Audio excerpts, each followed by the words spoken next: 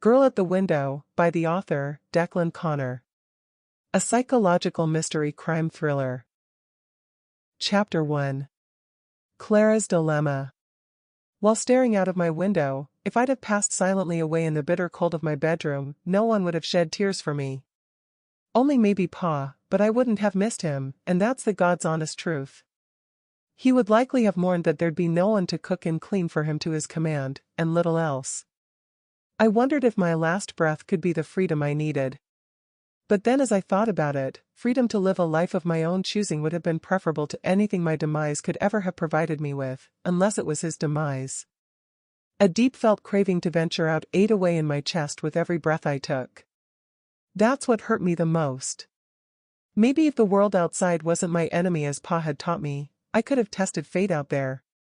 He told me that it was a world full of sinners who would do their best to harm me now that I was a woman. I shivered at that thought and rolled my shoulders. It was as if a spirit had walked through me. Even in the daylight, I sensed darkness through my bedroom window. I fought with the not knowing what was out there every day. Pa said it was dangerous on the outside. I was only to go out with him by my side to protect me. I had my doubts about his preaching, and yearned for the independence to find out for myself before my mind would implode. The glass misted with the steam from my coffee. I drew help with my finger on the window pane. None was coming. It was a cry to myself. No one would be out there waiting to rescue me. There was no white knight ready to whisk me away, and that's the truth.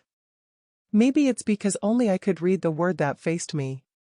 Especially when there weren't any neighbors as far as my eyes could see. With a flourish, I wiped my sleeve across the letters at the futility. I let out a long soulful sigh through my lips, only to see my misty breath in the cold air, and shuddered. A fresh blanket of snow covered the landscape. It taunted me, fearful it would have left witness, had I dared to sneak out and leave tracks for him to find me. The flakes were heavier now. I had an urge to dance in the snow. To scoop up a handful and throw it in the air. To make a snowman like I did when I was a child. In the quiet stillness, I craned my neck. Pa was asleep, snoring. He sometimes slept light. A creak on the stairs would surely have wakened him. Strange how he ignored his own honking, yet he had a second sense when I attempted freedom to be alone, even if it was only to the porch out front. I yearned to overcome my internal fear. If only I'd have had the courage to defy him. To be able to make my own way outside with no one watching my every move. To feel the warmth of the sun's rays, or the cold of a winter breeze, bathing me without his shadow following my every move. The few times I'd dared to venture out alone, I'd been torn inside out with guilt. Tightness in my chest would consume me as our house disappeared from view. Short breaths. Leaden legs. Then the tremors for if Pa caught sight of me. He guessed all my excuses to venture out alone. Kept my shoes under his chair, where he took them to his bedroom. I thought it would be different in our new home. He promised. It was a lie. I didn't know why we had to move around so much. Every move always seemed to be in such a hurry. I didn't even know why he always had to choose isolated locations, except, he said it was better to live off the grid. All I did know is that I wouldn't have had a clue what to do if he were not there. Movement outside distracted my train of thought. A blackbird took flight from a pine tree. It swooped and landed on the ground, then ruffled its feathers. Dug its beak in the snow. Moved on, hopping, then stopping and digging some more. It took flight, landing back in the cover of the pine tree. Its claws had left arrow tracks in the snow, but only for a short while. They were soon covered by the flakes as if it had never been there. Maybe, I thought, that's what would happen to me if I defied him and tried to escape. I could have died in the freezing air. No one would have known if a fresh blanket had covered my tracks. Only the blackbird would have borne witness, but then who would he have told? Birds can't speak. But then neither could I. Even if I had had the nerve and the strength to carry life's breath beyond the confines of our house, I wouldn't have dared to speak. Not that I knew anyone. I knew no one, only Pa. I wished Pa would meet his maker. It's not that he hadn't treated me well as long as I had obeyed him. He provided sustenance, and I wanted for nothing in the material sense to survive from day to day. Except I did want.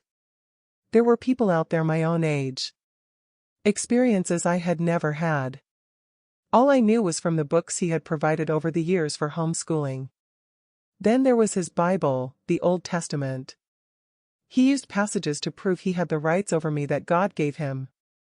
I had a deep urge to taste a different life that I would never have while ever he lived. That was another truth I couldn't deny. There was no doubt in my mind that the sooner he would have breathed his last breath, the better. Chapter 2. The following morning Pa was outside, fixing the chains to his pickup tires. He glanced my way. I shuddered at the rattle of the links clinking as I washed the breakfast dishes. I reckoned that he gave them an extra rattle to remind me. My ankles itched at the memories. It would be our first journey into town for provisions. He bent over to secure the last of the chains. Elbows on the worktop, I held a carving knife with both hands and closed my eyes. A vision of Pa instructing me to slice his hunting knife across a goat's neck crossed my mind. "Empty your head," he'd said. "It's God's will." I couldn't help but wonder if God was putting the images of me grasping Pa's hair and slicing the knife across his neck when he stooped at the tire. He rose to his full height and held his back as if pained. Pa hollered, "Clara, get out here now." As I reached the front door at the porch, he stamped his boots, then he shook his coat, powdery flakes cascading to the wooden flooring. "I'll get my coat and boots," I said. "No need. But it's cold and snowing. The engine's running. It'll be warm in the pickup soon. Forget your boots. I don't want you wandering off." There was no point protesting. He picked me up and carried me to the open pickup door. Launched me onto the seat. My teeth chattered as he opened his door and slid onto his seat. The tires spun, and with a lurch, together with a crunch on the crisp snow covering, we set off. My entire body trembled at the cold air blasting through the ducts. Even with the short distance to the pickup, the flakes that had settled on me now melted into my cotton dress and hair. Spider webs of cracked ice covered the side windows. Staring ahead, I flinched as clumps of snow dislodged from the hood and peppered the windshield, swiped away by the squeaking windshield wiper. At last, warm air began to circulate. The wind picked up, swirling and blowing drifts across our path. "It's a blizzard out there. Are you sure we'll make it back? It's now or never. We have to eat, child." Child. I hated Pa calling me a child. It was his way of being condescending. His way of wishful thinking that I would have remained so. He'd stopped putting candles on the cakes this past 7 years since I had my 11th birthday. That was around the time he lost interest in me after my first bleed. His attitude changed. Pa gave up the right that he preached the Old Testament bestowed on him, but still demanded complete obedience. It stopped snowing. The clouds gave way to sunlight. Ice on the side window turned to pearls of water droplets, streaming across the glass as we picked up speed on the main road into town. The streams of melted ice reminded me of the tears I'd shed the night before when I'd cried myself to sleep.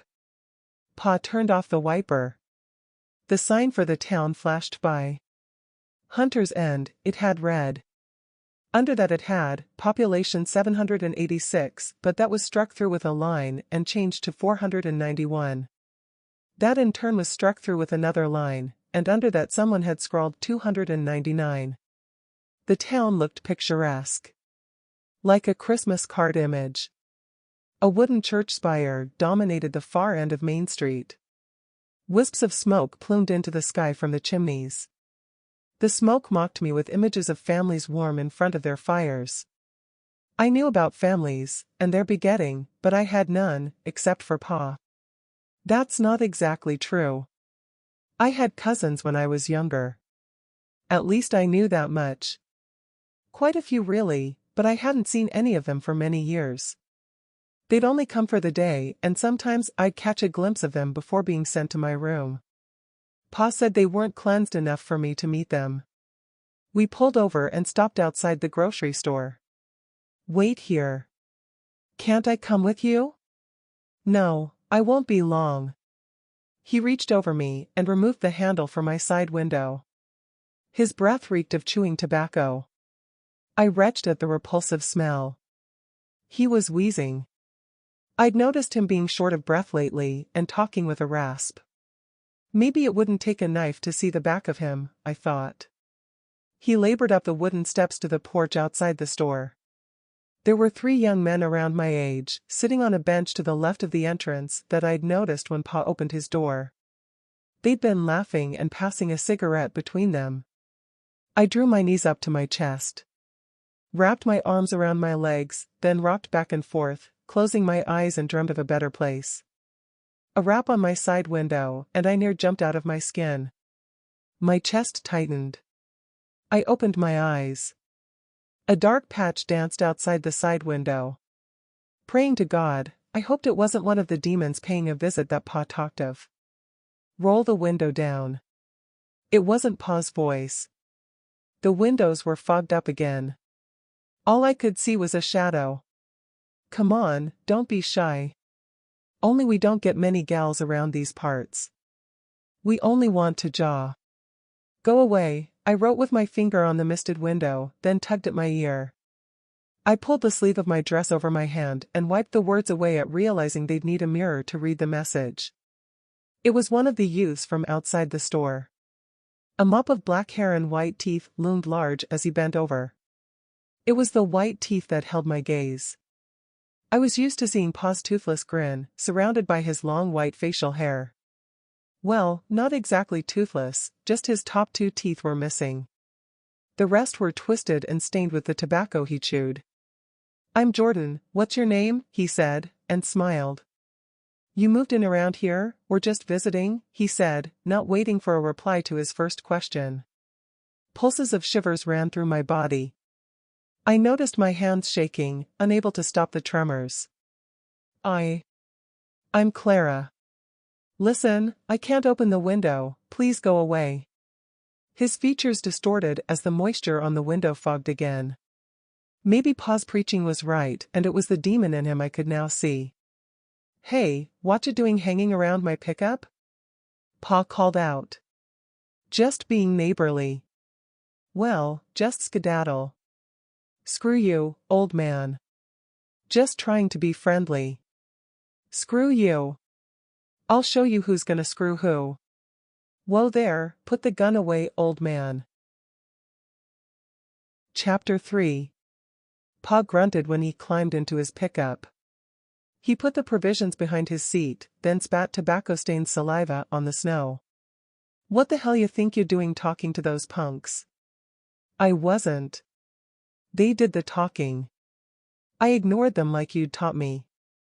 He broke wind as he fired up the engine.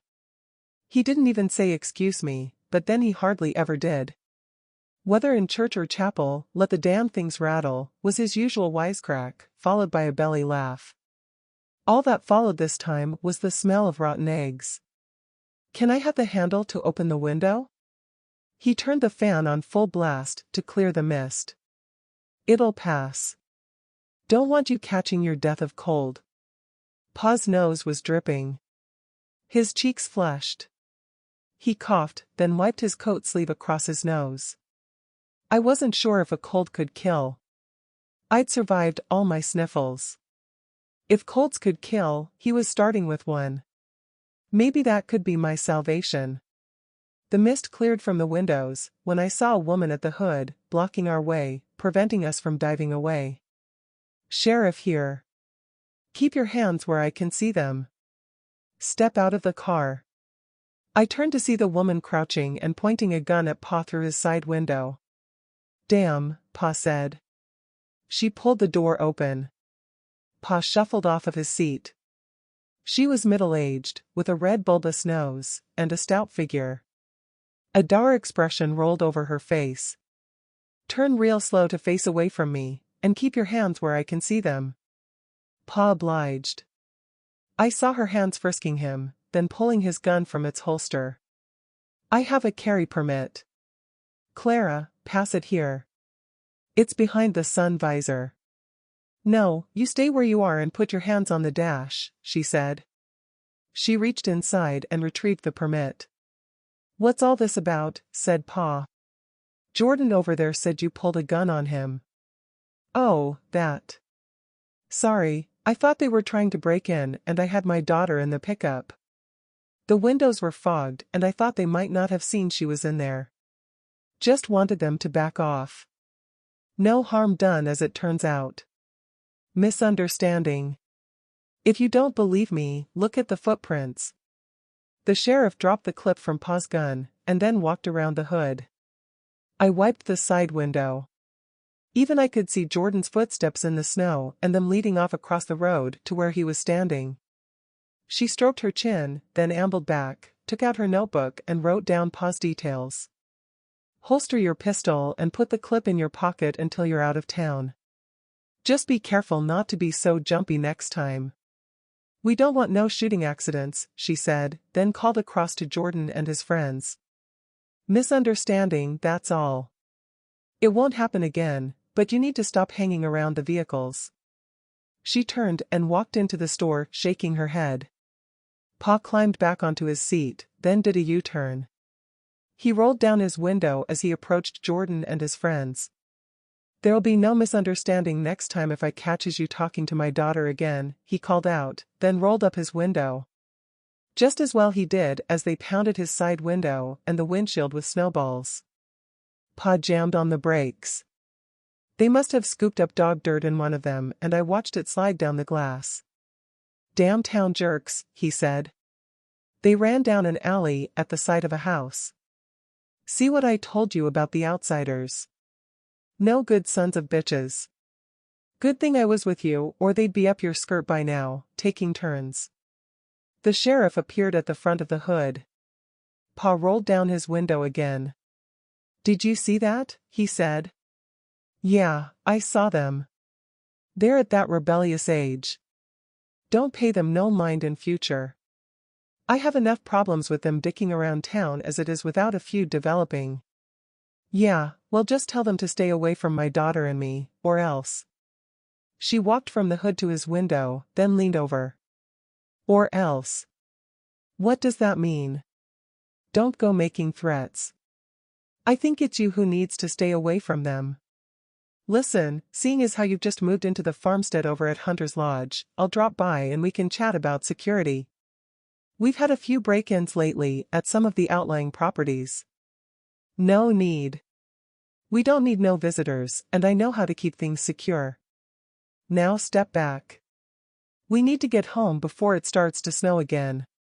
She looked directly at me. You okay, hon? Said the sheriff.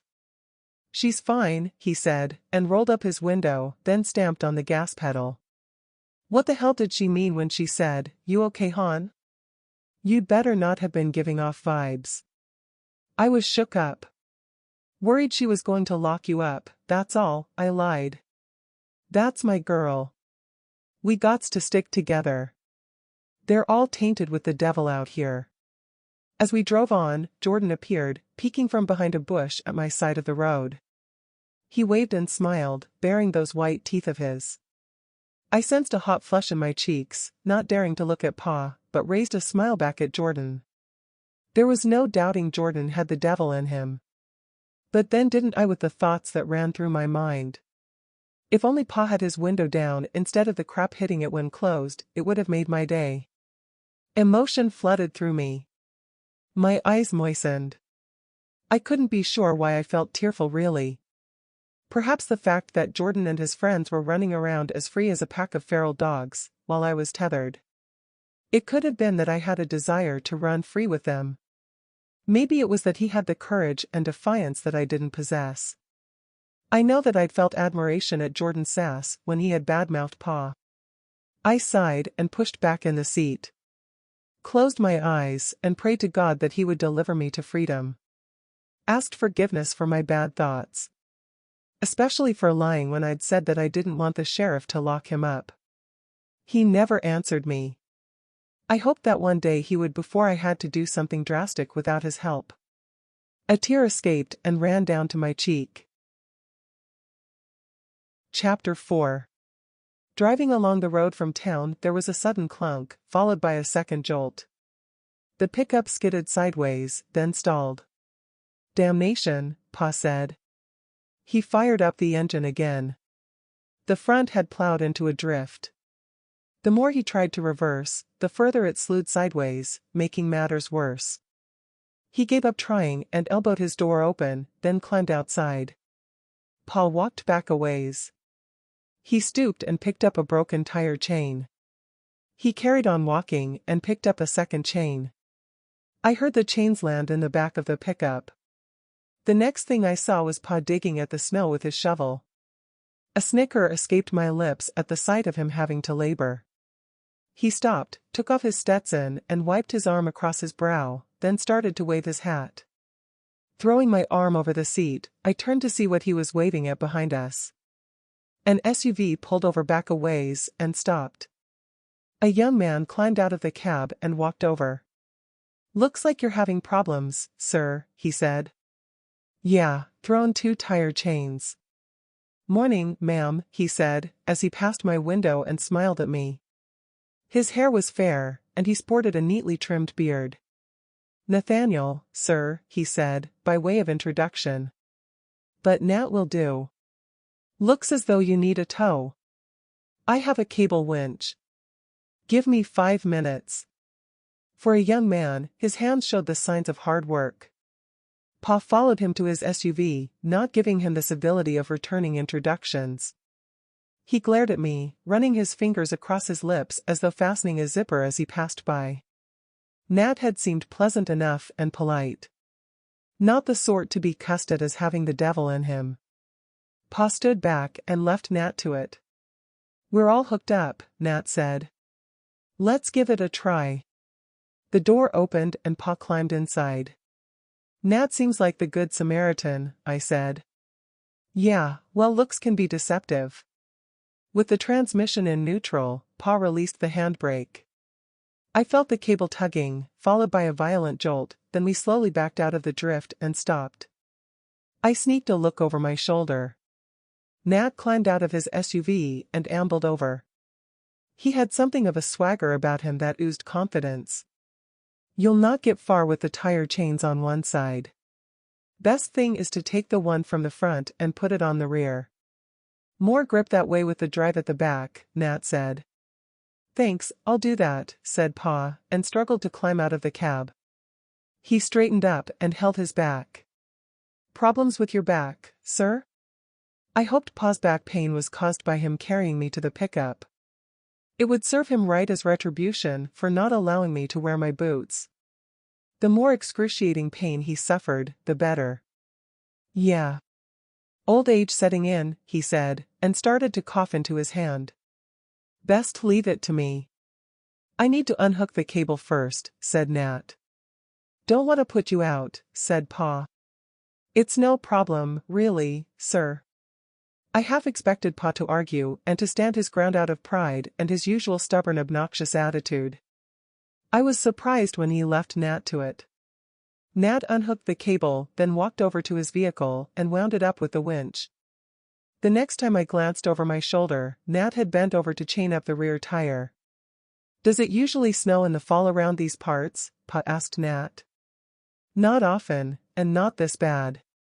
We usually expect this in January. Still, climate's gone to hell. Saw it on the news this morning. Torrential rains caused floods and mudslides in California and broken the drought. I'm guessing it's thrown up a weather front that's drifted over the Rocky Mountains. Usually we just get snow dumped on the high elevations on the mountains close by, but it's missed its mark this time and hit the town and the surrounding area. Not seen you before. You live around here?" "Just moved in," Pa said. "I hear Jed O'Leary has just rented his Hunter's Lodge homestead." "Is that the one?" Pa was backed into a corner. He didn't like to give out where he lived, but Nat had guessed right. "Yeah," he said. "Listen, I work as a handyman. If you need any help fixing things, especially with you having a bad back, give me a phone call, Nat said, then rose and handed Pa a card. My telephone number is on there. Pa grunted a reluctant thank you, then climbed alongside of me. Nat took off his trapper hat and leaned inside as Pa was about to close his door. He looked right at me. I'd not seen eyes like that close up. They were an amazing pale blue, almost mesmerizing. We have a get-together in the church community hall on Friday nights. We're having a Halloween dance night this week. You're welcome to come along. I could pick you up if you phone me. Pa almost choked and said, we're away on Friday. Right now we have to get going. Nat took a step back. Pa closed his door a little on the heavy side. Our pickup jittered as he set off along the road. I pulled down the sun visor. In the vanity mirror, I noticed Nat take off his hat and scratch his head as he watched us drive away. Pa reached over and pushed the visor back. Good Samaritan, Ba. More like the devil in disguise. But he was nice to us, I said, then sighed. He reached into his pocket, rolled down his window, then tossed Nat's card outside. They're all nice until they gets what they want. Don't you dare doubt my word, child. Halloween is the night when the demons show themselves. More than ever, I wanted him to disappear, be gone for good. Not in his sleep, but in horrible distress for him to feel the pain that I felt inside at the control he had over me. Chapter 5. Staring out of the kitchen window, I craved to know more about Halloween. I tried to imagine what the meeting at the community hall would be like.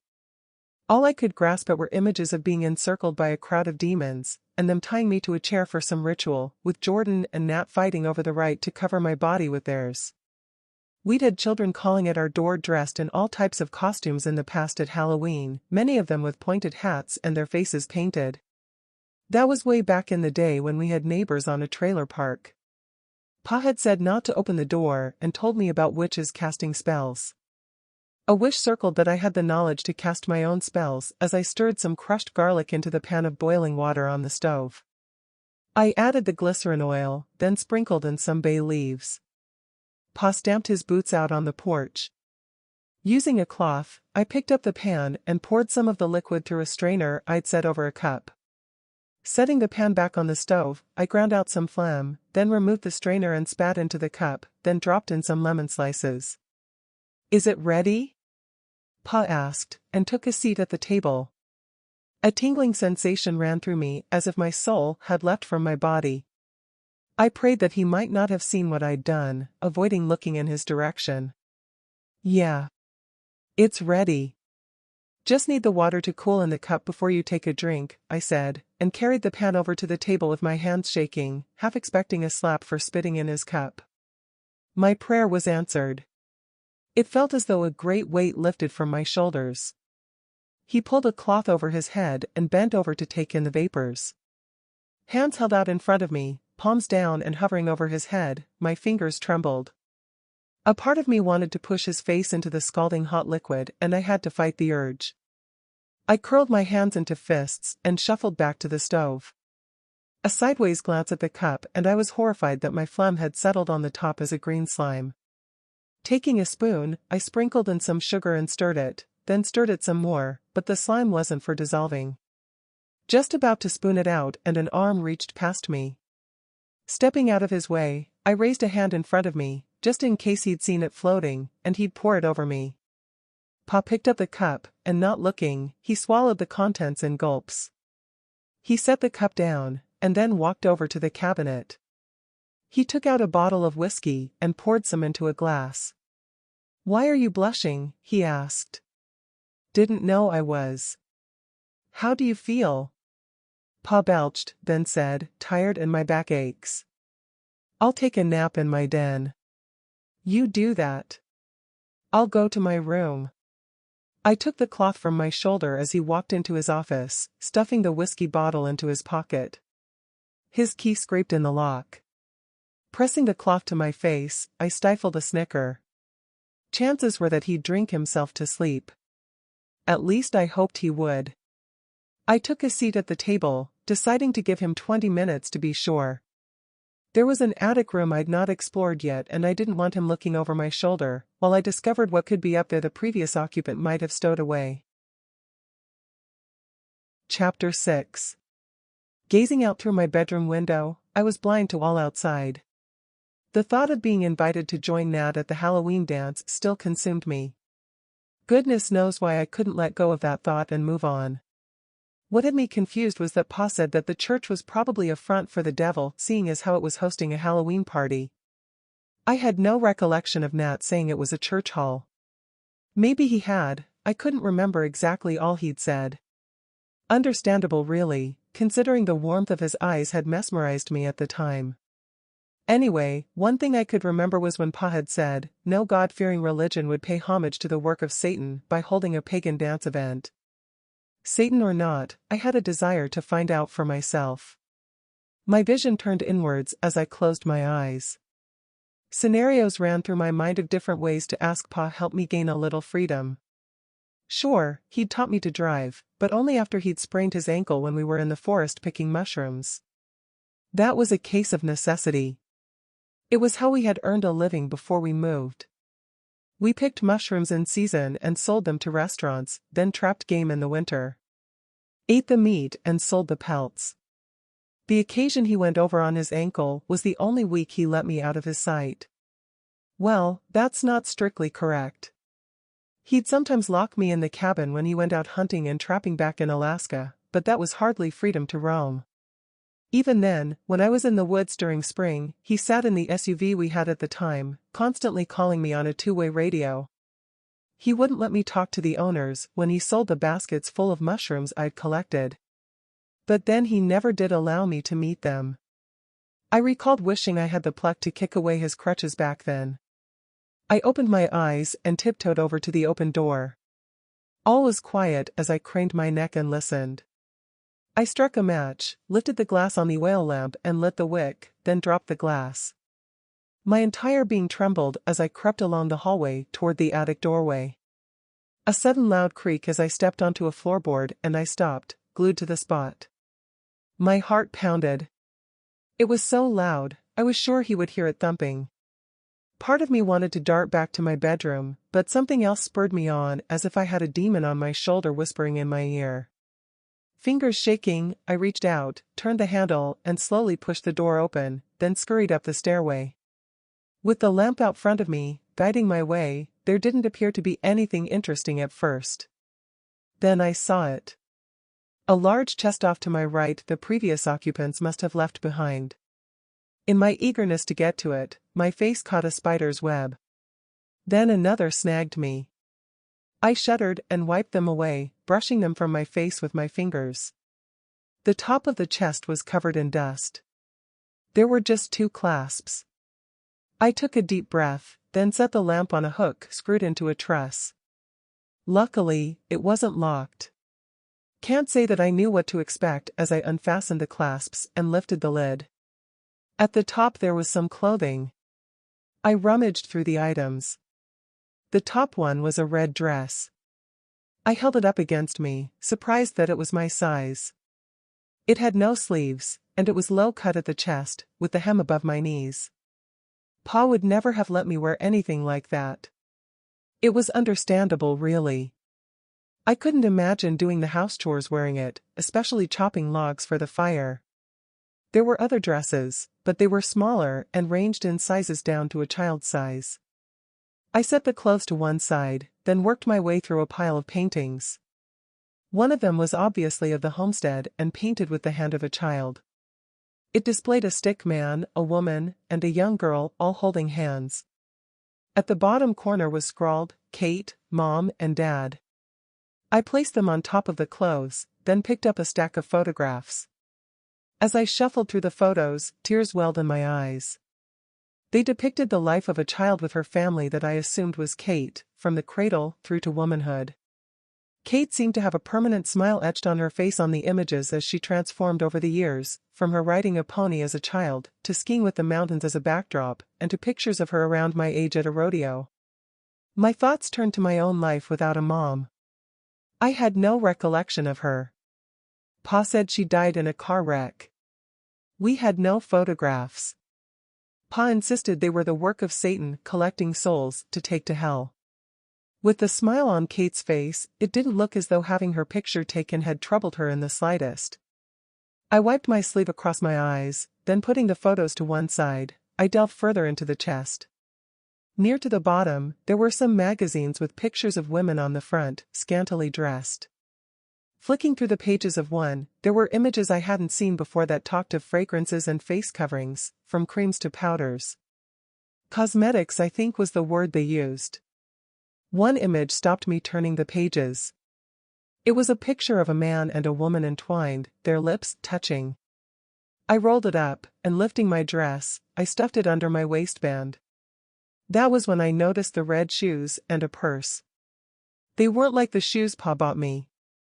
It defied reason how anyone could walk in them, with pencil-thin heels around 3 inches long. I pushed them to one side and came to some books. I picked up the first one and flicked the pages, surprised that none of them had been removed. I couldn't recall any book that Pa gave me for studies that didn't have at least 1 or 2 ripped out from the spine. That included my dictionary and my Bible, which were always at the side of my bed on a nightstand. It was a worry that Pa would stir and catch me rummaging. I placed everything back in the chest, but kept the book. Lifting the lamp from the hook, I had one last scan around. There was a tarp to the left of me. I lifted the corner. Underneath the tarp there was a small suitcase fastened with padlocks. It was Pa's case. I couldn't imagine why he would want to hide it there. "Clara, where are you?" Pa called out. I hurried down the stairway, then along the hallway and into my bedroom. I'm in my bedroom. Despite the cold air, sweat poured from my brow and stung my eyes. I heard his boots on the steps. My body trembled. I stuffed the book under my mattress, then rushed back to the dresser to douse the lamp. His footsteps were now along the hallway, and I felt my chest tighten as I stepped back to my bed. The door opened. "I need a massage." "My back's playing up," he said. Even with him standing at the doorway, I could smell the whiskey on his breath. "I'll go and get the oil." His eyes narrowed. "What's that dirt doing on your face?" Heat rose in my cheeks. I felt the magazine slipping at my waist, catching it with my knees, and sat on the corner of the bed. "I've been cleaning while you were asleep, now go to your room and I'll get the oil." He turned just as the magazine dropped between my legs to the floor. I kicked it under the bed as he turned back to face me. "What's that smell?" he said, then touched the glass on the lamp. "Why have you been using it in daylight?" My hands were cold. He grunted. "Use gloves in future, we don't have money to waste on lamp oil," he said. "Good thing I did warm my hands if you want me to give you a massage." He gave me a sideways glance, his expression saying, "Don't give me any sass, child." "Whatever. Hurry up and get the rubbing oil." Following him out of the door, I glanced back at the bed to see the magazine was poking out from under the bed. I quickly closed the door, then bent over and held my knees, taking a moment to compose myself. I wasn't sure how long I could carry on with his controlling ways. Without any doubt, I knew that I'd have to stand up to him and put an end to his hold over me. Chapter 7. I'd not slept much during the night. Too much of an active mind after reading that magazine, and then the romance book. It didn't help that I kept having visions of Jordan and his devilish grin, and the warmth of Nat's blue eyes. When I had finally fallen asleep, I'd only awoken and rushed down the stairway after I heard Pa's pickup drive off. I picked up a note from the kitchen table Pa had left for me. Back around noon, it read, "Nothing more." It didn't mean diddly squat. For all I knew, he could be out in the woods watching the house through his rifle scope lens. He'd done that before and returned early. Knocked the living daylight out of me for daring to go outside. At least this time he'd taken the key so I couldn't be tempted by the devil to go wandering. I scrunched the note into a ball and tossed it into the wastebasket, then sighed. He'd want his dinner when he returned. A hot stew. It was expected. Especially after a morning setting traps in the freezing cold. He'd not said so the night before, but I knew that's where he'd gone. When I'd glanced out of the kitchen window and around the room, I'd noticed the traps had gone from the porch, and his snowshoes, together with his hunting rifle from the wall. My head was still buzzing with the magazine articles and the love story I had read. I skipped breakfast. Instead, I set about making the stew. I used the last of the venison together with mixed vegetables and set it to simmer on the stove. One article that I'd read about a supermarket kept circling through my thoughts. It had blown my mind. Never knew there was such a thing as ready-made meals you could heat up in a gadget called a microwave. It would have sure made life easier. But then I could hardly ask Pa to buy a microwave. He'd want to know how I found out about them. With everything prepared, I decided to go and take another look at the chest in the attic. Collecting the book and the magazine on the way, I entered the attic. Over at the chest, I opened it and exchanged them for 2 more books. Back in my bedroom it was freezing, despite wearing a thick woolly sweater and jeans. I wrapped my blanket around me and started to read. Halfway through the story, and I heard a vehicle outside. My heart thumped at the thought that Pa had arrived early. I tossed my blanket to one side, then placed the books under the mattress and peered through the window. Oh, no. Nat was standing at the side of his SUV. He looked up and waved. I ducked from the window and sat on the corner of my mattress, hoping I was imagining that he was there. The repeated knocking on the door told me he was there all right. My insides knotted at not knowing what to do. I covered my face with my hands. All I did know was that I needed him gone before Pa arrived. I imagined he'd swear blind I had somehow encouraged Nat when we were stuck in that drift. Can't say what spurred me into action as I leapt from the bed, shuffled along the hallway, and ran down the stairway. I grasped the handle, then sighed. It would be locked and Pa would have the key. Pa's not here. What is it you want? It's Nat, remember me from yesterday? I didn't get your name. I'm Clara. Sorry, I don't open the door when Pa's not here. The last thing I wanted to tell him was that I couldn't open the door, much as I wanted to. No problem, just in the area and thought I'd drive by to make sure you arrived back okay. Started to worry when I saw the pickup wasn't here. Thought he might have gotten stuck again. When will your dad be back? Later today. Why? Scouting for work, that's all, and I have some spare tire chains I can sell him cheap. Or maybe barter if he has something I need. Listen, about Friday, sorry you couldn't make it. We have a dance night there every week.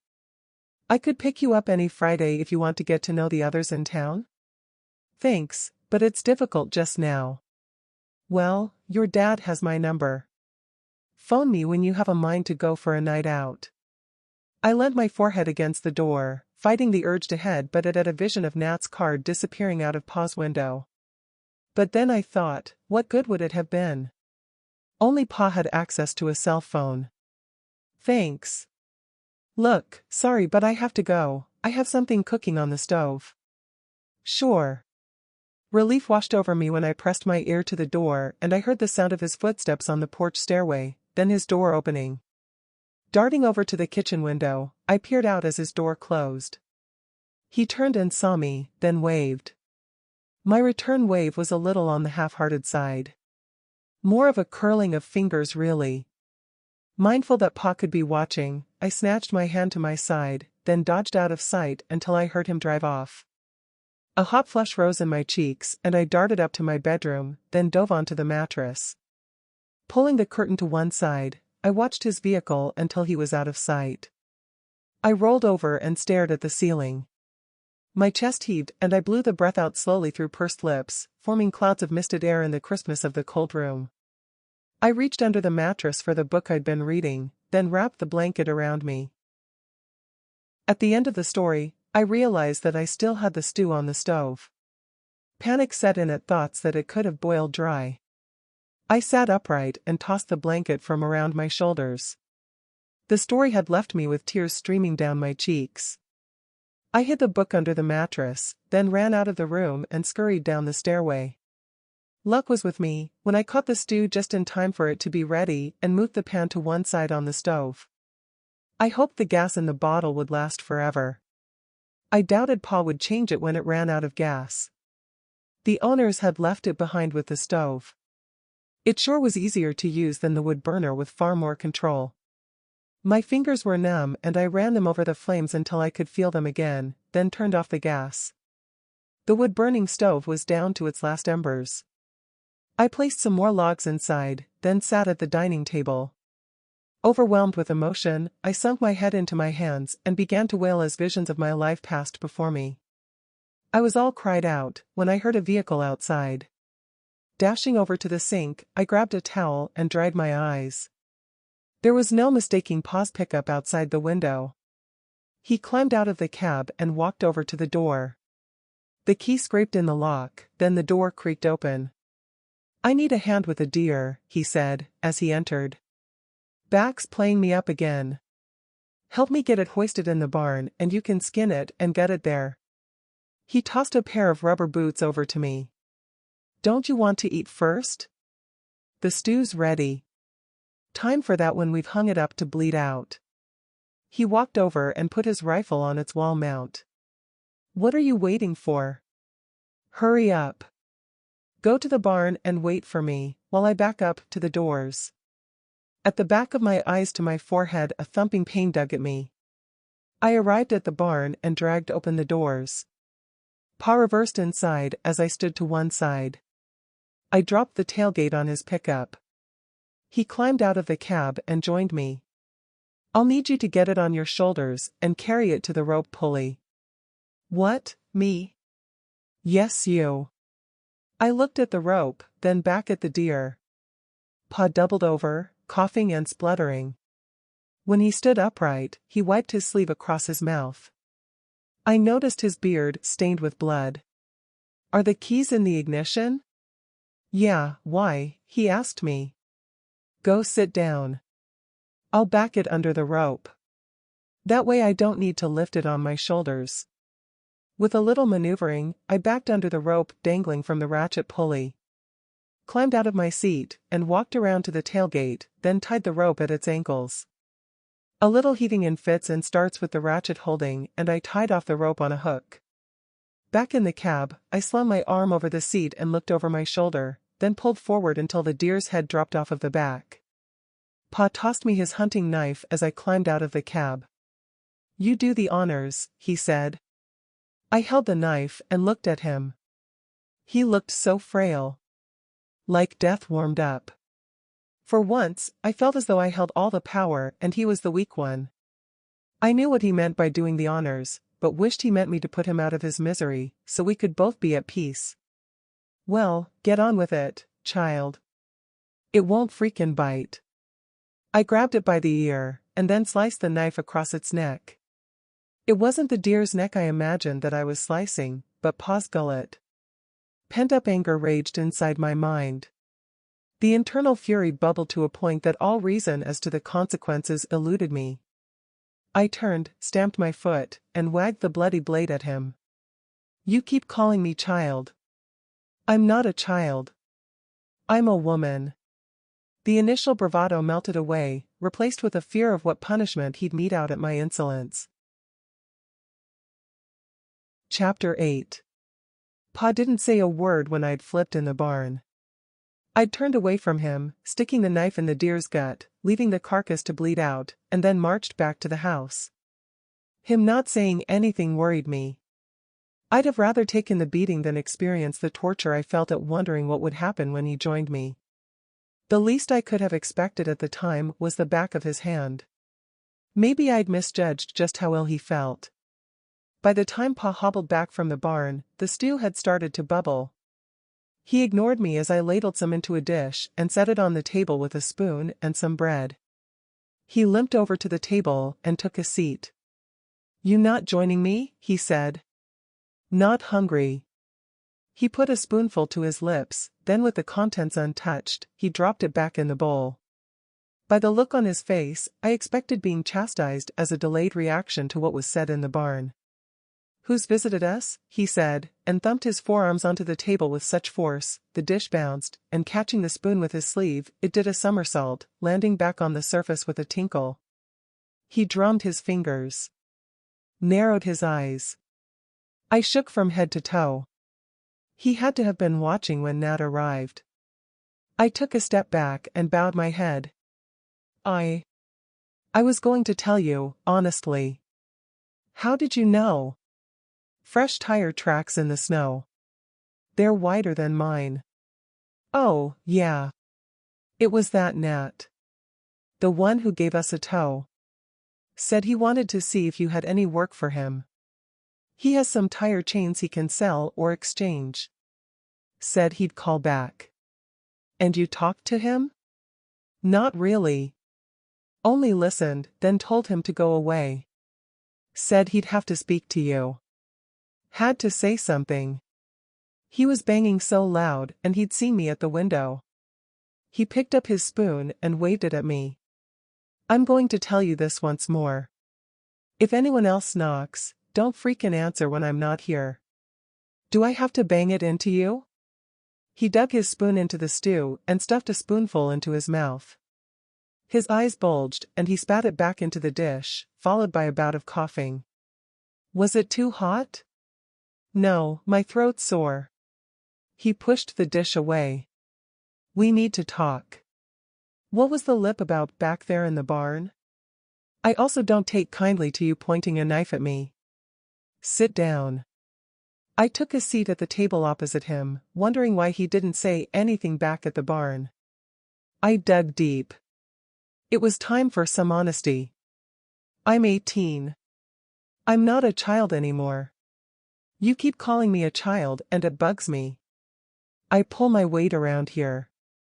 He rolled his eyes. Why are your eyes red?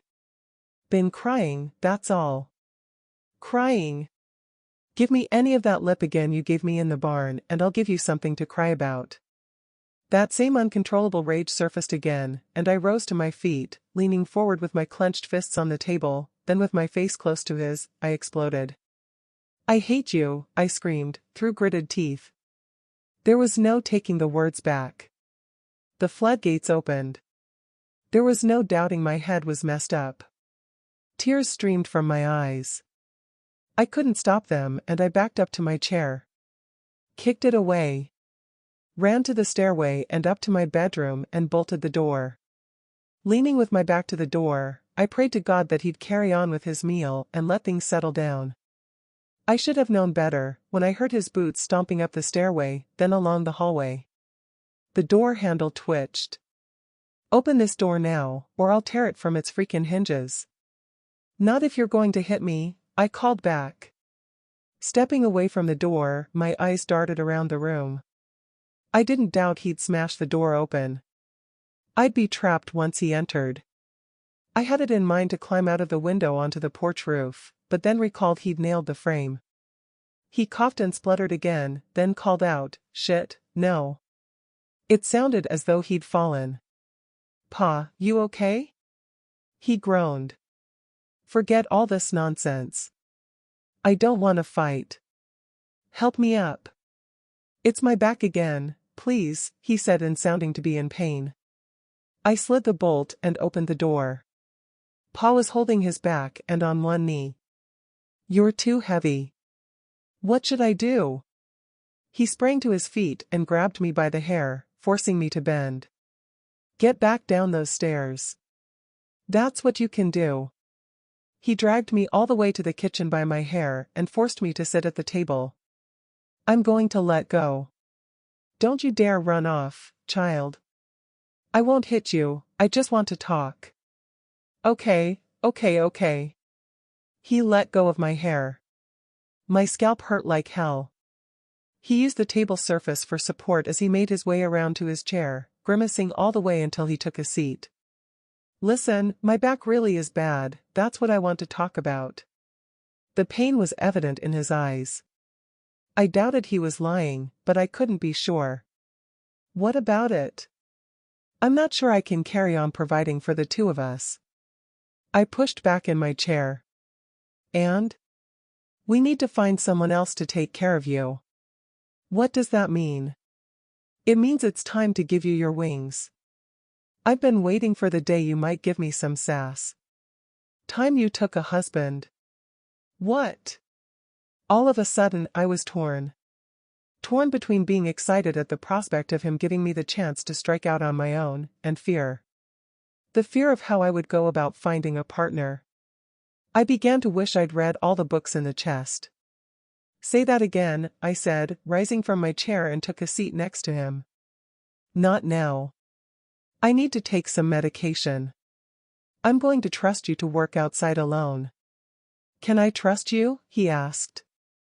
Have I ever done anything different for you not to trust me? Okay. Go out to the barn. My boning knife and the others are on the wall there with the saw. I need you to cut up the deer, and then we'll talk. There's a sack in the cabinet. You can use that to bring the cuts up here for processing. I couldn't remember the walk to the barn, nor did I feel the cold. I had to wonder if the quest would start with him allowing me to go to the community hall dance. Chapter 9. I'd skinned the deer, then set about removing its innards into a bowl, when I heard a vehicle crunching on the frozen snow in the driveway. I wondered if Nat had returned, and took off my blood-stained apron. Over at the water barrel, I turned the faucet, but it was frozen solid. There was water in the barrel, but the surface was covered in ice. I smashed the thin layer of ice with the saw handle. Dipped in a rag, then wiped away the blood. Stepping over to the door, I dried my hands on the back of my jeans, then ran my fingers through my hair. I looked through a gap at the doors and took a step back. It wasn't Nat, but a police SUV, followed by a red pickup truck. I couldn't make out who was in the other vehicle hidden behind hers, but I recognized the sheriff right away. Pa appeared at the door, cradling his rifle in his arms. What is it you want? Pa said, and spat on the porch board, then carried on chewing his tobacco. The sheriff walked behind her vehicle and reached into the back of the red pickup. She walked over to the porch and dumped some traps on the boards. These yours?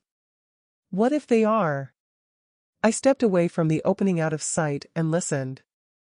Trapping isn't allowed around here. These are federal lands. Since when? This is Hunter's End, right? Yeah, well, that may be. The town's name came from the settler days. There ain't been no trapping around these parts since the wildlife dwindled and the feds took over the land. Is that the rifle you used to shoot the deer on Jake's private property? Pa didn't answer. Just so you know, the only hunting for deer you can do around here is with a permit and permission from the landowner. And then you're given a quota. Not to mention that you have to wear an orange vis vest. Jake here heard a gunshot and found a blood trail. I don't know about no deer. A side door behind me creaked open. A toothy grin greeted me as I turned.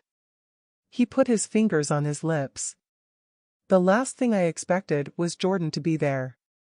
So he doesn't know about my dad's deer, he whispered, then punched the carcass, leaving it swinging. What's it worth not to snitch? Panic set in at the thought of the sheriff taking him away. Much as I hated him, I wasn't sure I could survive without him. I dreaded him digging a deeper hole by lying about the traps, especially as I'd need his help in finding a husband. Please, don't tell. We've just moved in. He wouldn't know it was illegal, or that he was trespassing. It won't happen again. I'll swear that on the Bible, I said, and crossed my fingers behind my back. Don't make me laugh, or they'll hear us. He walked up close to me. I won't tell about the deer if you don't, he said, and planted a kiss on my lips, catching me by surprise. I reared away. Touching my lips with my fingers, my body tingled, unable to say anything by way of rebuke, and I watched as he turned and strutted back over to the side door. He's in trouble now. Dad followed his tracks in the snow. Saw him setting the traps.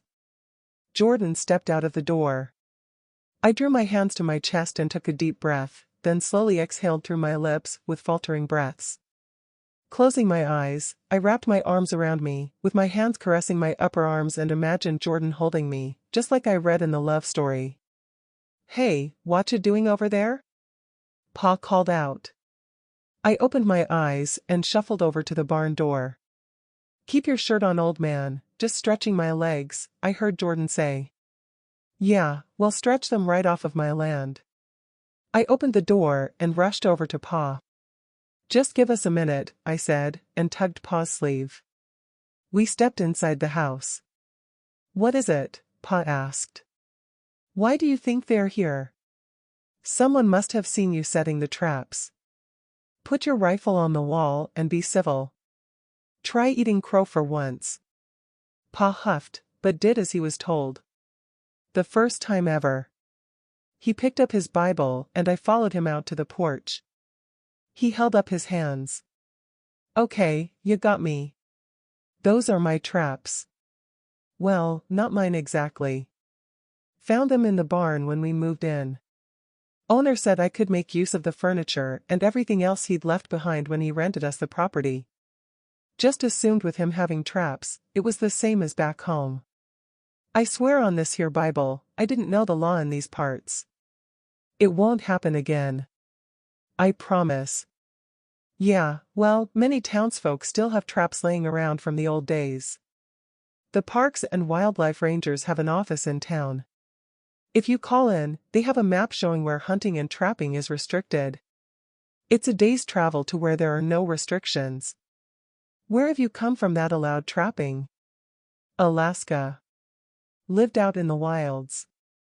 Off the grid." "Why move here to Colorado?" "Bears. Went out to get one last moose to add to our winter supplies of meat. When we came back, damn things had eaten all our meat supplies and ragged all the pelts. Can't survive the winter up there without enough meat. One moose wouldn't cut it. With the pelts destroyed, I couldn't sell them to buy provisions to last us till spring." I couldn't believe his lies. Not when he was holding his Bible. He nudged me with his elbow. "Isn't that right, Clara?" I looked down at my boots. "Guess so," I mumbled. When I looked up, the sheriff seemed to be sizing me up. She stroked her chin. Jordan was sitting in the pickup with his dad. He winked over at me, kissed the tips of his fingers, then blew on them as if sending it my way. I sensed a hot flush in my cheeks, recalling him kissing me on the lips. The sheriff walked over to their pickup, leaned in at the window, and spoke in a low tone. The red pickup reversed, did a turn and headed out of the drive. "Okay, I've had a word with Jake and he said to let it pass, so I'll not press charges, but just so you know, keep away from Jake's land. If I catch you setting traps again, I'll report you to Wildlife and Game.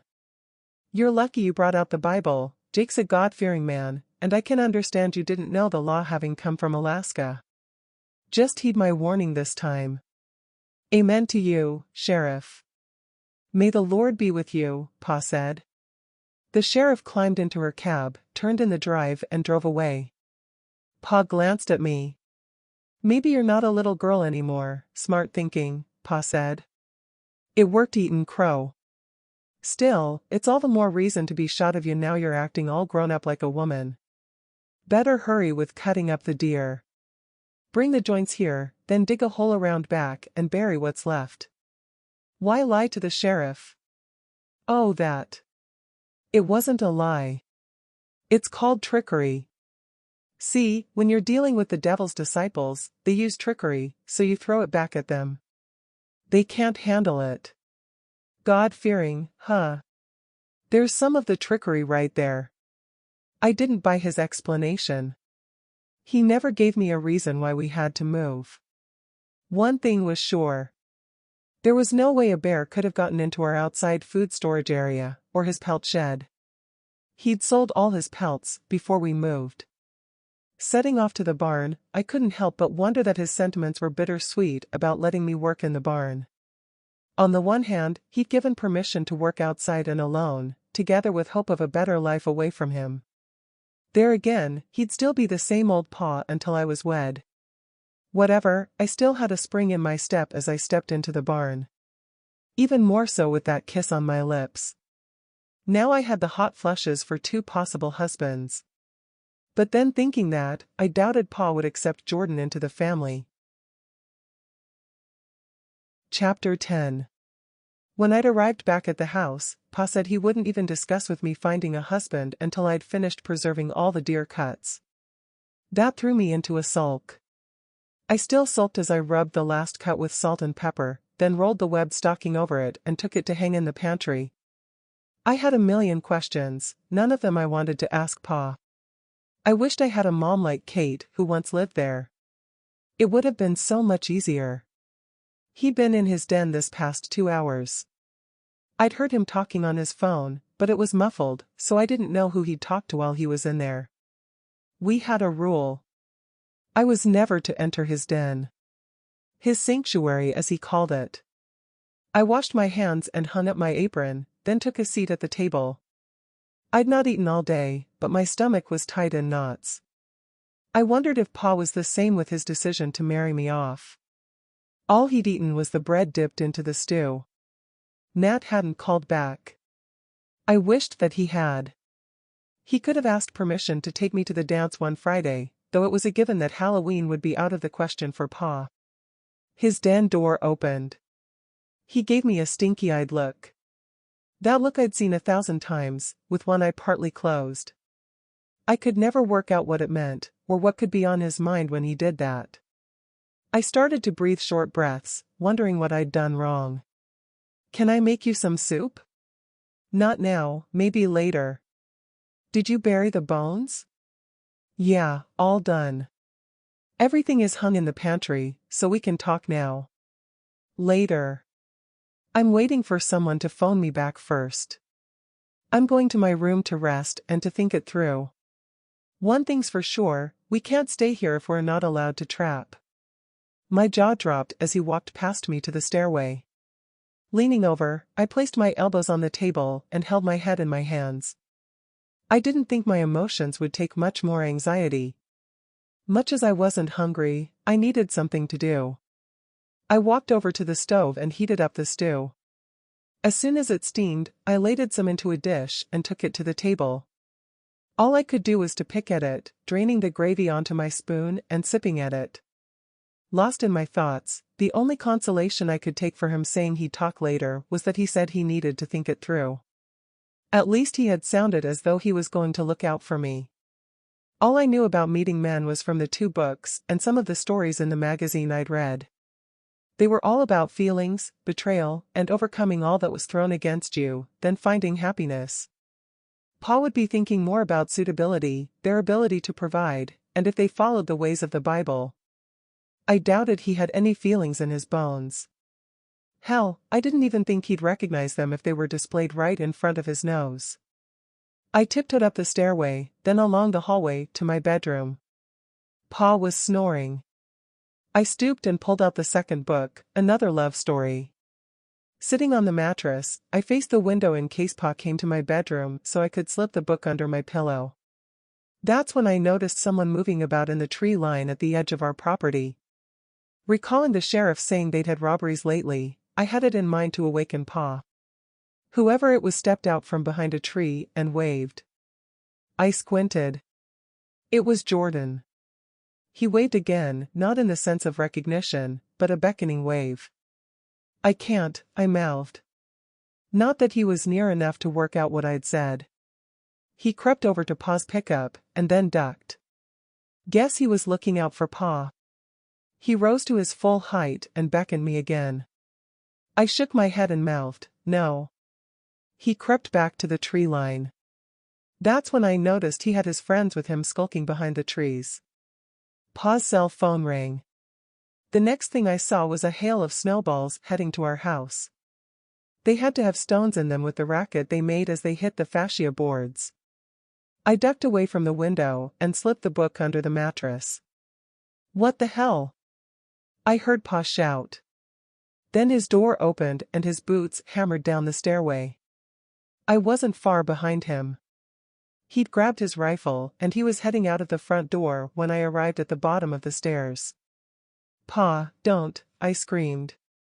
He scanned the tree line through his scope.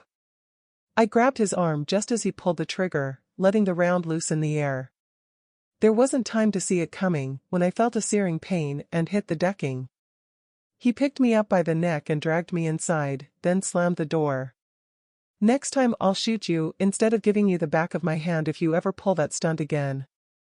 He locked the door. Walked to his den, pulling out his cell phone on the way. "Don't phone the sheriff, Pa," I said, and used the table surface for purchase to stand. He turned. "Why?" "It's those boys from town goofing around. They weren't on our property. Sheriff will likely lock you up for firing on them. God forbid if you'd shot one of them. For your information, I wasn't phoning the sheriff, and I wouldn't have shot any of them, just put a bullet in the tree next to where they were. Now put the stew on to heat it up. I'm starving. I'll be out in a few minutes. I have a phone call to return." He pulled his door to as usual so I couldn't see what he was doing. I could hear him talking, but not what he said. I ladled out his stew and placed it on the table. His den door opened and he walked out with a smile on his face, then took a seat at the table. "I'd wait for it to cool a little if I were you. It's hot." Studying him, I wasn't sure why I had protected him from the sheriff, and then with Jordan in the barn. And now this situation, when all the thanks I had was the back of his hand. Then thinking about it, he had offered me the chance of an unfettered future. Last thing I would have wanted was to be left alone, unable to pay the rent. The venison wouldn't last forever. He caught me looking, the smile disappearing from his lips, and he scowled at me. "So if you knew it was those punks from town, did you invite them here when we were at the grocery store?" I backed off. "No, I didn't. But that ignorant son of a bitch talked to you at the barn earlier." "Didn't he?" I moved to the opposite side of the table out of harm's way. "We owe him." "He saw the deer in the barn but promised not to tell." "He did he? A promise for a promise, was it? Good thing we're moving then, since you've started to socialize with the heathens. Especially now I've found you a husband." "What? Who?" Chapter 11. Pa didn't answer my questions as to the who, why, what and the wherefores. Instead, he slurped one spoonful after another, but struggled swallowing the solids. I rose to my feet, placed my hands on my hips and pouted. There was no point in not saying my piece. I stamped my foot on the floorboards. How do I know I'll fall in love with him, whoever he is? I can't just be wedded to a stranger. He pushed his empty plate to one side. Showed me the palm of his hand while he struggled to swallow the last of the potato. Finally he gulped it down, wiped his mouth with his napkin, then blew his nose. "Where did that talk come from? Who told you about love? You don't get to choose. God has blessed many an arranged marriage, you should know that. You've read the Bible and your history books. If it was good enough for the kings and queens of old, it's the way it was meant to be. For goodness sake, have you forgotten that the priests arranged for Joseph to marry Mary? You'll grow on him. Learn to cherish him. Bear children like the good Lord intended. You'll be too busy to worry about love. Besides, he'll pay a sizable dowry. Give me a place to live. Put food on your table." I stamped my foot again. The thought that he was selling me like a basket of mushrooms angered me. "Well, who is it?" "You'll see. You already know him." "I don't know anyone, only you." "Yes you do, but it was from years ago." My backside dropped on the chair as my legs weakened. I didn't have a vision of anyone from our past, only brief encounters with the odd woodsmen and hunters. "When you say he'll give you a place to live, do you mean with us after we wed?" "No. He has a cabin in the woods near the Sierra Nevada range he doesn't use. I can live there as long as I like. No problem trapping and hunting. Not a town for miles around. You'll have your own home. I should have my disability claim approved by then. If not, the dowry will keep me going until they decide. That revelation came as a relief. Is he my age? What does he look like? It doesn't matter. You'll find out in 2 weeks when we get there. He might come here for the ceremony if the snow thaws before then. You mean at the church in town? No, at the table here. I'll marry you off with all our hands on my Bible. Good as any preacher could do. You'll just have to say the words to obey him until either of you die and you'll be married. Obey him. I couldn't take any more. It felt as though I was being passed like a parcel of meat from one ogre to another. More drudgery. More control. He started to cough and put a napkin to his mouth. He looked at it before stuffing it into his pocket, but not before I'd seen the blood. Stop sniveling and go to your room. I need more stew, and I can't concentrate on my meal with you slobbering at the table. I've said what's happening. That's everything you need to know. Now go, child. Skedaddle. I can ladle my own stew. Read your Bible and pray for forgiveness for doubting I'm not doing what's right. I. This time I didn't dare utter the words that I hated him. I'd seen that look before. I could see the agitation in the way he fidgeted on his chair, ready to pounce if I didn't do as I was told. I stormed out of the kitchen, palming a carving knife on the way. Ran up the stairway and into my bedroom. Slammed the door behind me, then slid the bolt. If he tried to knock the door down, I decided to drag the bed in front of it for if he tried to enter, and I wandered over to the bed head. I wanted to stay in there forever, or to at least only to surface when he was dead and buried. The way he was coughing up blood, it was looking as though it could be any time soon. Still, knowing him, I knew that he'd probably get through whatever was ailing him. That's when a thought struck me as I stared out through the window. I didn't have to wait for him to die, or to be wed to a stranger for me to escape and to find freedom. Holding the tip of the carving knife to my neck, I closed my eyes. Took a deep breath. Slowly exhaled. Asked God to give me strength. One quick slice, and I could end it all. As I awaited his answer, desperate for him to give me guidance, I gritted my teeth, letting out a roar of desperation. Chapter 12. My vision focused as I awoke. The bolt was still in place on the door. God hadn't answered me the night before when I'd asked for help to end it all. I'd not found the strength to slice the knife across my throat. But he had taken heed when I'd prayed for Pa not to come to my room. I stared at my Bible on the table next to me, and wondered if maybe he had given me an answer to my request for courage after all. Not having the guts to see it through could have been a sign. A sign that he had a purpose for me to remain alive. Pa's footsteps creaked on the boards along the hallway. My shoulders hit south. There was a tap on my door. I pulled the blanket over my nose, and glared at the door. It wasn't like him to knock, which threw me. He'd normally barge right in. I half expected him to shoulder charge the door and bust the fastener holding the bolt. I scratched my eyes and sucked in some air. Hi, Clara. Thought I'd let you sleep in.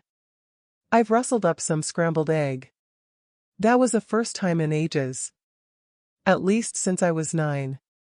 Not only that, his voice had raised an octave and sounded sickly sweet.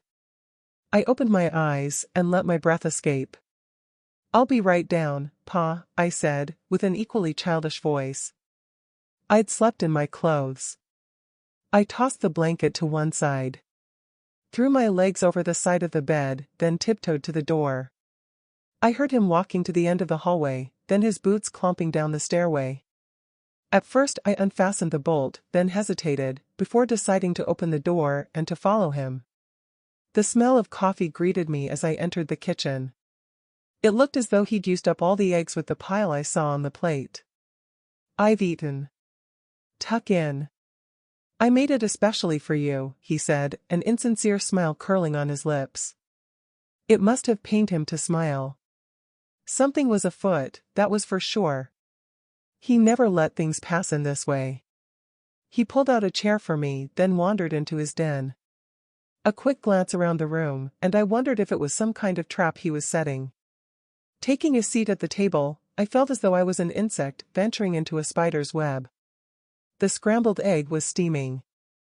I lifted up the plate and sniffed at the eggs. Setting it back down, I picked at the eggs with my fork. Apart from some shell fragments and a little pan burn, it looked and smelled okay. After picking out the shell and the burned bits, I wolfed it down, then took a sip of coffee. Pa was talking on his phone again. I rose, and then stepped over to his door and listened. Caught part of his conversation. It will be cash? 10,000 in 10s and 20s. There was a pause. Good, that's all agreed then. It's all down to the weather now. It couldn't have been his pickup he was selling. He only paid $2,500 for it when we crossed the Canadian border to the US. That was after he'd sold his SUV, generator, and snowmobiles in Alaska. The only other things we carried through Canada were our backpacks, tents, and that padlocked case of his. I hated it that I had to leave all my books behind, but he'd said we needed to travel light through Canada, where we sneaked over the border at both ends under cover of the forests on the mountains. I stepped away from his door, picked up my plate and took it to the sink. My heart sank. The pan he'd used to cook the scrambled eggs was toasted. Eggshells everywhere. Pa stepped out of his office when his phone rang again. He pulled it from his pocket and answered with it pressed to his ear. Got it. Why Denver? Isn't there a medical center nearer? It'll be a 3-day journey for me. He didn't look pleased and paced around the room in a circle. Yeah, I have the X-ray. So, have I got that right? This Friday at 10 in the morning. Pa hung up with a stab of his finger. Bastards. What's wrong? My disability claim. I have to take a medical in Denver of all places. They want to see the X-ray I had done in Canada to prove I have that hernia between my discs. That's good, isn't it? Once it's approved, you won't have a problem with money and we can stay here. That may be, but it could take forever, so it changes nothing. We're still leaving, and you are getting married. That dashed my hopes that he'd forget the idea of an arranged marriage, and that we could stay at Hunter's Lodge. So what's the problem you having to go to Denver? Oh, it's a problem all right. It'll mean a 2-day stay over. Can't afford for both of us to go. When?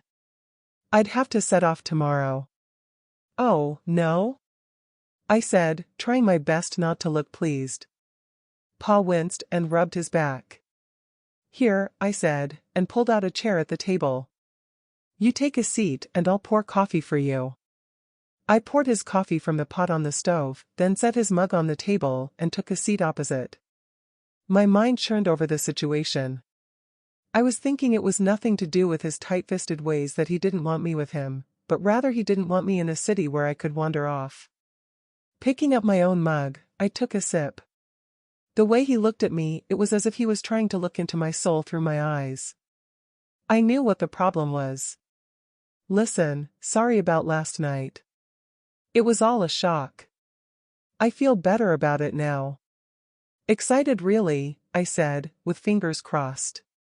I could see the tension drain from his eyes. He picked up his mug, took a gulp, then caressed it as if warming his hands. I knew you'd come around to the idea. You have a great life to look forward to with him. He's a good man. He took another sip. A question burned in my brain that I had to ask. I wish Ma was here. What was it like when you first met? Was it arranged for you? He choked and spat the drink back into his cup. Yeah. Didn't set eyes on her until the day we married. Of course it was arranged. God put us together, just as he's doing the same for you. He gave me you, didn't he? From the way he said it and from his expression when he'd taken his eyes off of me, I knew he was lying. And why mention me when he treated me the way he did, as if I was a trophy? Amen to that, Pa. That's my girl. I folded my arms. Don't worry about me when you're in Denver. It's only like you going off trapping on your snowmobile and leaving me back at our lodge. I could see him churning it over. Of course it wasn't the same. I wouldn't have survived the distance in the freezing temperatures of winter in Alaska alone to get to civilization, whatever survival skills he'd taught me. He leaned over to me and took a hold of my hand with his gnarled fingers. Come to think of it, we've plenty of provisions to keep you in food. I'll dip into my savings while I'm there, seeing as how I have the dowry coming. I'll buy you some new underwear and a dress for your wedding day. How's that? We were playing each other. He'd taught me well. The clothes were his carrot. Aw, Pa, that's great. Can't wait to see the dress.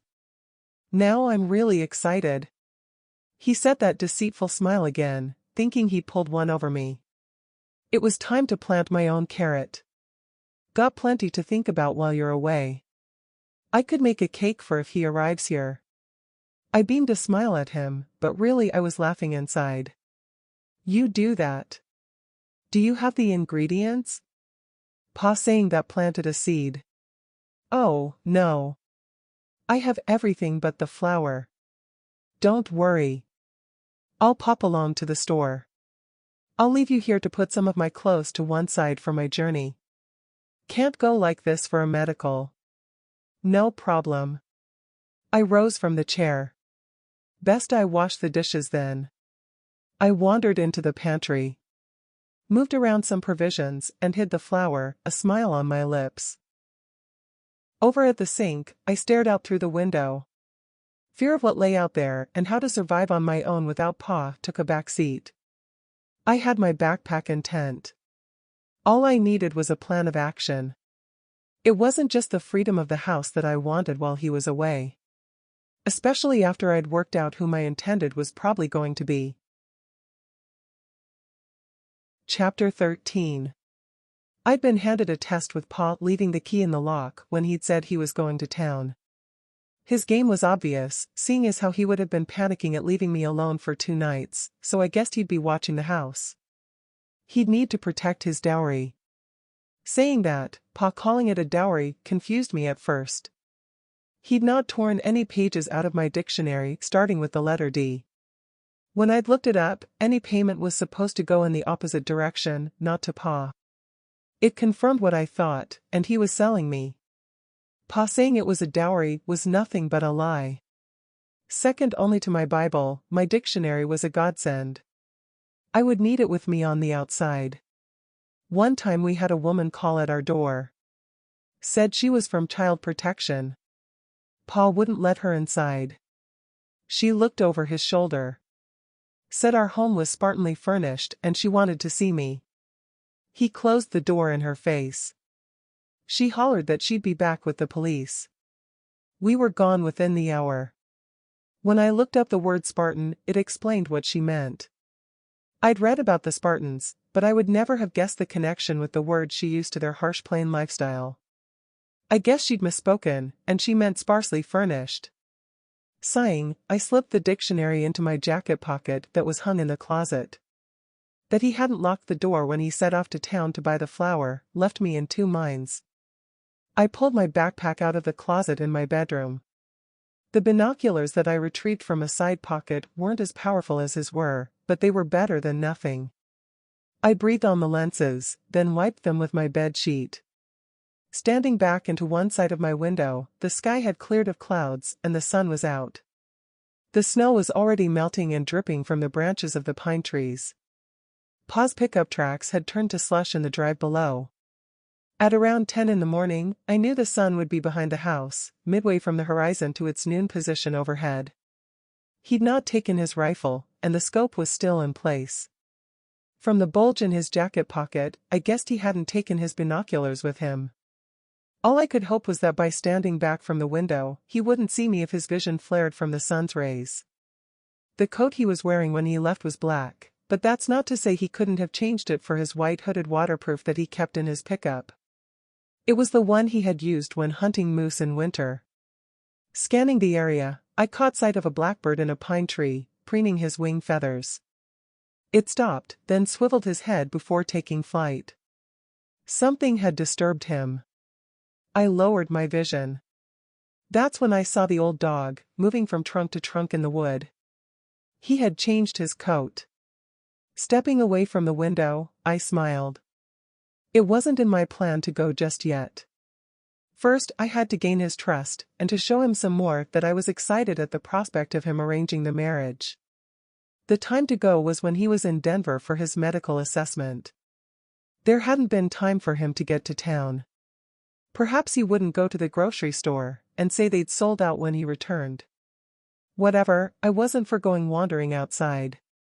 I tipped everything out of my backpack and moved the items around. Be prepared, he always said. Guess that's why I had a box of hurricane matches, a lighter, and a flint with a scraper. Moving the first aid kit to one side, I picked up a flat piece of wood and a pointed stick, charred at the end. My mind drifted back to Pa teaching me to make a fire with nothing but those pieces of wood, together with some tinder from slivers of wood I'd shaved, and the lining from a bird's nest. I'd kept the pieces of wood as a memento. I could still recall the aches and the ever-weakening of the strength in my arms, together with the blisters forming on my palms and fingers after trying for ages to create enough friction and failing. Pa didn't show any sympathy, standing over me and telling me to suck up the pain. Almost at the point of giving up, he showed me how to make a bow with a thin branch and some string to twirl the pointed stick. First there were the tears from me, then the joy on both our faces, and the hugs, when the first ember smoldered, and with a little blowing we had a fire. I enjoyed those times around the campfires, playing checkers with Pa under the stars. Then there was him instructing me how to make a simple snare to catch rabbits and other small game. Then his praise for snagging my first critter. Or the times he spent teaching me which mushrooms were poisonous, and the ones that were edible. He'd taught me which plants you could use for medicine, and what berries you could eat. There was much more I could be thankful for as I recalled. Teaching me to read and write took hours of his time. I began to wonder if I was acting unkind with the bad thoughts I had of wanting to escape. I wouldn't have been able to lose myself in the books he brought home without his devotion to teaching me. When I was younger, I would have done anything to please him. It was his insistence on him having the rights the Bible bestowed on him that I hated at the times when he came to my room. But then, he hadn't come near me for 7 years, but the pain of those times still haunted me. There was that, and the times he fettered my ankles with chains. He'd said it was normal when children acted headstrong. Said I was like a wild filly that needed breaking in. He sure broke my will. Later, I often wondered if he was scared of me coming to some harm, or losing me after Mom had died. At least that's what I convinced myself for me to remain compliant as an excuse for his treatment of me. Thoughts of defying him had only surfaced again this past 2 years, but they had grown in intensity, and that's the truth. What had really got me to thinking was the trek back from Alaska and the sights in some of the towns. Women pushing babies in strollers, or holding hands with their children as they walked along the sidewalk. Youngsters playing in the street with no one watching them. Then there was the odd young couple, holding hands and sneaking a kiss or a hug. I sighed, then checked off the contents as I placed them back in my backpack. The only things I didn't stow away were my hiking boots. Pa had forgotten all about them. Back at the closet, I hid them under my tent and placed the backpack in front of them. All I really needed was some supplies of food, and to get those fond memories of him out of my head. Especially now that he had mentioned that cabin he was going to live in over at the Sierra Nevada mountains after I was wed. Him saying that had given me a clue of who it was likely to be. We'd only ever been through that area once on our travels. Pa worked for a week at an old sawmill in a forest clearing. Said the owner was rich and we needed the money and rest. We sure needed to eat, and that was the truth. We'd only eaten berries and grubs for 3 days when we arrived. Pa knew him from when they'd both lived in a commune when they were teenagers, and they shared the same religious views. He let us stay in an old miner's cabin that he owned away from the mill. I shuddered, recalling the owner calling by when Pa was working. He was old then, and I was only 10. The door was locked, but he had a spare key. Said Pa and me would have starved if he hadn't given him work, and I should be nice to him. A shiver ran through me. I shrugged at the recollection. It had to be him. Not only that, but I'd worked out what the $10,000 was likely for. Pa told me that women had no rights and that they were the chattels of men, to do as they commanded, without question. I knew he was telling the truth, because I looked up the word chattels in my dictionary, and I'd read about it in a history book. Those love stories with independent women free to choose their path told a different story. I was Pa's only chattel, and as he'd said, the guy was rich. He was selling me like a wild animal pelt. There was no doubt about it, I had to go and strike out on my own.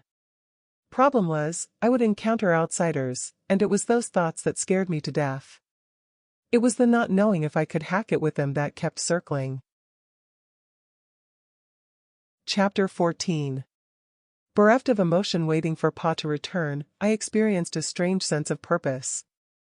I guess folks would think me weird if I told them it was akin to standing outside my body looking down on my surroundings, then watching myself walk out of the door with my backpack. There was nothing more to do, only to wait for the time when Pa would leave for Denver. The pit of my stomach ached, probably the only sign my body showed of the nervousness I felt, when Pa's pickup pulled up outside. I'd have to look him in the eye, I kept reminding myself. One glance away at any question he might throw at me, or to display a shy disposition with reddened cheeks, and he would have sensed I had been up to no good. I had his pants spread out on the table when he walked inside. Make sure you get the crease right. Don't want to be looking like a homeless bum when I turn up for the medical, he said, and dumped the bag of flour on the worktop next to the sink. It was easier said than done ironing his pants. Back in Alaska, we had an old settler's iron. The type made of cast iron you'd fill with a hot stone using tongs, and it held the heat. Not that we used it much for ironing, but it came in handy for warming the bed sheets. We'd had to leave that behind. Rubbing the saucepan bottom over a damp cloth covering his pants was proving troublesome, with it not keeping the heat long enough, even though it was filled with boiling water. It's not working, Pa. Put the pan back on the stove to boil the water again and don't use the damp cloth this time, he said in a sarcastic tone of voice. But it'll shine the cloth. Just do as you're told, child.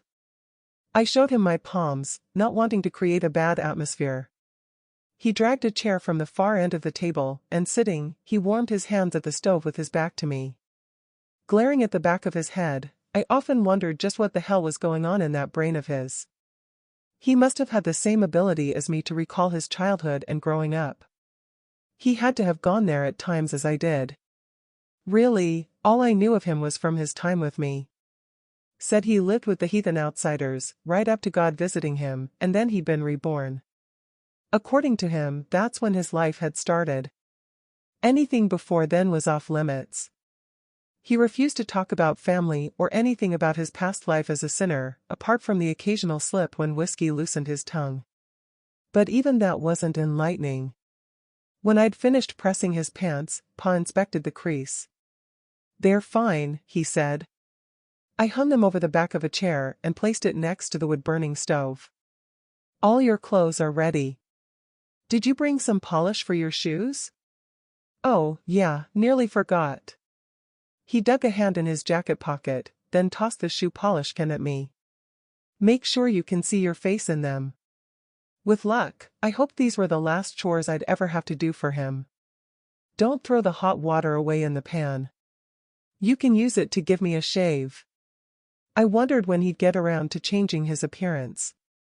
All he'd done on this move was to change his red and black plaid trapper hat for a white Stetson he bought from a thrift store, and to tie off his beard under his chin with an Indian bead chain.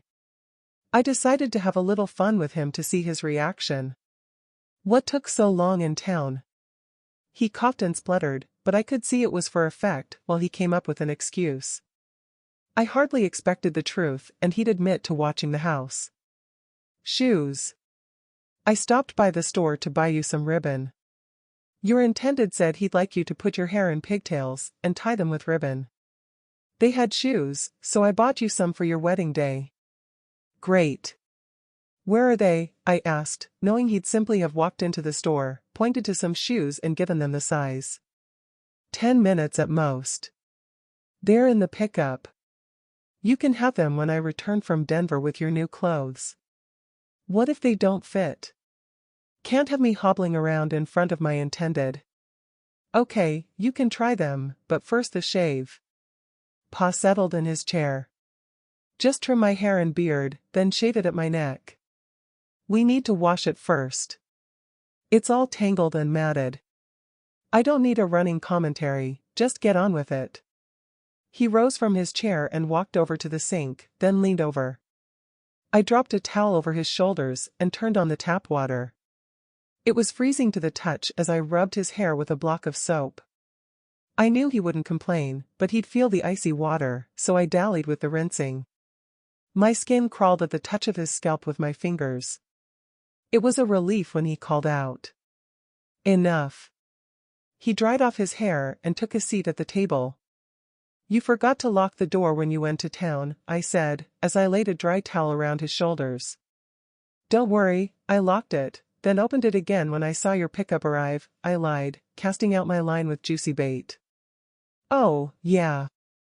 Did it on purpose. Like you said. You're not a girl anymore, you're a woman. Better get used to it. I doubt your intended will lock the door. There he was, throwing me another carrot. I dangled my own bait in front of his nose. I doubt I'll want to go out alone once I'm married, only to hang out the washing. I'll be too busy keeping house. Make sure you lock the door when you go to Denver. I'll close the curtains and keep away from the windows. That's my girl. Now I had him reeled in. If only he could have seen my ear-to-ear smile. I could have simply snipped away his matted locks. Instead, I tugged at them with the comb, tearing out chunks to the sound of him grunting and groaning. A final snip around with the scissors, and it was on to trimming his beard. A thought crossed my mind that I could have it wrong as to who my intended was. From Pa talking at the time, I recalled that the guy at the old sawmill had 2 sons living with his ex-wife in the nearest town. I wondered if my intended could be one of them. It was hard to remember, but I think Pa called him Tex, or maybe Rex. I lathered up the soap, and tilting his head back, I used his shaving brush to spread it over his neck. With the cutthroat razor held over his neck, a question burned inside my brain. I can't keep calling him my intended. What's his name? What, and spoil the surprise? Nah, you'll find out on the day. I spread my fingers out to stretch the sagging skin under his chin and started to scrape. His artery pulsed under the touch of my fingertips. I dipped the razor in the pan of water, then poised the blade to scrape some more. That's when I noticed his aging spots. There were black blotches around his windpipe and small lumps that I hadn't seen a year ago when I'd last shaved him. Pa took a hold of my wrist and pushed my hand away. I've spoken to him. With the snow clearing, he'll meet up with me on Sunday, and I'll bring him here. Great, I said, and continued on shaving him. With one finger on the soft spot above his Adam's apple, and the other on his artery, my other hand holding the razor, my fingers trembled. It would have been easy to end it there and then. One quick slice. We both snatched our heads in the direction of the door as a vehicle pulled up outside. Pa grabbed my wrist and pushed my hand away. Damn it, girl, you've nicked me. Sorry, Pa. You moved. He took the razor from me, then pulled the towel to his neck. Go to the window and see who it is.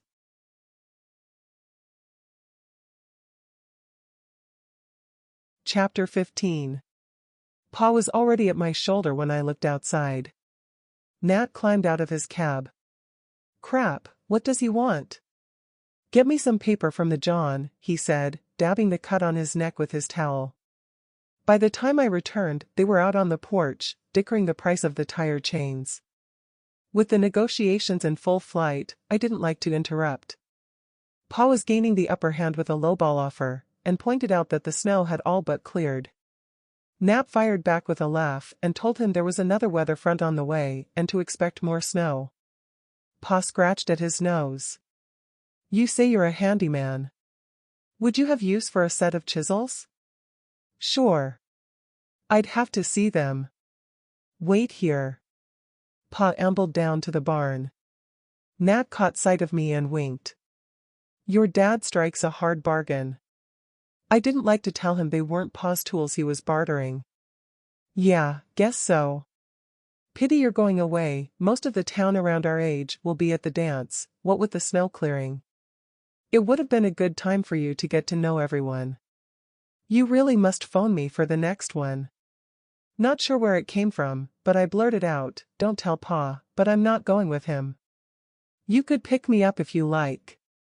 You really can't say anything to him though. Sure.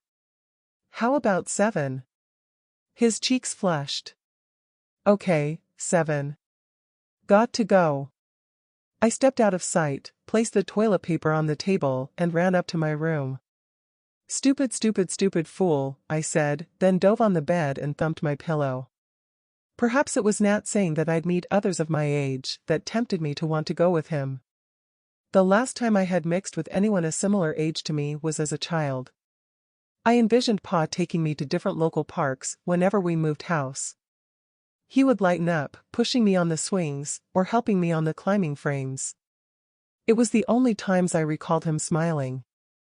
He'd help the other children without parents and share out my candies. It was as though he came to life with the laughter of children. As soon as we were home, he'd be back to the same old Pa, mean and commanding, as if he'd done his duty for the day in the eyes of God. I pulled the pillow over my head, wondering if I should go anyway as planned and to forget about the dance. Maybe Nat had used the demon in him to hypnotize me with those eyes of his, using the trickery Pa talked about. I thought it stupid to think that. He'd been nothing but polite to the both of us. The way his cheeks blushed after asking me out, he seemed every bit as bashful as I felt in his presence. Whatever, I tried to convince myself that I'd only lose a day. It changed nothing, only the timing. Besides, I needed to overcome my fear of what it would be like to mix with the outsiders, to stop it screwing with my mind. I threw the pillow to one side. Having Nat with me would at least provide me with some protection from harm. At least that's what I hoped. Clara, where are you? Pa called out. When I arrived in the kitchen, he was sitting at the table, giving his neck a last stroke with his razor. He stuck the toilet paper on his cut. Did you agree on a price? Sort of. Exchanged some tools. There was a box on the table with an image of a shoe on its side. Are those the shoes? Yeah. Try them. Eager to get at them, I pulled off the top and moved the packing paper to one side. What are these for? I said, and held up a pair of long white socks. They're to go with your wedding outfit. He was very specific as to how you should dress. The ribbon is in there for your pigtails. When you plait them, do them at the side of your head, not the back. I pulled out the shoes and tried them. They were slip-on style with false buckles, and they fit perfect. They're very tight. I'll be struggling wearing the socks with them.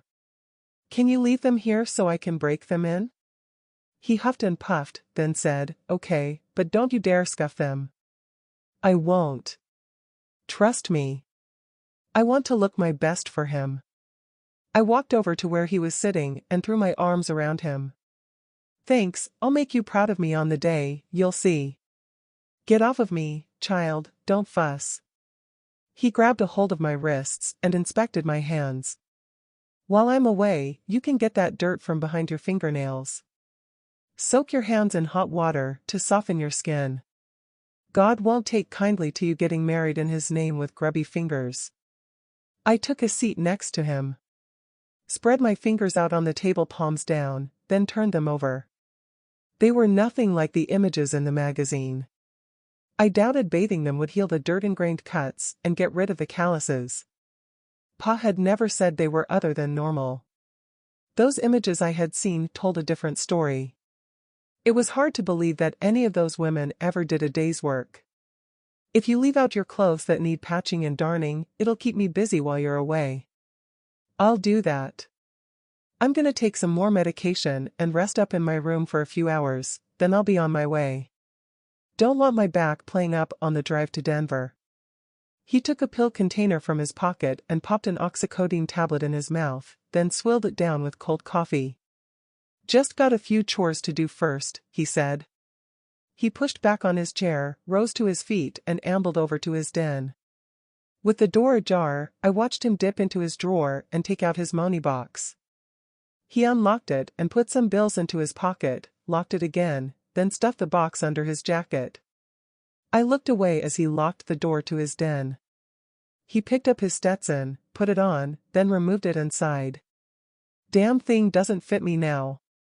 "Cut up the shoebox and use the cardboard to line the rim," he said, and tossed it at me. Then he walked past me and out of the front door. Stepping over to the window, I watched him hobble to the barn.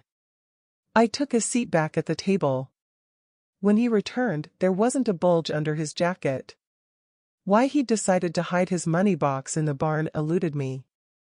I could hardly ask him. Then I recalled the sheriff's talk about break-ins. The sneaky old dog was protecting his money. What should I do if someone tries to break in while you're away? Pa scratched his head. Maybe he hadn't thought about protecting his so-called dowry.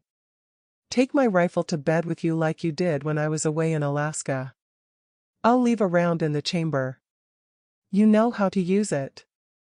There are some nightlight candles in the pantry. Leave one burning in both our bedrooms. Bolt the door and push the dresser over to the door at night." I had more to worry about than break-ins. Colorado had its share of black bears and mountain lions. Sleeping in a tent out there in the wilds without Pa there to protect me made me wonder if my plan was half-baked.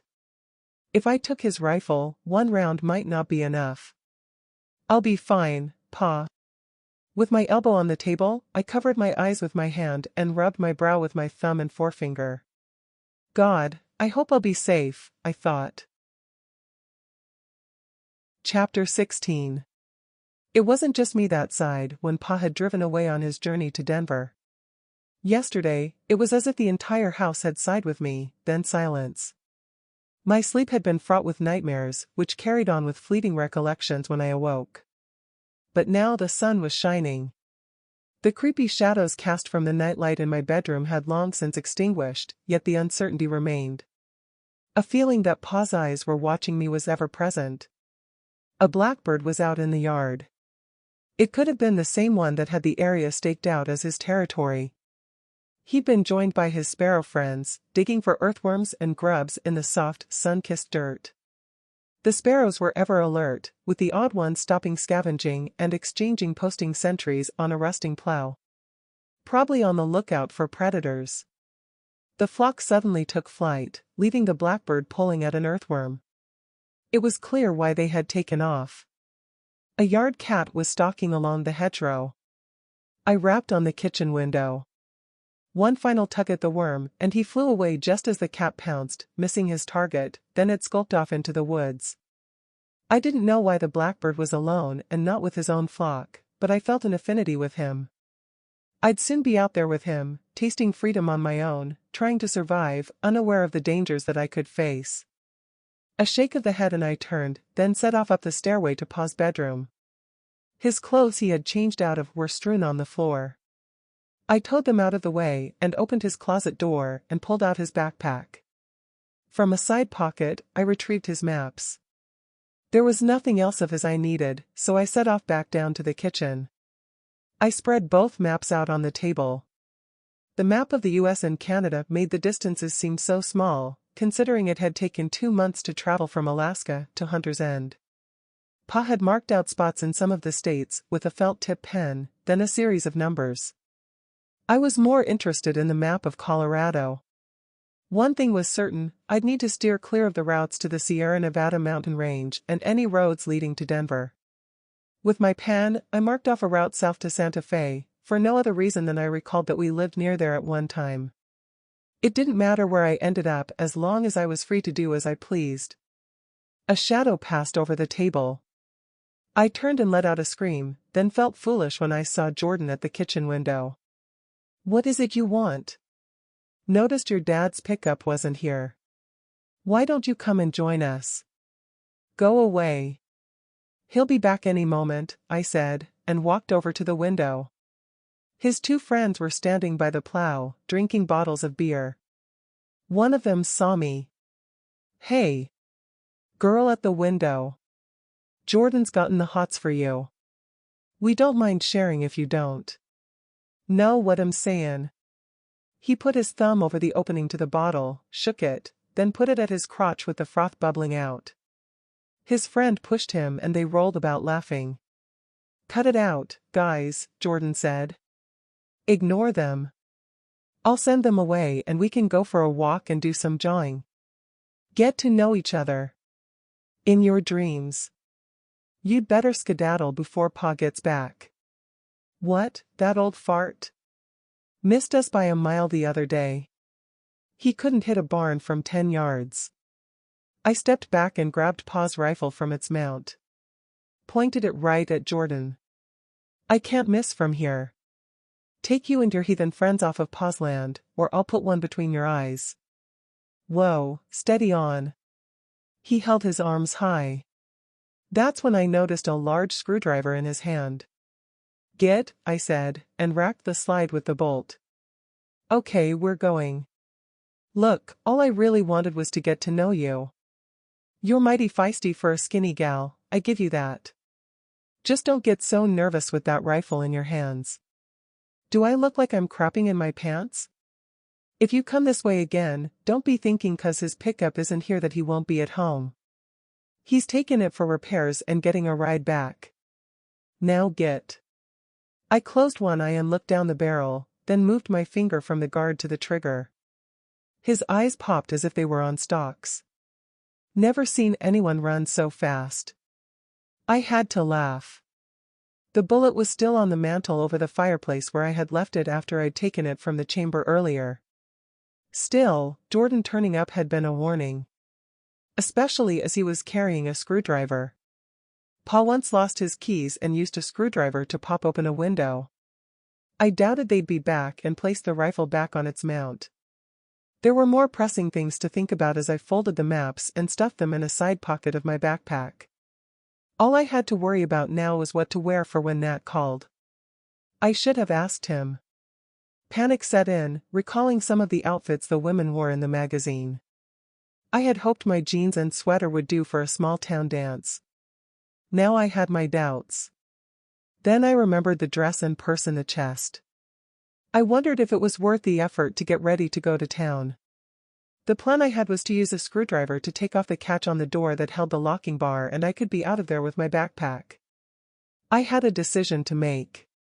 Either to go there and then, or wait for Nat and to see if I could cut it socializing with people my own age.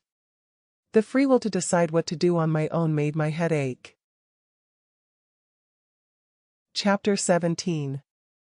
I'd gone past the point of no return. There hadn't been time to wash and dry the red dress.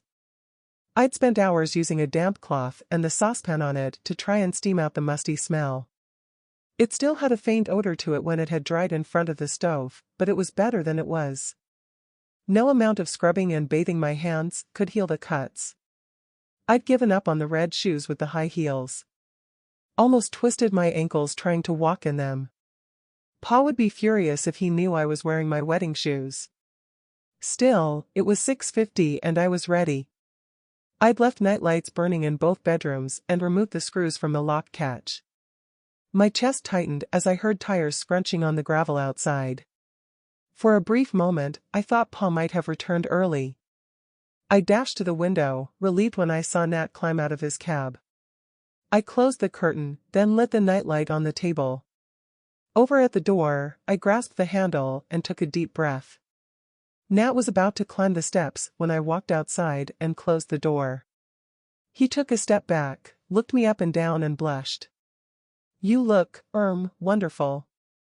He took my fingers as I walked down the steps, let go, then opened the cab door for me. It made a world of difference walking to his vehicle and not being carried and thrown inside. The first thing I did was to press the button to roll down the window, if for no other reason that I could. Nat climbed inside, settled on his seat, and we set off.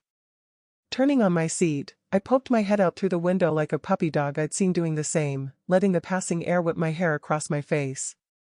I had plenty to ask him, but the thought stuck in my craw, unable to say anything. I turned back and rolled up the window. My dress rose above my knees. I thought they looked ugly and put my hands on them. Where are you from? He asked, breaking the silence. Last place we lived was Alaska. What made you come here? Most of the folk our age move away from here. I didn't have a clue why we moved to Hunter's End, but I felt I had to say something. Pa's back's bad. He was struggling hunting, I guess. Did you have a boyfriend in Alaska? I was tempted to make one up, or use a name from one of the love stories I'd read, but chickened out. No. Didn't have anything of anything. We lived out in the wilds. How old are you? 18. And you? 21. How long have you lived here? I asked him. Lived here all my life. Most of the townsfolk are retirees. Town's gone to crap since the furniture factory closed and moved to Mexico. Most of the youngsters never come back after they finish college. Town's dying. I never went to college. Dad taught me enough to work as a handyman, but work's thin on the ground. Then why not move away? What's to stop you? I have to look after my mom since Dad died. She'd struggle to put food on the table if I wasn't here. I couldn't help but wonder how Pa would cope without me cooking and cleaning, which made me smile. He pulled over and parked. I couldn't recall the journey, but we'd arrived. The entrance to the hall was at the side of the church. There were people walking inside, greeted by a preacher wearing a dog collar. Thankfully they were not wearing costumes. Nat opened the door for me and we walked to the entrance. St. Mary's Catholic Church Community Hall, it read, on a sign fastened to the fascia boards. Who is this we have here, Nat? Said the priest. Clara. Just moved in over at Hunter's Lodge, Nat said. I'm Father David. Pleased to make your acquaintance, he said, and reaching out, he shook my hand. I gave him a faint smile and walked on through into the hall. The deafening sound of the music thumped my chest with rhythmic explosions of the bass. Nat leaned over, his lips brushing my ear. The hairs at my neck prickled. What will you have to drink? Nat asked. They only serve soft drinks. What he meant by soft drinks, I couldn't be sure. Whatever you're having. Is there a bathroom? I asked him, only for refuge from the loud music. Nat pointed. Over there, he said, and left me to my own devices. All eyes seemed to be looking at me. People were huddled together in groups around the darkened room, with more people arriving. At the far end was a raised area with curtains drawn back and someone center stage, bobbing his head to the beat coming from stacks of boxes, and surrounded by flashing lights of all colors. His face was alternately bathed in red, blue, and green patterns, distorting his features. He held out both his arms, one finger on each hand pointing to the dancers, and he wagged them to the beat. As if paying homage to him, they returned the gesture. I wondered if he was a warlock or the devil himself, and shuddered. One of the lights shone on a mirrored ball, rotating in the center of the roof, spinning white diamond shapes all around. They made my head spin all right. What I thought was more ominous were the pumpkins hanging from the roof beams. The faces cut into them looked evil, with the flames of candles dancing in their eyes. At the sound of a hiss, I gasped and put my hand to my mouth. Clouds of fog shot out from under the guy's table on the stage and engulfed the dancers. I began to think I'd made a mistake and Pa had been right. Maybe they were all the devil's disciples. I hurried to the bathroom, closed the door behind me, and leaned against it. I closed my eyes with relief that the sound was reduced to a faint thumping. Someone pushed on the door and I stepped to one side. 5 girls around my age hustled on through. They surrounded me. One of them with blonde hair stepped forward. I thought my dress was short, but her skirt hardly covered her backside. Saw you arrive with Nat. Who are you? Clara. Clara, she repeated, and looked around at the other girls who snickered. What's with the white virgin socks? The girls erupted with laughter. I pushed her to one side and walked over to the sink, then glanced in the mirror. They came up behind me. You gone mute or something? I asked you a question. Leave me alone. "Leave me alone," she mocked, shaking her head and rolling her shoulders as she'd said the words, and with her hands on her hips. "What's that smell?" one of them said.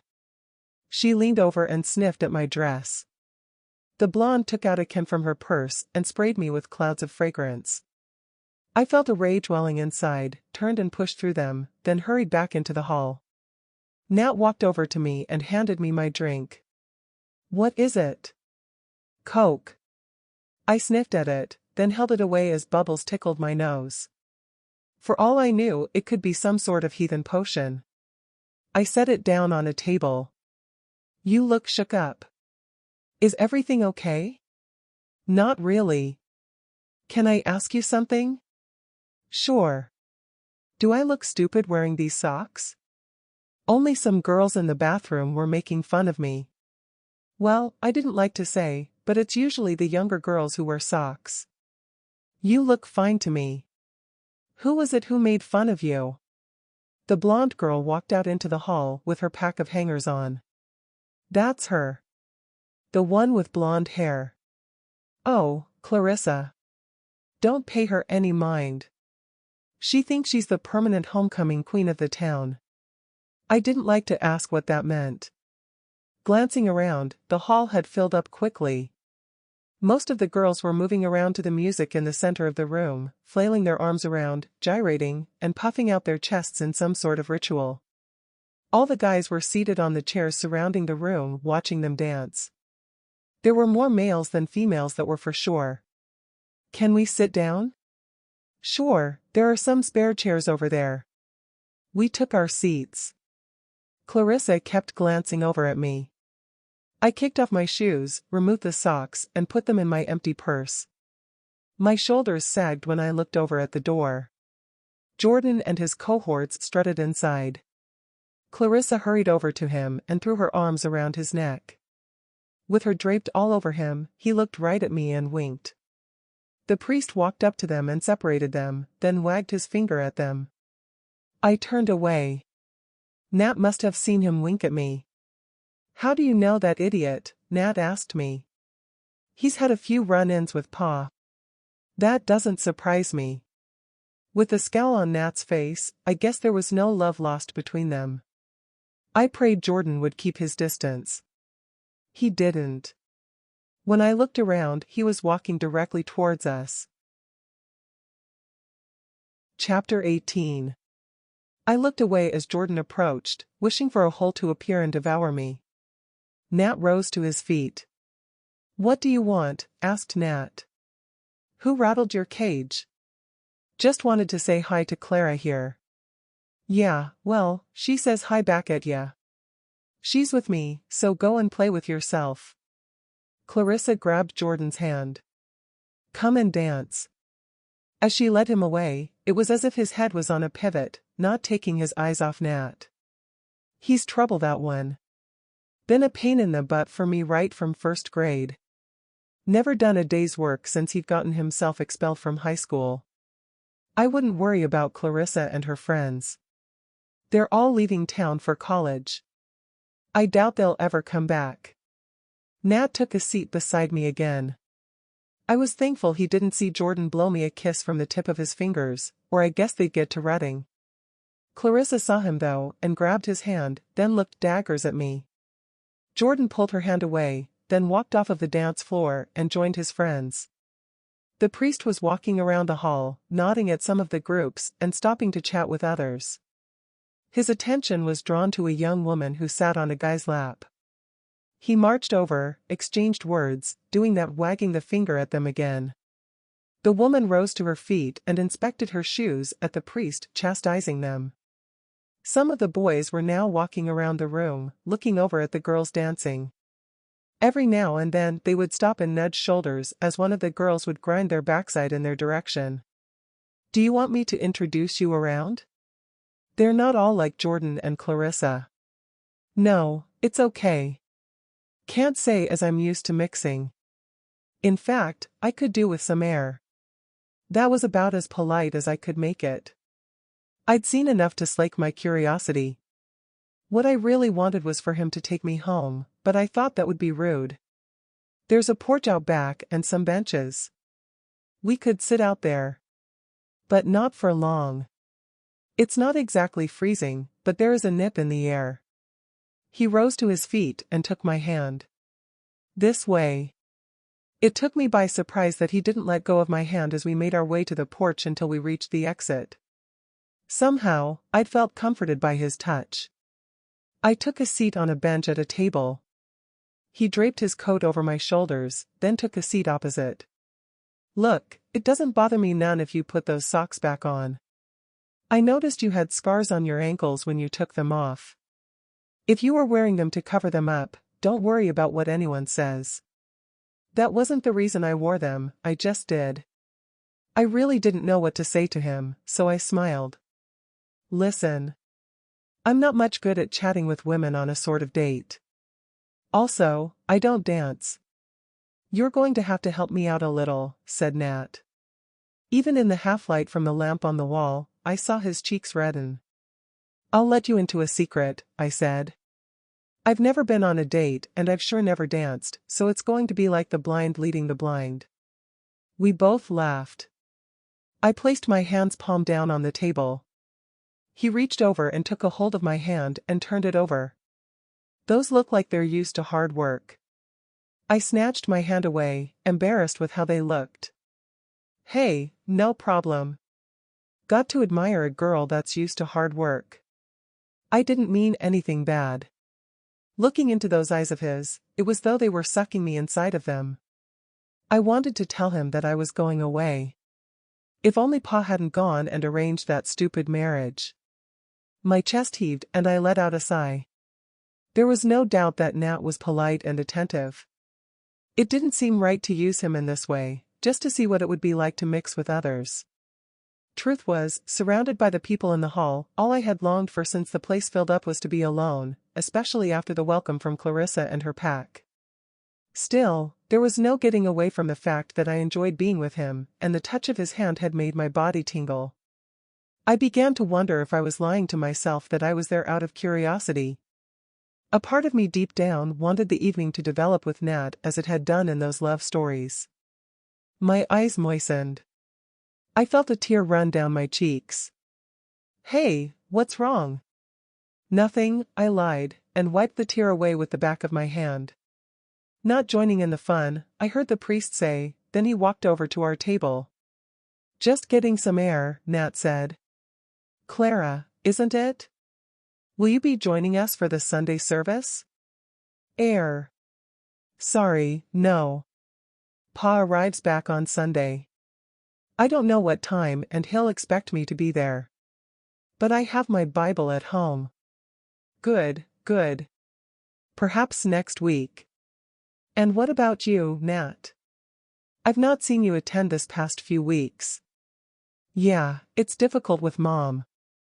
How is she? You know how it is. She has good days and bad days. Tell her I'll look in on her. Sure. What about your father, Clara? Are we likely to see him at church? A middle-aged woman popped her head around the doorframe. We've run out of orange juice.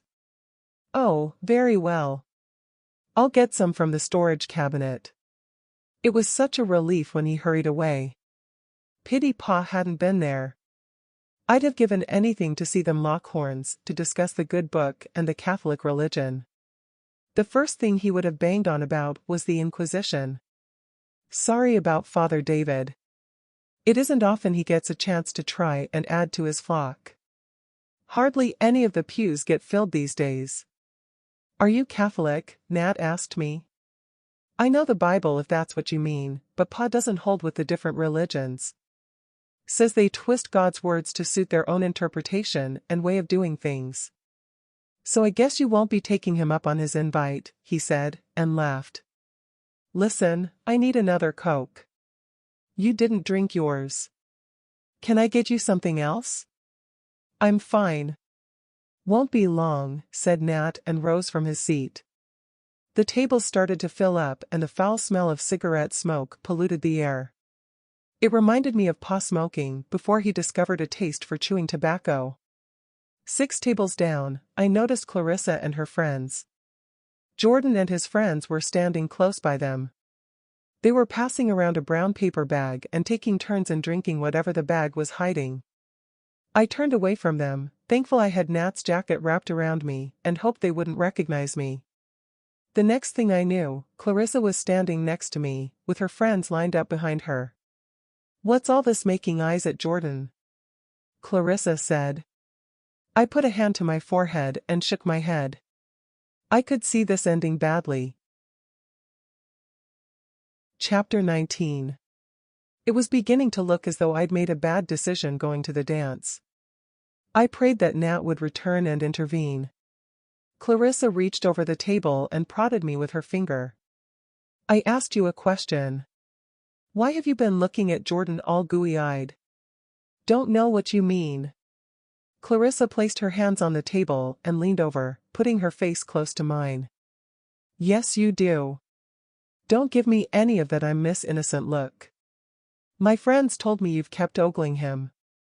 You're welcome to my cast-offs like that nerd Nat, but leave Jordan alone, bitch." More people crowded around me, chanting, "Bitch, bitch." "You tell her, Clarissa," one of them said. I felt trapped and rose to my feet. Clarissa started to edge around the table and raised her arm as if to hit out. In a blind rage, and part self-preservation, I grabbed a hold of the table and tipped it at her, then turned to escape. I was stopped mid-flight with someone tugging at my hair. The next thing I knew, I was rolling around on the floor with Clarissa. She had me pinned down and was raining blows about my face with one hand and grasping my hair with the other. "Cut it out, you two," I heard Jordan shout. He dragged her off of me with the help of his friends prying her fingers from my hair, but not before I managed to strike her nose. It exploded instantly, with blood dripping all over her white top. His friends struggled to hold Clarissa while they called out for everyone to stand back. I staggered to my feet and fell back against the wall. My legs gave way and I was about to collapse when Jordan stepped forward and took a hold of me. "Get off of her," I heard Nat shout. It all happened in the blink of an eye. Nat charged at Jordan and they both hit the boards. It was frightening to watch them striking blows on each other. All around me started to spin, and then I blacked out. When I opened my eyes, I was laid out on a bench in a small room. The priest was holding my hand. A woman dabbed a cold damp cloth on my forehead. "How do you feel?" he asked. I let go of his hand, pushed the woman's hand away, and throwing my legs off of the bench, I sat upright. "I'm fine." Truth was, I wasn't fine. Nat was sat over in the corner holding his arm and sporting a gash under his eye. His eye was almost closed with the swelling surrounding it. I was annoyed with him. All Jordan had tried to do was to rescue me. Blood trickled from my lip and I licked it away. "Where's Jordan?" "I don't know why you should be asking after him. He ran off with his dumb friends and the girls when Father David came out." "You okay?" said Nat. "I think so. Just sore." "What about you?" "Sprained wrist." "I'd better take you home, young lady," said the priest. "Nat won't be able to drive with one eye partly closed and a sprained wrist." The woman was busy bandaging Nat's wrist. It wasn't how I expected the night to end, but I was pleased with the offer. At least it saved the worry of a passionate kiss at my doorstep that I'd been dreading. I'd tried practicing how to do it on my pillow, with the magazine open showing the couple entwined, and the words spinning around my head from those love stories.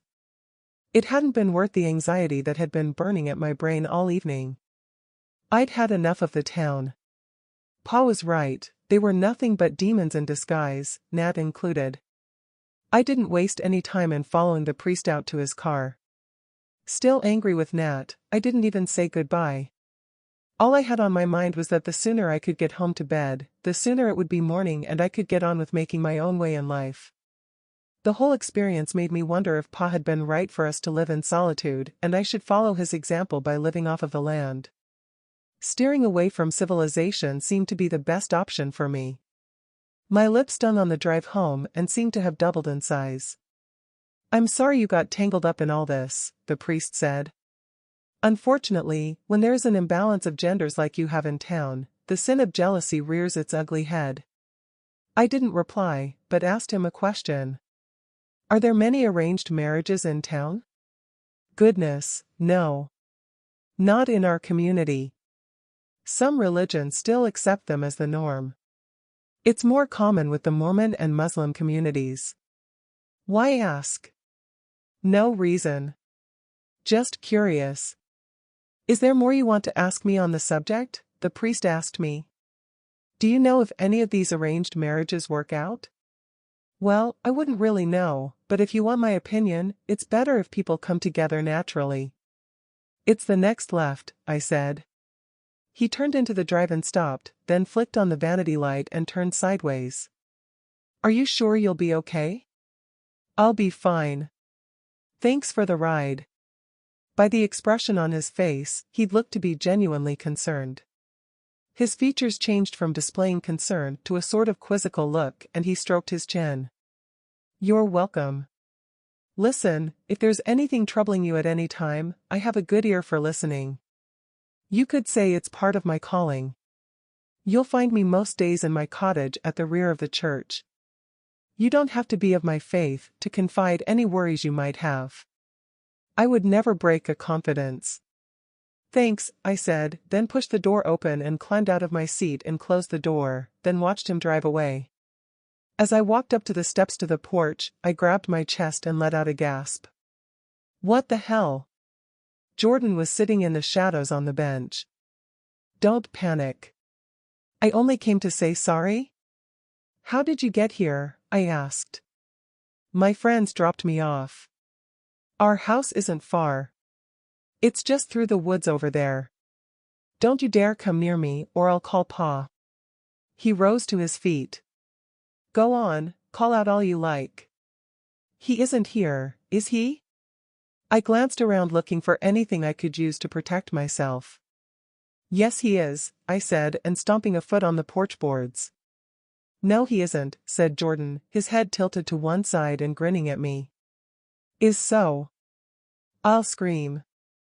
Jordan snickered. Go ahead. Empty your lungs. We only have one garage in town, and your dad's pickup isn't there. There's no need to lie, I only wanted to be sure you were okay and to say sorry. That was some beating you took and I felt like it was my fault. I'll go now. Maybe I'll see you around town and we can start over, he said, then vaulted the balustrade and strutted toward the woods. I hurried inside. All fingers and thumbs, I rescrewed the lock catch back into place. Feeling secure, but breathing rapidly and with shivers of relief running through me, I leant with my back to the front door. Stepping over to the table, I took a seat. My head throbbed. I put my fingers to the source to find a lump on my forehead. A vision of Nat and Jordan fighting flashed through my mind. Tears formed in my eyes at the realization they had been fighting over me. Their jealousy aside, I was confused. If that's what finding a husband meant, I wanted none of it. I began to wonder if it would be better accepting Pa's arranged marriage. I rested my head on my arms on the table. I pictured my intended husband, his aged body writhing over mine, and felt sick to the stomach, while thinking that sleep couldn't come quickly enough for me to get away from there. I opened my eyes to the daylight trying to break through the curtains. I was sitting on the armchair by the wood stove. Confusion set in, until I vaguely remembered moving from the table to the chair in a stupor. The deliberating I'd done before falling asleep was replaced with a sense of purpose. I rose from the chair and walked unsteadily over to the sink, turned the faucet, cupped my hands and splashed the water on my face. I rushed to my bedroom, changed into my jeans and thick wool sweater, and then grabbed my hooded jacket and hiking boots from the closet. Kicking off my wedding shoes, I noticed they were badly scuffed with the fight. He'd have a fit when he found them, I thought. I sat on the corner of the bed to fasten my laces, and then dashed back to the kitchen. Dragging my backpack from under the table, I heaved the straps over my shoulders. Over at the door, I removed the catch and opened the door. I took a deep breath, then slowly exhaled and closed the door behind me. There was a thin covering of snow all around and small flakes drifting from the sky. It could have been raining heavy for all I cared as I slipped my gloves onto my hands. I set off marching along the drive, head down, not knowing what my future held. I glanced back at the house as I reached the road. Then it started as I turned to walk along the road and the house disappeared from view. Leaden legs. Tightness in my chest. Short breaths. I gritted my teeth and powered on. Chapter 20. Nat had told me there was a 33% chance of there being snow on the ground during the fall in Colorado, but only a 16% chance it would snow on the day at Halloween. But that was yesterday. As it happened, the snow had all but cleared on Friday, which had been comforting. What I had forgotten to ask him was, if he had been telling a white lie to Pa when he'd said there was another snowstorm front on the way. For now, it was just small flakes, but the wind was biting at my face, and my jeans were getting moist. Under the cover of a tree, I slipped off my backpack and retrieved my waterproof snow pants and a scarf. I pulled the pants over my jeans and wrapped the scarf around my face, then pulled up my hood. Just as well I did as the flakes started to get thicker. With a route I had marked out which would take me through town, I had hoped to make a further 15-mile trek to thick woodland where I could make camp. I had my doubts that I'd make it that far as I slipped my backpack straps over my shoulders.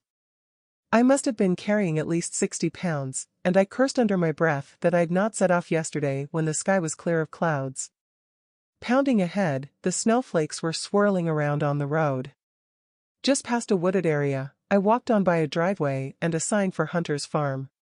It was the only drive I'd seen since leaving home, and I wondered if that was where Jordan lived. The church spire in the distance gave me some motivation to walk at pace and to put some distance between the house and me. But then the spire disappeared as the falling flakes became denser. The car tracks that had been visible in the slush on the road now had a white covering. Head down, I carried on, hoping that I would soon reach the sign for the town. A semi-truck rolled past, throwing a spray of slush all over me. I wanted to weep. It was as if I was destined to fail. Finally, I reached the sign for the town. A vehicle pulled up beside me. I carried on marching, ignoring the vehicle. The car's horn sounded and it pulled up beside me again. "Can I give you a ride, fella?" Pa had said never to get into a stranger's car alone. This was no stranger. I recognized the voice and turned. "Oh, it's you," he said. "Get in." "No thanks." "Don't be stupid," Jordan said. "I can at least give you a ride into town. You can take shelter there. Throw your backpack on the back seat." He reached over and opened the back door, but I stood my ground. "Don't be an idiot, get in the back. I don't want the front seat wet. I have to pick Mom up in town." The heavy snowfall made the decision for me. I dumped my backpack on the back seat, pushed it over, and climbed inside. He was right. It would be better to take shelter in town and to wait for the snowstorm to subside. "Where were you going in this weather?" he said, as I closed the door. "That's my business," I said, shaking my head to stop the melted snow now dripping onto my face.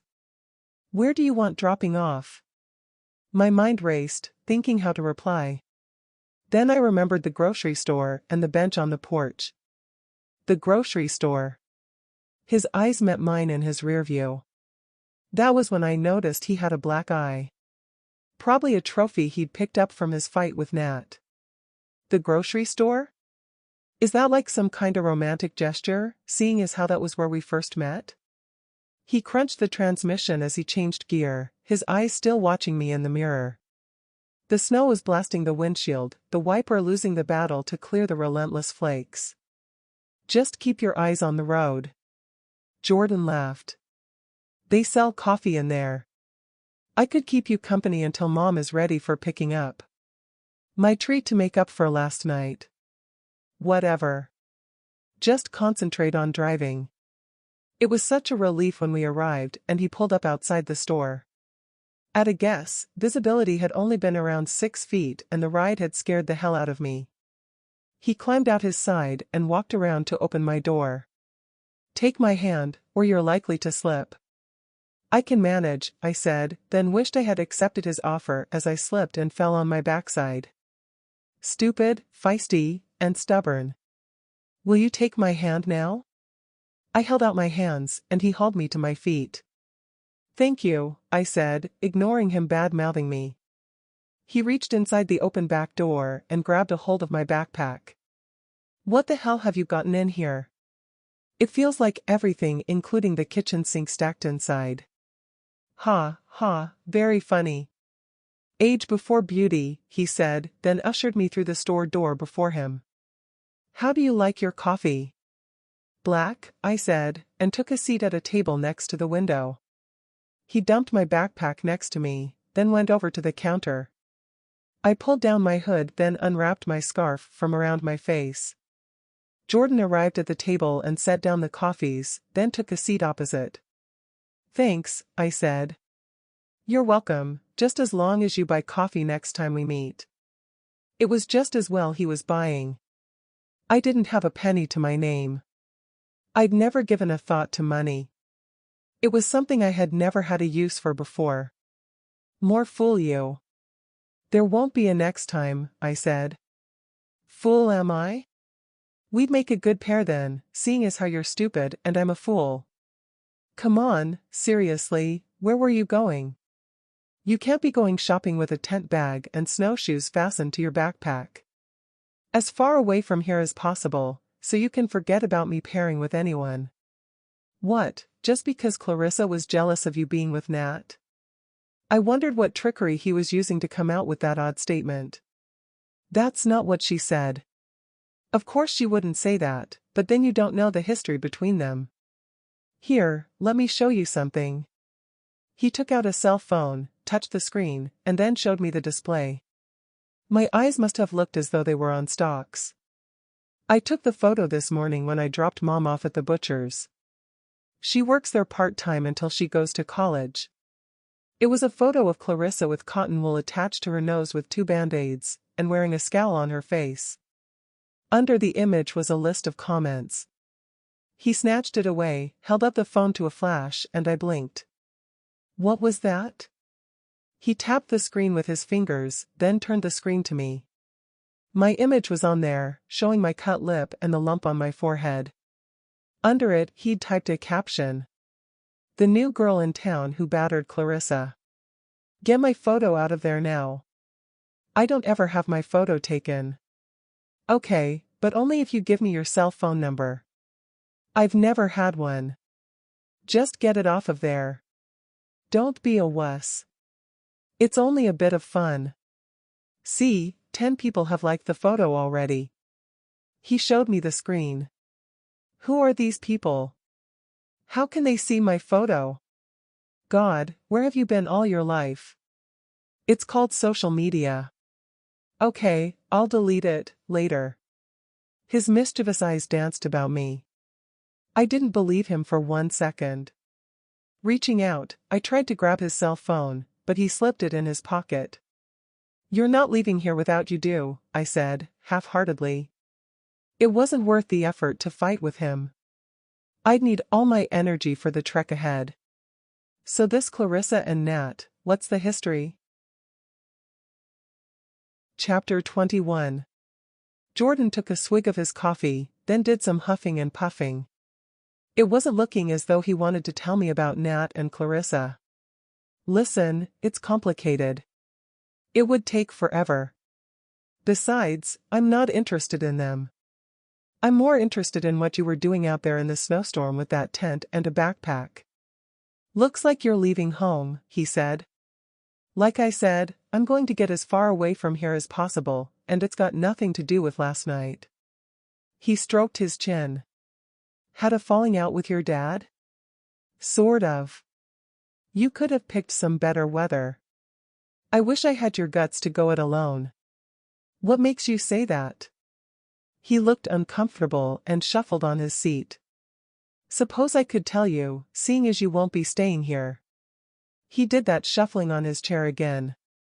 Drummed his fingers on the table, then pushed back on his seat. I had a fallout with my dad 6 months back. Things came to a head after simmering for years. Sort of got into a tussle with him and I came off best.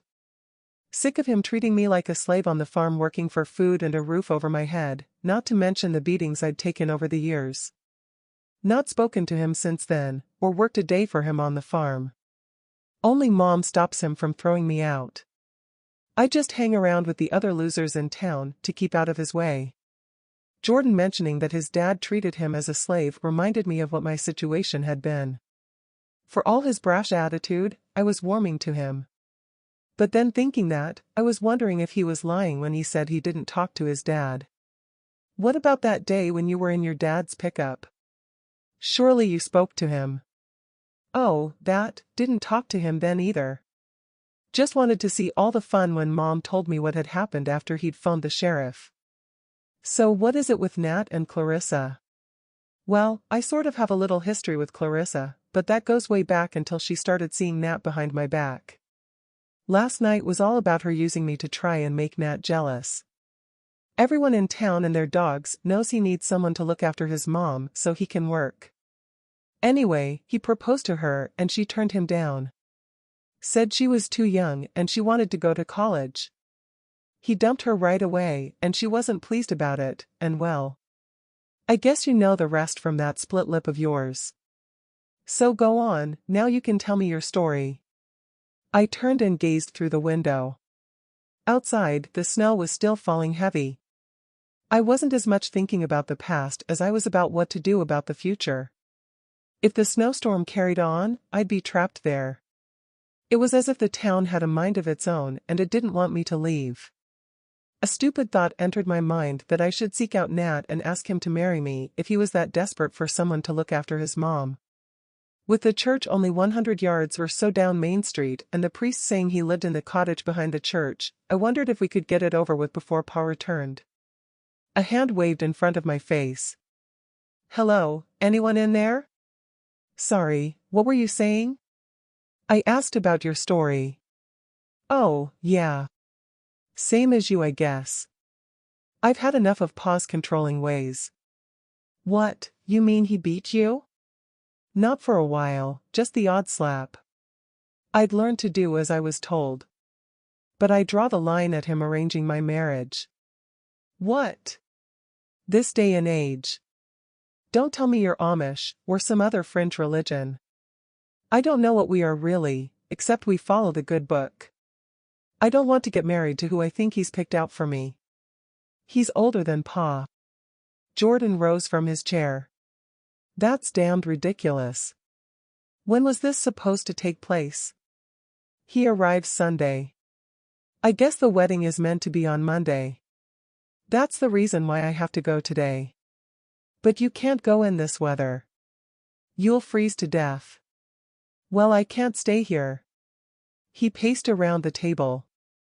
Damn, there won't be any buses through here today in this weather. Where were you hoping to get to? I reached down and opened the pocket on my backpack. Pulled out the map of Colorado and opened it out on the table. Stabbing my finger on the map, I said, that's where I'd planned to set up camp tonight. He came up beside me and looked at the map. No chance. Not in this weather. Tomorrow, okay. The forecast says this'll blow over during the night and they'll have the plows out to clear the roads. Damn, I can't even take you there. Mom will be phoning soon. I might not be able to get back here if this blizzard continues. His cell phone rang and he snatched it from his pocket to answer the call. Hi, Mom. Give me 5 minutes, he said, and then hung up. When is it your dad will be back? Probably in the afternoon on Sunday. I could take you back there and pick you up early tomorrow. I have a better place that you could stay. He leaned over the map. See here, he said, stabbing his finger on the map. Dad has a log cabin in the woods next to the lake that he never uses around 7 miles from here. There's a wood stove, 2 single beds, and a few pots and pans. You could hide out there until the snow clears. Do you have money for food? No, I don't have any money, but I have supplies and I know how to fish and snag small game. There's no way I'm going back to the house. No money. You won't get far without money. That's what stops me getting the hell out of town. I know, why don't you hide in the church today? I could borrow Mom's car again and meet you there tomorrow and take you to the cabin. I think the priest would have something to say about that. Besides, how would I get in there? That's easy, and it could solve two problems. For one, the door is never locked, and then there's a collection box inside next to the door. We fixed it so we can take the bolts out of the hinges, so that would solve the money problem. I couldn't believe what he was suggesting. That's stealing from God. No, it isn't. People give the money for the poor. It's just cutting out the middleman. Look, I have to get going. I'll pick you up from outside here at around 10 tomorrow. He took hold of my hand and gave it a squeeze. Just tough it out tonight and we'll figure it all out tomorrow, he said, then turned and hurried out the door. Folding up the map, I put it back in the pocket of my backpack. I'd noticed the woman behind the counter listening into our conversation, which made me feel uncomfortable. She turned away when she saw me looking and wiped the back counter. Having drained the last of the coffee, it didn't feel right not having any money to buy another drink. I set down the cup, hauled my backpack straps onto my shoulders, and set off out to the porch. As the door swung open, I caught sight of the woman in the reflection of the glass. She picked up a telephone handset from the fixture on the wall, and then looked my way. Stepping outside, the wind had blown a carpet of snow out on the porch. Braving it, I set off walking toward the church. My mind was in turmoil. Much as his offer seemed genuine to take me to his dad's cabin, I didn't know Jordan. For all I knew, he could have been laying a trap to imprison me at the cabin. Then him and his friends could have their wicked way with me, I thought, as I recalled his friend doing that suggestive display with the beer bottle. When I arrived at the church door, I put my gloved hand on the handle, then stopped in my tracks at the whoop of a siren. I turned to see the sheriff's vehicle slide to a halt. The driver's side window slid down. "I need a word," said the sheriff. Chapter 22. The temperature was akin to a stifling hot summer's day in the sheriff's office. I took off my coat, scarf, and gloves and stacked them on top of my backpack. All she had asked me to do was to talk to her in her office, nothing else. Never said a word in her vehicle on the short drive over there with me sitting on the back seat behind a metal grill, which was kinda unnerving. "Take a seat," she said, with the wave of her hand, and pointed to the chair facing her at the desk. "Just thought I'd better rescue you from the snowstorm, no need to worry. Do you want me to phone your dad to come and pick you up? Pa always said to say as little as possible to anyone in law enforcement. Said they'd twist you inside out and treat you like dirt to get you to confess to any crime they wanted clearing up at the time." It hadn't stopped him mouthing off his lies back at home with the deer incident, but I decided to be cautious. "No thanks, I'll be fine. A little snow doesn't worry me. Besides, Pa's not at home just now." "So you're from Alaska," your dad said.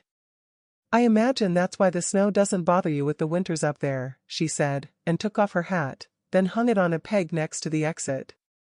I nodded as she walked past me and took a seat opposite her at the desk. "What do we call you?" "I'm Sheriff McCaffrey, but everyone around here calls me Ann." There was no need for her introduction. Her name was emblazoned in gold letters on a wooden sign in front of me. Clara. Nice name. How old are you? 18. She picked up a buff file in front of her, opened it, then closed it again. "So is that Clara Ackerman?" I nodded and glared at the buff file. "I have coffee in the pot. Would you like some?" I shook my head. My skin felt clammy under my jeans and heavy woolen sweatshirt. I just wanted to get out of there and back to the church. "You don't say much." "I won't bite. I like to get to know everyone that moves into town." "What was it you were doing entering the church?" "Sanctuary." She reared back at me saying that. "Sanctuary? From what?" "The snowstorm." "Oh, yeah. The sheriff picked up a pencil and chewed on it, staring into my eyes, then took it from her mouth and tapped it on her desk. So where in Alaska did you live? Nearest town was McCarthy, but that was more than a hike away. Never heard of it. It's almost the same name as mine. Where is it? The sheriff asked, and pointed to a large map on the wall. Don't know exactly, but it's not far from the Canadian border down south. She rose from her chair, walked over to the wall and ran her fingers over the map. Got it. That really is out in the wilds. Not far from the Yukon in Canada. Guess so. So what was all this scuffling about at the church hall last night? My shoulders sagged. Pa was right, she was a trickster trying to befriend me, then intending to slap me over the head. Probably fixing to arrest me. I was acutely aware I'd need to choose my words carefully. It wasn't my fault. Some girl was jealous, because I was with Nat. She said I'd kept looking at Jordan. The sheriff grinned. Don't worry, no one is pressing charges. How come you hooked up with Jordan at the grocery store? I guess you know that Nat and Jordan have history after what took place last night. That's asking for trouble if you're thinking of playing them both. I shrugged my shoulders. A vision of the woman behind the counter on the phone rolled through my mind. He gave me a ride into town, that's all. I didn't expect the snow to be so heavy when I set off. If you'll take my advice, you'll steer well away from Jordan. I also wouldn't go near the church if I were you. If there's any money missing from the collection box, you'd be in trouble. I let out a sigh while sensing my cheeks blush. The woman at the grocery store had obviously overheard Jordan when listening in on our conversation and called the sheriff. So where is it you were going with all that equipment? Camping. Well, that's out of the question in this weather or you'll freeze to death during the night. Come on, I'll take you home before it's not possible to get through. Otherwise, you'll have to sleep here for the night. We can talk some more on the way over there. I just need the bathroom first. The sheriff had pointed to an open door when she'd said I could stay there the night. At the end of a corridor, I could see a barred cell door and inside the small room a single cot mattress and nothing else. A shiver ran from my head to my toes. It brought back a distant memory of being locked in a cellar at one of our houses, crying for days on end. The town was doing that thing again. It didn't want me to escape. I couldn't be sure just how much the woman in the grocery store had heard. Last thing I wanted was that the sheriff would know I was running away. She could tell Pa the direction I was heading and he'd find me. Thinking that, I didn't want to return home, but neither did I want to sleep in a cell. I was all out of options. Letting her take me home seemed to be the lesser of the two evils. I prayed that Jordan was right and the storm would subside overnight, then they'd clear the road so I could set off before Pa arrived. With the sheriff out of the room, curiosity had been burning at me. I reached over and opened the buff file. The top sheet of paper was an incident report of Pa pulling his gun on Jordan. At least it explained how she knew my surname. Then I noticed there was another 3 sheets of paper under that. Flicking the top page, then the second page and on through to the last one, my eyes widened. I gasped at what I saw on the last page, before quickly closing the file. My soul leapt from my body when the sheriff came up beside me. I couldn't be sure if she'd seen me sneaking a look in the file. Come on, get your coat and backpack. Best get you home. Chapter 23. Deceived. The sheriff dropped me off at home. I waved her off from the porch, sending her a false smile. Her questions on the drive over from town had left me mentally exhausted. I wasn't used to lengthy question and answer sessions from strangers. I'd had to feign coughing fits to give me time to think, so as not to fall into any trap she might have been setting. There were questions of my own I needed answers to after seeing what I did in the buff file, but dared not ask them. As soon as she was out of sight, head down, I walked at pace down to the barn, and not feeling comfortable at going back inside the house. Once inside the barn, I opened the door to the small workshop next to the side door entrance. I unloaded my backpack from my shoulders and hauled it under the workbench, then covered it with sacks. The familiar sound of the wind blowing outside reminded me of my time in Alaska. All that was missing were the wolf howls calling one another. I often wondered what they were signaling, and envied their freedom to roam.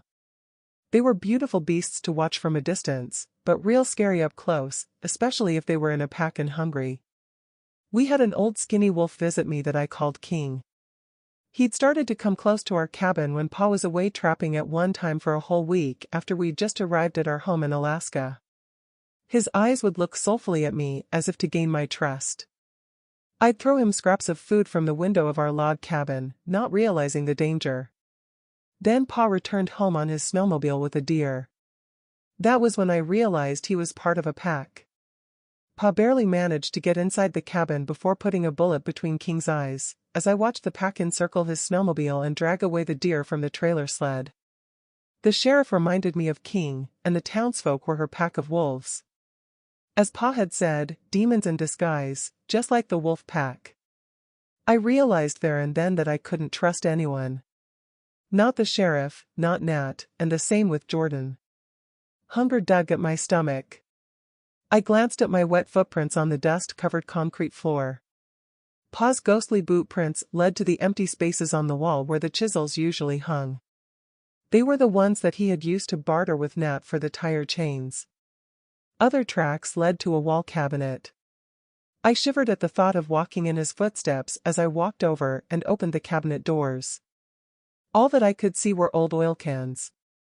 Shuffling them around, I couldn't think what use empty oil cans would be to him. Then I found Pa's money box hidden away and stepped back. I reached out and put the cans back in place and closed the cabinet door, then walked out into the barn. Standing at the barn door, I opened it slightly and peered out. At a guess, there was around 6 inches of snow on the ground. The last thing I wanted was to run down my food supplies from the backpack. The way the snowflakes were falling, if I hadn't gone to the house there and then, a snowdrift could have blocked me in the barn. Reluctantly, I hurried to the front door of the house. This hadn't been part of the plan. I felt defeated at returning. At least I had a good 24 hours to escape again. I took off my gloves, then screwed the lock catch back in place. My fingers were cold, so I stepped over to the wood stove, and using the tongs, I opened the door. A welcome blast of heat hit my face and I warmed my hands. I placed some more logs inside and closed the door. Over at the table, I dropped my backside on a chair. I was used to being locked up alone, and not easily scared, but the house had an eerie feeling to it that sent shivers running through me. Tick-tock, tick-damn-tock. The sound from the wall clock disturbed the quiet. My thoughts drifted to the sheriff's questions in an attempt to drown out the sound. She had wanted to know if Pa was divorced. Then how and where Ma had died. What she'd looked like. Where we'd lived before besides Alaska. Don't remember, had been most of my replies. Truth was that I didn't know the names of most of the towns where we had lived, never mind the states. Told her Pa got all upset if I ever tried to talk about Ma, and that was the truth. I began to wish I'd had the nerve to ask what she was doing with a likeness of Pa as a sketch in her file. It wasn't an exact likeness, but the trapper's hat he was wearing in the image told me she hadn't drawn it as a recollection of Pa after first setting eyes on him. It was colored in with the same red and black pattern as Pa's trapper hat that he'd discarded in Alaska when he'd bought his Stetson from a second-hand store before we left. Then there was the handwritten notes. The first one was headed Clarissa McCaffrey, and mentioned the church hall. The second note on the same page was headed Susan McCaffrey, the same name as on the signage for the grocery store. If only there had been time to read them. To make matters worse, the sign on the sheriff's desk said, and McCaffrey. I began to wonder at the time if all the townsfolk were called McCaffrey and they'd been begot from the devil himself. My left eye involuntarily twitched. It had been doing that ever since I arrived at the sheriff's office. With my elbows on the table, I leaned my head over, and grabbing my hair, I tugged at it until my scalp hurt as much as it had when Clarissa had a grip of it before they pulled her off of me. Hungry as I was, I didn't have any motivation to start cooking a meal. Pushing back on the chair, I rose to my feet and headed to my bedroom. I removed my snow pants and jacket and draped them on the bottom of the bed. Sitting on the mattress next to the headboard, I wiped the moisture from the glass and gazed out of my window. It was something I felt that I had been doing all my life. The flakes of snow seemed to be smaller and less dense, but already my tracks from the barn had disappeared. At least it was a sign that the snowstorm would likely subside and I could be on my way again. One thing that I decided was that I wouldn't take Jordan up on his offer. If the storm blew over by midnight, or whatever time, I would set off again to my original plan. Waiting around was tearing me inside out. The questions the sheriff asked got me to thinking. I'd tried many times to recall Ma, without success. I could vaguely remember Pa telling me that Mom had died in a car wreck, and the endless tears and grief that I suffered for weeks on end. Most of it was spent in a darkened room. He only let me out once I was all cried out. Beyond that, I sometimes grasped at images of me seeing a woman lying on a sofa, but try as I may to recall her, she didn't have a face. For all I knew, it maybe wasn't an image of Ma. We no longer had a television, but the image included a television in the room.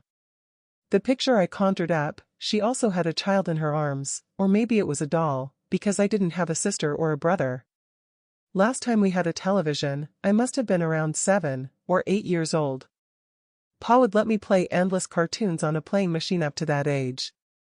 I knew most of the words they spoke off by heart. He once forgot to lock my bedroom door and I sneaked to the top of the stairway. I observed him stick a metal coat hanger somewhere in the back of the television, then he watched a grainy image. When his back was turned one day, I tried to do the same with the hanger and ended up thrown across the room. That was the last time I ever saw a television in any of our homes. A long drawn-out breath escaped my lips at recalling the beating he gave me. I wiped the moisture from the window again. There didn't seem to be any respite from the snow, though at least it wasn't heavy. I turned away from the window, then snatched a look outside again at the sound of a vehicle. It didn't belong to anyone I knew as it parked down by the barn. It was a cab with a flatbed at the back on the chassis. Some type of work vehicle. I stepped back at the sound of another vehicle approaching. This time I knew the vehicle, and gulped, then I fell backwards on the mattress. I had to act quickly, but my limbs failed to accept instructions from my brain. My eyes darted around the room. Jacket, pants, red dress, purse, and shoes. Then I looked down at my hiking boots and wanted to scream. Finally, I broke through the fog in my brain. Outside, I heard a vehicle door clunk. I scrambled to my feet and took a quick glance through my window. That's when I set eyes on him and felt sick inside. Chapter 24. The Visitor. Numb from the shock of Pa returning early with a visitor, I watched them walk over to each other, and then both of them stepped toward the house. A tear ran down my cheek. Pa always said that he's like an elephant that never forgets anything. Don't know where that saying came from or what significance there was between Pa, elephants, and memory, but I hadn't forgot the stature and features of the sawmill owner. The sight of him made me want to throw up. My eyes darted around the room, but there was nowhere I could hide that they wouldn't find me. Like a caged animal, I paced around aimlessly, my thoughts fragmented. The snow had stopped falling, but the trees were still swaying with the wind. I wondered if the snowstorm that prevented me from escaping was God's way of teaching me a lesson for abandoning him, by me not packing my Bible. My intended still had his tall spindly form, thin features, and a large hooked nose, framed by unusually narrow-spaced eyes. Only his face was more wizened now, and his long bushy beard was completely gray. I was all fingers and thumbs as I perched my backside on the bed to unfasten the laces to my boots. Finally, I managed to pull them off, then I dumped them under the bed with my jacket, scarf, and the red dress. The sound of their laughter drifted from outside. I scrambled to my door, opened it slightly, and listened. Pa's key scraped in the lock. The door creaked open on its hinges. "You can give me the dowry now you're here," I heard Pa say. "What, without seeing her?" "I'll give you it tomorrow after I've set eyes on her and we've said the words." Pa was still insisting, calling it a dowry. Maybe it was to ease his conscience. Then I thought that was stupid. He didn't have one. Stay here on the porch. I'll make sure she's out of sight. Clara, where are you? In my bedroom, Pa. I said in a sweet voice, but with my entire body trembling. Don't come down, I'll see you up there. Then Pa said, you can come in now and wait here. Clara's in her bedroom. I'll go and see to her. Footsteps clumped up the stairway. My heart raced so fast, I thought it would explode in my chest. I'd stepped back, dropped my butt on the mattress, and I'd picked up my Bible by the time he walked into my room. A shiver ran through me at recalling the image of our visitor. Pa was laden with large shopping bags, and he dropped them by the door. Good to see you're reading your Bible. Your intended has arrived. He looked down. What's that on the floor? I put the Bible back on the table, rose to my feet, and walked to the bottom of the bed. A warm flush developed in my cheeks at seeing the red purse on the floor. I bent down and picked up the purse and threw it on the bed. Previous owners must have left it here. Found in my closet. I turned to face him, trying to look composed, but inside I was shaking like a blob of jello, and sucking it up I looked directly at him. Anyway, I wasn't expecting you back until tomorrow. That was the idea. Thought it would save you getting nervous. Although it looks like it didn't work. Pull yourself together. Your wedding outfit is in the bags. You can try the clothes on, but stay in your room until tomorrow. I'll call you down when we're ready. I was guessing them arriving early had nothing to do with my nerves, just Pa being his usual devious self. Why can't I see him today? If I don't like the look of him, can I say no? He shook his head. It's custom for the bridegroom not to set eyes on the bride the night before, or you'll likely have bad luck. And as I said, you don't get to decide. You're doing this for the both of us. It's God's will. I thought his words ironic. I had seen him, and to say I was having bad luck would have been an understatement. He dug his hand in his jacket pocket. Pulled something out and held out his hand. Here, put this under your pillow. What is it? A vial of blood I managed to sneak from the medical center. After he's had his way with you, sneak it out and pour it between your legs and onto the bed sheet. Then pull down the bed covers and make sure he sees the stain. Why? Because he's expecting you being unsullied, that's why, idiot. Don't look so innocent. You know what's expected. He can't be knowing our family secrets. It's none of his business. You're never to mention it. It's between me, you, and God. I wanted to throw up at the reminder. He wasn't the only one with a secret. I'd never told him about my intended's visit to our cabin when Pa was working, so I doubted the sight of blood would be much use.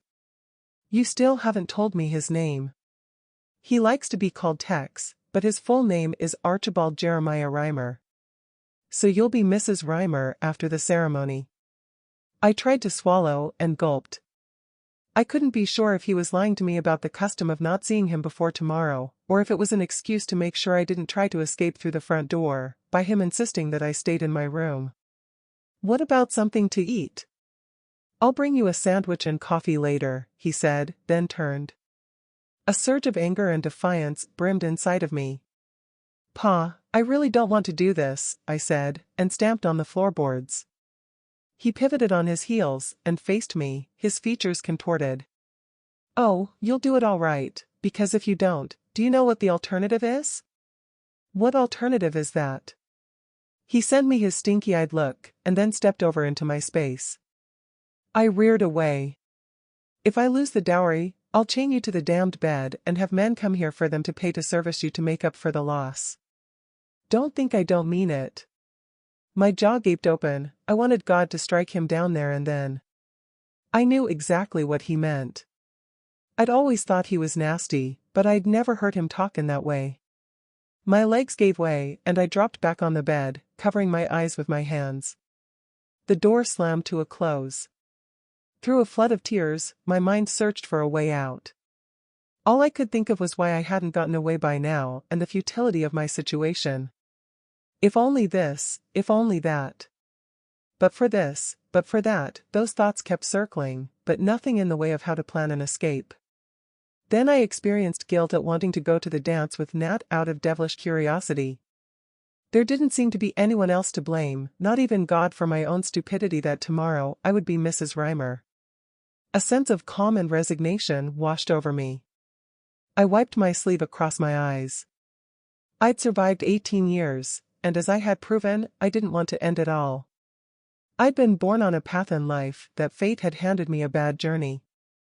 I knew I wasn't on my own after reading those books, the magazine, learning about Nat's situation, and from talking to Jordan. I also knew that I wanted a different life to the one I had experienced. If it meant getting married to an old man for now, then so be it, I tried to convince myself. It changed nothing, only the time and the day of striking out on my own, especially if I wanted to be a survivor and not a victim of fate. Rising from my bed, I walked over to the window. The porch roof was covered in snow. It was only maybe a foot from the windowsill, then a slope, and from there an 8-foot drop, unless I could somehow shimmy down the vine growing up the support. I imagined it would be just my luck to fall and break a leg. He'd nailed the sash window frame with 2 nails at the bottom. I could have kicked myself for leaving my backpack in the barn. Even if it had taken all night, I could have chipped away at the wood with my hunting knife to release the nails. The if only surfaced again. If only I'd have gutted Pa with the boning knife in the barn when I had the chance, none of this would be happening. But then I thought that I would have been locked up by now with the key thrown away. Looking out through the window into the distance, I hoped to see Jordan in the tree line. He'd know what to do. There wasn't anyone there. There never was when I needed someone. My resolve broke and I started to sob. Through the tears, I watched a blackbird land on the drive. I gasped, when almost immediately a yard cat sprang from nowhere and trapped it with its paws, then grabbed it by the neck. It didn't hang around, skulking off with it in its jaws, leaving behind a few stray feathers. If it was the same bird, this time the blackbird didn't have his sparrow friends to watch over him and he'd suffered the consequences. I'd felt an affinity with the blackbird in life. His death had been a warning and maybe a life lesson. If only I could have made it into the church, Jordan could have helped me to get away. It was no use thinking, what if? All I could do was to wait and see what the morning would throw at me. Chapter 25. The Wedding Ceremony. Pa and Tex had been drinking all afternoon and into the night. All I'd done was to sniffle until I was all cried out, my mind ending up empty of emotion. I'd had the bolt on my door when Tex stumbled into the spare room opposite mine. Pa followed shortly after and I heard his bedroom door close. It wasn't long after that, what sounded like a rasping bassoon orchestra of snoring filled the house, accompanied by the wind howling outside. Not that I would have slept much anyway. I'd wanted the darkness of the night to go on forever. But like all my wishes, I couldn't stop day following night. At daylight, Tex's door opened, and then the bathroom door along the hallway. Shortly after I heard him gargling, then his footsteps creaked down the stairway to the kitchen. Pa's door soon opened. I didn't hear him walking along the corridor, but my body leapt when I saw the handle twitch. "You awake?" he said. "Yeah." "Open the door." Still fully clothed, I hauled myself out of bed, and unfastened the bolt, then opened the door ajar slightly. Pa was standing there in his long johns, and with the hair on his head stood on end, looking the worse for the wear from his drinking session. "We're not going to have a problem today, are we?" I couldn't see that there were any options other than to comply. Not without I'd get a beating. "No." "Good. Sorry about what I said yesterday. The devil had gotten into my mind after all that driving with my back on fire. What I should have said was that it's what's expected in our religion under the eyes of God, so you weren't questioning me, but God's will. You do well to remember that Joseph was 30 years older than Mary was when the priest arranged their marriage, and look at how God blessed them. Anyway, listen, it's gone 11. We've all slept in. I'll get a quick wash and get dressed, then you can use the bathroom and change into your outfit. Call me when you're ready and I'll take a look at you. I never heard him use the bathroom. All I heard was him rummaging around in his room. I didn't believe him for 1 minute that he was sorry for what he'd said. Neither did I doubt that what he'd said would be my fate if I refused him. All done, he shouted. You can get ready now. Pa only took a wash once a week. He obviously didn't think it was special enough to get washed for my wedding. My shoulders sagged, along with the rest of my psyche, as I shuffled over to the window and stared at the woods. I didn't know what I could have done to get away, even if Jordan would have been out there waving at me to beckon me outside. Jordan would have realized by now that I wasn't going to take him up on his offer. That's if he had turned up. I doubted he would have come to see if I'd returned home, especially after Pa fired that round at him with his rifle. I wondered if maybe he thought I could have set off before he arrived and he'd gone looking for me along the highway. But then I thought, why should he have done? I was nothing to him and he was nothing to me. We didn't owe each other anything. It was the same with Nat. He'd not bothered to call around to see how I was after the fight. That just proved how much I must have meant to him. Pa had already proved just how much my own opinion counted. A big fat nothing. I was only valuable to him for the money he would get for me. Failing that, he'd sell the use of my body to anyone who would pay the price. With a heavy heart, and dragging my feet, I went to the bathroom to get washed. As soon as I'd finished, I wrapped a large bath towel around me, picked up my clothes, then scurried back to my bedroom and bolted the door. I hadn't even looked at the outfit he'd bought. By the size of the bags, at least I hoped for a fairy tale wedding dress, the likes of which I'd seen in the magazine. I guess it was too much to hope for when I saw the small packaging inside the shopping bags. Spreading them out on the bed, I opened them one at a time. All that the outfit amounted to was some white underwear, a thin white blouse, a very short red and black tartan skirt, and a cardigan with buttons at the front. None of them seemed practical for use after the wedding except for the cardigan and the blouse in summer. I hated bras and pants, having gotten used to wearing all-in-one thermals in Alaska in winter. Pa called out. I'll be up there in 15 minutes. Make sure you're ready. I set about plaiting my hair, tied the ribbons, then dressed. I only had a hand mirror, and propped it against my Bible. I thought I looked stupid at showing far more of my legs than my ugly knees.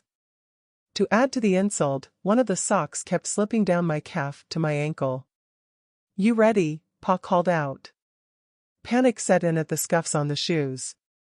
Spitting on them seemed to do the trick.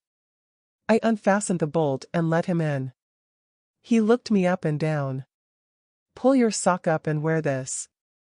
I forgot to put it in the bags. I've tied the knot. He handed me a tie that matched the colors and pattern of the skirt. A tie? I thought men wore those. It's not my idea. It's what Tex wanted. Put it on and stop sulking. I want you down there in 5 minutes, he said, and walked out of the room. As soon as I heard him pounding down the stairway, I lifted my pillow and picked up the vial. Stepping over to the closet, I took out a sanitary pad, unscrewed the vial and poured the blood onto it, then tossed it into the wastebasket. Clara, we're waiting, Pa shouted. I placed the vial in the red purse, then left it on the bed in haste. There was no wedding music playing like the magazine had said as I walked slowly down the stairway. I couldn't raise my eyes as I walked into the kitchen. Beautiful, I heard Tex's voice croak. Do a twirl. I felt a hand grab my butt and reared away. Pa stepped between us. You don't own it yet. Let's say the words over at the table. Then the dowry. A glance out of the window told me it had started to snow again. I knew that I wouldn't have gotten far if I'd tried to cut and run in that weather with the clothes I was wearing. Besides, the key wasn't in the door, so Pa likely had it locked. Pa took my hand in a vice-like grip and pulled me over to the table. He forced my hand on his Bible and told me to keep it there. Tex put his hand next to mine. Pa picked up a sheet of paper and recited a monologue, but the words were indistinct and passed right through me right up to him saying, "Marriage brings a husband and wife together in the delight of bodily union and commitment to the end of their lives, according to God's holy law." I could only hope that Tex's life was nearing the end. Pa coughed and spluttered through the rest, then he shook his script. "I think we can skip this part. There's no one here going to object. You can remove your hands from the Bible." "Have you got the ring?" he asked. Tex took his hand away, dipped into his pocket and handed him a gold ring. It was quite chunky. The first thing that passed through my mind was that I could sell it. Pa was probably thinking the same as I could see him weighing it in his hand. Then he placed it on his open Bible. I knew the value of gold. Pa and me had panned the rivers in Alaska. Once collected a thimbleful of it, and Pa reckoned when he sold it that it would keep us in supplies for a month. The rest of what was said was all a blur after Tex slipped it onto my finger. It was way too big. The sight of his gnarled hand holding mine repulsed me, but the weight of the ring had me snickering inside. Definitely more than a thimbleful. "I will," Tex said. Pa repeated the words, emphasizing the word obey, then waited for my reply. My mind went into meltdown. My cheeks flamed like a furnace. The words just wouldn't come out. I kept my head bowed, but glanced up at Pa. I could see the anger dancing in his eyes. A tear rolled down my cheek. I snatched my hand away from Tex to wipe away the tear, and the ring fell to the floorboards. For an old fart, Tex was nimble enough to bend down, then search for it on all fours. Pa glared at me, his lips so tight they looked like they were glued together. He wagged a finger at me, and then curled his hand to a taut fist until I could see the whites of his knuckles. Tex sprang to his feet. "I've saved the day. I have it." Any hope that it would have disappeared through a gap in the floorboards to halt the ceremony made me think it was God's will that I should be wed as Pa had said, even if it wasn't my own. Goodness knows what would happen next, I thought, wishing that I could have slithered through the floorboards and be away from there. Chapter 26. Pa stroked his trimmed beard, scrunched up his wedding script and tossed it into the wastebasket, then said, "I now pronounce you man and wife. You may kiss the bride." "Whoa, hold on a damned second. I didn't hear her say I will," Tex said. "Yeah, well, I heard her. You should turn up the volume on your hearing aid." I glanced at Pa in disbelief. "Okay, if you say so. I'll keep the ring safe and get it altered." Tex slipped the ring into his pocket and sidled up close to me. My skin crawled. I reared away and turned my head, his lips swiping my cheek. Pa coughed. "Ahem. Come on, Tex, we have business to attend to in private. Time for you both to have some fun later. You go to your room. We'll be having drinks shortly. We're staying here tonight, and then going back to his home at the sawmill first thing. I'll call you down for the toast. Can I get changed? My legs are cold." Tex took a tight hold of my arm and shook me. "It's no good asking your dad. You'll do as I tell you now. And stop inspecting your feet. You'll look at me when we're talking. The answer is no, you can't get changed. If you're cold, put more logs in the stove." Pa stepped into the fray as I raised my head and stared at Tex defiantly. "She understands. It's just nerves. She'll be fine once you've bedded her. Now come on, let's get our business sorted. It's in my truck." Tex let go of me and I rubbed my arm. Pa put his hand to Tex's back and ushered him to the door. He took the key from his pocket, opened the door, and they exited. Leaving nothing to chance until they got their business over with, he locked the door from the outside. Any notion I'd had during the night that Tex would be a kind sweet old man, and I'd just have to suffer sharing a bed with him, had just walked out of the room with him. I burst into tears and ran up the stairway and into my bedroom. Standing back from the window, I watched them reach his truck. Tex opened his door and bent over as if retrieving something from under his seat. He turned to Pa, handed him a package, and they shook hands. Tex set off back to the house, but Pa entered the barn. He wasn't in there long as he walked back out, a huge grin on his face, but no sign of the package, and he walked at pace back toward our house. They entered our house, and one of them walked up the stairway. My head pounded along with the footsteps drawing near. The door swung open.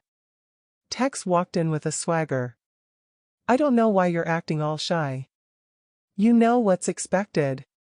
It's not as if we're strangers. Why are you sulking?" "Because I can't, you know." I pointed to the wastebasket. "I've started my bleed." He glanced in the basket. "Oh, is that all?" he said, and laughed. "Don't worry, there are other ways you can pleasure me tonight, just don't expect me putting my hand down there. Plenty of time for that when you've finished bleeding. Now get your ass downstairs for the toast. I've brought some good moonshine." He shook his head, turned and walked out of the room. I dropped to my knees and covered my face with my hands, then clasped them together to thank God. Last thing I wanted was to be with child. Using the mattress for purchase, I hauled myself to my feet and glanced out through the window. It was only snowing light. But for fate closing the door in my face, I thought I could have been at my destination by now. "Clara, get down here now. We're ready for the toast," Tex shouted. I hurried outside my room and down the stairway. If nothing else, I wanted him to think I was living up to the vow to obey him. Then with a little luck, I could gain his confidence and escape his clutches. Tex poured some of the moonshine from a jar into a mug. "Drink this, and it'll get you in the mood. Loosen you up some," he said, and slid it over to me on the table. I took a sniff. It didn't smell much different from antifreeze. Pa raised his glass, then said, to the bride and groom. They both downed their drinks in one. I put the mug to my lips and pretended to drink. "I'm hungry," said Tex, and poured more moonshine into Pa's and his glasses. "Get something hot conjured up to eat. Come on into my den," Pa said to Texas. "I've gotten something to show you. It'll more that help you get into the mood for tonight." Over the worktop while I prepared a stew, it ran through my mind that I'd gotten the wrong end of the bargain. Pa would have a free home and plenty of money. Tex had a slave, do his beck and calling. All I had was clothes that I hated, and not even a ring I could sell. I poured the moonshine down the sink drain. Glancing over my shoulder, he'd left the door open to his den. Don't know what they were looking at on Pa's laptop screen, but they were drooling and laughing. If only he'd have closed the door to his den. The screwdriver was in the sink cabinet at the top of his toolbox. It wouldn't have taken a minute to get the screws out, and I could have run to the woods. I let out a sigh. It was no use anyway with the clothes I was wearing. There was also a claw hammer under the sink that I could make use of to take out the nails from the window frame. Pa's pickup blocked my view of the woods. I wondered if Jordan would be out there with his friends as I set the stew to simmer on the stove. I opened the cabinet door under the sink, took out the screwdriver and claw hammer from his toolbox. Trying not to let them see, I slipped them under my cardigan, then shuffled away and up the stairway. I didn't see anything of Jordan and his friends, but then it was too much to expect to be rescued. Pa and Tex's drinking session went on for what seemed like forever. I dug away at the hardwood frame surrounding the nail head. He'd struck the nails in so deep, I couldn't get the claw to gain purchase to lever them out of the frame. "Clara, get down here now," Tex called out. I closed the curtains, and then put the hammer and screwdriver under my bed. "What is it?" I asked as I walked into the kitchen, though really I didn't need to ask. I could hear the stew sizzling. "Sorry," I said, and turned off the gas to the stove. "You'd better pay more attention when we get back to my house," Tex said. "You won't be using gas either. God only knows why you aren't using the wood stove." He was obviously drunk and swaying about. I put the pan under the water tap and turned the faucet, and the juices sizzled. No harm done. Caught it just in time. I put the pan back on the stove, lit the gas, and waited for it to boil. Still not hungry, I ladled out 2 bowls of stew and set them on the table with some bread. "You not joining us?" Pa said. "Not hungry." Truth was that I was terrified of the approaching hour. It was already dark outside. He'd soon want me to pleasure him. That thought made me sick to the stomach as I watched him slurp his stew like a pig at a trough. As he gorged on the last of his bread, I stepped over to the table and poured them both some more moonshine, a little on the generous side.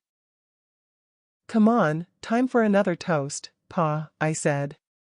Tex grabbed me and pulled me onto his knee. For all his years, he carried some strength in his arms. His hands were all over me. I looked at Pa, pleading to be rescued. Pa rose from his chair, walked over to the cabinet, took out a glass and filled it with drink, then handed it to me. "To a long life for all of us." At last he let go of me. I rose to my feet, raised my glass and repeated the words, but with one arm behind my back and my fingers crossed. We all downed our drinks in one.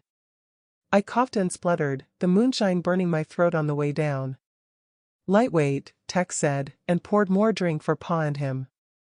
"Best you go to our room and leave the men to do the drinking. I'll be up there soon enough." The last sentence he spoke filled me with dread. I couldn't believe that life could be so cruel, and wondered if I should have ended it all when I had the chance. But then I wasn't finished yet. I still had one last trick up my sleeve. Chapter 27. I picked up the empty dishes from the table and took them to the sink. A shadowy figure darted between Pa's pickup and Tex's truck. In the reflection of the window, I could see Pa and Tex with their back to me. I thought maybe the wind was whipping up shadows from the trees and squinted. They were now swapping body jokes behind me, and then burst into song. I near jumped out of my skin when I saw a figure creep between the truck and the pickup, then to the base of the porch. He was late, 12 hours too late. Still, it wasn't his fault. I'd told him that the ceremony would be Monday. Jordan held up a sheet of paper on a spiral notebook. "Can you get out?" it read, written with a felt tip. The old farts weren't paying any attention when I glanced over my shoulder. I turned back and shook my head, and mouthed, "No," while making signs with my hands to signal that I couldn't unlock the door. He scribbled away on the notebook. I turned the faucet and ran some tap water and rinsed the dishes as he ducked under the balustrade and crept onto the porch. He held another message below the window. "I heard the sheriff took you home." I rolled my eyes. There wasn't any way to answer him. He scribbled some more. "We've let down their tires." I smiled to a rendition of 10 green bottles in the background. He wrote some more. "No vehicle. Transport here at 10 sharp in the morning." He turned the page. "Can you get out then?" I nodded, although I wasn't sure if I'd get the opportunity, or if we'd be gone by then. Hopefully the flat tires would stop us leaving.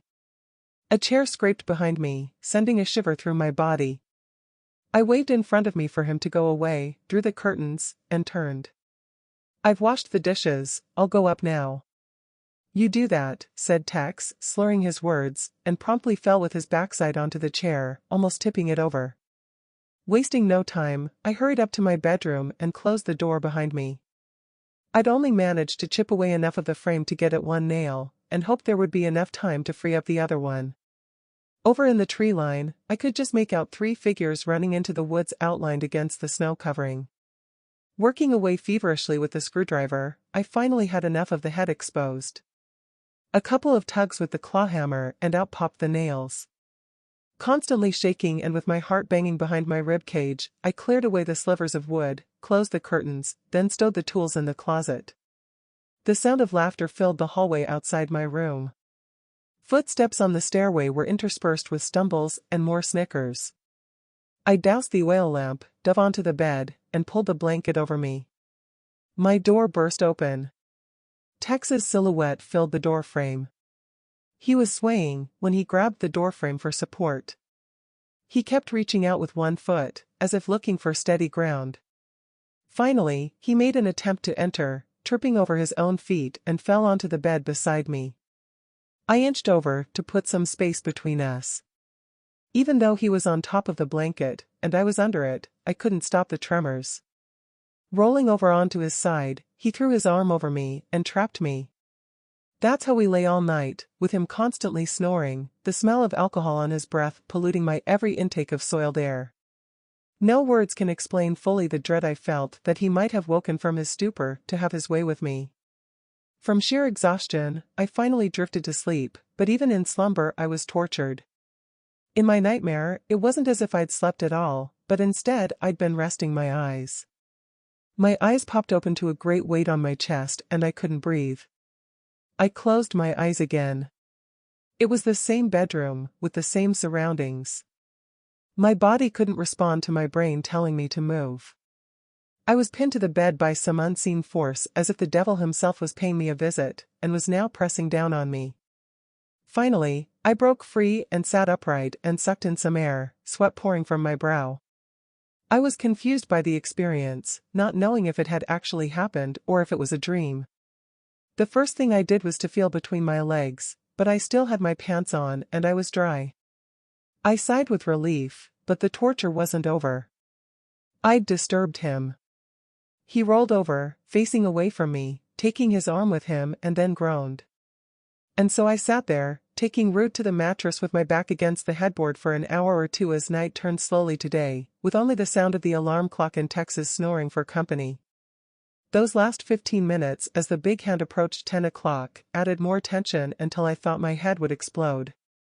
At 9:45, I heard Pa's door open and him plodding down the stairway. Tex was still out of it when he suddenly turned and put his arm over me. I waited 5 minutes, with the hope he'd roll over again, but he wasn't for moving. Gently, I took a hold of his hand and moved it away, then after inching the bed covers off of me, I slowly moved my legs off the mattress until my toes touched the floorboards. I rose to my feet to the creak from hell. Standing frozen to the spot, I prayed I'd not disturbed him. A thought crossed my mind that Jordan wouldn't turn up. Regardless, spending the night in the same bed as Tex had told me that I was going anyway, him turning up or not. I doubted that either Pa or Tex would be fit enough to keep up with the chase if I could make it to the woods. With the alarm clock ticking away, I knew I had to move fast. My body leapt when Tex groaned, then said, "Wow, what a night. I think your dad drank me under the table." My head still spinning. Watcha doing out of bed? I was going to get dressed and fix you some breakfast. Pa's already up. No need, get back into bed. I need the bathroom, then we can have some fun, he said, and winked. Throwing his spindly legs over the side of the bed, he rose to his feet and I followed him to the door as he exited. As soon as I heard the bathroom door open, I bolted the door. Every muscle in my body ached as I rushed over to the bed, pulled out my clothes and boots, and changed. I heard the flush of water from the toilet as I threw the curtains open and grabbed at the window sash to lift it open. Damn thing wouldn't move. My eyes danced around looking through the window, but there was no sign of Jordan, or a vehicle. Whatever, I'd have rather have risked death than to have stayed there. I glanced over my shoulder to see the handle of the door turn. "Clara, open the door." "I can't, it sticks sometimes." "Go get Pa, he knows how to open it," I said, trying to stall him, and with all my strength, I dragged the bed over to the door. "Ya little bitch, watcha doing? Get this freaking door opened now." I'd already grabbed the hammer from the closet, and took a swing at the glass, covering my eyes with my arm. I bashed out the remaining slivers, pulled the blanket off of the bed and laid it over the bottom of the frame. I glanced at the clock, then at my Bible. It was 1 minute to 10. I stuffed the Bible under my jacket to the sound of pounding on the bedroom door. Then there was an almighty crash as the bolt snapped off of the frame and the bed leg scraped on the floor.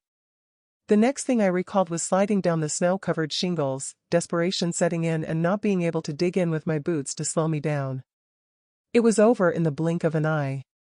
My backside hit the ground with a thud, sending a jolt through my spine.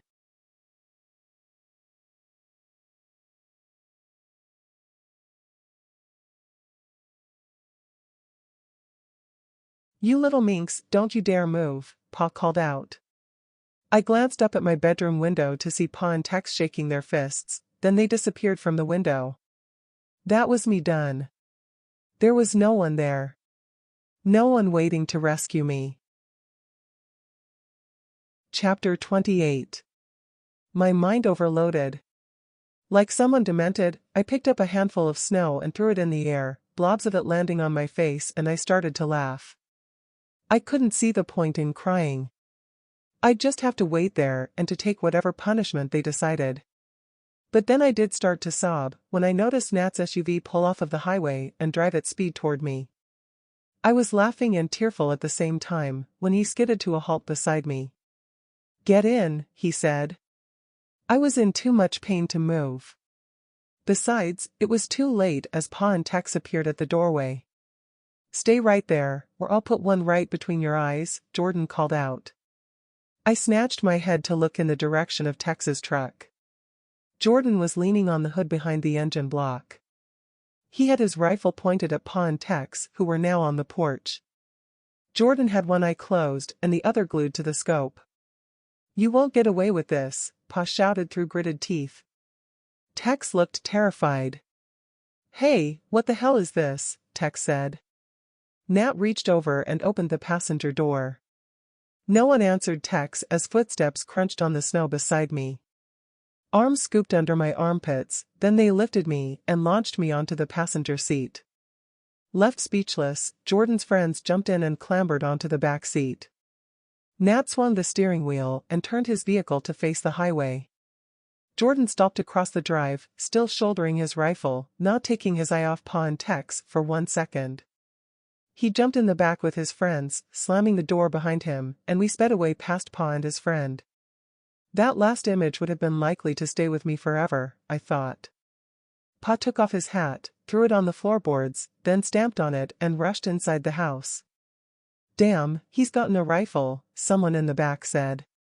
We skidded past the gatepost and onto the road. Nat nearly lost control and swung his steering wheel violently to bring it out of a skid. I couldn't stop laughing. "What's there to laugh at?" Nat asked. "The rifle chamber's empty." I took the round out when he was away. The guys started to whoop, though I doubted it was out of bravado, but relief at having gotten away unscathed. "Where are we going?" I asked. There was some pushing and thrusting in the back. Jordan had moved between his friends and leaned through the gap between the seats. "We'll hang out in town. I don't get Mom's car until later in the afternoon, then I can take you to you-know-where." "What's that mean when you say you-know-where?" Nat asked, and he looked displeased at hearing that. "It's somewhere secret for her to hide away, and it wouldn't be a secret if anyone else knew, dumbass." "Hey, less of the name-calling. You never said." "I've told my mom she can stay in our spare room." "In your dreams, asshole." Nat jammed on the brake pedal and slewed to a halt. I'd been wondering how they'd managed a truce. "All right, that's enough. We'll see who's an asshole. Get out and we'll settle it right now." "She comes with me," said Nat. Nat didn't look to be in any shape to fight with his wrist still bandaged and the cut under his eye, surrounded by a patch of purple, black and yellow skin. "Whoa there you two, settle down. For one, I'm not in any shape to go hiking to where we'd said, and I don't have my backpack. And secondly, I'm grateful to all of you for saving me, so I'm not going to come between you both and stay at Nat's house." "What then?" Jordan asked. "I don't know," I said, and winced. The pain running through my butt was excruciating. "What's wrong?" "Have you twisted your ankle?" Nat asked. "No, I fell on my backside and I have a pain in my butt running down the back of my leg." "That's sciatica," Jordan said. "I had it once. Fell off of a haystack. It'll take a few days of rest to go away." Nat huffed and turned to Jordan, then said, "Are you sure you didn't fall on your head at the same time, 'cause you've still gotten hay clogging up your brains?" "Like I said, she'd be better off resting up at mine." "F off, dipshit. All you want is a babysitter for your mom. Please, can we just get away from here?" I pleaded. Nat gritted his teeth, not responding to Jordan's jibe, and put his foot on the gas pedal, and then we headed for town. The banter had taken away everyone's adrenaline rush, with no more words spoken as we hit the outskirts of town. "What about the priest?" a voice said from the back seat. "What about him?" Nat said, and pulled over to the sidewalk, then threw his arm over his chair and turned. "I'm Drake, by the way," said one of them behind me, then he smiled as I turned, and he shook my hand. "And I'm Rick," the other one said. He reached over, took my hand by the fingers, and turning it over, he kissed the back of it, and then grinned. Jordan slapped him on the back of his head. "Hey, less of that, moron," Jordan said. "Go on then, what about Father David?" Nat asked. Drake shrugged his shoulders. "Dunno, but maybe he can help. He's rattling around in that big old cottage of his on his own. Isn't the church supposed to look after people in need? What's that word they use?"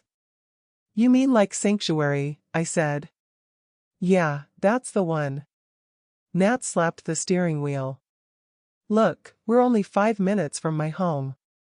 I'll take her there." "No, wait, Drake's right. Maybe the priest can help." "How you gonna work with 2 sick women to look after?" Jordan said. "At least we could ask him." "Okay, but if he can't help, she comes with me."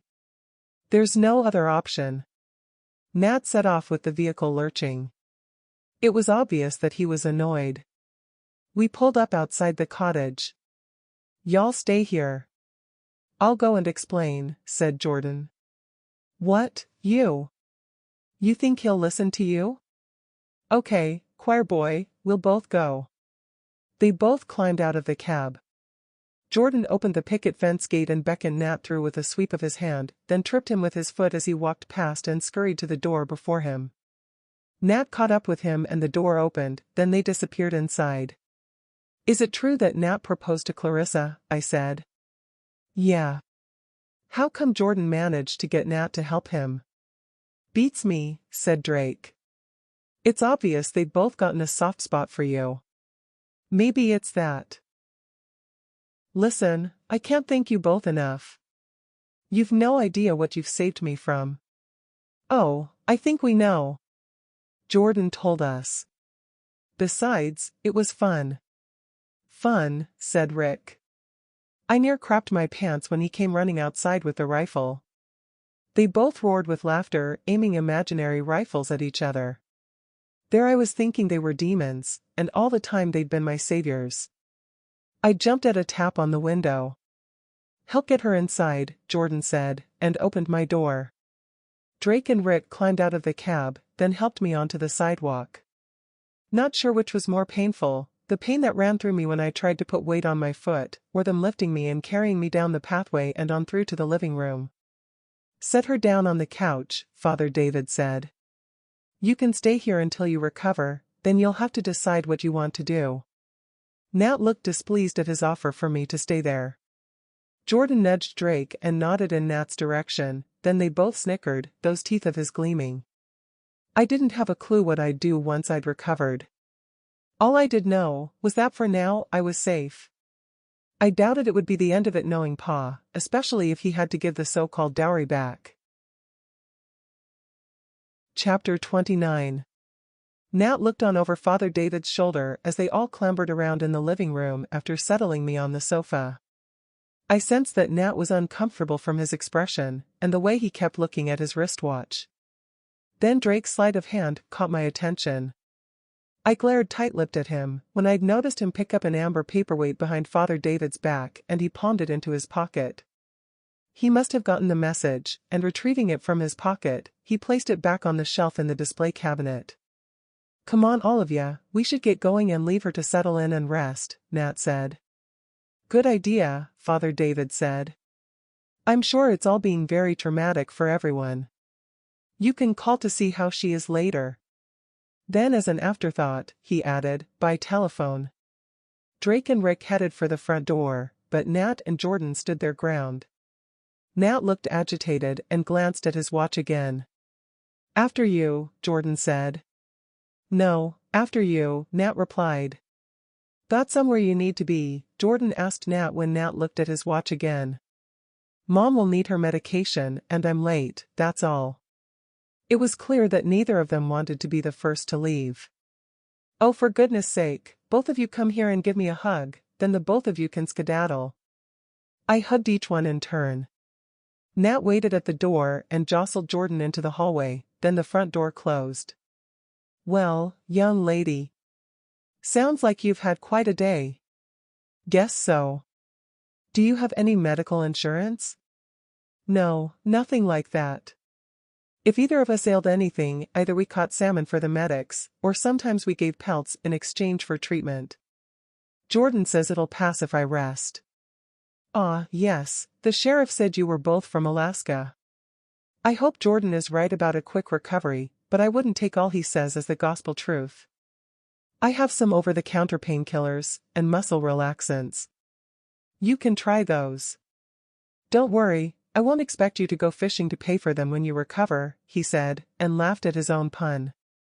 I was grateful for the pills, and swallowed them dry. It was looking as though everyone had Jordan down as the bad guy. Without his concern, I'd have been on my way to the Sierra Nevada mountains by now. An urge to defend him surfaced. I know people don't like Jordan around here, but if it wasn't for him, I'd never have gotten away. Well, yes, I'll credit him with that. It bugged me that he knew we were from Alaska. He'd likely talked to the sheriff about us. But then thinking about it, that was probably from the sheriff making inquiries about the fight at the community hall. The note headed, Clarissa McCaffrey in the sheriff's file was probably her statement, though more likely it was her complaint pointing the guilt in my direction. Having the same surname as the sheriff, I wondered if they were related. Thinking about my encounter with the sheriff, I shuffled on the cushion. Panic rose inside of me that he'd tell the sheriff about what I'd done and she'd insist on taking me home again. Listen, you won't tell the sheriff about me leaving home, will you? Only, I don't want her taking me back there. No, don't worry. Jordan told me what happened. I can now understand why you asked those questions about arranged marriages. You're safe here. Looks as though they saved you in time. How wrong he was. I was too embarrassed to tell him there and then that I was now Mrs. Reimer. I hadn't even had the courage to tell Nat and Jordan that we'd had the ceremony. I slipped the Bible from under my jacket. Could you put this on the table for me, please? He took it from me, looked at the spine, then opened it and flicked the pages, stopping every now and then. Father David looked troubled. I see this Bible is well thumbed. Tell me, what are the passages underlined for in red on some of the Old Testament books? Oh, those. You'll find them all the way through. Pa used to mark some of them for me when we had study lessons. Really? I see there are some pages missing. The book of Leviticus has all the pages torn out. Yeah, Pa said that not all that was written in the Bible was to be followed. He said that the devil had gotten into the heads of some of the scribes. He said there were many false Bibles out there with the different religions all claiming the truth. Pa said that God came to him and gave him the truth. Father David lifted his eyes over his half-rimmed eyeglasses. Did he now? So I take it you've not been brought up in the Catholic faith? I hope this wasn't a prelude to him preaching at me. I'd had enough preaching from Pa to last a lifetime. No. Pa says we're nearer to Protestant. Tell me, have you ever been baptized? Recollection of the event as if it were branded on my brain had me shuddering. Pa had filled an old tin bathtub with water after we returned home from a long car journey. It was one of my earliest memories as a child, and one of the first things he did before telling me about Ma dying after her accident. I could still recall standing there naked with my feet in the tub of freezing cold water, then him forcibly immersing me. Yeah. Pa did it. Ducked me under the water in an old tin bath we had and said the words. Why? I won't trouble you with it now, how are you? Just a dull pain here, I said, and pointed to my butt. I think the rest and the tablets have helped. Can't feel the pain in my calf, but I daren't stand. He closed the Bible and placed it on the table. Next to it on a small sloping desk was a large embossed leather book, the likes of which I'd never seen, and it was covered with a glass case. "Is that your Bible?" "No, it's not my personal property. I'd say that I was more of a custodian. It was brought here from Ireland by the original settlers of the town, and gifted to the church." "Would that be the McCaffreys?" "Ah, so you know of our history? I suppose that as Nat's a McCaffrey, he's told you about the town's past." "No, he never said. But now you say that, it seems as though everyone I've met is called McCaffrey. Is that an Irish, or a Scottish name?" "'Tis Irish," he said, in a funny accent. "But no, the townsfolk aren't all called McCaffrey. We have our fair share of O'Neills, and a whole host of others. The town was first established near to where the hunters had staked out some territory." "You mean trappers?" "Well, yes, they were trappers, but their family name was Hunter. That's where the town's name came from when they bequeathed the land to us. Then there was a falling out with the hunters during a harsh winter when food supplies dwindled, and the town ended up in a feud over trapping rights between the McCaffreys and the hunters. It was quite a bloody affair. There's been an undercurrent of bad blood ever since, but it's kept behind closed doors." My mind drifted to the sign for Hunter's Farm where Jordan lived. "So is Jordan a hunter?" "Yes. I'm surprised you didn't know that already. I wondered if maybe that's where the rivalry came from between Nat and Jordan." "So is Clarissa related to Nat?" "No, she comes from a different far-removed line of McCaffreys who arrived later. Listen, I'll let you put your feet up on the sofa and rest. I'll be in my study if you need anything. You can sleep on there until you can make it to the spare bedroom. I'll get you a blanket later." There was a knock on the front door.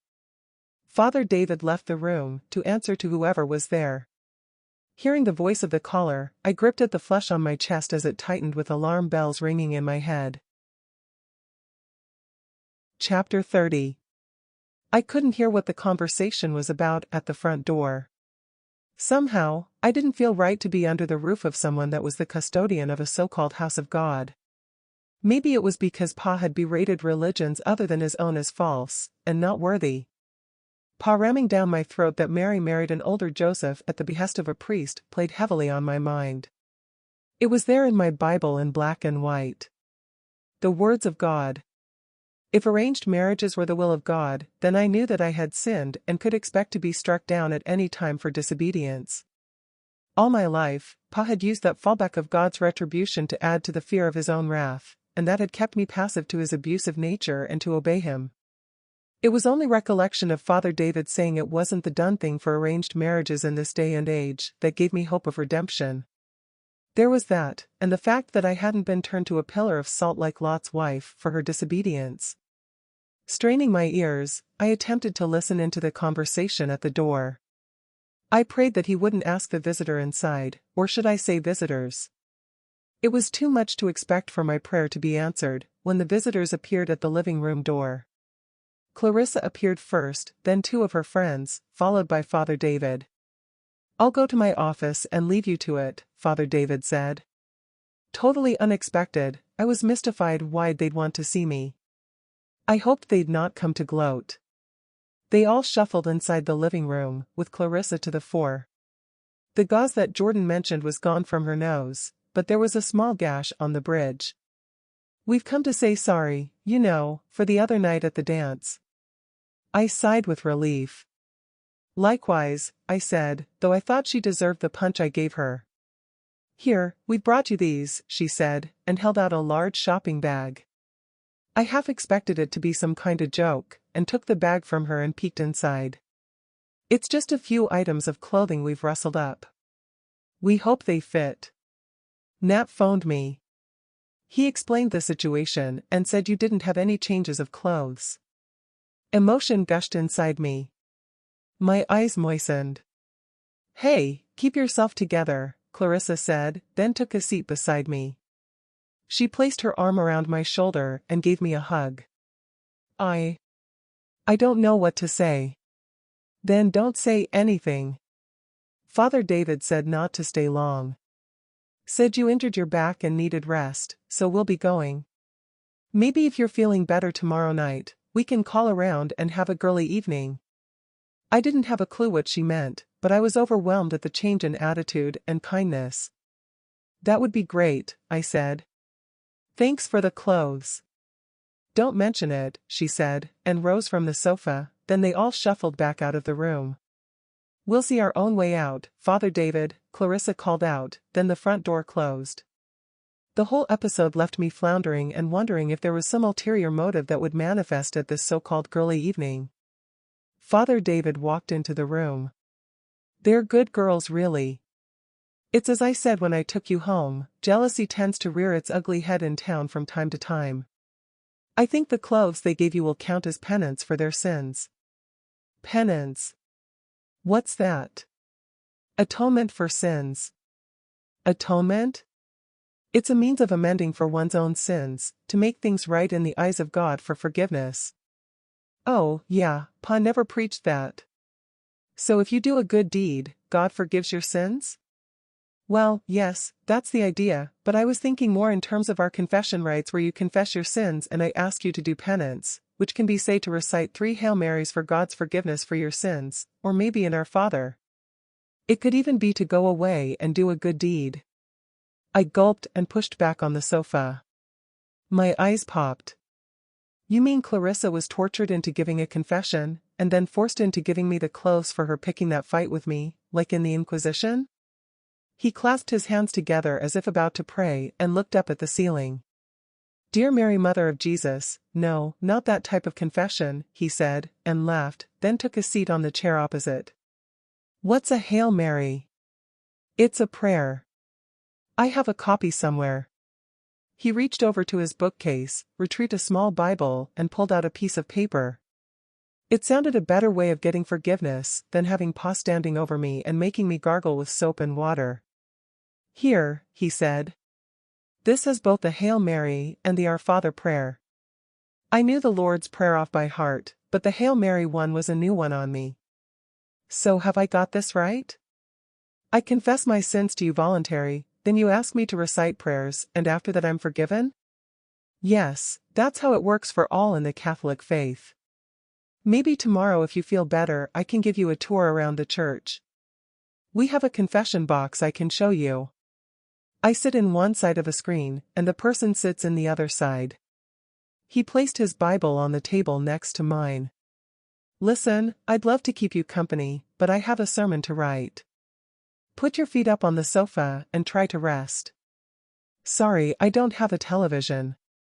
Can I get you a sandwich and coffee? I couldn't eat or drink anything just now. I didn't sleep last night, so I'll just try and relax. Then hopefully I'll get some shut-eye. Good, good. Mrs. O'Hearn brings me a meal in the evenings. I'll phone her and ask her to make some extra. Father David rose from his chair and stepped out of the room. Not having a television didn't bother me in the slightest.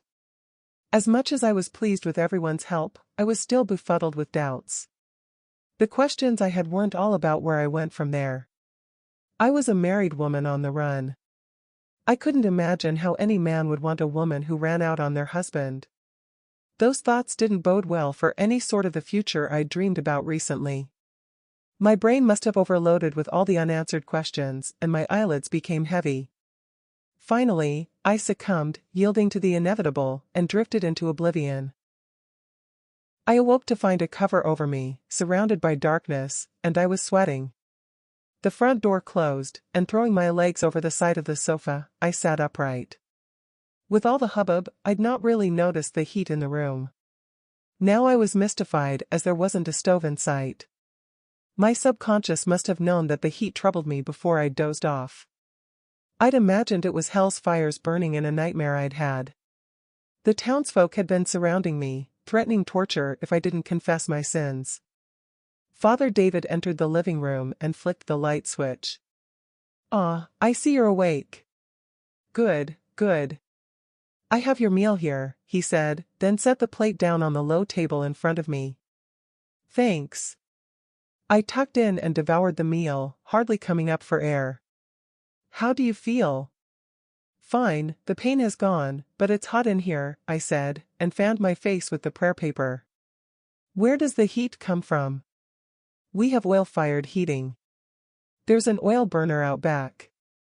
It heats water in a boiler and pumps it through pipes to radiators in all the rooms. I'll turn down the thermostat. Relief washed through me. It wasn't worth asking what he meant by a thermostat, because I sensed awkwardness in Father David's demeanor. I hoped it wasn't at my ignorance. Not wishing to pry, but when were you due to be wed? I hesitated to tell him the truth that I was already wed. Pa had told me about Chinese whispers on the outside, and that was one reason for us not to have contact with them. The few hours I'd spent in town had so far proved him right. Jordan had told his friends and Nat about my plight. In turn, Nat had told Clarissa, and she had told her friends. The sheriff had obviously spoken to Father David about us coming from Alaska. I guessed that the entire town would know by now. I mean. The word stuck in my craw again, just as they did at the ceremony. It was a fight with my conscience as I looked around, wishing I had a magic spell to make me disappear. Father David's landline rang, giving me more time to think on how to answer him. He picked up the handset and answered the phone call. Yes. Oh dear. He looked at me over his half-rimmed eyeglasses, and then glanced away. Okay, if you hear anything else let me know, he said, then placed the handset on the cradle. A troubled expression appeared on his face. He hummed and awed a few times. It looked as though it was his turn to have the words stuck in his throat. Is everything okay? I have some news about your dad and his friend that could mean trouble. Chapter 31. Not wanting to miss a word of what Father David had to say, I leaned forward. My brain was still mashed with all that had happened. I guessed it would have been too much to expect for Pa to have gone with Tex to his sawmill and forgotten all about me. It wasn't Pa's way. An eye for an eye and all that. Still, it was no good guessing what news Father David had of them. He had his handkerchief to his mouth, coughing and spluttering. I didn't know if he was coming down with a cold, or if it was nerves, with him now regretting having told me that the call was about Pa and Tex. Well, what have you heard? Excuse me, sorry about that. Maybe I shouldn't have said, but forewarned is forearmed. That was Tiff McCaffrey from the garage. He was called out to your homestead, something about flat tires. I stifled a snicker, and attempted to keep a straight face. Apparently, your dad was asking if he'd seen you, and they gave him a description. Same thing with Jordan and his friends. Oh, and Nat too. He actually named Nat. Your dad was asking where they lived. He did that coughing thing again. And? Sorry. Of course, Tiff told him he didn't know anything. The strange thing was he described you as the other person's wife. He glanced directly over his half-rimmed glasses again, but this time with an arched eyebrow. They said they'd come looking for you and the others first light tomorrow. Is there something I'm missing in your story? It was those Chinese whispers again. I imagined that Jordan had told Tiff to expect a phone call. Now I definitely knew all the town would know that I'd ran away from my husband. Especially when Pa and Tex came to town asking questions and getting into conversation with some made-up trickery. Pushing back on the sofa, it was my turn to cough and splutter, then the floodgates opened. I was thankful he didn't come to me to offer comfort. The last thing I wanted was the sympathy of a man. Pulling myself together, I took a deep breath, then wiped my sleeve across my eyes. You might as well know. I'm married. I'd sucked in faltering breaths between the words and tried to hold it together. Pa pronounced us man and wife on Sunday. I'm Mrs. Reimer now. He curled his fingers into a fist under his chin, leaving one free to tap his lips. Go on. I didn't say, I will. I only managed to say the I, but Pa insisted he'd heard me say the words. I take it your dad holds a license to perform ceremonies in Colorado and you both signed the certificate? Didn't sign nothing. I wouldn't know anything about him being licensed. Really, he said. I sniveled a little. We haven't had, if that's what you're thinking. He was too drunk. Well, that's a relief. So you haven't consummated the marriage. In that case, from all you have said, I can tell you with certainty that in the eyes of the law, and in the eyes of God, you're not married. So you can rest easy. But how can I not be married just because we haven't, I said, and blushed. Wasn't Joseph married to Mary, and she remained a virgin even with the birth of Jesus after they were wed? Father David let out a childish snicker. Well, yes, but you have to consider the circumstances and to factor in that it was important for Jesus to have a legal father and mother, given the customs and laws of the day for the Jewish nation. Bear in mind that this was pre-Christianity. We now live in the United States of America in the 21st century, and there are laws of the land, which are in this sense no different from those in ancient Israel. Marriages have to be entered into with both parties in agreement. That's why by law in the U.S., both have to be present in person at the register office to show them the certificate, and to have it recorded for it to be legal. And that has to happen within 21 days of a ceremony. So are you saying I'm definitely not married? I asked, followed by my mouth gaping, and fixing a wide-eyed gaze at him, desperately hoping this wasn't some sort of trickery that Pa would use. That's what I'm saying. I'm also saying that other than what you said about Mary and Joseph, which was at the priest's behest, the Bible doesn't mention anything as to his stance on arranged marriages. That's not to say there weren't any in those days that are mentioned as historical stories. You should also note that the contract Mary and Joseph entered into was consensual. Your arrangement certainly wasn't that. The weight pressing on my shoulders and the dark cast behind my eyes lifted. The landline rang again and he answered the call. Covering the mouthpiece, he whispered, "It's Jordan. Are you up to talking to him?" "Sure." He passed me the handset. "Hi," he said. "How do you feel?" "On top of the world." "That's a difference." "Listen, I don't like to tell you this, but stay inside tomorrow. I've had word that your dad and that old creep are coming looking for you in town. Don't worry, I've spoken to Nat and we'll get word around." "Well, Nat will. No one will listen to a hunter. None of them will give you away. I already know." Father David was tipped off.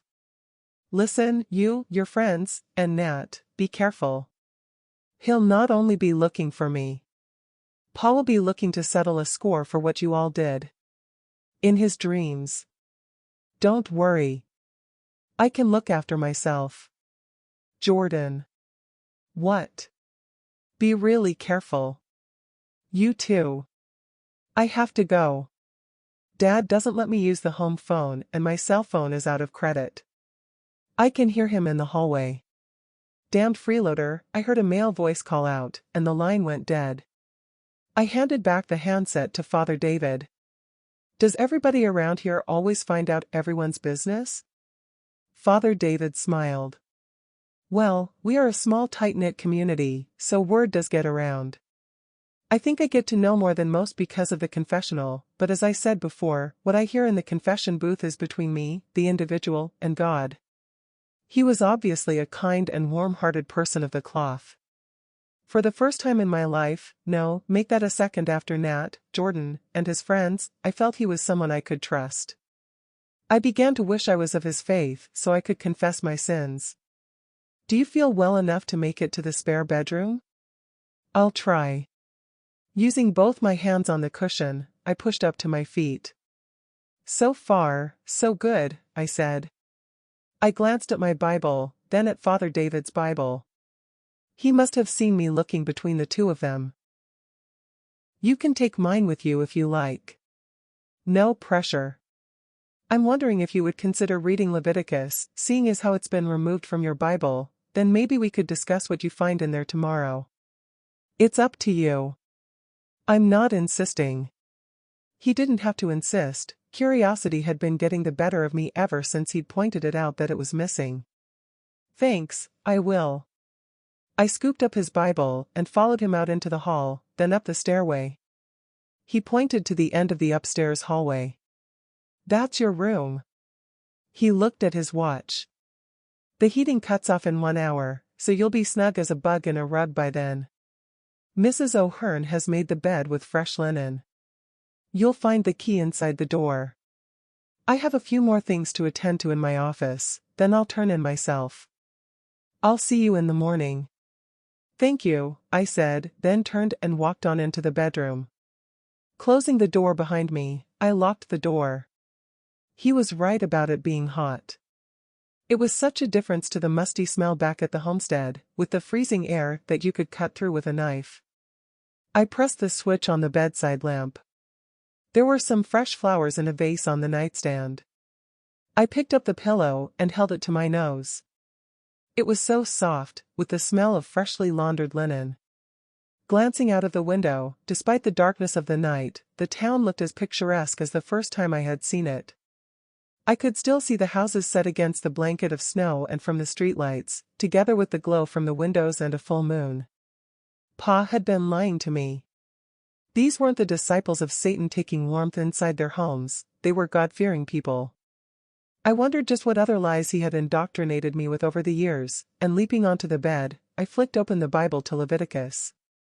If nothing else, I hoped to find out why Father David had led me to reading the book, without him insisting I did so. Chapter 32.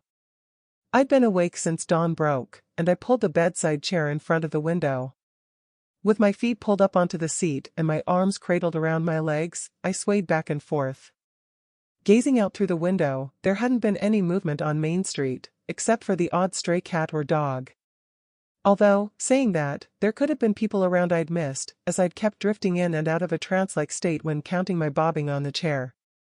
The rhythm of the movement emptied my head, but not for long as I kept losing count.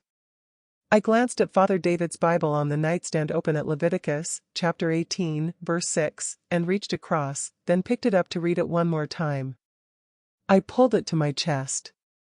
Tears welled and ran down my cheeks. I looked up at the ceiling and closed my eyes. I prayed that God would put a gun in my hand so that I could do away with Pa, if, or should I say, when he turned up in town. I opened my eyes and placed the Bible back on the nightstand. I felt dirty, as though my very soul was soiled. Rising from my chair, I stripped and wrapped a blanket around me, then unlocked the door and hurried to the bathroom. Stepping under the shower, I scrubbed my body with a soaped nail brush until my skin was raw to the touch, in the hope God would understand my pain, and that he would forgive my ignorance. After drying myself, I trudged back to the bedroom and then dressed. A rap on my bedroom door snapped me out of my thoughts. Father David? No, it's Mrs. O'Hearn. Breakfast is set, dear. Okay, I'll be down soon. I didn't want to go down for breakfast. If only I hadn't left my backpack at the barn, I could have sneaked away through the back door, hopefully to leave the embarrassment of what I'd discovered behind me. No wonder Pa had torn Leviticus out of my Bible. Rummaging through the bag of clothes from Clarissa, I dressed, and then one last time I glanced through the window. The sheriff pulled up outside her office in her SUV. She climbed out of her cab, unlocked the door to her office, then entered. She wasn't in there more than a minute as she rushed out to her vehicle, and then drove off in the opposite direction of our homestead. So much for wishing that she had something on Pa in that file of hers that would lead to his arrest before he showed up in town. The street was busy now. People going about their business. Opening stores. Clearing away the snow from the sidewalk. A truck passed by with a snowplow to the fore, pushing all before it, and spreading rock salt on the road. It was time to face Father David and to hope that I could avoid questions about what I'd found in Leviticus. At first, I labored down the stairway, but then I breathed in the aroma of bacon and coffee vying for my sense of smell, and I hurried along the hallway to the dining room. Slept well, I hope? Father David said. I nodded, not wanting to tell him the truth. I've made you bacon and egg, dear, said Mrs. O'Hearn, as she poured coffee into a mug next to my plate, then beckoned me to sit at the table. Thanks for all this. Least I can do is to clear up the breakfast dishes and wash them when we've finished. I won't hear of it, said Mrs. O'Hearn. She turned to Father David. After you've finished and I've cleared up here, I have shopping to do. I'll collect your vestments and the choir's garments around 11 and take them for cleaning. Father David nodded in the middle of taking a bite of toast. Avoiding his gaze, I concentrated on eating my breakfast. Father David drained the last of his coffee, then pushed back on his chair. He picked up a napkin and wiped his lips. Well, young lady, what are we to do with you today? I shrugged my shoulders, still chewing on the last sliver of bacon that had long since wanted to slide down my gullet. Ah, yes, I'd said that I'd show you the church. We can go now if you're finished. I have the vestments to gather, and I'm expecting someone visiting to discuss repairs that I need to be done on the spire. Better that you stay by my side in case your dad turns up in town. I could hardly tell him that I just wanted to hide away in my bedroom. Especially after the kindness he'd shown me. Incidentally, I've spoken with our bishop this morning. We have a home in Denver that we sponsor, and he says there is a place for you there. It's completely free, and they have counselors to help you to adjust to a new self-reliant lifestyle. Most of the women there are taking shelter from violent and abusive families. What do you think? I didn't think anything. He did that, looking up again at me over his half-rimmed eyeglasses, with his head bowed, waiting for an answer. It wasn't company that I was seeking, or counseling, but solitude. I'm a bit mixed up at the moment. Can we talk about it later? Oh, yes, sorry. You're welcome to stay here a few days. So there's plenty of time for you to get your head together. Reality set in. A few days could mean 2 or 3 at most. What then, I thought. Pa had talked about freeloaders. That's what I imagined I'd be while ever I stayed there. He rose from his chair and shuffled to the side of me. Shall we? He said, and beckoned me with a sweep of his hand to go with him. There's no heating in the church, I'm afraid, so grab your jacket from the stand in the hallway. We made our way to a side door to the church, through the backyard. For all that the town was supposed to be dying, the wooden fascia boards had the appearance that they were freshly painted. My eyes widened as we walked inside. A sense of serenity washed over me as I gazed around. All the walls were painted white, but the ceiling was painted light blue, as if it were open to the sky. Representations of clouds were evenly spaced, with the edges painted gold, and with the images of angels in the center.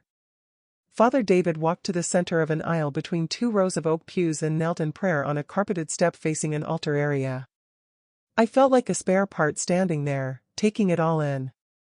In the center of the altar was a brass crucifix, framed with candlesticks and statues either side, with Jesus holding out a hand, and the other of Mary holding her child. All the windows in the altar area had beautiful stained glass depictions of saints, bathing the altar area with rainbows of colors. The rest of the windows were ordinary glass, letting the natural light stream through. What seemed out of place was a large gnarled and twisted wooden cross, maybe 10 feet high, to the left and front of the altar, and draped with a white soiled cloth. Father David made the sign of the cross to his chest, then rose and turned to me. The wooden cross looks out of place with that dirty rag draped over it, I said. Ah, yes, the cross. It was brought here by the first settlers all the way from Ireland. The cloth is the cover from McCaffrey's station wagon that brought it here. That cross is very dear to all our hearts. We carry it together with a crucifix in our Good Friday procession. He stroked his chin. You look troubled. Is there anything you wish to talk to me about that's troubling you? I was thinking last night. As you said, you're a Protestant, and you've been baptized, so I could take your confession. Seeing as how you're starting a new life, this could be an opportunity for you to absolve yourself of all sin for what lies ahead going forward. Father David went on to explain what he meant and how the confession ritual would unfold. He pointed to the confession booth. I looked down at my boots. It didn't sound as though I'd have to explain the sins of my pa, only my own. Okay, I said, and looked directly at him, raising a faint smile, but inside I was trembling as I stepped over to the booth and took a seat. I drew in a deep breath, soaking up the smell of lavender wood polish, not really knowing how to start off my confession. I knew what was troubling me and blurted it out. I have one sin that is with me daily that I can't get out of my head. I wish my paw would expire. Not only that, I have visions and thoughts of me doing the deed by my own hands in any number of ways. Do you wish to tell me why? I sucked in faltering breaths, overcome by emotion. No. Not really. Well, what I can tell you is that Satan manifests in many ways to get into your mind to do evil deeds. You must fight to push him away. Turn your cheek the other way to those who sin against you. I'm going to ask that you find forgiveness, and to walk out of here with love in your heart, and to recite an Our Father and 3 Hail Marys from the prayer paper that I gave you, for you to ask for God's forgiveness, and then you can walk out of here renewed in the faith of God. It seemed to be such a small price to pay, except I'd left the prayer paper and his Bible at the side of my bed. Thanks, I'll do that. Good, good. I'll leave you here to contemplate while I collect the vestments.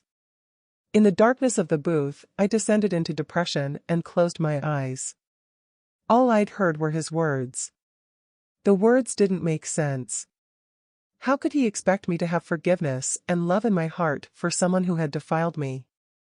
I still wanted Pa to burn in hell, even if I had to send him there. My eyes flicked open when I heard a voice that I recognized call out Father David by name. Chapter 33. The sound of his voice bounced off all the walls in the church. It had never occurred to me that Nat would be the one that Father David wanted to discuss repairs he needed to be done to the spire. I stepped out of the booth. Hi, Clara, is Father David here? Yeah, he's in the back, collecting clothes for cleaning. Okay, I'll wait here, he said, and took a seat on a pew. He slapped the wooden seat. Come and join me. Instead of sitting next to him, I took a seat on the pew behind him. He was wearing dark blue overalls with a waist belt adorned with the tools of his handyman trade. He turned sideways. Listen. I have an offer to make you. All I'm asking is that you listen. You don't have to answer right away. As flattered as I was, I hoped he wouldn't dare propose to me in church. There was no doubt that I liked him, but I hardly knew him. Thinking that, I also knew enough from Jordan to be wary of him and his intentions. I was thinking. You can't stay with Father David forever. My offer still stands for you to stay with Ma and me, but before you say anything, hear me out. I'd like to make it a formal arrangement. I could feel the heat rising in my cheeks and decided to slap his face if he proposed. There was a sense that the slap would come sooner rather than later if I had him figured as to what he meant by a formal arrangement. Look, I need someone to look after Ma while I'm working and to do the cooking and cleaning. I can't pay anything, but I can give you a roof over your head and all your meals. You'll have your own room, but I'm hoping we can sort of start seeing each other and see where it goes. I let out a long sigh of relief and looked up at the angels on the ceiling, hoping for inspiration as to how I would answer him without hurting his feelings. Last thing I wanted was to be at someone's every beck and call. I'd had a lifetime of that. Nat, you're really sweet, and I do like you, not to mention that you rescued me, but that wouldn't work. I need away from here while ever Pa is at the homestead. Sorry. Besides, Clarissa wouldn't take kindly to me living under the same roof as you. His little boy-lost look was replaced with a questioning glare. What's she got to do with it? You know the answer to that. It's obvious she's still in love with you. That's why she turned on me at the dance. It had nothing to do with Jordan. She was trying to make you jealous by flirting with him. It must have been driving her mad that I was with you. You must know that. You really should try and sort things out with her. He huffed a few times, then his cheeks flamed. That aside, if your pa wasn't on the scene and Clarissa was at college, would you consider the offer, even if it was just to try it out? I sucked on my bottom lip. It felt like I'd been walked into a trap. There was no doubt it would have been tempting, given that I didn't want to move into the women's shelter in Denver. It's a maybe. It's the wrong time to be asking me just now, I'm so messed up. Well, the offer is there, he said, then rose to his feet. Ah, there you are, Nat. Come this way. I can show you what I need doing, Father David said, rescuing both our embarrassments. Sitting there, I stared at the crucifix on the altar. I wasn't for clasping my hands in prayer, but I did hope that I would be forgiven, even if I still harbored evil thoughts about wishing Pa dead. Boo, someone said, at the same time that their hands clasped over my eyes from behind. Guess who? I leapt to my feet and snatched the remaining hand away. Jordan, did you have to do that? I near jumped out of my skin. Sorry, don't be so jumpy. You're safe in here. There's no sign of your dad. Nat spread the word, and my friends are watching the street. You can't stay here in town though. You know he'll turn up like a bad penny. Yeah, I know, I said, not needing the reminder. That's why I'm here. Hear me out and tell me what you think. I couldn't believe I was going to get a second proposal of sorts in such a short space of time. I bowed my head and rubbed my forehead. Go on then, what harebrained schemes have you come up with this time?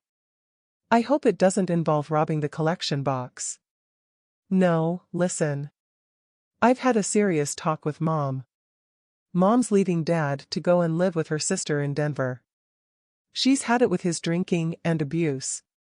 Long and short is, before she does, I'm going with her this afternoon and she's buying me an SUV. She's also going to give me some money so I can leave here and strike out on my own. Well, good luck with that, I said, then dropped my butt back on the seat.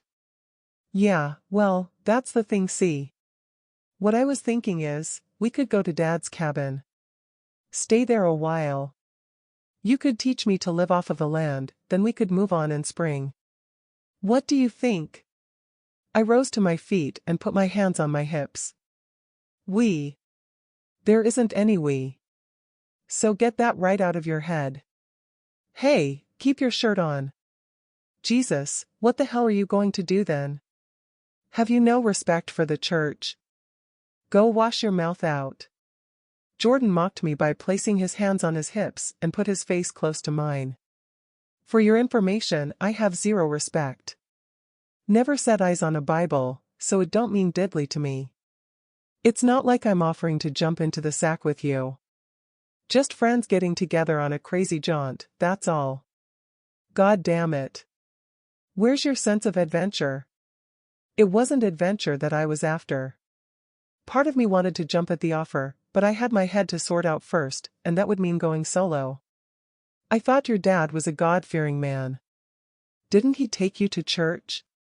Who said he was God-fearing? The sheriff did after Pa came out with his Bible that day. Oh, her.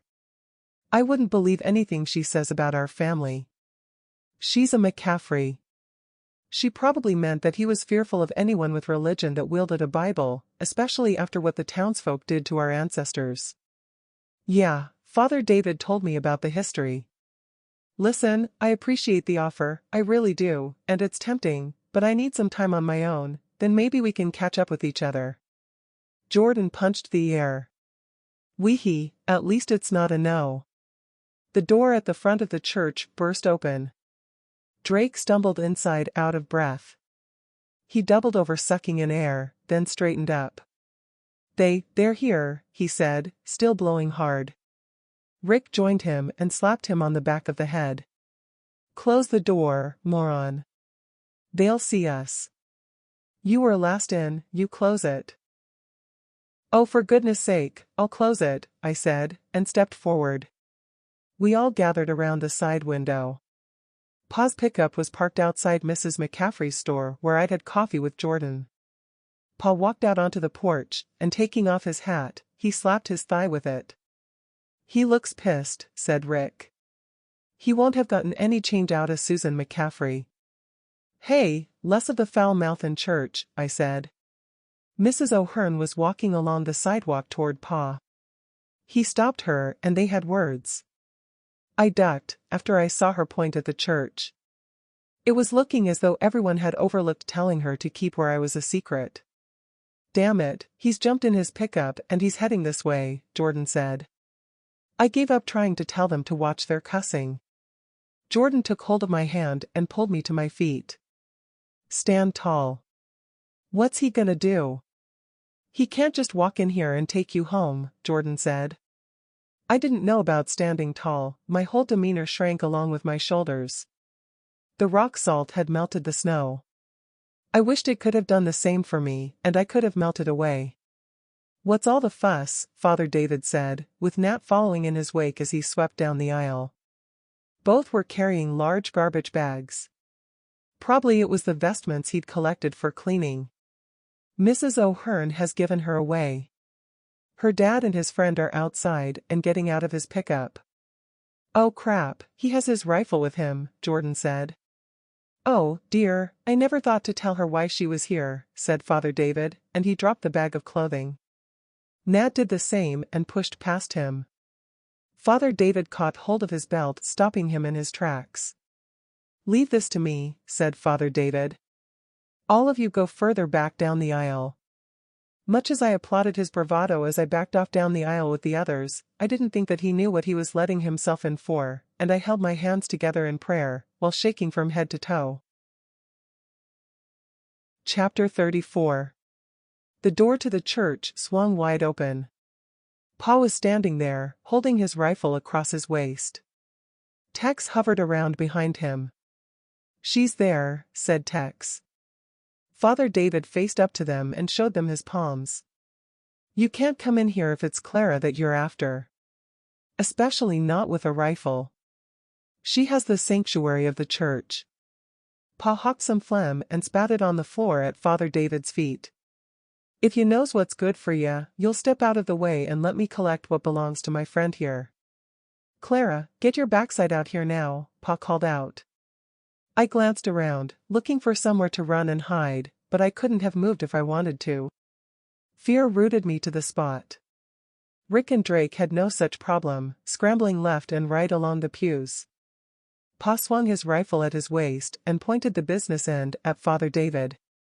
Whoa there, I want none of this. I'll wait in the pickup. Just return the dowry and forget the whole thing, said Tex, and tugged at Pa's shoulder.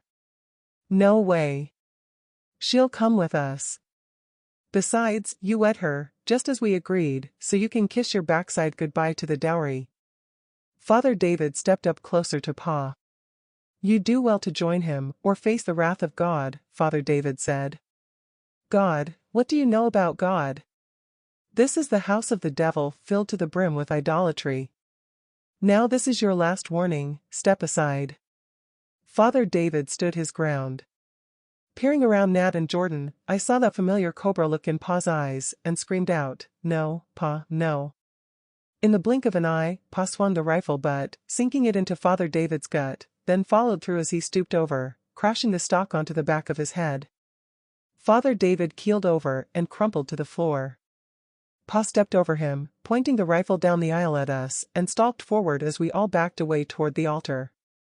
That's as far as you go, old man, Jordan called out from the front of the three of us, and he stopped backing away.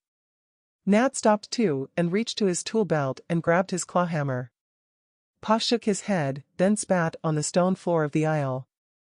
Oh, you're that sassy one. Jordan isn't it? If you aim a rifle at someone, you should be prepared to pull the trigger. You didn't have the balls back at the homestead, but I have. Now walk away and let Clara come home with me, and no one will get hurt. We'll settle our scores later. Jordan wasn't for letting it go, now dancing on his toes. You can't shoot all three of us. Not with a single-round hunting rifle, Jordan said. I rolled my eyes, knowing differently. I'd seen one of his rounds rip through two bears and end up embedded in a tree trunk. Rick and Drake ran out the door behind Pa. Best you put the rifle down, old-timer. They've gone to get the sheriff, Nat called out. Don't matter none. I ain't got nothing to lose, but 10,000 reasons to gain, Pa said, and shouldering his rifle, he racked the slide with the bolt. Pa closed one eye and aimed at Jordan through the crosshairs of his scope. I knew exactly what he meant by 10,000 reasons, and it sent me into a rage. I'd seen and heard enough. A red mist descended, freeing me from all fear. I pushed past Nat and Jordan. "Clara, get back," said Jordan, and grabbed at my shoulder. I pushed his hand away. "This is between Pa and me," I said, and glared at Pa. "What you gonna do, shoot me?" Pa lowered his aim, then held his rifle across his waist. "I'll deal with them later. Get in the pickup with your husband." Pa backed off to the door as I marched at him. He stumbled over Father David, losing his footing. I rushed at him, planting both my palms on his chest with as much force as I could muster. Pa staggered backwards through the door, then hit the step and fell outside onto his backside, losing his grip of his rifle. In the heat of the moment, I think it was Drake who grabbed his rifle and emptied the round from the chamber, then he threw it back at him. I stamped my feet, and shook my fists at Pa. "How dare you think that you own me? You sold me for $10,000 to marry that old creep in the pickup," I screamed, while standing over him. "You chained me and defiled me, beat me, and treated me as a slave to your disgusting mind, but no more. I know the truth after reading Leviticus. My whole life has been a lie. I'll see that you rot in hellfire." Someone grabbed me from behind and pulled me away. I kicked out in Pa's direction but missed, while spitting and screaming at him. Turned out it was Jordan that had dragged me away, as I was told later. "Leave him. Let Nat and me deal with the pervert," Jordan said. Next thing I saw was Nat charge at Pa with his clawhammer held aloft, and then he stopped in his tracks. Pa had thrown his jacket to one side and he'd pulled out his pistol. Pa scrambled to his feet and picked up his rifle and ran away. Then he clambered into the pickup and sped away. That's when I saw Nat's hammer twisting through the air and smashing through the rear window of the pickup. "You're dead if I see you again," Nat called out, top note. "Yeah, that goes for me too," said Jordan, dancing on his toes. "Freakin' pervert. You're dead all right." I dropped to my knees and clasped my hands over my eyes, then I shook my head. I roared out loud, and looked up at the sky, then out onto Main Street. It was as if I was deaf and time had stood still. Nat was over at the butcher's, standing on the sidewalk with Clarissa, both of them looking at me with horrified expressions frozen on their faces. A crowd had gathered, all of them drilling me with their own horrified expressions. Then, as if released from the time warp, I heard the grumbling of the townsfolk all around me as they shuffled away, some turning to give me sideways glances.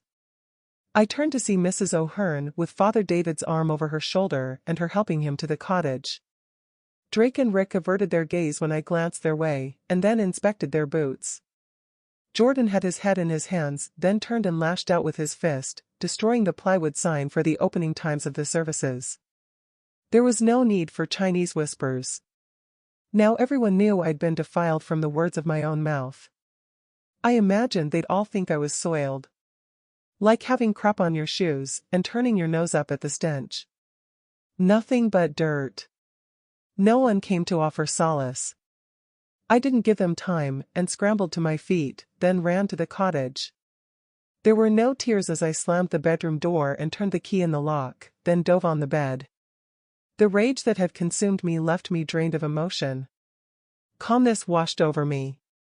I knew what I had to do. I reached out for the Bible and took the prayer paper from between the pages and slipped it into my pocket. It was time to leave the town behind. A sense of resignation and determination took over. I rolled over and stared at the ceiling. As soon as darkness fell, I determined that all I would need to do would be to sneak into the barn for my backpack, then for me to disappear. All I had to worry about was for Pa not to see me. Chapter 35. There was a tap on my door. I'd not moved from my bed all afternoon, constantly staring at the ceiling. I'd run through my life many times, grasping at the sordid memories of captivity and doing Pa's bidding. That's not what I had tried to do. I desperately wanted to conjure up pictures of my ma, but all I had seen in my mind's eye was that faceless image of the woman laid on the sofa and holding a doll to her chest. I'd heard the phone ring many times, but none of them could have been inquiring about me, because no one had come to me to answer a phone call. I concluded that I was no one to anyone. No one cared. Why should they? I'd never wanted Pa to end up in hell as much as I did there and then. There was a tap on the door. "Who is it?" "It's Mrs. O'Hearn, dear. Father David said not to disturb you earlier, but I'm preparing an evening meal." The thought of sitting opposite Father David at the table and having to explain myself had my stomach churning. "I'm not hungry." "How is he?" "A sore head, but he'll live. He's resting on the sofa with his feet up and a pack of frozen broccoli on his bump." "Listen, sorry about what happened. No one had told me about you. I thought you were just visiting. Pity the sheriff was out of town, but no doubt she'll catch up with him." "It doesn't matter," I said, and scoffed at the idea of the sheriff ever finding him. Likely he would be long gone, together with that creep of an excuse of a man that he called a friend.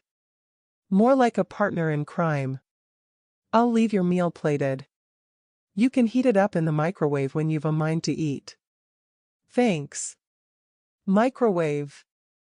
A week earlier and I wouldn't have had a clue what she meant. There was much I would have to learn. Maybe not.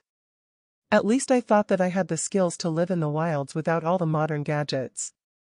My mind wouldn't take any more in the solitude of my bedroom.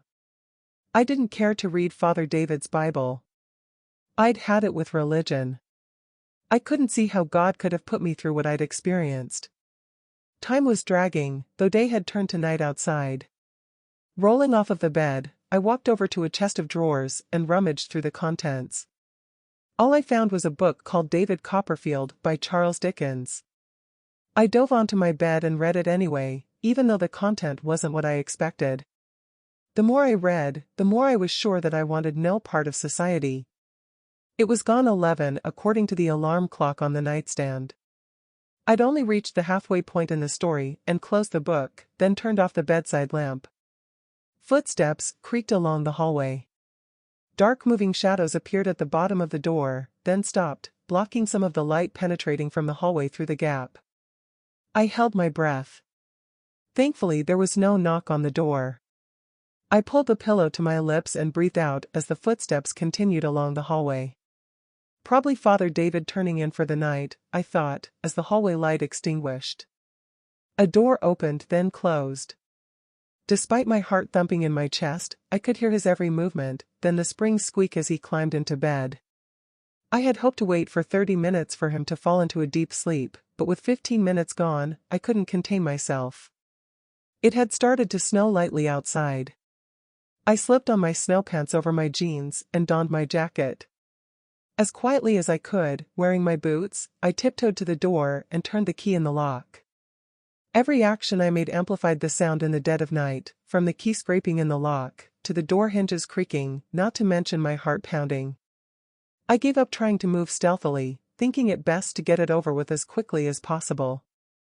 I was down the stairway in no time. The living room door was open. Not wanting to leave any trace of me behind, I stepped inside and picked up my Bible from the table. If Pa was still there, then if nothing else, I thought that I could leave it in the barn with a note to tell him that I knew the truth as to how sick he was. I arrived at the front door. It was only a Yale lock. I turned the knob and then I was outside, the cold biting at my face. I pulled up my scarf over my nose, and then lifted my hood. Head down, I set off toward an alley to take the back street. Getting my bearings, I walked through a gap in a hedgerow, and set a route across the field as the crow flies to get to the barn. Along the journey, I could see Hunter's farm off to my right silhouetted against the sky. I imagined Jordan would be tucked up in bed, contemplating his friends telling him what a lucky escape he'd had. I guess Nat wouldn't need telling, though I imagined that Clarissa would have something to say. Regardless, I was now free, with the moon and stars guiding me to my target, and with only the critters for company who wouldn't care about my past. The woods screening our homestead grew ever nearer, yet at times it felt like I would never get there, because I kept getting bogged down in the slush under the fresh covering of snow. The trek took its toll, with the pain in my butt cheek returning and on down through my calf. Luckily, it wasn't as bad as when I first had the pain. The wind picked up and the snowfall became heavier as I limped that last 100 yards to the tree line. Once there, I rested my back against a pine tree trunk, the branches breaking, the snowflakes swirling around. I took the painkillers from my pocket Father David had given me and swallowed 2 of them dry. It was now snowing really heavy, but not so heavy I couldn't see my tracks that had sunk to the dirt for the last 20 yards or so, which was as much visibility as I had. Recollection of the blackbird swooping down for a meal, leaving his tracks behind, then flying away, only for his tracks to be covered as if he'd never been there, gave me hope that the same would happen when I'd finished my business back at the homestead. Dread followed me through the woods that I'd encounter Pa, though I imagined he'd be gone to avoid the sheriff arresting him. All I hoped for was that if he was still there, I could get to my hunting knife in my backpack first to defend myself. At the edge of the woods, I stopped for a breather. The house was barely visible, save for the glow of light from the kitchen window fighting its way through the sheets of falling flakes, but I could see the outline of his pickup. Tex's truck had gone from the entrance to the barn, which was something of a relief. Pa had either gotten drunk instead of fleeing, or I wondered if the sheriff had already turned up and arrested him and not turned off the light. I worked my way around to the side entrance of the barn, opened the door, and stepped inside. In the pitch blackness, I took off my gloves and slipped them into my pocket. Using my fingers to feel my way, I edged along the workshop framework until I found the doorway and stepped inside.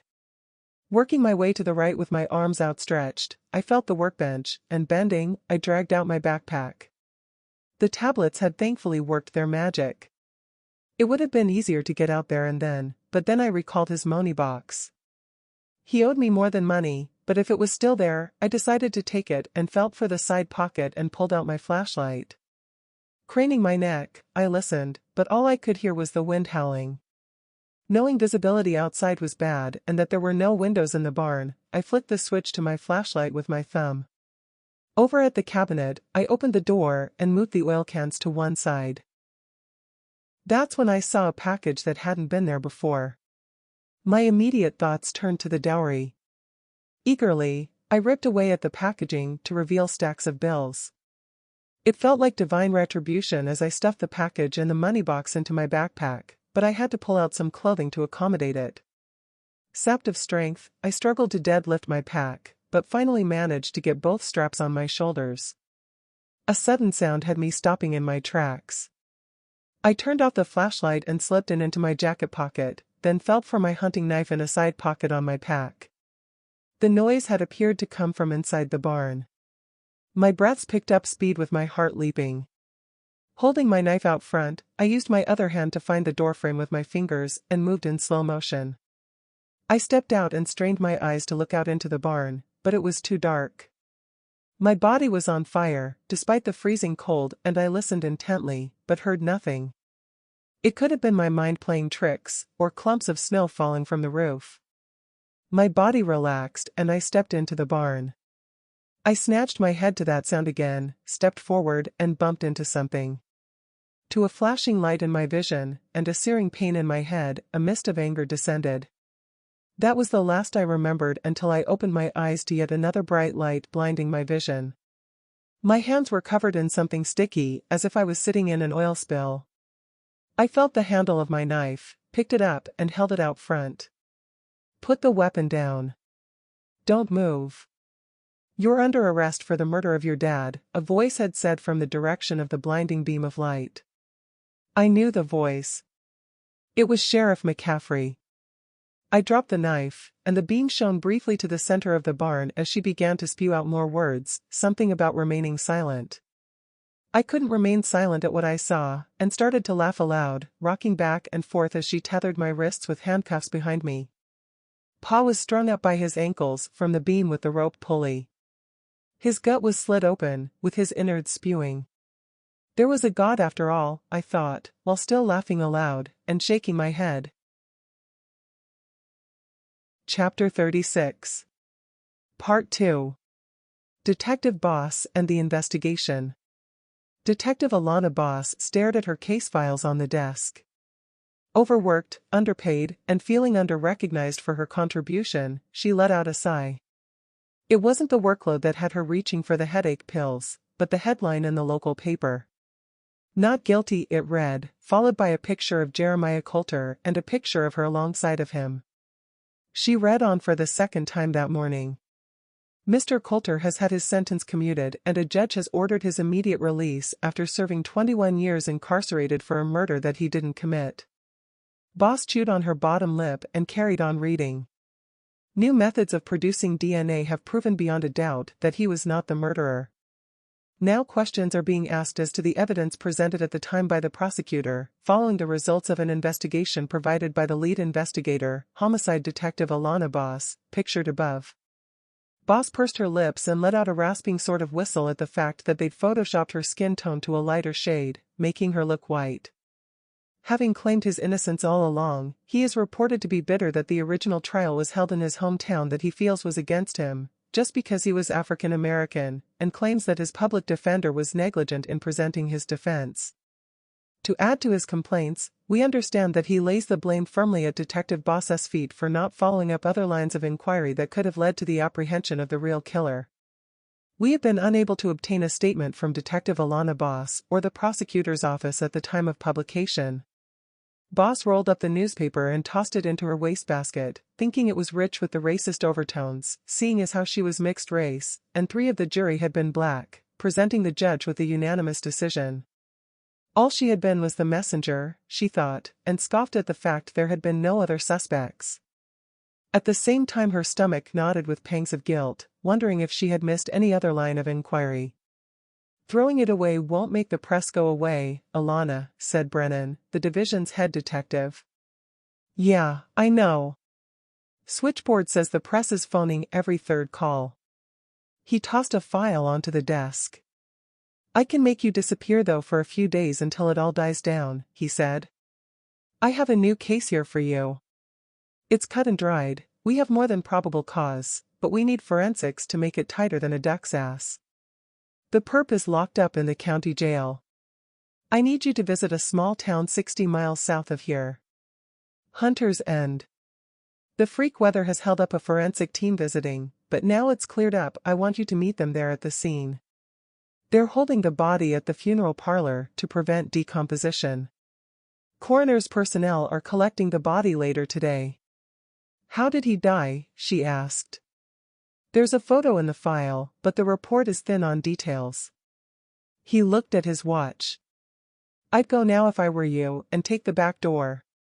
The press is camped outside." Boss opened the file as he went about his business. Victim, Joseph Ackerman. Suspect, Clara Ackerman, daughter. Age 18. Local sheriff found her at the scene with the weapon and she was covered in blood, but she's not talking. Bail refused. Prosecutor successfully argued flight risk, due to her background of living off the grid. Her public defender was successful with a motion to have her mental competence evaluated. Pretrial conference scheduled in 3 weeks to discuss mental competence. Tucked inside the file was the search warrant for Hunter's Lodge. It also covered any vehicles or data extracted from computers and cell phones found at the site, or on the victim and the suspect's person. She flicked the file to the crime scene photo and winced. Whoever this Clara was, she was one sick puppy to have murdered her dad in that fashion, she thought. It looked more like a torture scene. She closed the file, then did some research before setting off, and she picked up her purse, then headed for the back stairway. It wasn't another crime case she needed, but time off work and a case of wine. Preferably a quality Merlot. Her mind wasn't on the new case, but on Jeremiah Coulter being released. It had been her first case, short on forensics, stuffed with circumstantial, but the motive had been strong. All she'd done was to compile her investigation report and passed it on to the prosecutor's office. The jury did the rest from what was presented to them, but she knew the press would tar and feather her for the error of justice. She didn't need the press to torment her. Boss's mind did that all the way to Hunter's End. On the drive over, she wondered if she wouldn't be better resigning. Boss knew that she would always be remembered as the detective who got it wrong and took someone's life away for 21 years. She sighed, at thinking it was something that she would have to carry for the rest of her life, with the sentence reversed. Only it would be her mind that would imprison her and not a 6x8 cell. The town looked ramshackle as she approached Main Street. Dilapidated pickup trucks parked up along the street. Most looked as though they were rusting out and ready for the scrap heap.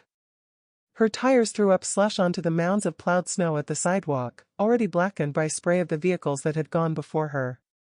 She passed a boarded-up store with a faded vintage mural painted on the brickwork. The sign advertised Lee Ryder's cowboy pants, and with the image of a rodeo cowboy on a bucking bronco. Set against the gray sky, the buildings and church looked desolate, with few people on the street, which for lunchtime seemed odd to her. The ones that she did see weren't exactly dressed for a trip to the mall. She felt overdressed and underdressed at the same time in her thin polyester trouser suit, but thankful she had a heavy bomber jacket hung over the back of her seat to guard against the cold. A quick check of the crime statistics before she'd set off showed this was a low-crime area, and with no murders as far back as records went, but she had noted that there had been an increase of break-ins lately. The internet was a different story. Apparently, the original settlers had a feud with the Hunter family who originally settled in the area. Left 6 McCaffreys massacred and scalped, with 4 of the Hunter family dead in a shootout. Carried on for 2 more years with 4 more deaths until the marshals stepped in and put an end to it and they called a truce. Knowing the internet, she wondered if it was folklore. The coroner's van was parked outside the sheriff's office, with the forensic team's van behind that. She parked and opened her door against a mound of snow. Boss cursed and scrambled over to the passenger side and climbed out onto the road. The sheriff appeared at the office door. "No good wearing stilettos this weather," she said, and leaned over the mound of packed snow to pass her a pair of rubber boots. Boss wobbled as she stepped out of her shoes and put on the rubber boots, using the hood for balance. "Thanks," she said. "Good thing I had spare boots, or it would be a waste of time you visiting Hunter's Lodge. Come on in, I have coffee percolating. Then we can all head out to the funeral parlor. The coroner's guys say they'll set off back with the victim after forensics have done with the body, and we can go to Hunter's Lodge. County has sent a deputy over there to guard the scene." "Good. Let's get inside before I freeze to death." The forensic and coroner's body snatchers were deep in conversation about the technicalities of finding the time of death. Not that the coroner's guys would have a clue. Turns out that the roads were snowbound and the body had to stay in the barn overnight in situ during freezing temperatures, which would make estimating the time of death difficult. From what she heard, apparently his body had been stiff as a board by the time they removed it to the funeral parlor. "So you found the body and his daughter at the scene?" Boss asked the sheriff. "Yeah. Did you actually see her gut him?" "No, but she was sitting in a pool of blood with a hunting knife and her clothing covered in blood. Made a mess of my vehicle when I brought her back here." "Have forensics taken swabs inside your vehicle?" "No point. Washed my uniform and had my SUV valeted yesterday, the day after the murder. Couldn't pick up felons in the state it was in at the time, or drive it. Clara vomited in the back and it stank to high heaven. I took photos though. Besides, it's cut and dried." The girl's demented. "All she could do was laugh when I arrested her. Now the cat's gotten her tongue. Refused to say anything after I read Clara her rights. She just kept on laughing, then went into a sort of trance and looked right through me." Boss rolled her eyes. She hoped that the scene of the crime had been better preserved than the sheriff's vehicle and clothes. She'd heard the term cut and dried too many times. It's what she'd said to the district attorney when she'd handed him her file on Jeremiah Coulter. She determined that she couldn't leave any stone unturned on this case for her own peace of mind. Cut and dried had to mean just that, no doubt whatsoever, however long she had to stay there to complete her investigations. Chapter 37. They were all drinking coffee in the sheriff's office. Boss was taking her time, not looking forward to scratching around in the barn with the freezing temperature outside. The sheriff didn't appear to be over-friendly, as if her mind was somewhere else. Not surprising really, Boss thought, seeing as she found the victim of the first murder in town. Her own mind was wandering in all directions, still feeling embarrassed at the situation with Jeremiah Coulter. It was frying her brain, and she knew that she needed to get into detective mode as a distraction. Where are they holding her? Boss asked the sheriff. County Women's Correctional Facility. What have you done in the way of processing? McCaffrey bit on her bottom lip, then sucked air through a gap in her top front teeth, finishing with a smack of her lips. Finally, she pushed back on her chair. That was tricky. She had no ID, and I couldn't even get her social security number from her, or her date of birth. I took her fingerprints and a DNA swab. Forensics here has them, together with the clothing she was wearing and the weapon. Oh, and I have her backpack here, together with a few dollars short of $10,000 that she had stowed away. There's also a small locked box. I haven't opened it, but there is something inside. The locked box intrigued Boss. She wondered if it was where Clara kept her personal papers and IDs. Really, $10,000. If it's not her money, then that could be the motive if she stole it from him. Maybe. There was nothing else of interest, just a tent, a sleeping bag, some provisions, and sundry survival items. It's waterproof, so no blood seeped inside. John over there has taken a swab of the blood stain on the outer surface. So she'd planned a getaway by the sound of things. Leave her backpack here. I'll take a look at the contents later when we get back from the search, and then John can take it to the lab. We're bound to find her ID at the homestead. Did she have any injuries? McCaffrey clasped both hands behind her head, then raised one foot on her desktop, followed by the other foot. She blew air between her closed lips, making a rasping sound. Boss got the sense that the sheriff resented the questions and saw her as an interfering city slicker. Her reply cemented that notion. You'll be asking me for a recipe to make blueberry pie next. Hell, I caught her at the scene with the weapon. What more do you want? McCaffrey repositioned her hands to her forehead and moved them up and down. She looked odd with her eyebrows doing a dance. It's routine. I have to ask. Well, did you? Never thought to check. I had someone from the county come over and take her to the courthouse jail. They'll have had her checked over. She had a cut on her lip that I noticed, and a swelling on her forehead, but that was from a fight she had at the local church dance a few days earlier. So she's been in trouble before? McCaffrey pulled her feet off of the desk. Boss could see the agitation written all over her face. It was as if Boss was someone encroaching on her territory where the sheriff was used to being top dog. McCaffrey unclasped her hands, reached out for a pencil, and tapped her lips with it a few times. Only that one time. Had a few run-ins with her dad though. I've made some notes in my file. They'd only moved here from Alaska 2 weeks ago. Neither has prior history on record. She'd run away from home the day before and she'd been staying at Father David's cottage next to the church. Had an altercation with her dad on the church steps around lunchtime, and he left in a hurry with a visitor of his. There was obviously bad blood between them, never mind the money as a motive. Father David says as far as he knows, she was in her room until 11 when he went to bed. 15 minutes later, he heard his front door close. When he went to investigate, her bedroom was empty. How long would it take her to get to the homestead? McCaffrey sighed, and set down the pencil. That's like asking how long a piece of string is without a tape measure, she said, and did that sucking the air through the gap in her teeth again. Depends on the route. It was snowing heavy at that time. There were footprints from the woods to the side entrance at the barn. If she walked across the fields from town, she'd have found it hard going. Maybe 15 minutes to half an hour. Is there just the one photo of the scene? No, I took a few more from different angles once I had her locked in my vehicle. John has the copies. Then I switched off the light and taped the 2 entrances.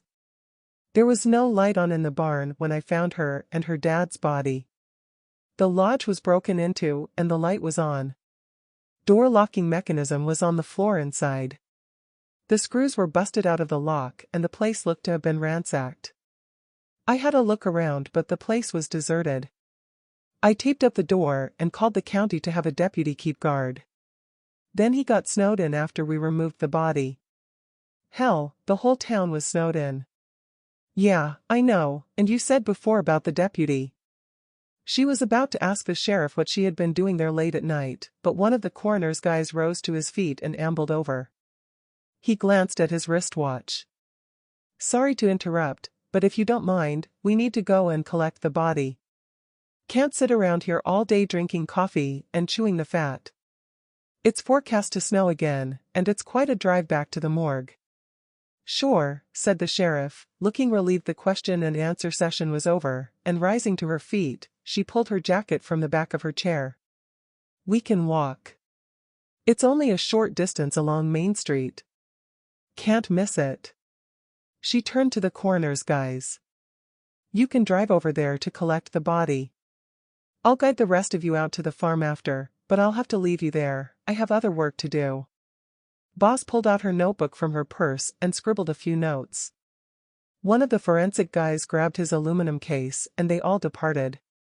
McCaffrey strode ahead and not waiting for anyone, she crossed the road, then she entered the funeral parlor. McCaffrey's funeral parlor and fine furniture, the sign read. Boss stepped inside. This is my cousin, Seamus, our mayor, the sheriff said, and pointed to a small-statured guy wearing an apron and carrying a chisel. Then she stepped back outside. Boss shook the man's hand. She'd been expecting someone wearing a suit and tie, and a dour expression. This guy was all smiles. This way, he said. Boss hung back and glanced around. She'd seen enough corpses at the morgue and scenes of crime to last a lifetime. All there was that gave a clue that the store was connected to funerals beside the signage were 3 full-size coffins, and 3 mini coffins leant against the wall. The rest of the store was loaded with artisan rustic furniture that looked as distressed as the town. She caught up with them along the hallway and they entered a workshop with a rocking chair on the bench. At one time it must have been a chapel of rest, seeing as how it had a narrow altar at one end with an ornate crucifix and candlesticks, overlooked by a faded mural on the wall. Jesus looked to be releasing a dove from his hand, with the bird in flight heading toward some cherubs. Through there, he said, and pointed to an open door. Not what I was expecting for a funeral parlor, Boss said. It's only ever been a part-time business, now it's a dying business with people leaving the town, forgive the pun. Hell, I make more coffins for pets than dead people now. I was union rep and worked full-time at the furniture factory until it closed. Now I mainly repurpose old furniture. The mayor's hat is only ceremonial. Damn, it's warm in here, John the forensic guy called out. Oh dear, maybe I should have kept the door closed, Seamus said, and walked into the room where the body was held.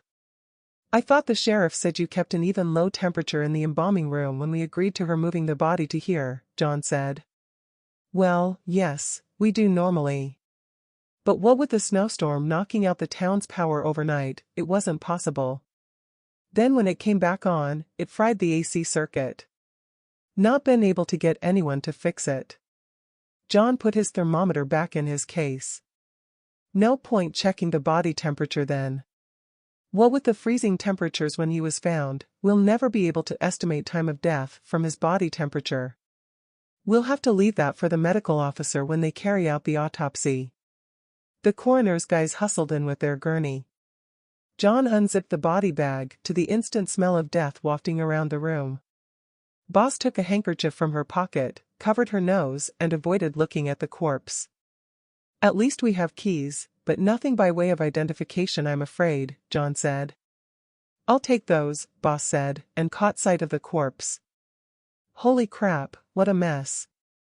It was the cut from just below his rib cage to his crotch and exposing his organs that had her stumbling out for the exit. How do you think I felt, McCaffrey said, as Boss stumbled outside and retched. I had to stuff his innards back inside before we bagged him. She composed herself and shook the bunch of keys at the sheriff. There's more here than a vehicle and a front door key.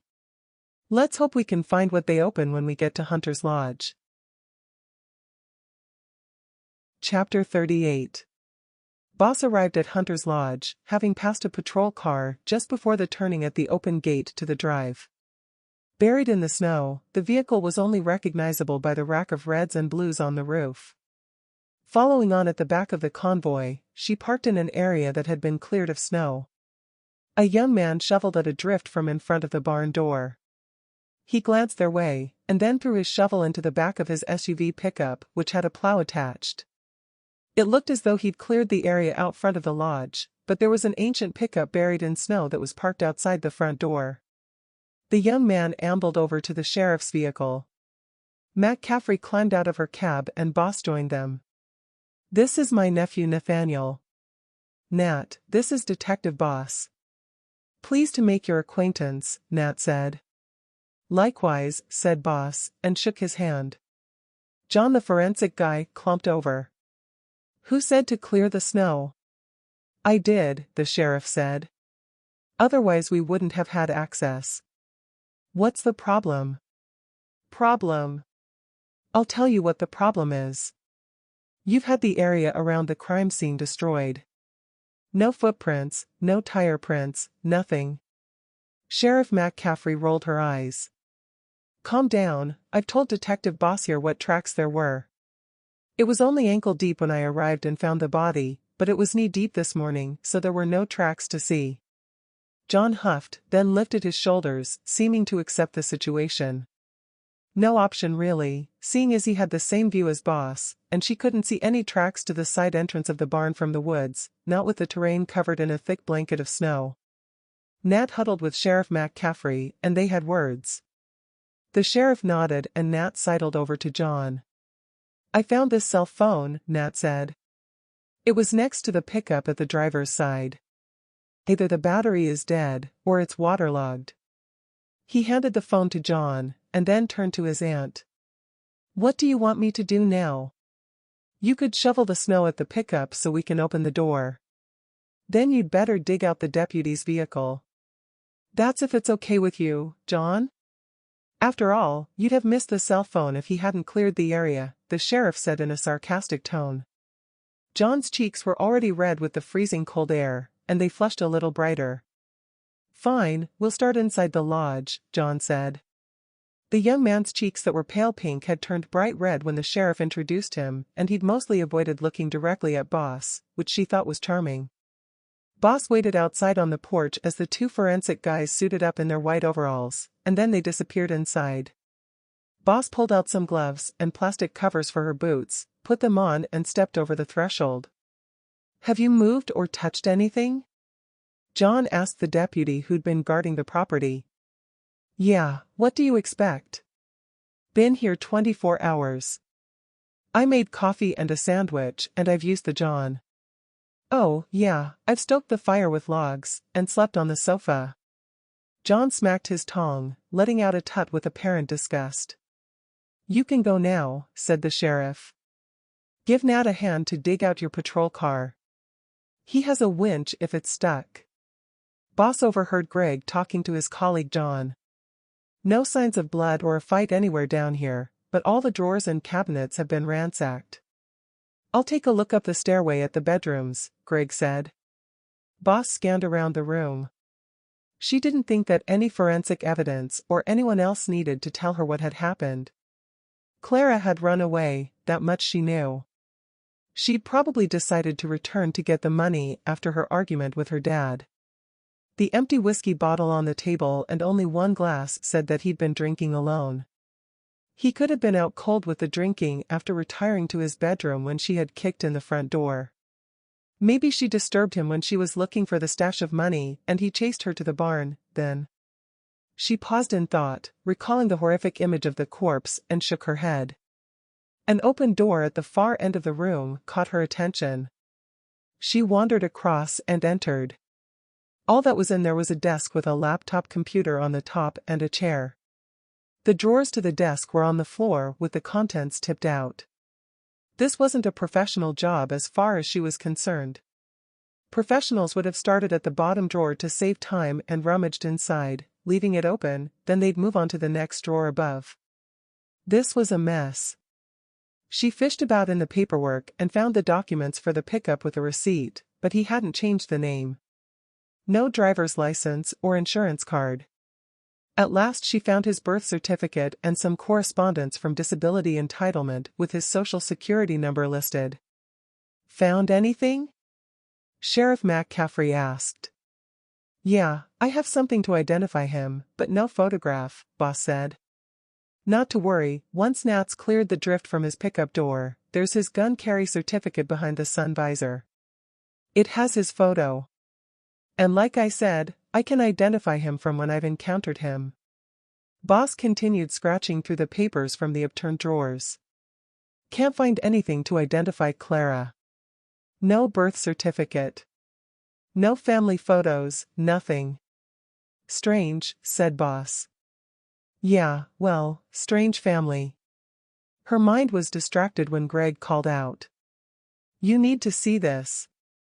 She pushed past the sheriff and trotted up the stairway. Greg was at a bedroom door when they all arrived.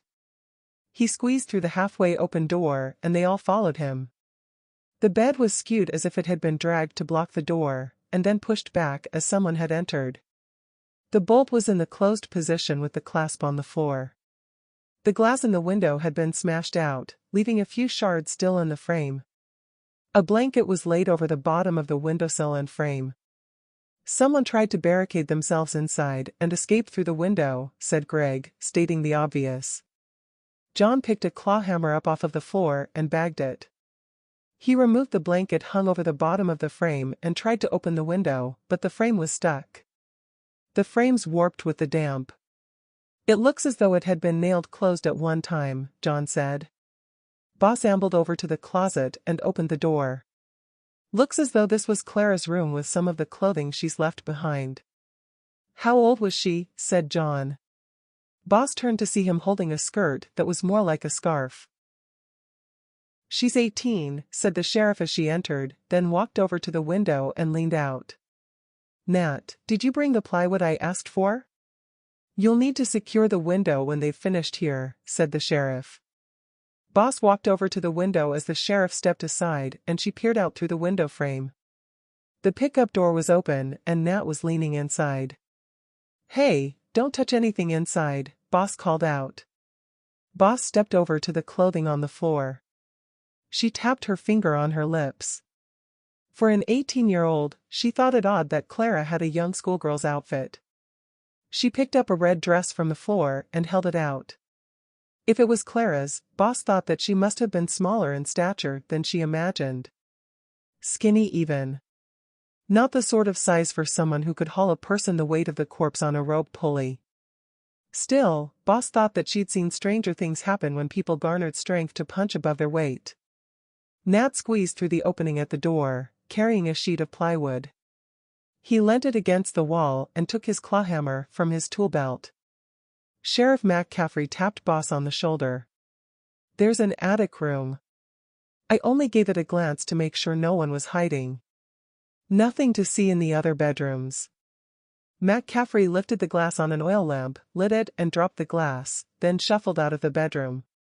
Boss followed her along the hallway and through the attic door. Take a look in that chest over there. We might find some ID for Clara in there, Boss said. McCaffrey hung the lamp on a nail, opened the chest and rummaged inside. It doesn't belong to them. The O'Learys must have left it behind. Nothing but old clothing and family photos of them and their daughter Kate, and some bric-a-brac. What's that over there? McCaffrey said. Just some tarp. It looks like it's covering something. Sheriff McCaffrey lifted the corner, and then threw it to one side. Well, what do we have here? McCaffrey said, and then answered her own question. A case locked with a padlock. Do you have those keys with you? Chapter 39. Boss and the sheriff waited patiently while John dusted the small suitcase for prints. She took the opportunity to ask McCaffrey what business she had there on the night that she discovered the body. Official business, she said. I'd been away from town all day helping the county sheriff's office with a search for a missing tourist. Arrived back late at night. Had a report that Clara's dad had assaulted Father David, so I came out to arrest him. Found the house ransacked. When I stepped out onto the porch, I saw a light flashing through a gap in the wooden planks at the barn, and well, you know the rest. Who reported the assault? My sister-in-law. She saw most of it. Phoned Father David and he explained what happened. Said he hadn't heard what was said between Clara and her dad. He was out cold after her dad knocked him out inside the church with the butt of his rifle. He was there trying to bring Clara back home. John interrupted them. You can move the suitcase now. I have a good print, said John. Luckily the tarp had prevented it getting damp. Boss was beginning to think Clara's dad was trouble with a capital T, and that he could have made quite a few enemies in the town to say he hadn't lived there that long. Regardless, as she made her way to the kitchen with the suitcase, she thought that it was looking as though Clara was the guilty party. Over at the kitchen table, she placed the case on the surface. Fishing the keys from her pocket, she offered a few of them to the lock until one slipped inside. Bingo, she said as she unfastened the lock, then flicked the clasps and opened the case just as her cell phone rang. Her office number showed on the display when she slipped it from her jacket pocket. She signaled McCaffrey not to touch the contents, when her eyes caught something that unnerved her in the suitcase. McCaffrey ignored her, lifting each of the contents by the corner until she'd seen them all, then sighed. She looked to the ceiling and made the sign of the cross on her chest. Boss glared at McCaffrey, not knowing what to make of her and her actions, and closed the lid on the case. Hello, she said, after pulling her cell phone to her cheek.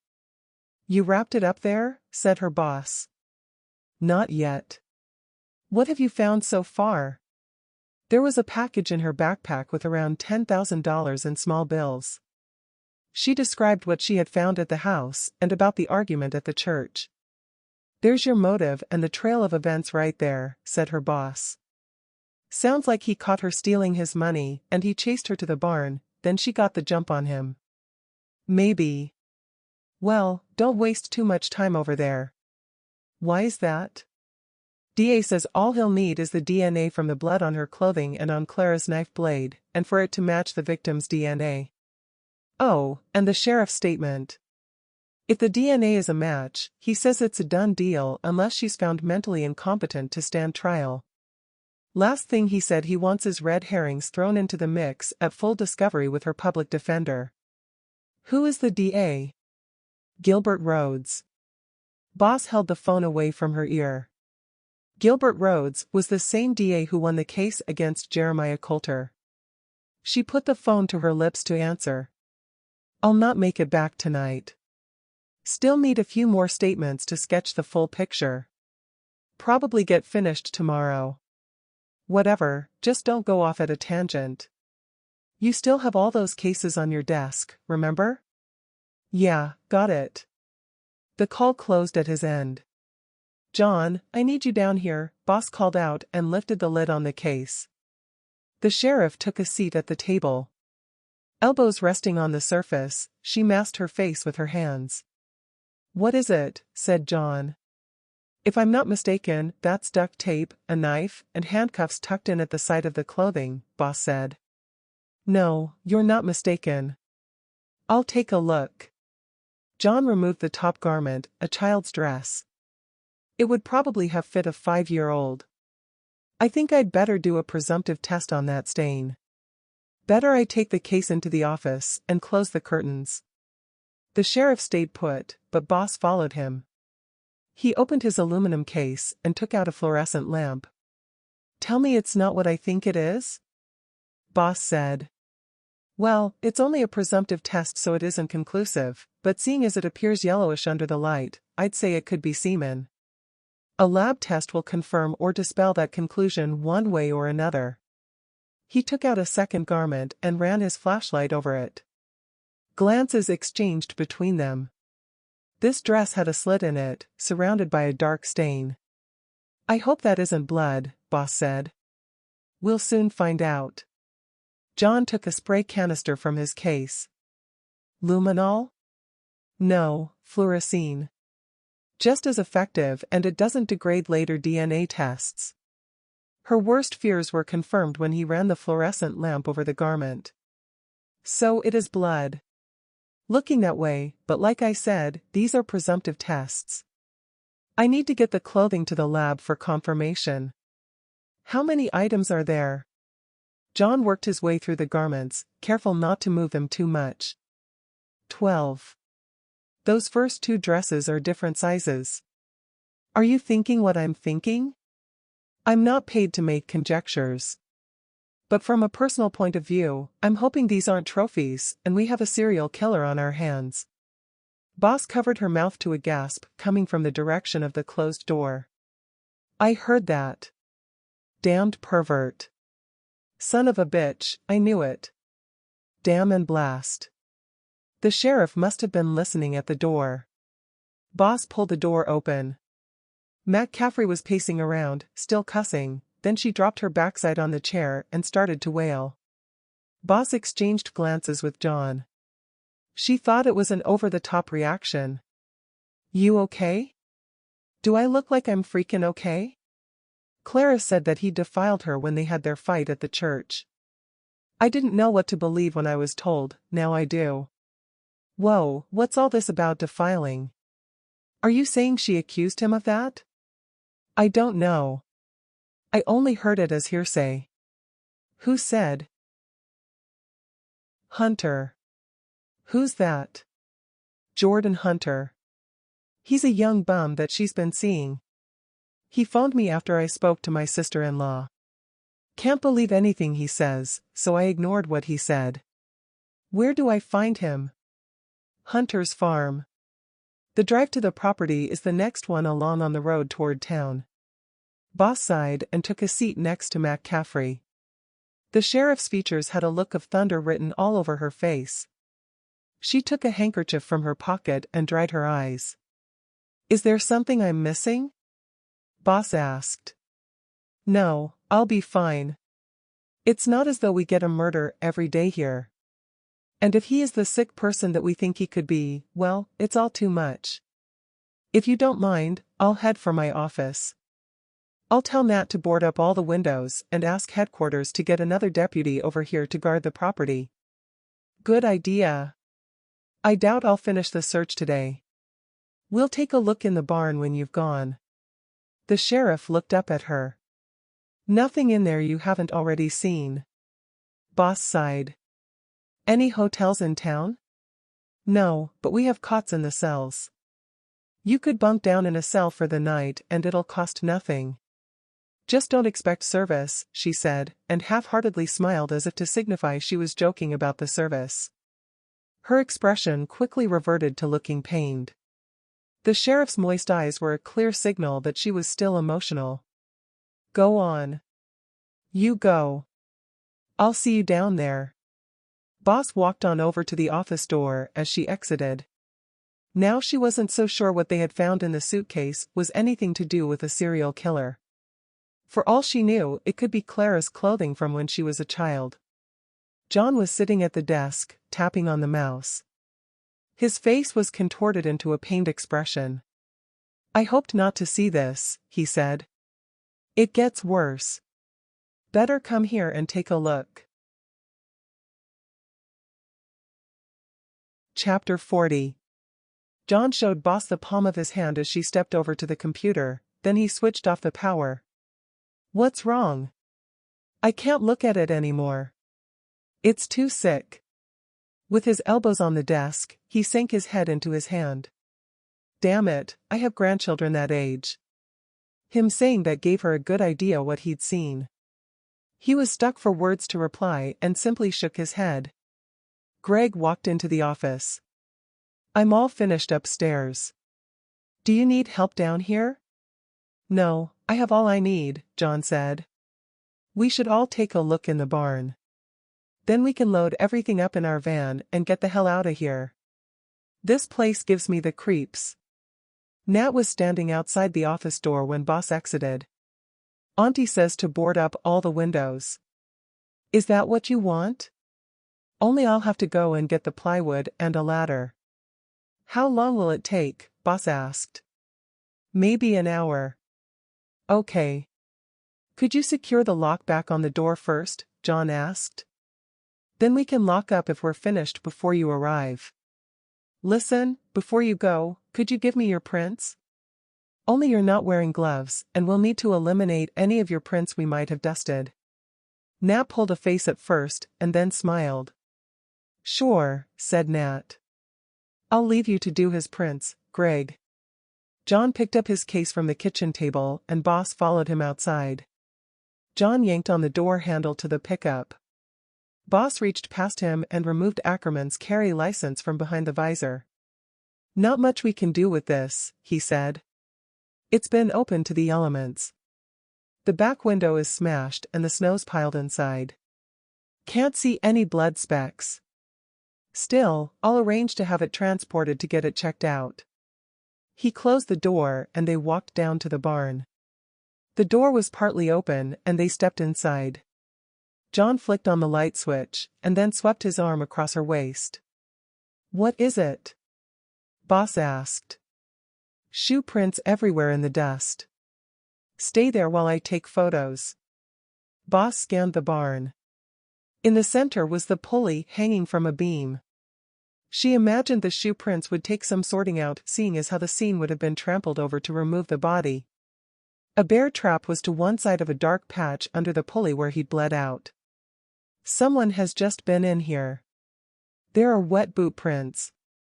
He took his cell phone out and stabbed at the dial pad. Greg, ask Nat if he's been in the barn. It didn't take long for him to get his answer and he hung up.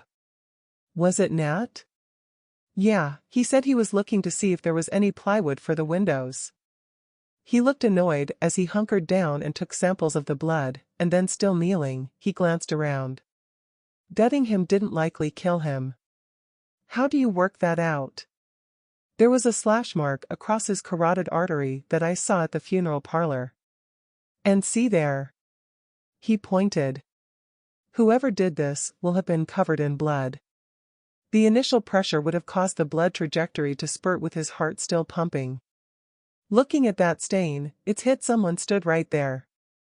If he'd have been gutted first, it's unlikely there would have been any blood pressure to spurt that distance. What about taking prints? Waste of time. It's too damp in here to get prints. What's that over there by the water barrel? John rose to his feet and walked over to the barrel. It's an apron made from an animal skin. Blood-stained by the look of it. I'll take it with me to the lab. Boss scratched at her head and she stared at the pulley. Her mind tried to picture events. She'd worked out that it was possible Clara had forced entry to the house, then disturbed him and he'd chased her into the bedroom where she smashed the window to escape. But then why not run for the woods? Maybe she thought that Clara had panicked and ran into the barn to hide, especially as she was carrying a heavy backpack. She couldn't grasp at any logic for the way he'd been dispatched. If he'd been drunk and say tripped and banged his head, which rendered him unconscious, that would have been her opportunity to escape. She doubted someone of his size and weight wouldn't have put up a fight unless he was out of it. Penny for your thoughts, John said as Greg joined them. Boss shook her head. Just trying to make sense of what happened here. Why string him up? Why not just slit his throat if you wanted him dead? It all seems so elaborate, intentional even, especially to go to the lengths of setting a bear trap under him. Torture, said Greg. Maybe they wanted to extract something from him and kept lowering him with the ratchet on the pulley. Boss stroked her chin. She wondered if Clara had tortured him to discover where he kept his stash of money, then killed him anyway. How could a young girl have managed to pull his weight on the pulley? The ratchet, John said. She could have lifted him in short bursts and lowered him gradually the same way. I don't buy that. I doubt that I could have tugged his weight, Boss said. Well, let's test it, said Greg. What, you want me to hog-tie your ankles and try it out? No, nothing so dramatic. There's a sack over there. We could load it up to the approximate weight of the deceased and you could give it a try. I have a weight scale in my case. Rolling her eyes, she stood back and left them to it to load the sack. John used a 2x4 length of wood to move the pulley along the beam and then attached the sack. There you go, give it a try, John said. Until it took the weight, it was relatively easy. The rest of the way not so much, but eventually Boss lifted the sack some height until her arms wouldn't move it anymore. Now let it down. Pull and release, and to stop it, work the ratchet with the rope like this. After his demonstration, Boss took the rope. The sack gradually lowered, then all of a sudden Boss let go of the rope as it slipped through her hands to a burning sensation, then the sack came to a halt half an inch from the concrete floor. "Ouch, that freakin' hurt," she said, blowing on her hand. John and Greg exchanged glances. "What?" Boss said. If the bear trap was under his head, it would have been triggered. "The bear trap is armed." Boss stroked her chin. "Why get him?" Anger of a crazed mind obviously, and not getting what they wanted is one possibility, Greg said. "Whatever, we'll have to wait for Nat to get back with the ladder and to remove it for testing back at the lab. Then we can see if it's possible to replicate what just happened." Boss walked over to the bear trap. "Can I try this?" "Yeah, I've taken swabs." She picked up a length of wood and triggered the trap, then tried with all her strength to open it, but try as she did, she couldn't set it. "If I can't do it, how could Clara have set the trap?" "There'll be a knack to it," Greg said. "Didn't I hear someone say back at the sheriff's office that they both lived out in the wilds of Alaska before moving here?" "Guess so." Boss didn't think there was any more she could do. She'd need to get to the sheriff's office and to write up a report, but first Boss thought she'd pay Jordan Hunter a visit to see if he could throw any light on Clara's background and state of mind. "I'll leave you to finish up here. Phone me when you get the results of your tests." She handed him the keys. "Drop these off at the sheriff's office for me on your way home." "Will do." She headed out to her car and set off for Hunter's farm. The journey was something of a blur until she saw the sign for the entrance to the farm. The demonstration with the pulley and her aching arms had her mind working in overdrive. There was nothing cut and dried about events in her mind, other than whoever did this had serious mental issues.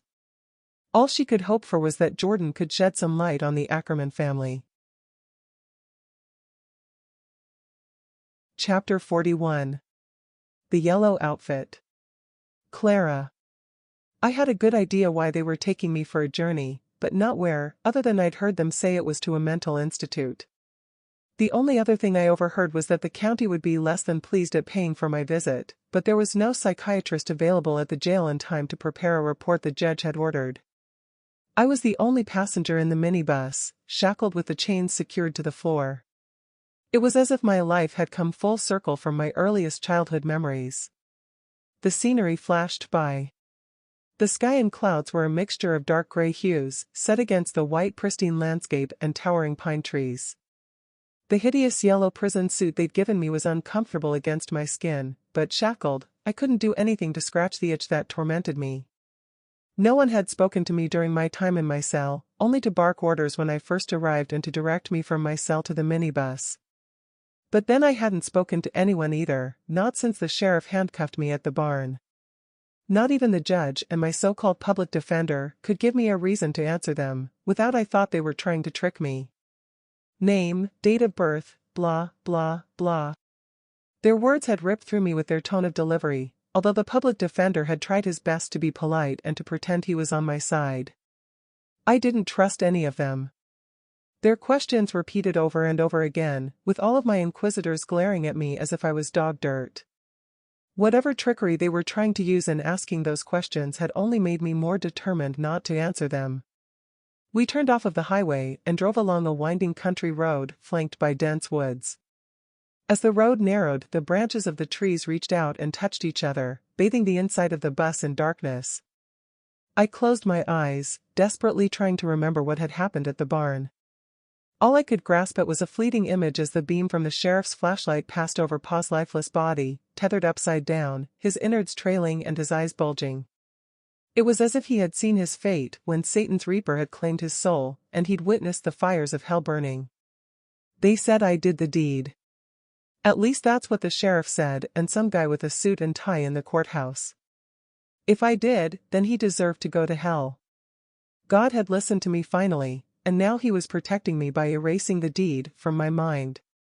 There was no need to answer to anyone else.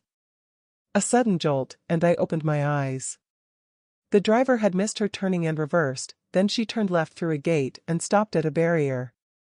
A security guard ambled over to her and they exchanged words. The barrier lifted and she drove on. We pulled up outside a large gray stone building. My escort helped me out of the bus and guided me up the 15 steps to the entrance. Each shuffle up the stairs took the itch on the back of my legs to a new level.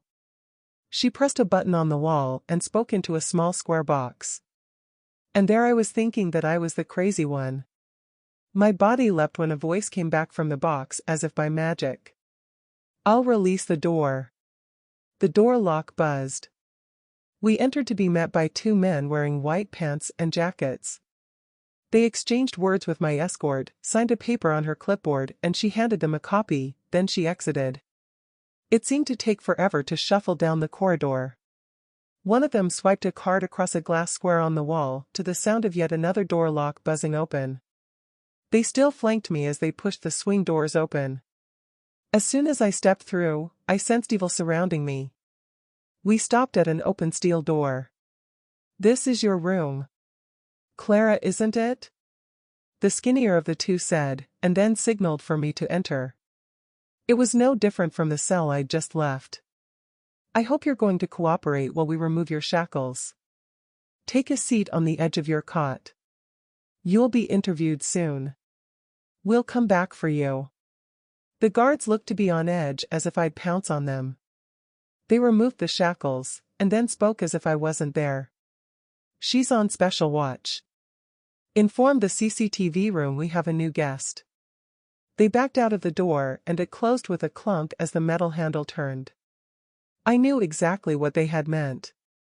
Pa had pointed out cameras once when we walked through a town and we played a game of spotting and avoiding them. There was one in the top corner of the cell at the ceiling.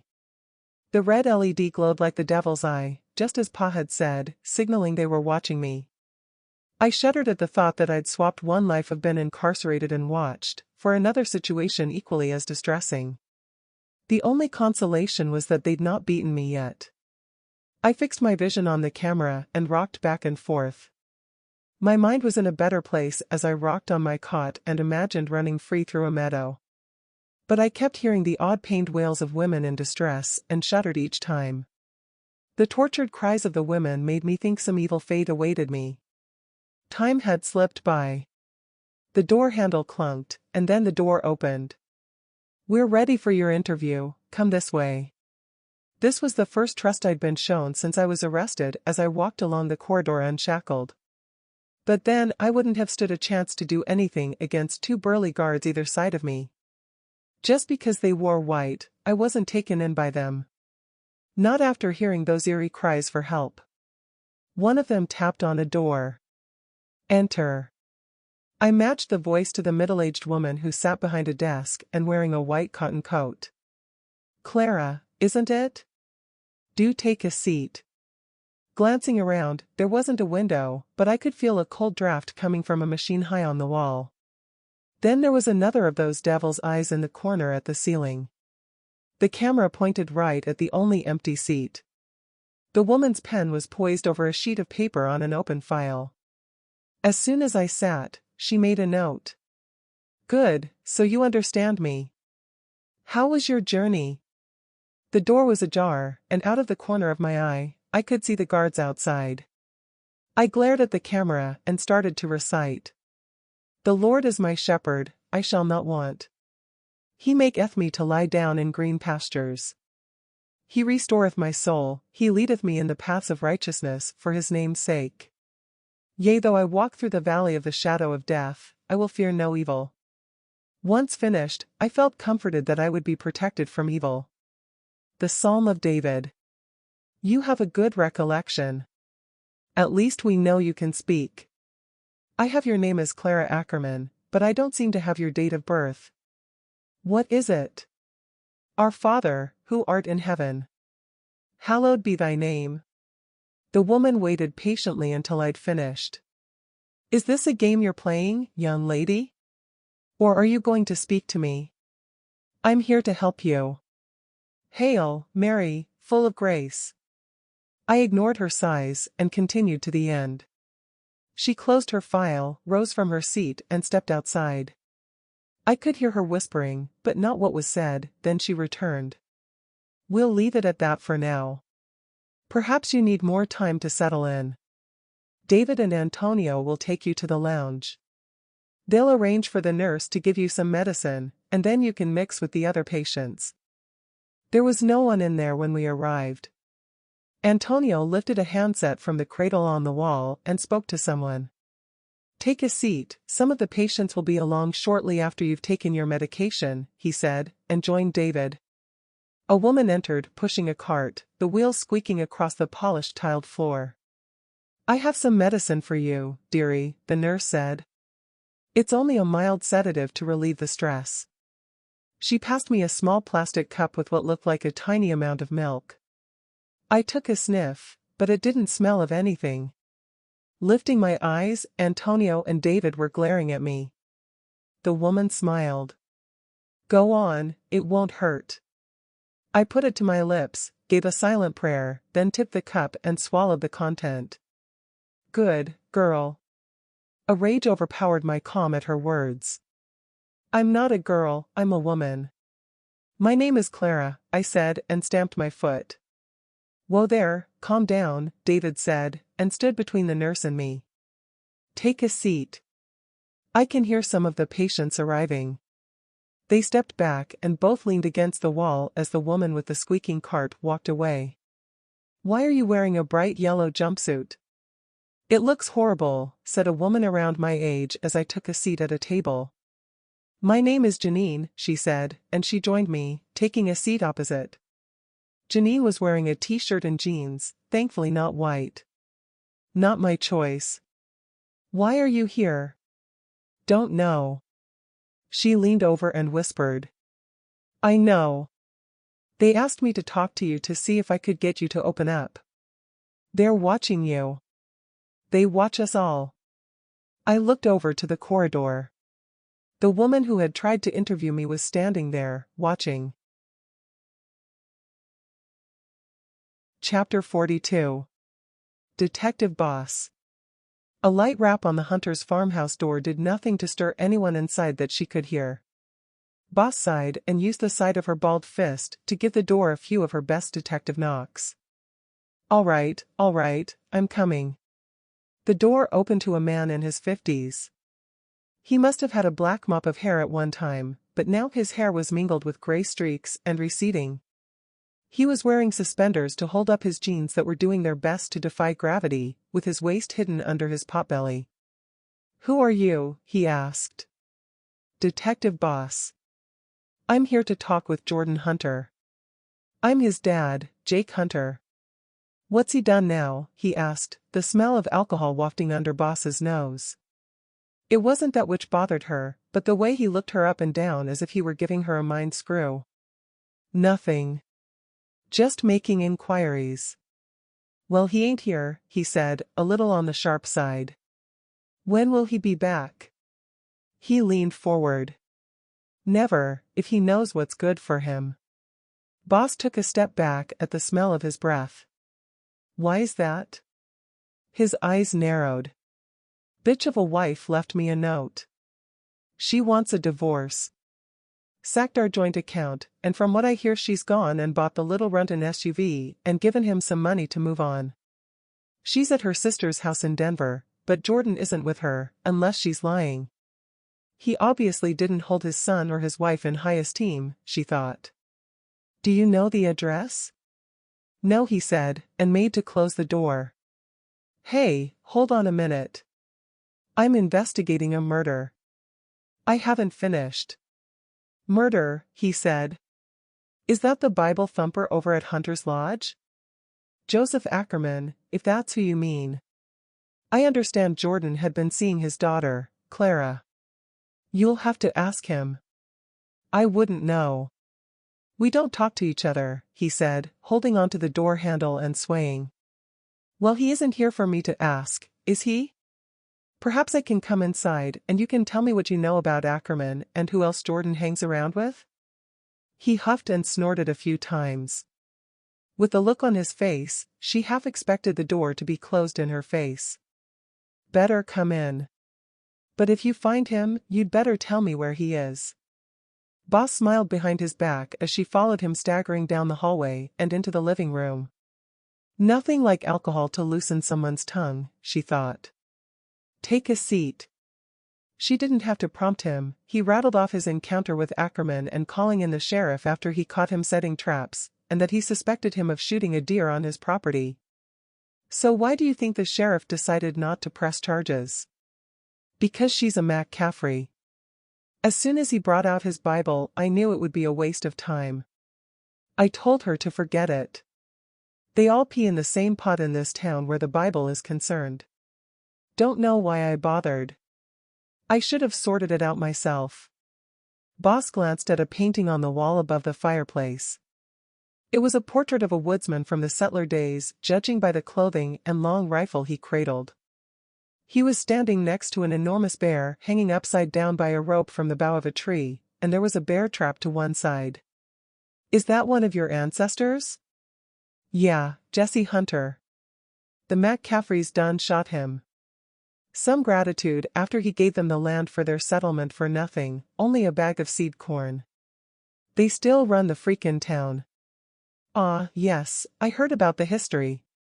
Why would they hang the bear like that? She pointed to the painting. So it can bleed out before they skin it for the pelt. Grizzly bears were a source of meat and fat for the pioneers in the old days in Colorado, he said. The style of hanging the animal to bleed out compared with how Ackerman died didn't go amiss, which gave her cause to pause. Getting back to Jordan. Can you tell me who Jordan hangs around with? He reeled off 2 names, and Boss took a note. What she wasn't expecting was Jake going into a rant about the bad blood between his son and Nat McCaffrey.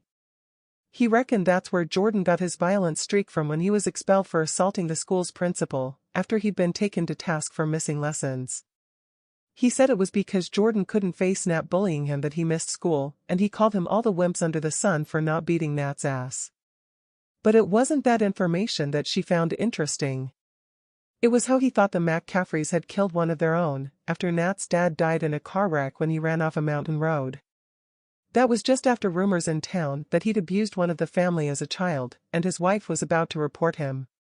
Said that his brakes had failed according to the newspaper reports, yet he saw his car in for service up on the ramp at Tiff McCaffrey's garage for service on the morning of the day he died. Boss put it down to the drink talking and the animosity he had for the McCaffreys. She glanced at her watch. Thanks for your help. If he contacts you, here's my card. Hunter huffed a little. If he contacts me face to face, he won't be talking to anyone, he said, trying to stand, but fell back on his seat. I'll see myself out, thanks, but before I go, when was the last time you saw Jordan? Didn't see him, but he sneaked into the house Tuesday night for his clothes around midnight. He was gone by the time I came down. Boss closed her notebook and saw herself out to her car. She wasn't one for conspiracy theories, but her mind dwelt on what she had heard on the drive to the sheriff's office. It was the fact that the sheriff said Jordan and Clara had something going between them that troubled her. There was that, and her doubt that Clara would have had the strength to pull on the rope pulley on her own. From the sheriff's description, she reckoned she can't have been more than 110 pounds, half the weight of her dad. Tuesday when Jordan left home was the night the sheriff found Ackerman's corpse and arrested Clara. She let that thought simmer as she parked and climbed out of her vehicle. You took your time. Find anything else? Sheriff McCaffrey asked her. Yeah, I tried to interview Jordan, but he's left home. She opened her notebook and relayed his friends' names. Any idea where they live? I want to interview them tomorrow to see if they know where he is. You'll be lucky to find them at home. Most mornings they hang around outside my sister-in-law's grocery store. She opened her desk drawer, took out a file, and slid it over to Boss. You'll find their details in here. Thanks. Here's the office key. The cells are back there. There's coffee in the pot. I have to be going to get to a council meeting at the church hall, said the sheriff. Where does Father David live? The cottage next to the church. Good, I'll pay him a visit. Incidentally, Nat seems like a decent young man. How old is he? 21. Why? Nothing really. How old was he when his dad died? The sheriff rose from her chair, walked over to the coat stand and lifted her jacket from the peg. Best part of 7 years now, he'd be 14. Did Nat tell you? She asked, not turning to face Boss. No, Jake Hunter. Oh, him.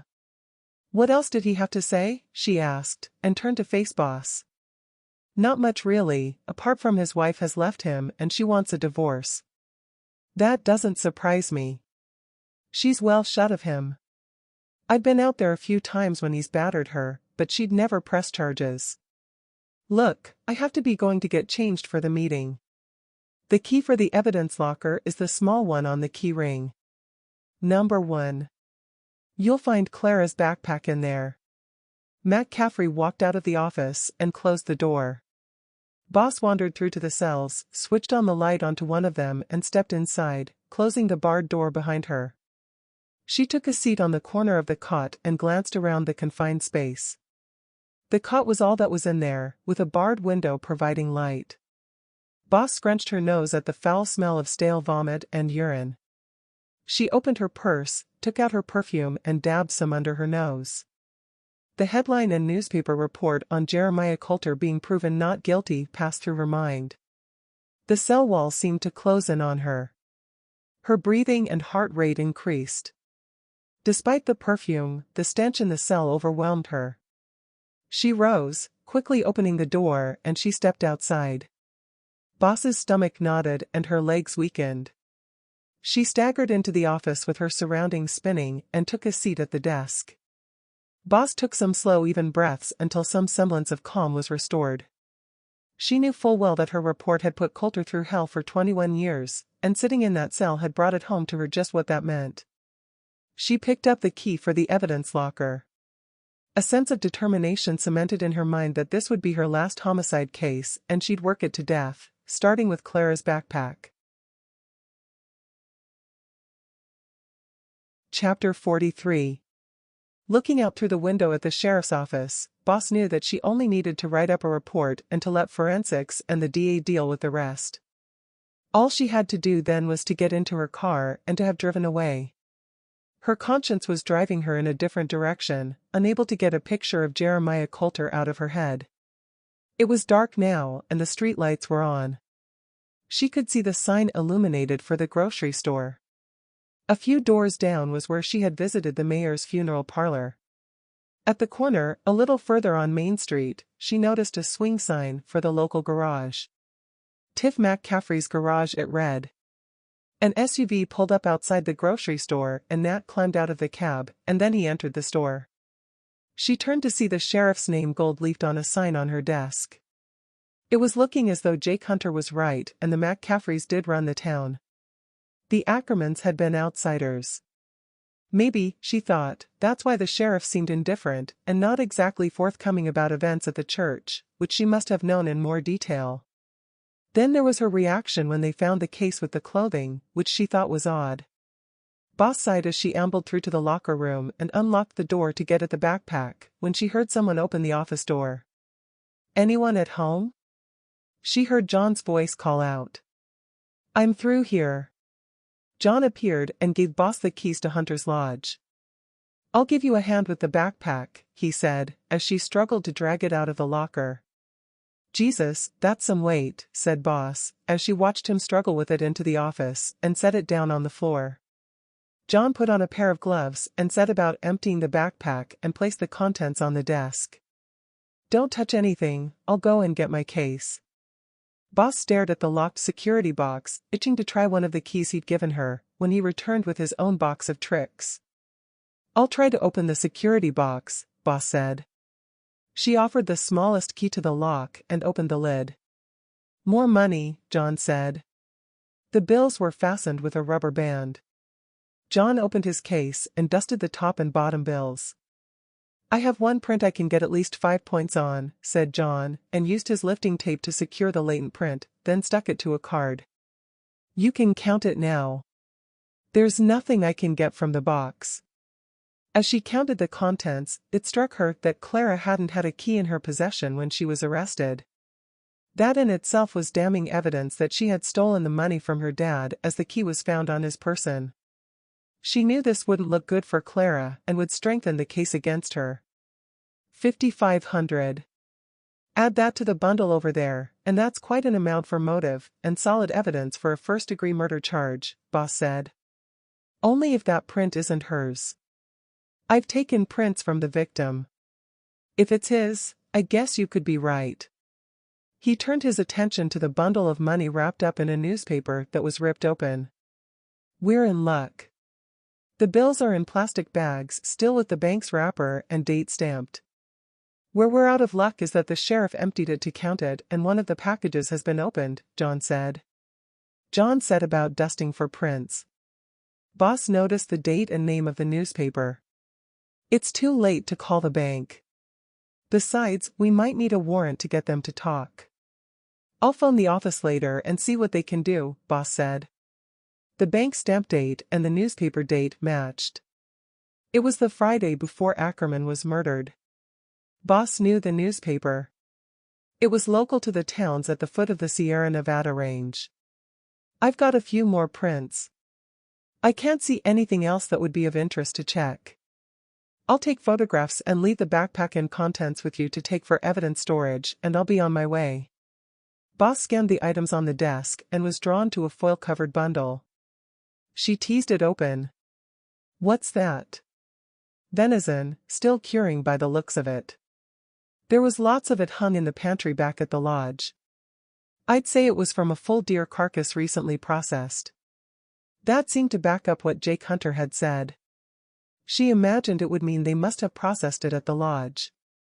Clara must have taken the venison for provisions, but the only other thing she could see in the way of something to sustain her was a bag of beans and a container of water. The rest was just clothing, a sleeping bag, and sundry items to use for survival. Make sure that you take a close-up photo of the newspaper and the bank stamp on the bills, she said, and picked up the Bible. She flicked through the pages. What comes after Exodus in the Old Testament? You're asking the wrong person. Why? There are quite a few pages torn out, she said. Maybe that's all she had at one time to light a fire when she was camping, who knows? John said. I don't know about that. There's a dictionary over there she could have used. John picked up the dictionary and flicked through the pages. Maybe she used both. There are pages missing from this as well. One of the letter I pages is missing, and others. She closed the Bible and picked up a well-thumbed map. When she opened it, Boss noticed a route marked out in black felt-tip pen. The mark ran from the town to 15 miles to the outskirts. Looks like that's where she was going, she said, and walked over to a large map on the wall. Looking at the topography, she was heading for that forest area. Maybe. Boss picked up the second map and laid it on a table next to the wall. Any idea what these notations are on the map in the different states? John peered over her shoulder. They're just a series of numbers next to a dot. Not got a clue what they mean.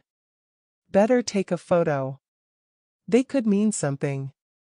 John took a photo, then stowed away his camera and closed his case. Unless there's anything else, that's me done here. I'll get back to you on the prints as soon as I get to the lab and put them through the database. The DNA results will take a little longer. I have everything I need from the backpack. I leave it with you. No problem, she said, and walked with him to the door. As soon as the door closed, she busied herself, putting everything back in the backpack. She tugged on the straps. At a guess, including the snowshoes and tent, she thought it probably weighed more than half of Clara's body weight. That took her full circle to the power needed to haul Ackerman's body on the rope pulley as she dragged the backpack and hauled it with some difficulty into the locker. Boss took one last look around, then ambled out of the office and onto the sidewalk. She locked the door and shivered. The light was burning in Father David's cottage. She lifted the collar on her jacket, and head down to avoid the biting cold. She walked quickly over to his front door. stamping her feet at his doorstep, and with her teeth chattering, she gave the door a knock. "Yes," he said, as the door opened. "I'm Detective Boss." "Oh, yes, I heard you were in town." "A most unfortunate occurrence indeed. I only wish I could have done more for Clara, then perhaps it wouldn't have happened. You'd better come in out of the cold." She followed him into the living area, and he signaled with the sway of his arm for her to take a seat. "I have coffee in the pot. Would you like some?" "Please." When he left the room, she picked up a small Bible from the coffee table and turned the pages to the third book of the Old Testament. She closed it again and set it down as Father David returned and handed her a cup of coffee. "Find anything in there of interest?" he asked. "As a matter of fact, yes. I'd just been looking through Clara's Bible from her backpack and noticed some of the pages were torn out." "Ah, so you noticed too? And did it indicate to you the same as it warned me when you discovered what was missing?" "No." "Then I suggest you read it," he said, and picked up the Bible to offer it to Boss. "Turn to Leviticus, chapter 18, verse 6. I think that you will find possible mitigating circumstances for her actions in the text." Boss read the words, then looked over at Father David and pushed back in her chair. "These are God's laws about forbidden relationships and families. Are you suggesting she was in an ungodly relationship with her dad?" Chapter 44.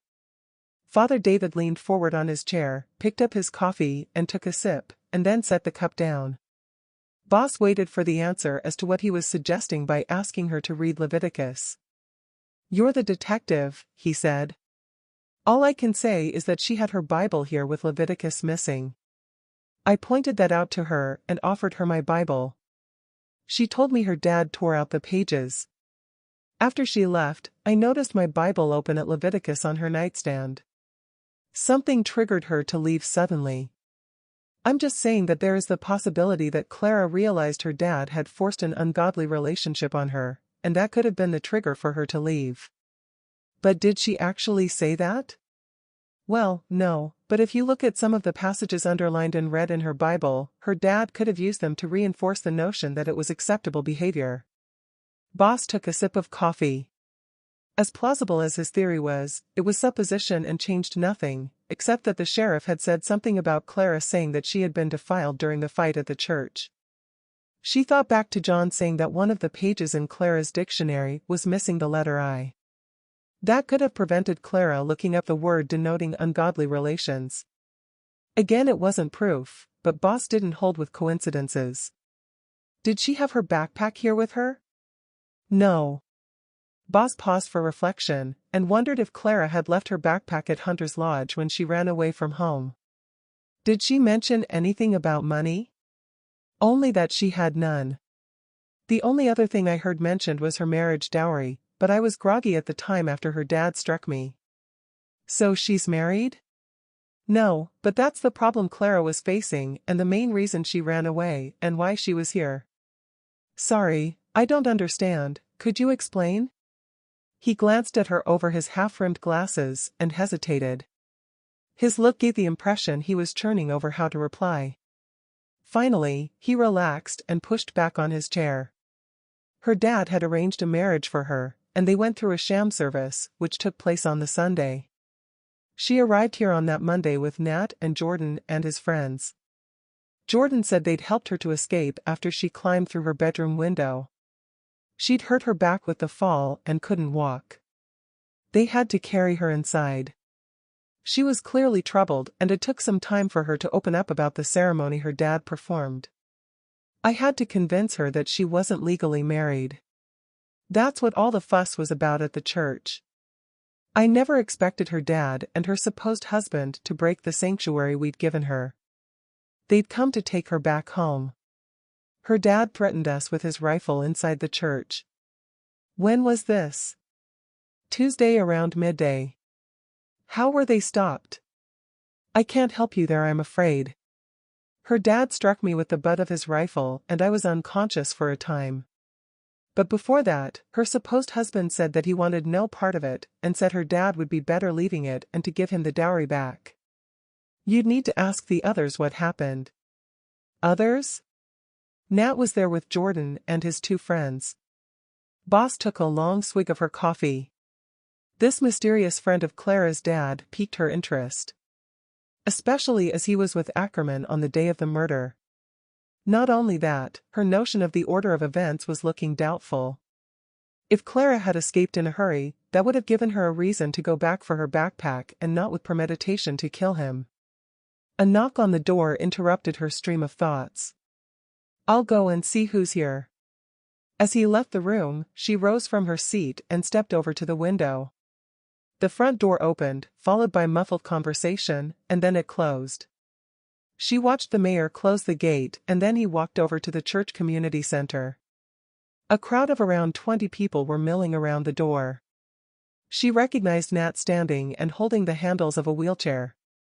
Sheriff McCaffrey was there, but there was no one else that she recognized as the mayor opened the door and they trooped inside.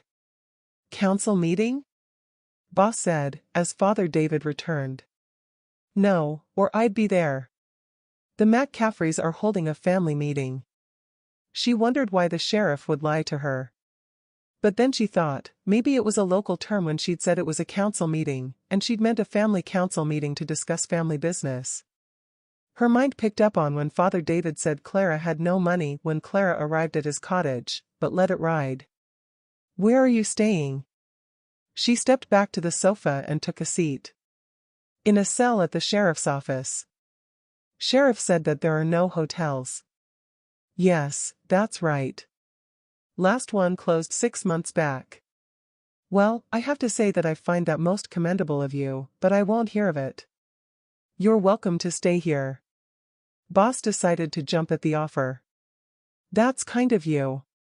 It shouldn't be more than for a few days. I've some work to do over at the sheriff's office, and I'll need my overnight bag.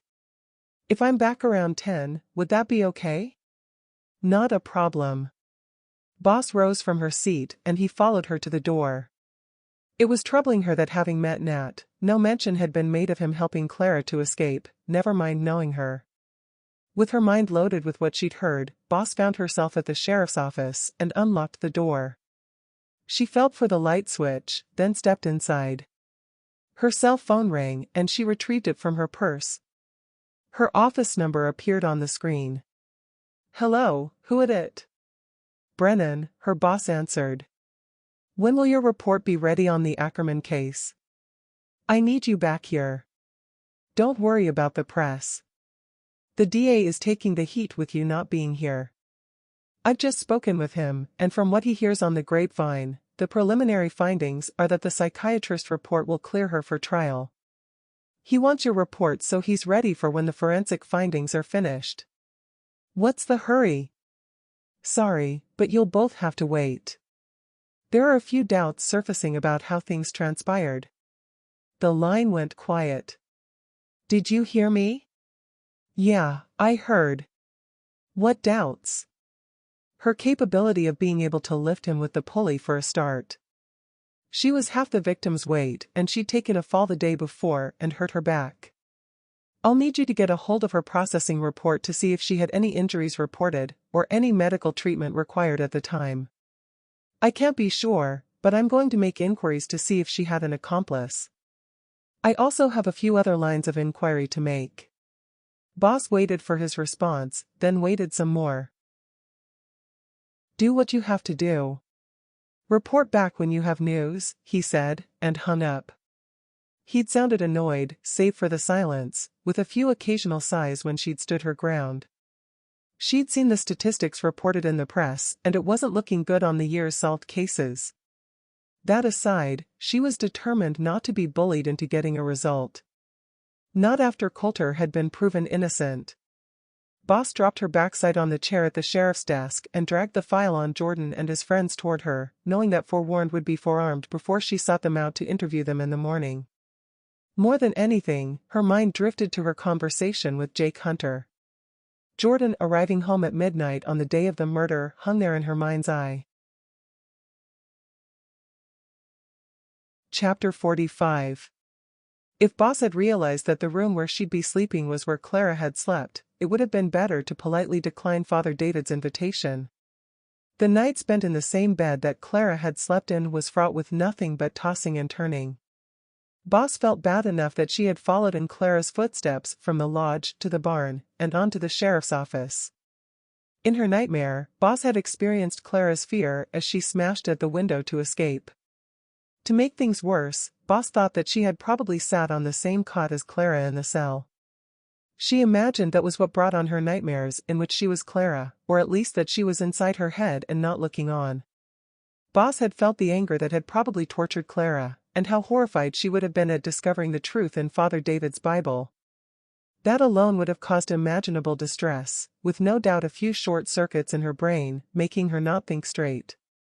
The sham marriage was as close to people trafficking as she could imagine, and with the dowry Father David mentioned, well, she imagined that was a polite word for receiving payment for her as you would have done with a slave. Boss was thankful that she awoke just as she was about to strike him with the knife. It made her wonder what she would have done in the same circumstances. She imagined her fury might have given Clara the strength to pull twice her weight on that rope pulley. Boss shook her head and wondered what the hell she was thinking. This wasn't the time for sympathy and excuses, but to find cold hard facts. That was her job. It was the way it was meant to be. Clara had been found at the scene with a weapon. That was damning in itself and within spitting distance of the scales of justice, tipping toward guilty. It wasn't her job to be judge and jury, and to sift through her mitigating circumstances offered by the defense attorney, and to set a sentence if found guilty. She rose from her bed and dressed. There was a knock on her door. Yes. It's Mrs. O'Hearn, detective. I'm Father David's housekeeper. Breakfast is ready. I'll be right down. Boss stuck to polite conversation at the breakfast table, not wishing to outstay her welcome by asking more questions. She drained the last of her coffee. I can't thank you enough. It's not a problem, detective, Father David said. Please, call me Alana. Beautiful name. Thanks, she said, and blushed. She hadn't expected that line from a priest, but she'd heard it a few times when she'd been propping up bars back home. Sorry, but I have to get to work. She rose from her chair, collected her purse, then walked to the front door. The main street was busier than yesterday, with overnight rain clearing all but the most persistent mounds of snow. At least it wasn't freezing cold, but there was still a chill in the air, and a gray sky with dark clouds that cast a gloomy ambience over the town. She was used to seeing people scurrying around in her hometown, where no one gave her a second glance. Here, she was acutely aware that she was the outsider as people glanced at her then looked away. The sheriff's office was still locked up when she arrived. Boss let herself in, opened the blinds, and then flicked the light switch. The sheriff pulled up in her SUV. Boss was sure McCaffrey had seen her, but the sheriff turned away and drove on. Through the slats, she could see two young men on a bench outside the grocery store and hoped they were her targets. Time to get started, she said aloud, and locking the door behind her, she strode across to the store. You two must be Roger Drake and Rick Hunter, she said, as if she already knew them. Who wants to know, the thinner of the two of them said, and stubbed out a cigarette. Doing so didn't mask the foul odor of what they'd been smoking. She already had her ID palmed and showed it to them. I'm Detective Boss from Robbery and Homicide if you can read. I need a word across at the sheriff's office, now. They exchanged glances. One of them faced her. I'm Rick Hunter. We don't know crap, honest. All the same, let's go. You don't even know what I have to ask yet. We don't have to say nothing about nothing, said Drake. Boss unfastened the single button on her coat, revealing her shoulder holster and the cuffs on her belt. No problem. I'll lock you both up for what you've been smoking then. I could smell it a mile away, she said, and not taking her eyes off of them, she reached down and picked up the stub. They both laughed. What's so funny? It's legal, or haven't you heard? How old are you both? Boss asked, already knowing the answer from the file. I'm 20, and he's 19, so we're adults. More fool you then. The legal age is 21, or haven't you heard? Damn it, we were only joshing. Listen, we'll talk to you. Just forget about the joint, Drake said. Depends. Get walking. She followed them across to the sheriff's office and let them inside. Boss had them where she wanted them. You take a seat at the desk, she said to Drake. She pointed to Rick Hunter. You can wait in the cell and I'll talk to you later. Both tell me what I want to know and you can both go about your business. Boss walked him through to a cell and asked to wait there. What is it you want? Drake asked as she returned and took a seat at the desk. She opened the top drawer and took out the sheriff's file. What relation is Rick to Jordan? Cousins, why? I'll come to that. She opened the file. I see you were at the community hall the night Jordan had a fight with Nat. What was all that about? Nat attacked him. And? And what? What caused the fight? Two girls were fighting. We stepped in to break it up. Nat got the wrong idea, 'cause one of them was with him. Who was with Nat? Clara. Don't know her surname. She was new in town. That sort of stumped Boss. As far as she knew, she was partnered with Jordan. Why were the girls fighting? Clarissa started it. She was jealous that Nat was with someone. Boss closed the file. What he'd said was no different than the sheriff's summary, but her notes didn't mention Clara by name. It bothered her that the sheriff had said Clara was hooked up with Jordan and not Nat. She wasn't interested in the other things that the sheriff thought they were involved in on file, as those were local matters. To say you didn't know this Clara, you thought enough about her to help her run away. Oh, that. Man, that was cool. She jumped right out of her window and slid on her ass on the shingles down to the drive. Didn't think anything of her, but, man, she's cute. It was Jordan that was sweet on her. Hell, he even called a truce with Nat to help us. But I thought you said she was with Nat at this dance? Yeah, Jordan was sweet on her too, that's why he knew Nat would help with the escape. And where is Jordan now? He fidgeted on his chair. She had a good idea what the answer would be. Dunno. Okay, let's leave that for now.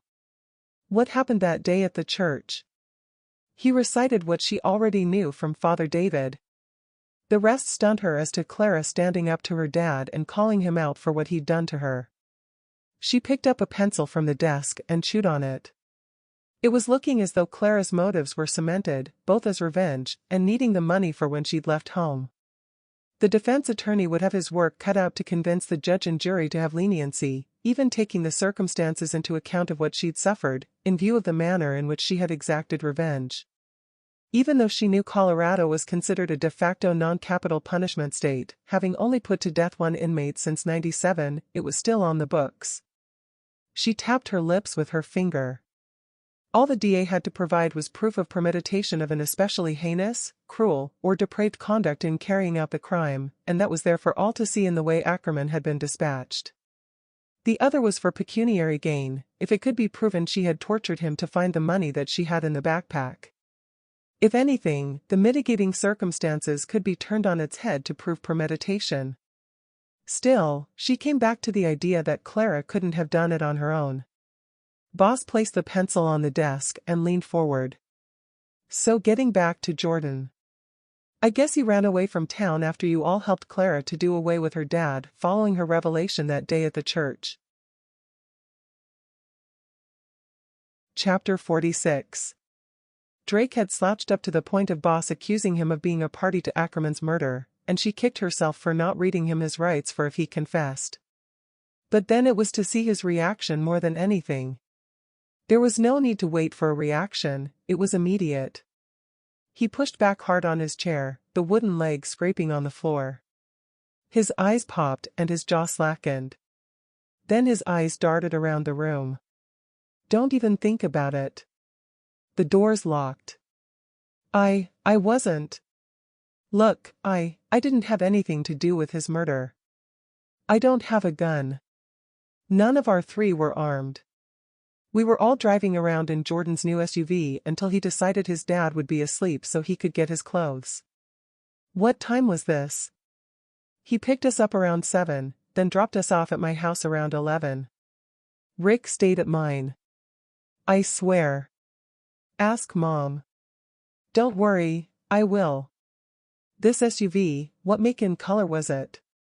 Two-tone, maroon and silver. Chrysler, I think. It has a winch at the front. Boss made a note. So you're still saying that you don't know where he is? Boss snatched her vision to the door when the handle twitched, then someone gave the door a pounding. A pair of eyes looked at her through a gap in the blind slats. Open up. This is Rick Hunter's dad. Drake, don't you dare say anything, he hollered. Boss was at a loss to know how he knew they were there. She rose to her feet and walked over to the door, unlocked it, and stepped outside. What is it you want? He thrust a card at her. That's my attorney, he's on his way. I've told Rick not to say anything. How did you know he was here? He used his phone to call me from the cell. He overheard what you're accusing them of. Boss rolled her eyes, both at her own stupidity and that her voice had carried.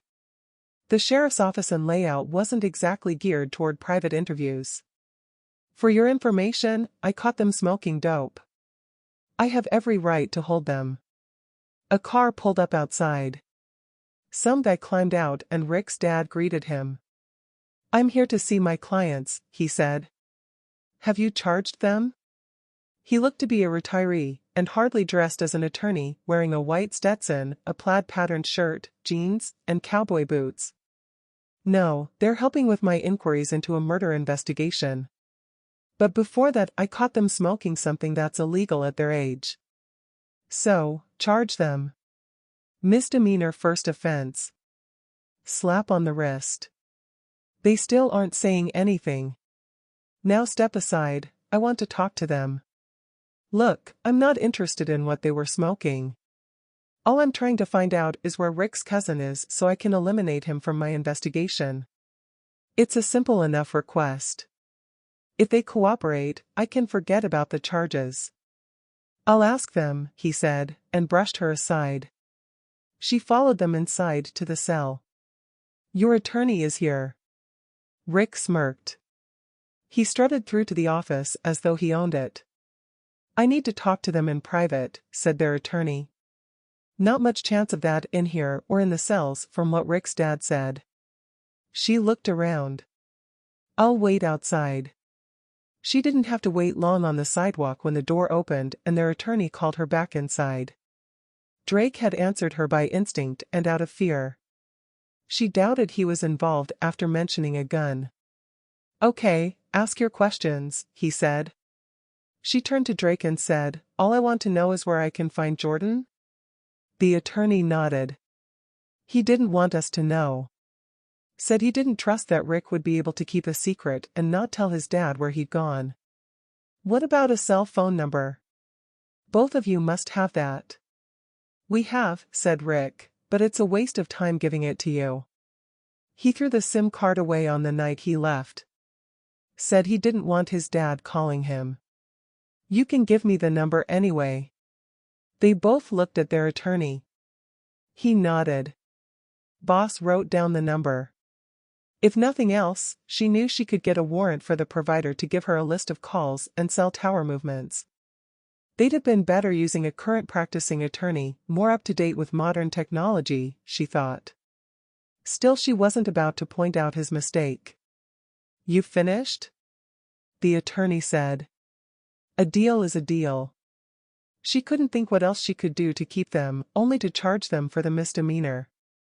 But as he had said, a deal was a deal. Besides, Boss felt as though she had enough details to be going on with to investigate further. A two-tone SUV wouldn't be hard to find if he wasn't out of the area. Yeah, it's a deal for now, she said. You have my card. I've instructed them not to say anything in future without me there. Boss cursed at herself under her breath at the thought she should have cautioned them and charged them first for the offense they'd committed, and then searched them before doing anything else.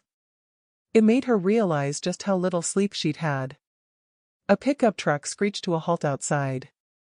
Next thing she knew, Jake Hunter stepped inside the office. His cheeks looked as though they were on fire, with his face contorted in anger. "What the hell is all this about you accusing my son of murder? You have your murderer." His brother stepped between Boss and Jake, and then grabbed his shoulders. For all he had bad-mouthed his son when she'd interviewed him, he was now firmly in parent mode. "Calm down, Jake. Everything is cool," his brother pleaded. "Calm down. I bet this is that bitch Sheriff McCaffrey's doing. Where is she? It has nothing to do with her. Listen, Mr. Hunter, I asked a question of Drake here. He denied they had anything to do with the murder. Now I just need to talk to Jordan to hear his version of what he did that night before he arrived home. If he wasn't there at the scene of the murder, he's nothing to worry about." "Worry about? Serves that son of a bitch right that he's dead. You know he took a pot shot in the woods next to the lodge at Jordan and these two here last week when they were in the woods?" "Whoa there. That's enough talk," said the attorney. "Get him outta here." His brother pushed Jake out of the office and the rest followed. Boss closed the door and shook her head. She glanced at the name on the attorney's card.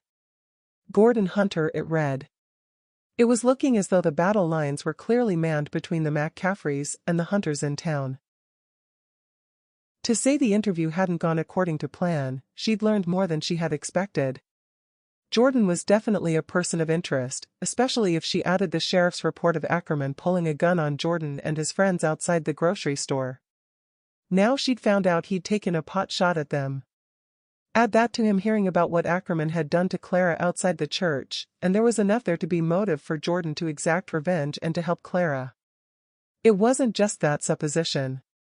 If Jake Hunter knew he'd taken a shot at his son, together with his beef about the deer and traps, he could have stepped in at the barn before Clara arrived to exact his own revenge.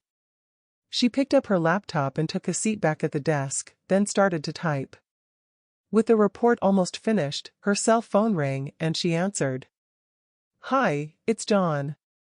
I have news." "Go on, what have you found?"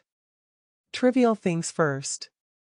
The fingerprint from the bills inside the security box matches the prints I took from the corpse. His prints were also on the newspaper that formed the outside of the package, but not on anything else. Where it gets interesting is that a print from one of the plastic bags inside the package belongs to one Archibald Jeremiah Reimer. And guess what? He's got a rap sheet," John said. "What sort of a rap sheet?" she asked. "The sort of rap sheet that means he's a registered offender for what was found on his computer, similar to those images at Hunter's Lodge. The address we have is in the Sierra Nevada mountain range, a sawmill," he said. "That would be an area where the newspaper came from." "What about the bank?" "That's the Gardnerville branch of the bank in the nearest town to where he lives. We also have a match to him on some prints from the kitchen and in one of the bedrooms." It sounded to Boss that the money was likely the dowry, and Reimer was Ackerman's friend and intended husband of Clara. "That's hardly trivial."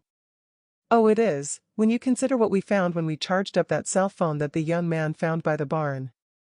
Now he really had her attention. "Go on then, enlighten me." "There's a last text message. Better call me and get that dowry to me before I find you, or you're toast," it says. It's dated at 8:30 on the night of the murder. It's from Reimer to Ackerman. Boss shook her head. Her list of persons of interest was growing by the minute. The cell phone message was about as incriminating as it gets, she thought. Chapter 47. A phone call from John at Forensics confirmed that the cell phone Nat had found with the threat text message belonged to Ackerman.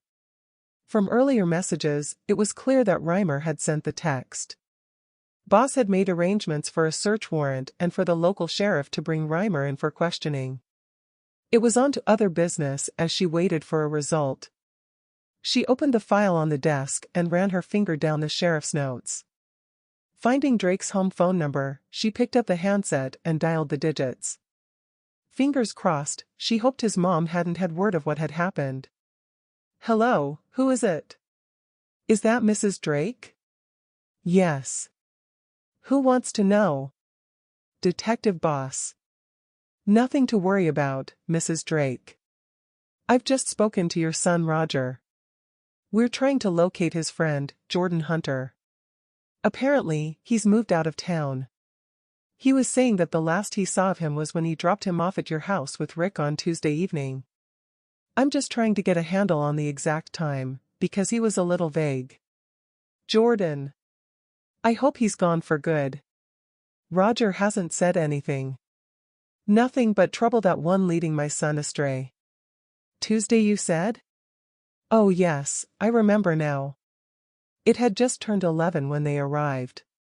I made them supper right away." "Did they get changed out of their clothes when they arrived?"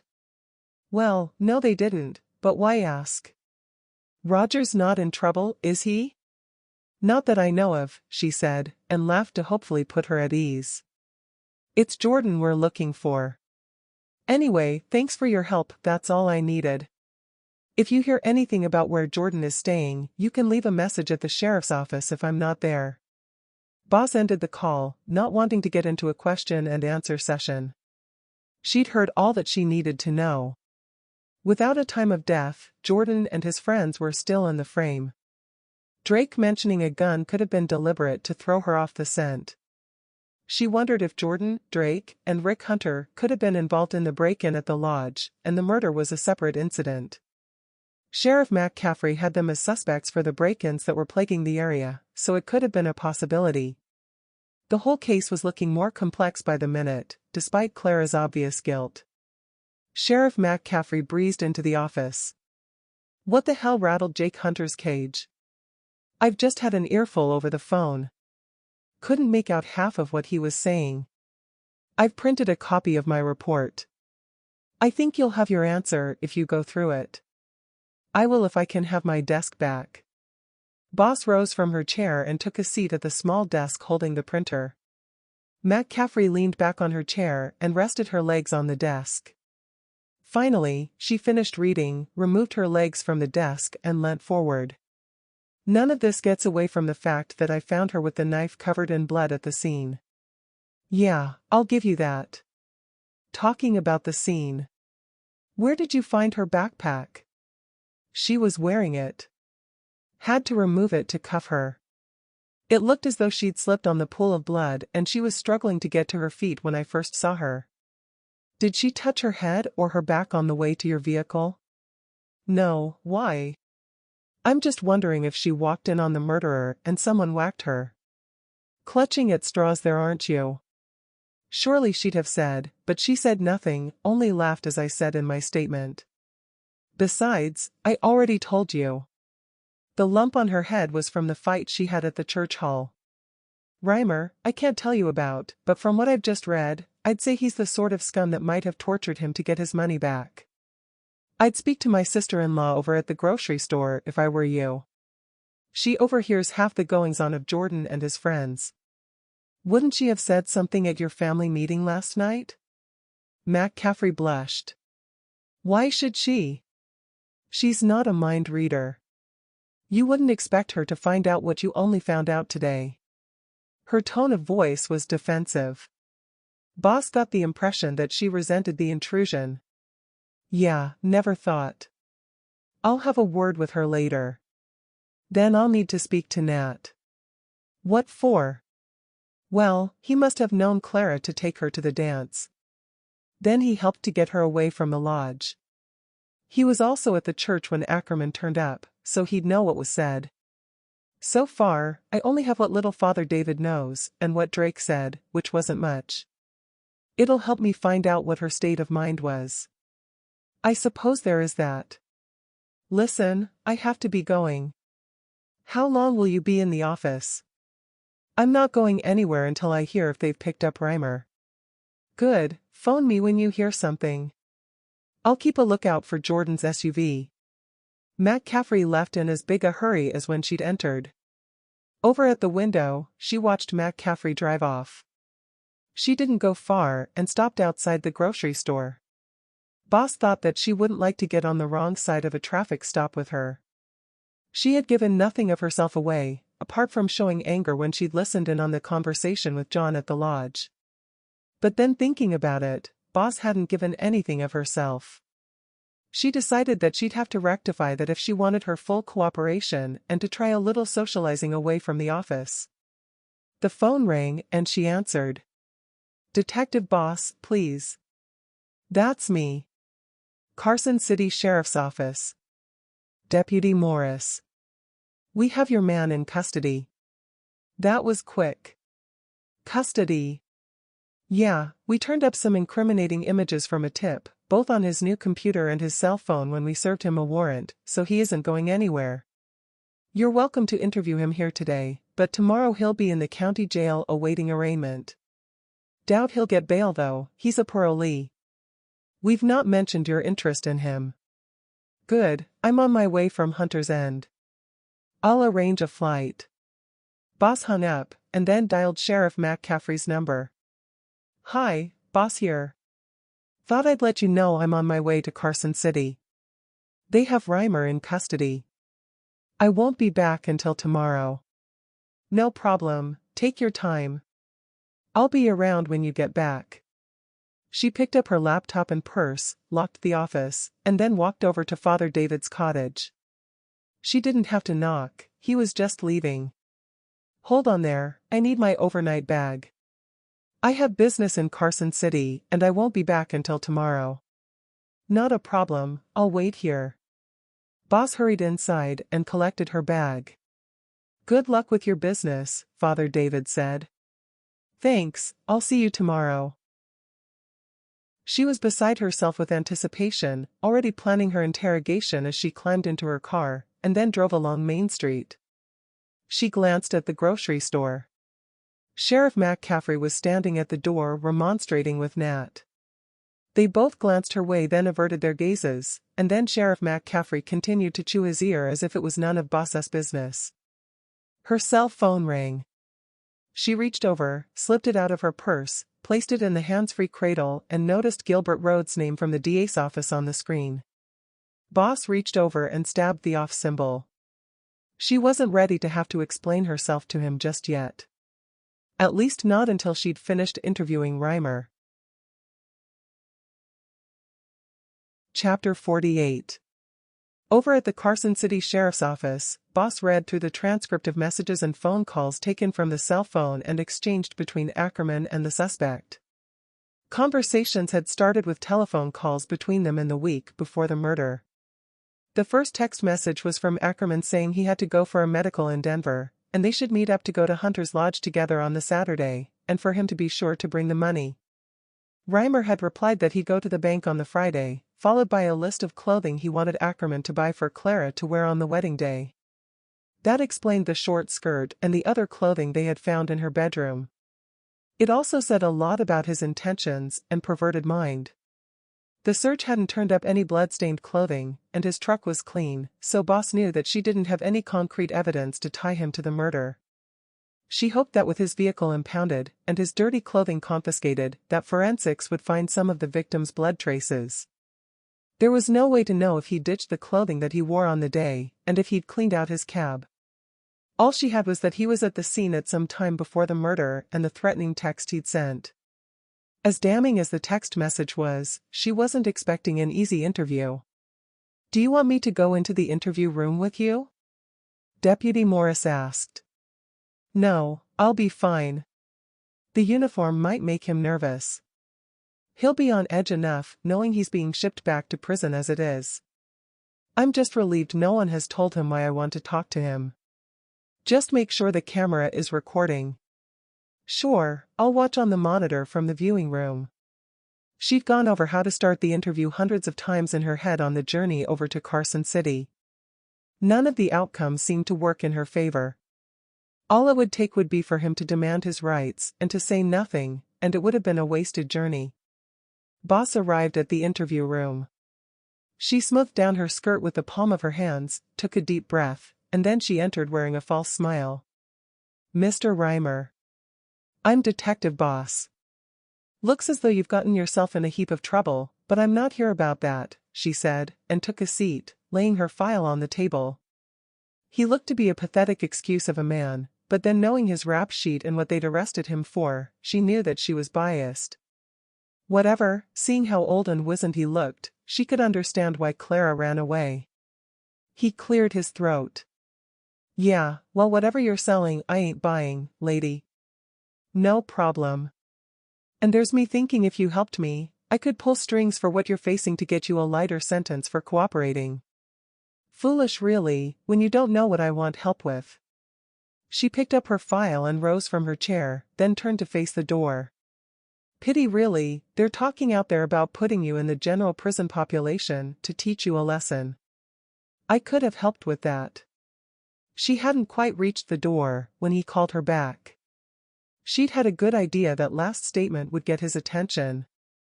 Wait. No promises, what is it you want to know? She turned and walked back over to the table, slapped the file down, and took a seat. You have a friend over at Hunter's Lodge. Joseph Ackerman. I'm looking for background information on him. That douchebag. He ain't no friend of mine. He owes me money. A lot of money. Would that be the money for you marrying his daughter, Clara? No law against that. Besides, she's over 18. I'm reckoning they worked me over for the money. 10,000's not to be sneezed at, is it? She opened then closed her file. We have Clara locked up. I wish I could say the same for her dad. Serves her right. Little bitch. Who else have they turned over? If he was the murderer, he was acting smart, talking as if Ackerman was still alive. She was hoping for an emotional response, but his expression gave nothing away. She let his question ride. I know you were there with him this weekend from a witness at the church, and your text message says that you were to meet up with him on Saturday. We can have your movements checked from data extracted from your cell phone, so I'd be exact with the timing if I were you. Lie to me, and I'll let the guys out there ship you to wherever they want. For now, explain how you think they worked you? He scrunched his eyes. Whoa, roll back a minute. I had nothing to do with the church thing. I wanted none of it. I'm guessing it was all an act they'd worked out. Soon as we got back to his house and I got out of his pickup, he drove off. He'd no intention of giving me the money back. The wedding thing was all a sham on their part. I didn't even get to touch her. So what did you do? He was clearly rattled, but thankfully for Boss, Reimer ran off at the mouth. What the hell could I do? I had a business to run. I drove around looking for him for hours. When I couldn't find him, I drove back home. What time? Around 9:30 in the evening. Why? You're missing something out. You sent him a threatening text at 8:30. Oh, that. I was trying to flush him out. It didn't work. Boss wiped the smile from her face and leaned toward him. Here's what I think. You drove around, and not finding him, you parked out of sight, then you broke into his house to look for the money. He came back and you chased him down to the barn. Then you tortured him to find out where he'd hidden the money, but it didn't work, so you finished him. Isn't that right? He looked like a scared jackrabbit caught in the headlights. Then his attitude changed. Don't talk crap. If you found my fingerprints from his house, then all it does is to prove I was there. I ain't denying that I was there. I swear I didn't touch him. Besides, some young punk at the church threatened to do away with him and threw a hammer through the back window. Lucky it hit my headrest and landed behind the seat. Maybe you should talk to him. To hell with you anyway, lady. I'm not saying anything else without a lawyer. What did this young guy look like? Reimer ran his finger and thumb across his lips as though he were fastening a zipper. The message was clear and the interview was over. Fair enough. It wouldn't make much difference to you if you admitted it and told the truth.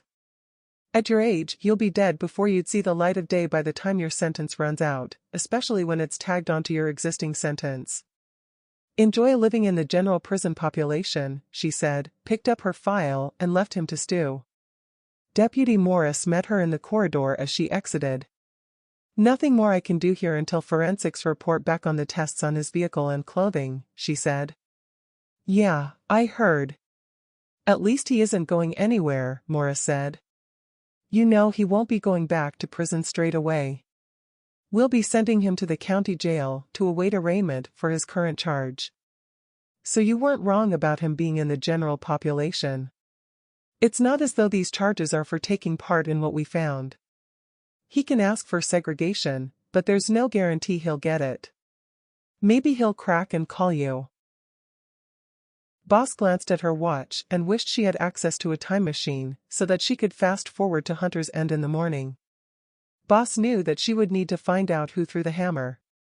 Watching television in a hotel room wasn't exactly her idea of a pastime. It was times like those that she wondered if it would be better to have a husband to go home to, but that was a non-starter. 5 years on from her bitter divorce, and she still didn't have it in her to trust anyone. The only consolation, she thought, was that they didn't have any kids. She sighed. I won't gamble on a phone call. Besides, I don't want him confessing to something that he hasn't done to get segregated from the run-of-the-mill prisoners. We'll see what the forensic report says. He'd have to tell us details only the murderer would know for a confession to work. With 5 persons of interest, she knew the hard work was just beginning, and at some stage she'd have to speak to Gilbert Rhodes with a progress report. She took her cell phone from her purse and switched it on. There were 5 missed calls from Rhodes, 2 from the office, and 1 from John at forensics. Her finger hovered over the screen as to who to phone first. Chapter 49. Boss arrived back at Hunter's End and entered the sheriff's office. She took a seat, feeling guilty at having turned off her phone the night before. Boss powered it up to an instant buzzing, with 4 missed calls and 1 text message showing on the screen. Gilbert Rhodes was 3 of the missed calls, and her boss the other, but she ignored them and opened the text message from John at forensics. I have some results. Jay. She phoned him back right away. It's Alana, what have you found? The blood type from the weapon, Clara's clothing, and backpack, they're all O negative, extremely rare. It matches the blood sample I took from the victim. Boss took a deep breath, and then blew a rasp through her closed lips. Ouch, that doesn't bode well for her with the blood on her knife, never mind her clothes. If the DNA matches, that's your evidence right there.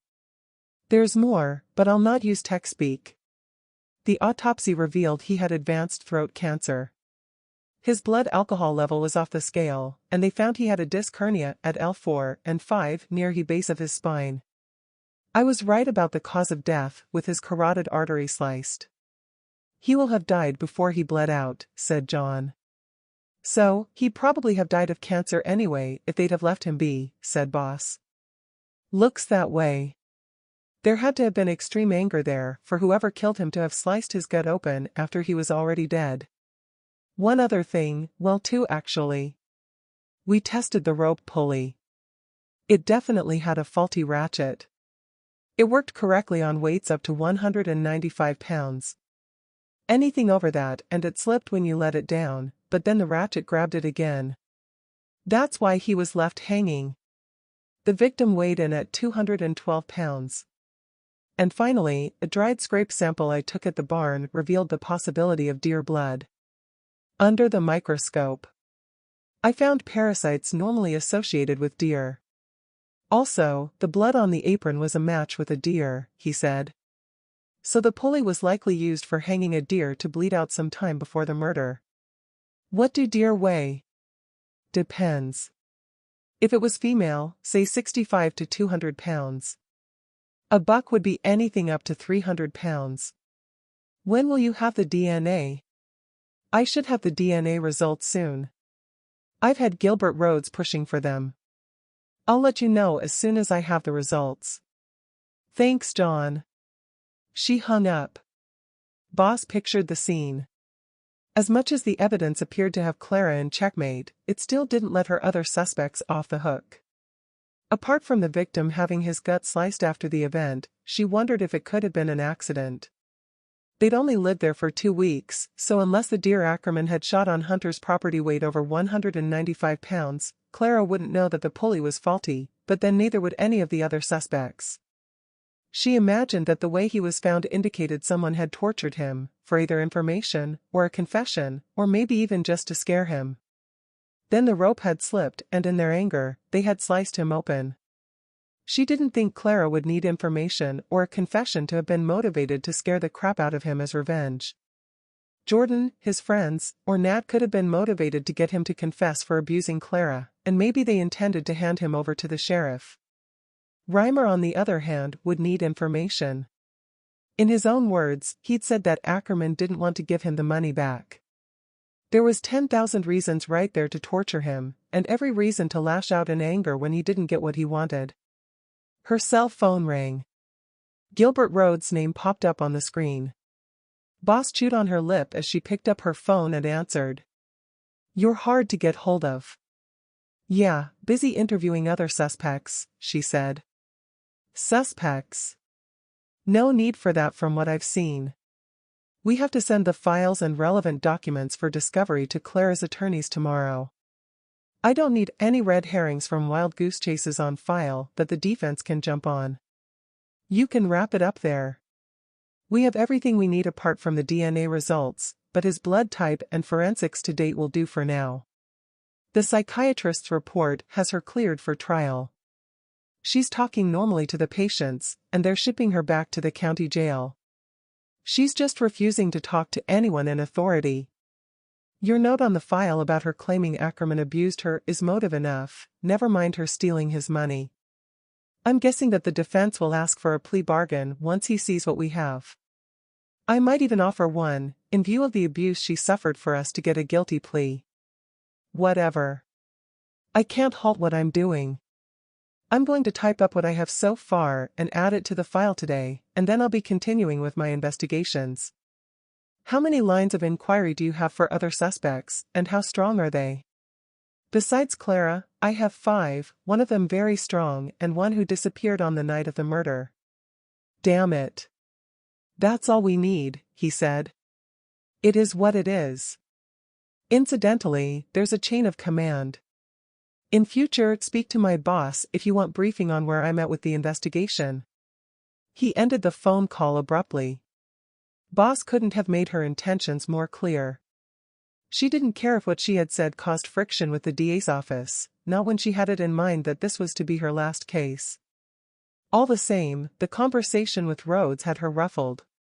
A shot of caffeine was called for, so she set about making coffee. She cursed when her phone rang again. This time, her chief's name appeared on the screen. "Hi, what is it you want?" "For you to return my calls for a start." "Oh, yeah, sorry.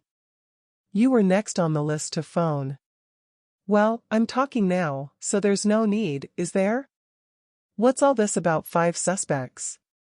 She held the phone away from her ear. Rhodes had obviously been bending his ear, and by his tone, she guessed he was about to twist hers. Boss gave him a rundown of events, and then poured coffee. "Not much you can do then, only come back here and to get back to your other cases. I'll arrange for a warrant to get Reimer's cell tower locations so we can see his movements, but other than that, I can't see what more you can do, only wait to see if the APB you've put out on Jordan Hunter comes up with a result. His friends are lawyered up, so you'll get nowhere with them, and as for this Nat McCaffrey, he isn't really in the frame apart from having a thing for Clara." Boss picked up her cup and took a long swig. She could sense his game. He wanted everything to come to a halt until after the discovery session with Clara's defense lawyer, and until the DNA results had arrived, so they could put it to bed. Rhodes had gotten to him. It was looking to her as if they were both pinning their badges on a plea bargain. She'd worked with him long enough. It was time to play him back at his own game. "You're right. I'm in a blind alley with it just now. I wish I could get back. Problem is, my car engine is playing up. I was just about to get the local garage to try and repair it. Doubt they'll fit me in today. I've just worked 4 days straight, so I'm due a couple of days off. I can spend the rest of the day typing up what I have. He didn't answer right away. She could hear him sucking air through his teeth at his end. What's wrong with your car? How in hell's name would I know? Maybe it's the thruster for the widget thingamajig under the hood. All I know is that it's running rough. Very funny. Just get back here as soon as you can. With the call closed, she snickered. She didn't mind telling white lies to suspects about what she knew or didn't know about events to get them to talk, but this was the first time she'd used lies on a colleague. Still, it wasn't exactly a lie. Her engine did have a flat spot when it hit 60, but then it had been like that for more than a month. She decided that she'd get it serviced to cover her ass. Boss locked the office door and walked over to the garage. When she arrived, she was surprised to see Nat under the ramps working on a vehicle exhaust. He wiped his hands on a rag. "How can I help you, detective? My car needs a service. It's sluggish at picking up speed when it hits 60. No problem. I'm not the mechanic, but I can book you in." He ambled over to the counter and opened the reservation book. "There's a spot at 3 o'clock tomorrow, how's that?" "Fine." He was doing that blushing thing again. "That your car?" She pointed to the one on the ramp. "No, it's a customer's car. I can handle some jobs, but not all of them." "Is this where you work full-time?" "No, I help my uncle out when he's busy. I'm a handyman full-time, but I've helped my uncle out part-time since I was old enough to pass him a wrench. Listen, while I'm here, I need to arrange to talk to you over at the sheriff's office about what happened at the church with Clara." "Sure. I finish here in around an hour when my uncle gets back, if that's okay with you?" "Sounds good," she said, and then set off back to the office. As she stepped off the sidewalk, Boss looked over her shoulder. Nat was looking her way and talking on his cell phone, and then he turned his back to her. As she arrived at the office, the detective in her couldn't help but wonder if he, or his uncle, worked on his relative's brakes just before he died when his car ran off of the road. Chapter 50. Boss had only just put the key in the lock at the sheriff's office when Mrs. O'Hearn walked past her. She stopped and fidgeted inside her bag. "Not even looking at Boss," she said, "I need to talk to you in private, but not here. Father David is out for an hour. Meet me at the cottage." She carried on walking on over to the cottage. Intrigued by the clandestine manner of her delivery, she didn't want to make her offer look obvious to prying eyes. Boss closed the office door behind her. She sneaked a look through a gap in the blinds. Satisfied no one was paying any attention in her direction, she exited the office and walked over to the cottage. "Is there a problem?" Boss said when she met Mrs. O'Hearn in the living room. "Depends on your interpretation of what I'm hearing. Don't let my surname fool you. I'm an outsider, considering I've only lived here for 4 years. Word spreading that no one has to talk to you about what anyone saw and heard at the church. I'm not prepared to say who, only that I clean for a few retirees and I've overheard conversations." "Is that coming from the McCaffreys or the Hunters?" "The McCaffreys, but they still want them to say Jordan made a threat that day at the church." "I know different. Jordan wasn't the only one who made threats that day. Nathaniel McCaffrey threatened him also. I heard him clear as the day." She went on to explain all that she saw and heard. Boss wondered why the townsfolk wanted to just let it lie and say nothing, especially seeing as how Clara was charged with his murder. It sounded as though the town were using the event to get even with the Hunters. "Why are you coming forward?" "Guilt. It was me that pointed Clara's dad in the direction of the church. Maybe if I hadn't, none of this would have happened. Clara was such a sweet girl. So naive. It's hard for me to believe that she could have done such a thing." "Is the sheriff involved in these rumors?" "I'm not sure. The sheriff is a sort of outsider herself, seeing as how she's law enforcement, but she's still family. From what I've heard, her family turned against her when she married a hunter and she left town. Only came back 3 years ago to take the job as sheriff. It looks as though her family have let the past stay in the past. Are you sure that you have that right? Wouldn't she be Mrs. Hunter? McCaffrey is her maiden name. Divorced? No. Her daughter disappeared from outside her house 12 years back. Apparently, her husband never got over it. Turned to drink until he couldn't take it anymore, so he, Boss thought back to McCaffrey's odd reaction at Hunter's Lodge when they'd opened the case and they found the children's clothing, together with the knife and duct tape. She thanked her and set off back to the office. The sheriff's SUV was parked outside when she arrived. McCaffrey grunted a begrudging good day as Boss stepped inside the office. Anything new transpired? McCaffrey asked. She hesitated answering, not knowing if she could trust her with all the latest information. John phoned with the blood tests. The victim's blood is a rare type and it matched the samples taken from Clara's clothing and the weapon. Boss looked for a reaction. A smile curled on the sheriff's lips. There you are then. Cut and dried as I said. I guess you'll be wrapping it up and going home now? There wasn't time to answer as the office door opened. Ah, Nat. You're on time, Boss said. Take a seat. Why the need to interview him now? You have the blood test results, the sheriff said. Boss hadn't told the sheriff she had asked Nat to come in for an interview. It seemed fortuitous to her that the sheriff arrived after she had seen Nat talking on his cell phone. Still have loose ends to tie up to get the full picture. Sheriff McCaffrey grunted. Nat took off his hat and took a seat at the desk opposite Boss. So, Nat, why don't you start from where and when you first met Clara? Nat ran through an encounter when he'd come across their vehicle stuck in a drift. How did they seem to you? Any tension between them? She never spoke. I asked her out to a local dance to meet the others of her age in town, but her dad answered for her. When I asked her, he seemed annoyed. He said they'd be away on the Friday, and he slammed the pickup door, then drove off. When did you see her again? I didn't exactly see her, only through the window at the lodge. It was 2 days later. I called to see if I could sell him some tire chains. He was out and Clara said that she didn't open the door when her dad wasn't there. Sensible. So how come you took her to the dance? I called back when her dad was there and did an exchange for the tire chains for some tools. While he was in the barn, Clara asked if I'd take her to the dance, but not to tell her dad. So I guess you were sweet on her? Hold on a second. Sheriff McCaffrey rose from her chair. What sort of a question is that? He was just being polite. It's his nature.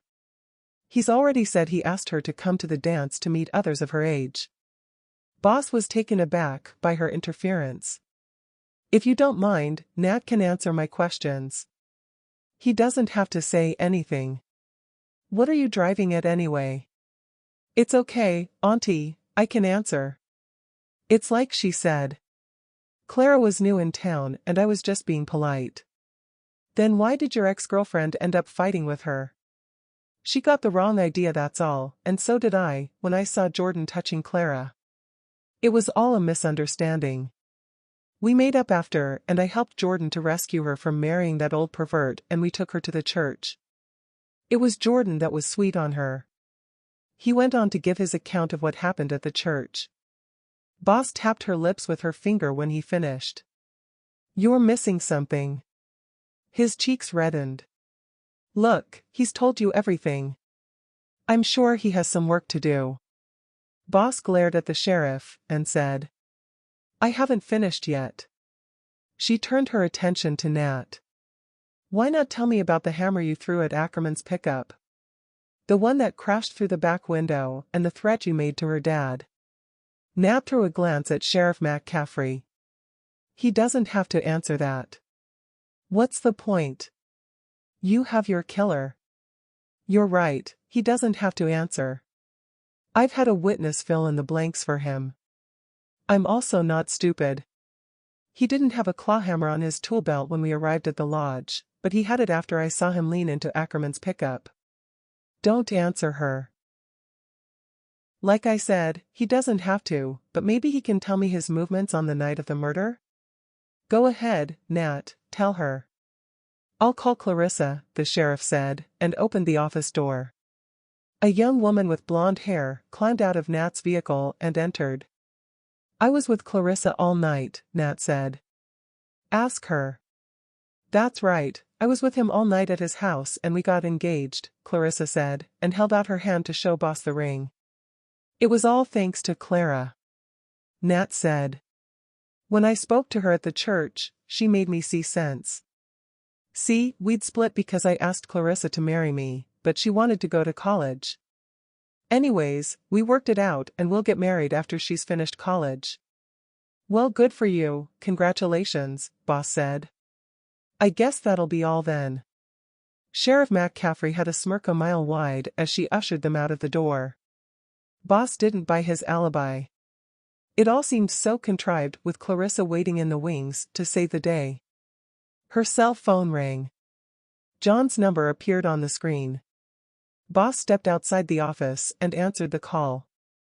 I have a DNA result, he said, but it poses more questions than it answers. Chapter 51. Boss wondered what John meant by the DNA result posing a problem. So go on, what are we dealing with?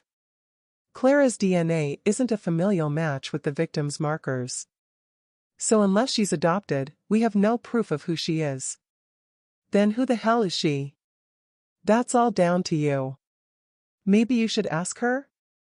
What I can tell you is that Clara has DNA markers which indicate that one of her parents and her ancestral lineage is native Indian and indigenous to Alaska. Boss's mind went into turbocharger mode, snatching at scenarios from when John had said that she could have been adopted, to her thinking Ackerman could have abducted her as a child, or her being someone he picked up along his travels. Reimer could have been right. They could have worked together at rolling victims over with such as a marriage scam. You there? John said. Yeah, sorry. Just trying to get my head to absorb the implications. I'll go back out to the lodge and see if we missed some adoption papers. Boss ended the phone call and stepped back into the office. Her stomach nodded. Where can I get a sandwich? The grocery store, Sheriff McCaffrey said, not even lifting her vision from the file she was reading. Boss ambled over to the store. There was no sign of Jordan's friends. She ordered an egg salad sandwich and coffee, and then took a seat. You'll be that detective, the woman behind the counter said. She lifted the hatch and walked over with her order. I don't know what you said to Jordan's friends, but it's a relief they're not hanging around outside, so thank you. Did they tell you about the day they went out to Hunter's Lodge to torment Mr. Ackerman? Boss had taken a bite of her sandwich and shook her head. The woman took a seat opposite. They were buzzing when I heard them talking all excited about them going to the lodge with Jordan and throwing snowballs with stones at the house. Ackerman fired a warning shot at them. She sat back with a smug smile on her face. She'd confirmed what Jake Hunter had said, and the info about the provocation fitted in with the reports on their antics in town. When Boss added the altercation at the church in the mix, there was motivation of a feud right there, for both revenge and to teach Ackerman a lesson, but she thought it could have gone wrong when the ratchet failed. Jordan threatened to kill him after the fracas at the church, you know. I wouldn't be surprised if he was somehow involved. And you heard that? Yeah, the whole town probably heard it. A customer called me outside onto the porch. I might need a statement later. And you are? Susan McCaffrey. This is my store. That fact didn't surprise her. Nor did the fact that she had not mentioned Nat making the same threats and launching his hammer at the pickup. It was when she had leaned forward and added into her script that Jordan had called out death threats that Boss had switched off. Boss drained her coffee, thanked her, and then walked outside. Looking at the distance to the church, she doubted that Susan McCaffrey had heard anything. The sheriff's vehicle had gone from in front of the office. Boss guessed that the sheriff had achieved a result she was there for in shepherding Nat through his interview, mission accomplished. She hurried across Main Street and climbed into her car. Turning the key in the ignition to fire up the engine, Boss drove to Hunter's Lodge. She stopped at the gates to remove the tape, and then drove on into the drive. The first thing she did when she entered was to look in the pantry. The cuts of meat hanging there seemed to be an almost complete deer. She envisioned the joints of meat she bought at the supermarket. Maybe 75 pounds, including the rest of the carcass, she thought. A thorough search through all the papers in the office proved fruitless. Boss exited and walked across to the woods.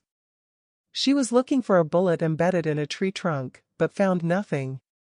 Instead, she found empty beer bottles and the same type of stubs she'd seen Jordan's friend smoking. They were scattered around a tree trunk. She lined up her sight from where she had found the items to Hunter's Lodge. The front door and upstairs windows were clearly visible. Jake Hunter stepped out from behind a tree trunk and she put her hand to her chest. It didn't go unnoticed that he was carrying a rifle. Damn it. You scared the living daylights out of me. I never heard your footsteps. People never do, especially the critters before I put a bullet between their eyes. This is my property. You need a warrant to start searching around. I suggest you put those things back where you found them. She knew the items were worthless. He was right though. Any court would throw them out as any type of evidence without a warrant. Besides, the elements would have destroyed any DNA to prove who had handled them. Why would you want me to get a warrant? A little bird told me in town that Jordan and his friends were tormenting Ackerman when he fired a round to scare them off. I'd say those discarded stubs and bottles go some way to proving this is where they hung out that day. A little bird. That would be the McCaffreys. I'll have to see them about that. So they're trying to have my son and my nephew tied into this, are they? Jordan might be the runt of the litter, but don't be thinking that you can drag my family into this. Stay off of my property. I wouldn't want to go mistaking you for a deer. Is that a threat? Call it what you like, but let's just say it's a friendly warning. Boss turned and walked to the barn, the hairs on her neck bristling, knowing he was behind her with the rifle. Stepping inside, she looked around, hoping to find anywhere he might have stashed something that could identify Clara. She rummaged everywhere, but found nothing. One last look around and her eyes set on a bow saw hanging on a nail. Next to that were 2 knives and rows of other tools. She took out her cell phone and took a picture. Pondering on events, she exited and climbed into her car. Boss reversed when she heard a crunch under her car. She climbed out to find that she'd run over a branch. A little shoving and tugging and she managed to free it and threw it to one side. When she glanced at the tree line, she noticed Jake Hunter still there watching her. For him to put family before any animosity he had with Jordan, together with the veiled threat he just made, she wondered if she should add him to the top of her list of suspects. Chapter 52. The sheriff was in her office when Boss arrived. She took a seat at her desk and opened her laptop. The atmosphere was sour, but she knew that it was all in her mind. Boss still hadn't forgiven her for interfering with Nat's interview. She wondered if she should cut her some slack, seeing as how he was a relative. She set about typing her notes following her visit to Hunter's Lodge. Find anything interesting out at Hunter's Lodge? The drums had obviously been beating for her to know that's where she'd been. It reminded her of just how tight-knit the town was. No. Just trying to find some ID for Clara. I was hoping to find adoption papers. Adoption. Why's that? She didn't think there was any harm in telling her. Maybe, she thought, it would be a chance to break the ice. The DNA results show there isn't a match between Ackerman and Clara. What? You saying they're not related? Looking that way. The sheriff chewed on her lip. She looked rattled. You've had a message from Deputy Morris. He wants you to call him back. She passed her a note with Morris's number. Boss dialed the digits. Detective Boss here. Is that Deputy Morris? Yeah, you've had a break. Reimer has been shanked by one of the prisoners. I've just interviewed him at the hospital. He's foregone his Miranda and Sixth Amendment rights to an attorney. He's singing like a canary to make sure he gets returned to the segregation wing. What's he saying? He's saying he kicked the door in at Hunter's Lodge to look for his money and searched everywhere, but he swears he didn't find it, and that he didn't encounter Ackerman. When he pulled out of the drive, a two-tone SUV followed him at speed and tried to bounce him off of the road, but he managed to swerve to avoid them and their vehicle careened, then stalled. He couldn't make out the color or make, except to say it was dark at the bottom and light on top. Did he get a look at them? No, apart from he thought he could make out 3 outlines of people in the vehicle. Did he mention the time? Around 9:30 in the evening. He said that he intended to hang around to wait for Ackerman, but the incident scared him off.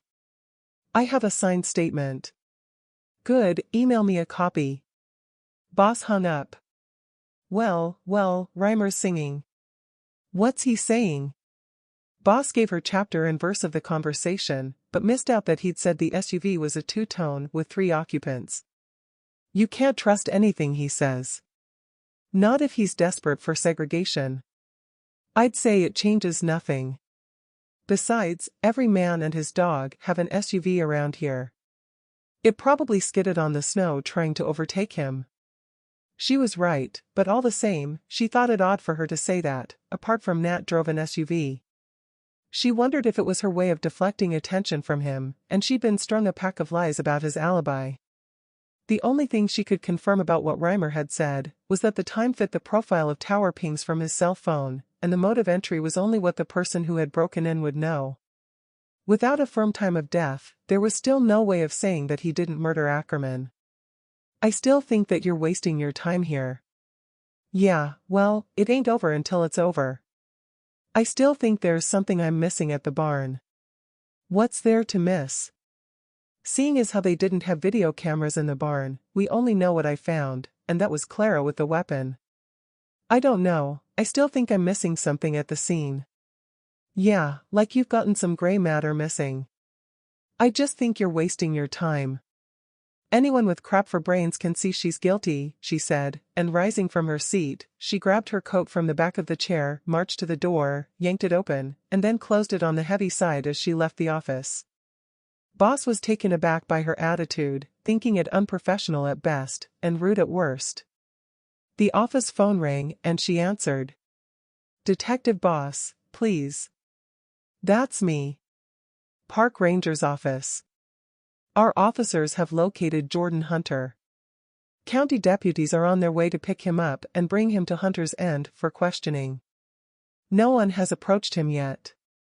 Where is he? They've located him at his dad's hunting lodge. The last thing she wanted was an attorney or the sheriff interfering with an interrogation. Tell them not to bring him in, but to keep him under surveillance. I'll interview him there. Give me the GPS coordinates. It was only a 7-mile drive out of town.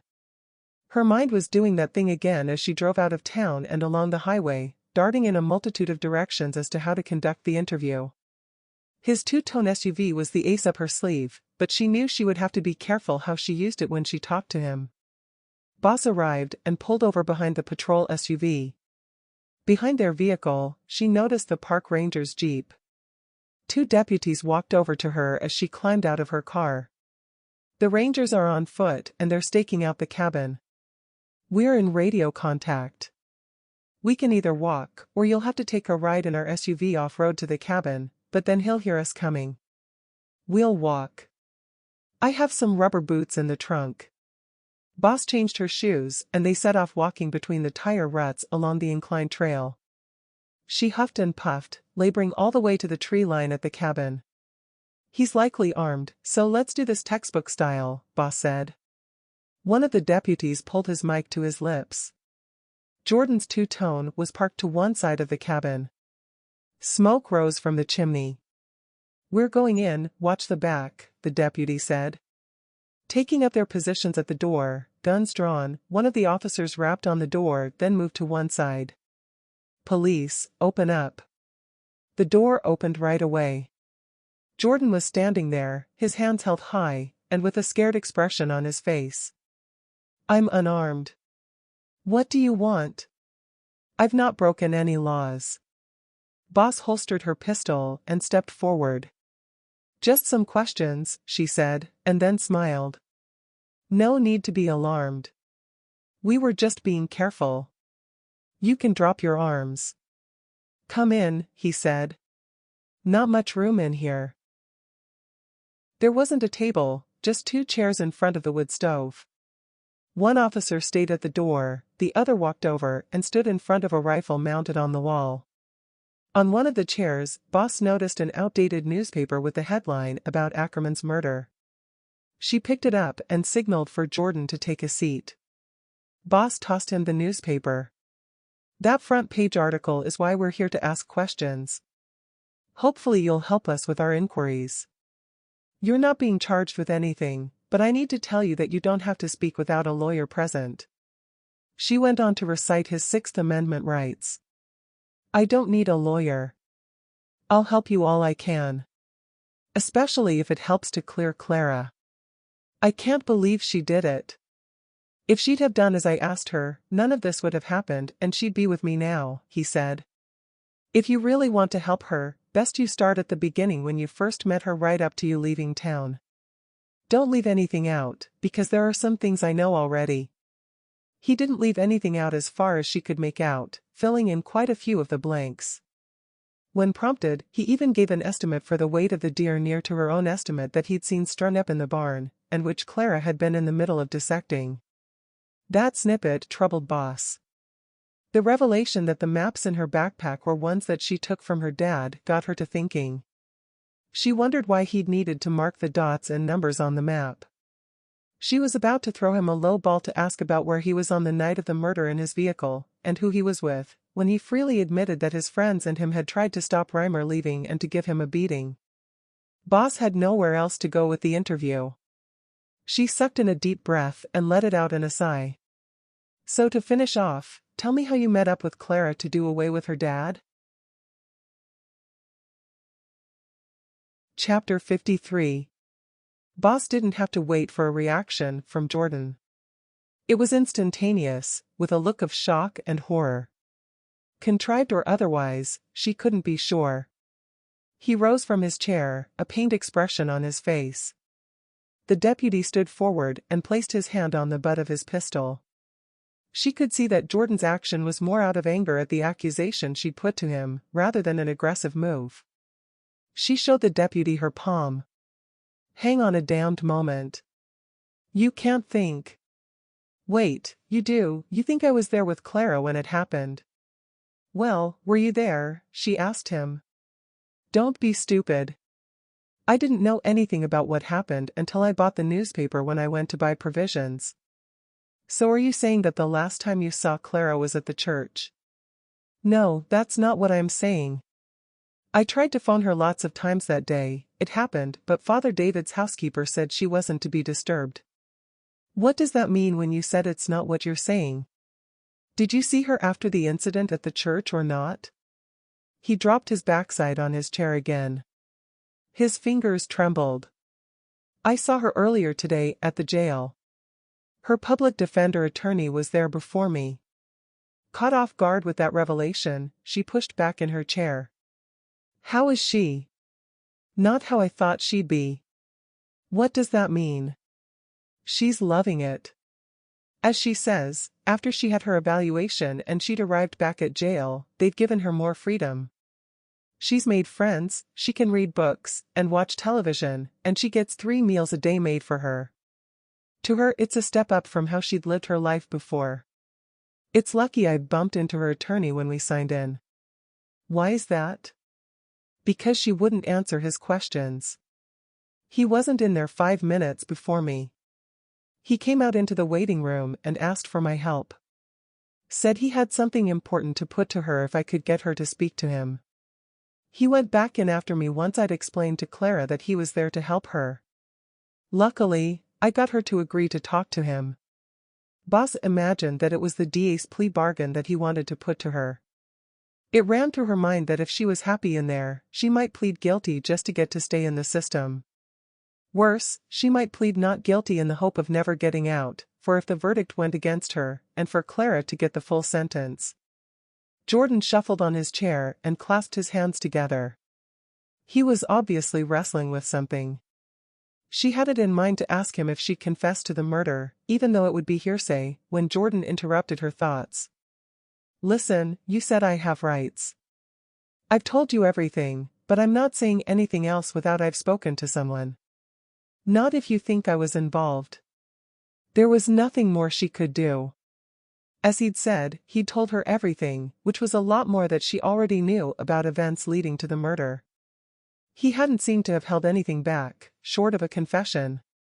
Jordan saying that Nat and he were sort of love rivals for Clara's attention had contradicted what Nat had said. She shrugged her shoulders. Yeah, that's right, you don't have to say anything. But if you decide there's anything else you can recall that you've missed, phone me at the sheriff's office. Boss looked over at the deputy and swayed her head in the direction of the door.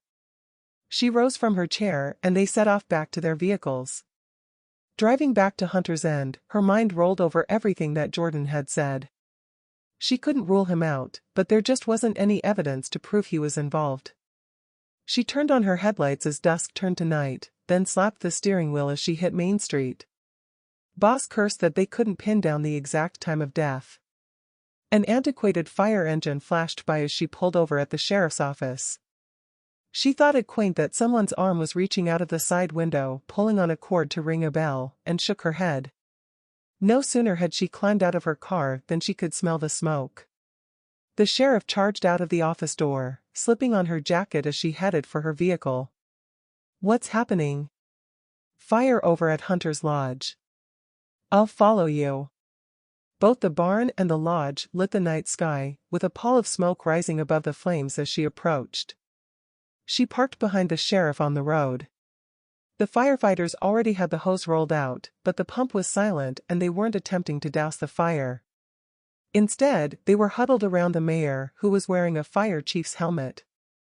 He poured coffee from a thermos flask, and they each took sips and passed it around. Why aren't you fighting the fire? Boss asked the mayor. Calm down.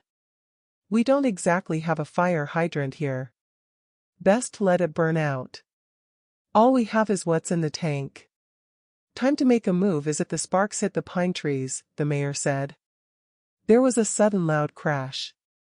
When she looked over her shoulder, the lodge had collapsed in on itself, sending a mass of sparks into the air. Right, boys, get the pump running and douse the trees, the mayor called out. At the nozzle end, someone turned. We're ready, he said. Boss caught sight of him from the glow of the flames. It was Nat.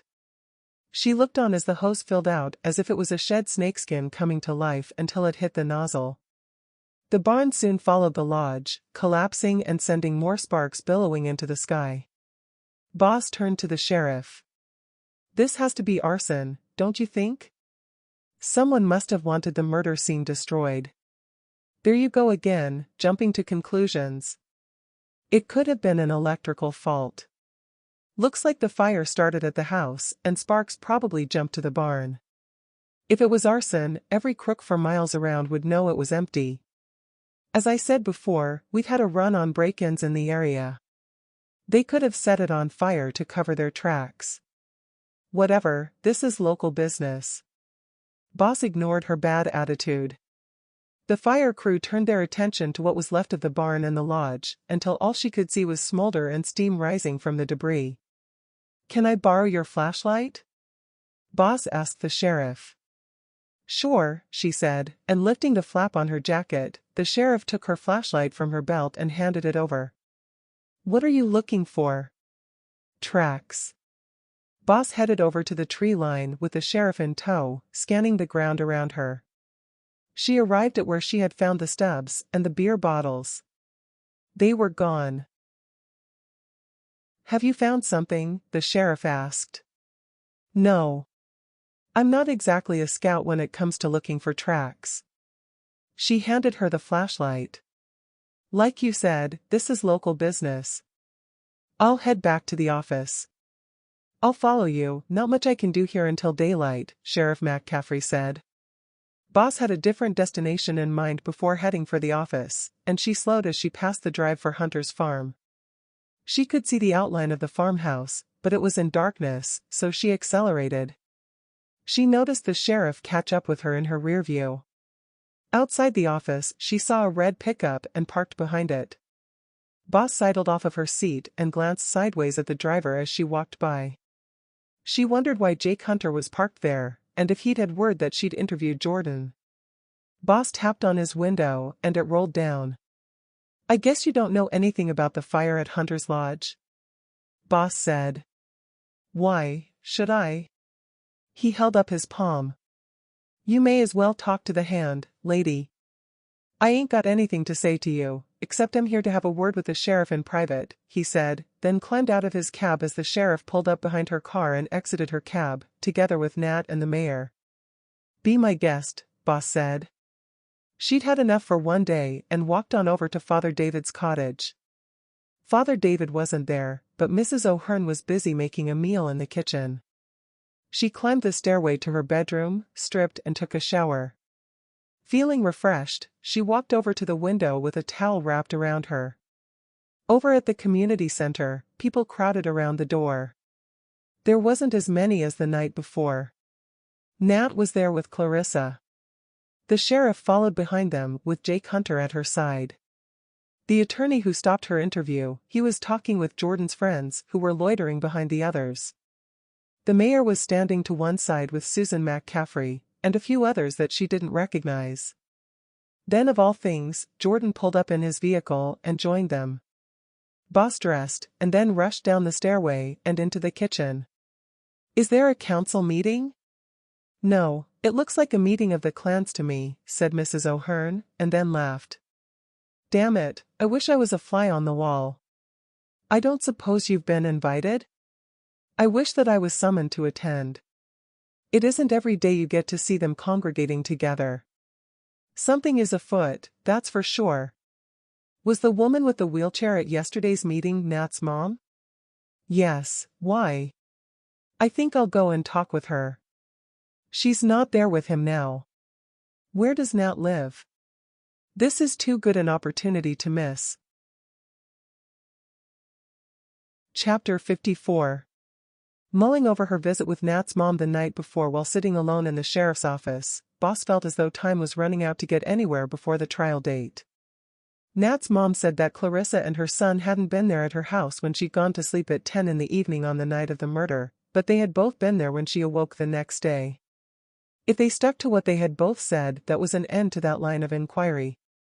The only chink in their armor was that his mom didn't find out about the engagement until the same day as she interviewed Nat. She thought that odd, but no doubt they could come up with some cockamamie story for delaying telling her. The office phone rang and she answered. It's John. The DNA results have come in. All the samples connected to Clara on the weapon and clothing have come back as a match to Ackerman's DNA, but the other results I've had back are more sinister. Those tests on the clothing we found in the suitcase, they all have different DNA, but the semen stains match Ackerman's markers. 6 of them are a match with missing children on the national database. The most recent is from a girl that went missing in Alaska 2 months ago near the border with Canada. The oldest is from 10 years ago in California. Have you informed Brennan, my boss? Yeah. Just before I phoned you. Send me the database results on those missing children by email. That one you mentioned in Alaska is around the time they left there for Colorado. Your call. She didn't wait for Brennan to phone after she hung up. She dialed his number and waited for him to answer. Hi, it's Alana. John said he'd just phoned you. I'm going to have to go and visit Clara. She could have information on those missing girls. Information. She could be in cahoots with him on some of them. It doesn't get away from the fact that the evidence says she's guilty, especially now we have the DNA results.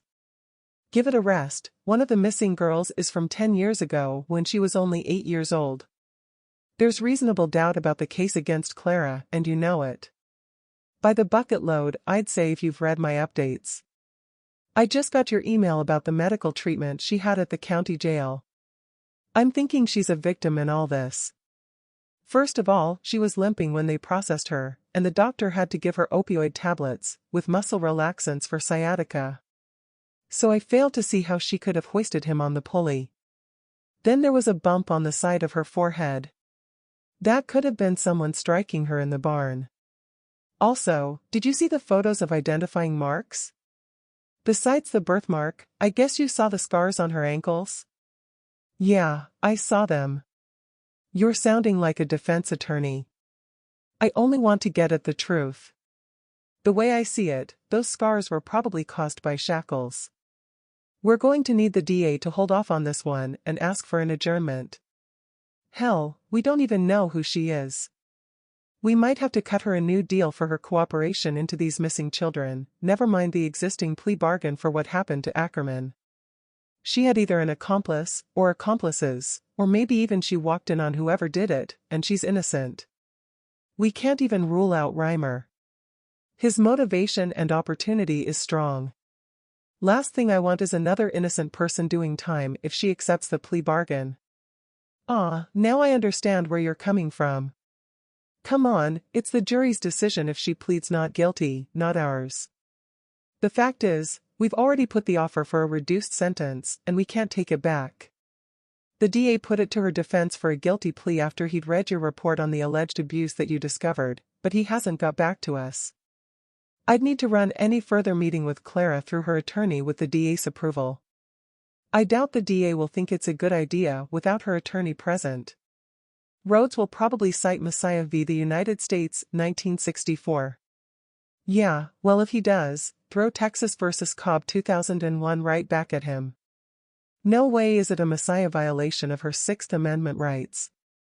We'd only be asking about her dad's crime, not the one she's been charged with. It's completely separate. Who is her defense attorney? Richard Parker. He'll go ballistic if we go ahead and interview her without him there. Boss sighed, having crossed swords with Parker on cases before. Oh, yeah, I know him. So what if he does go ballistic if we're within our rights not to have him there? Whatever, don't go speaking to him or to Clara. Like I said, I'll run it by Gilbert Rhodes, but any meeting without her counsel could be argued to be intertwined, with both cases overlapping. That would screw up any charges against her if she was involved with him in some of the kidnappings. Boss sensed her anger bubbling at his indifference to her request. Intertwined. It's a complete separate inquiry. Go and look up Texas versus Cobb, and I'm sure you could argue with him. Anyway, what about the rights of the children and of the parents to have closure? They should let her go on the basis that she's done society a favor if she did murder him. Whoa there, calm down, he said. Calm down, you're telling me to calm down. I'll tell you when I'll calm down, after I've fully investigated every lead to a conclusion one way or another, and after I've resigned. Boss was deafened by the silence waiting for a reply. There wasn't any way of taking the words back. Her fingers holding the handset trembled when his voice exploded. Whoa there, where did that come from? It sounds like you're over-emotionally involved. You've let the Jeremiah Coulter situation get to you, haven't you? Do you want me to put someone else on the case? In fact, no, I'm thinking that isn't even an option, and I'm closing the case down as of now. I want you back here as soon as they've repaired your car. Besides, I've phoned the FBI. They're going to take over any investigation into the missing children. She looked up at the ceiling. Boss knew she'd stepped over the line. There was no playing him this time, only to call his bluff. Fine. If that's what you want. I'll mail in my resignation, she said, then slammed the handset back on the cradle. She dropped her head into her hands. Boss growled at the thought that she hadn't even told him about Hunter's Lodge and the barn that had burned down. Boss thought he was right, and that maybe the Coulter case had colored her judgment. The door burst open. In marched the sheriff and on over to her desk. She leaned over with her hands on the desk and put her nose right up to Boss's nose. Boss reared backwards, still rattled from her conversation with Brennan. "Why the hell have you been to see Nat's mom? Did you know she has cancer?" Matt Caffrey had chosen the wrong time to lay down the law. Boss was still seething, and the sheriff had taken her emotion up a notch. "What the hell has it got to do with you why I went to see her? Oh, yeah, before I forget, it's your sister-in-law, and Nat's your nephew. But then it's as someone said earlier, you Matt Caffreys all pee in the same pot around here. I have a serious investigation on my hands here, so back right off, lady. She seemed fine to me." The sheriff slapped her hands on the desk, then turned and walked over to the mailbox. Any hope she had of getting on the right side of her had just evaporated. Matt Caffrey sifted through the mail and tossed an envelope onto Boss's desk. "That one's for you," she said, then exited the office in the same kind of whirlwind as she'd arrived. It wasn't stamped, all it had on the envelope was her name in childish writing. She opened it, read the content. Dropped it on the desk. Pushed back on her chair. "You are not wanted here. Get out of town while you can," it read, with letters cut from a magazine. Boss rose from her chair and pulled at the slats on the blinds, wondering just who out there wanted her gone. She noticed Jordan was still in town. His SUV was parked outside the grocery store. He was goofing around with his two friends on the porch. Nat's vehicle was parked outside the garage, and the sheriff was over at the mayor's funeral parlor. She turned and walked back to the desk. Boss got the feeling that it wasn't a question of who had sent the threatening letter, but that the whole town had a secret and wanted her gone. She shrugged as if a ghost had walked through her body. Boss thought back to her argument with Brennan. If only he had said from the outset that the FBI had been called in to deal with the missing children, Boss felt that she wouldn't have blown off steam. Maybe then, she could have handled the sheriff's anger with a touch of diplomacy. She had a decision to make. Walk away, or to stay and tough it out, and to hell with the town and her boss. Chapter 55. The following day, early morning, Susan McCaffrey was behind her counter when Boss entered. She ordered coffee, and then took a seat. Boss placed her folder filled with empty statement sheets on the table. Deep in thought, she gazed out through the window. Boss had spent the evening trying to decide what she would do with the little time she had left. The hour was fast approaching when her car would be repaired and she would have no option but to return home. She had filed all her reports. All that was missing was a few signed statements and she'd be done. She knew that if Clara didn't accept the guilty plea bargain, the DA had what he wanted to try the case. If she did plead not guilty, then at least she thought that she had done her best to follow every lead, and she could resign with a clear conscience. The defense attorney would have what he would need after full disclosure of her reports, and maybe he'd have a PI pick up the baton to beef up the defense. It would be up to him to throw doubt into the mix with other suspects, and to put forward a different scenario as to what took place. The deputy had witnessed what Jordan had said when she had interviewed him. Mrs. O'Hearn had agreed to come over to the office to sign a statement after work, but she thought that the more statements she could get on file, the better. "Are you sure you don't want anything to eat with your coffee?" Susan McCaffrey said, as she placed a mug on the table. "No, I've had breakfast." "Really, the main thing I called in for is to ask you for a signed statement about Jordan making his threat outside the church, and what you overheard about when they went to the lodge to rile Ackerman." "Oh, that.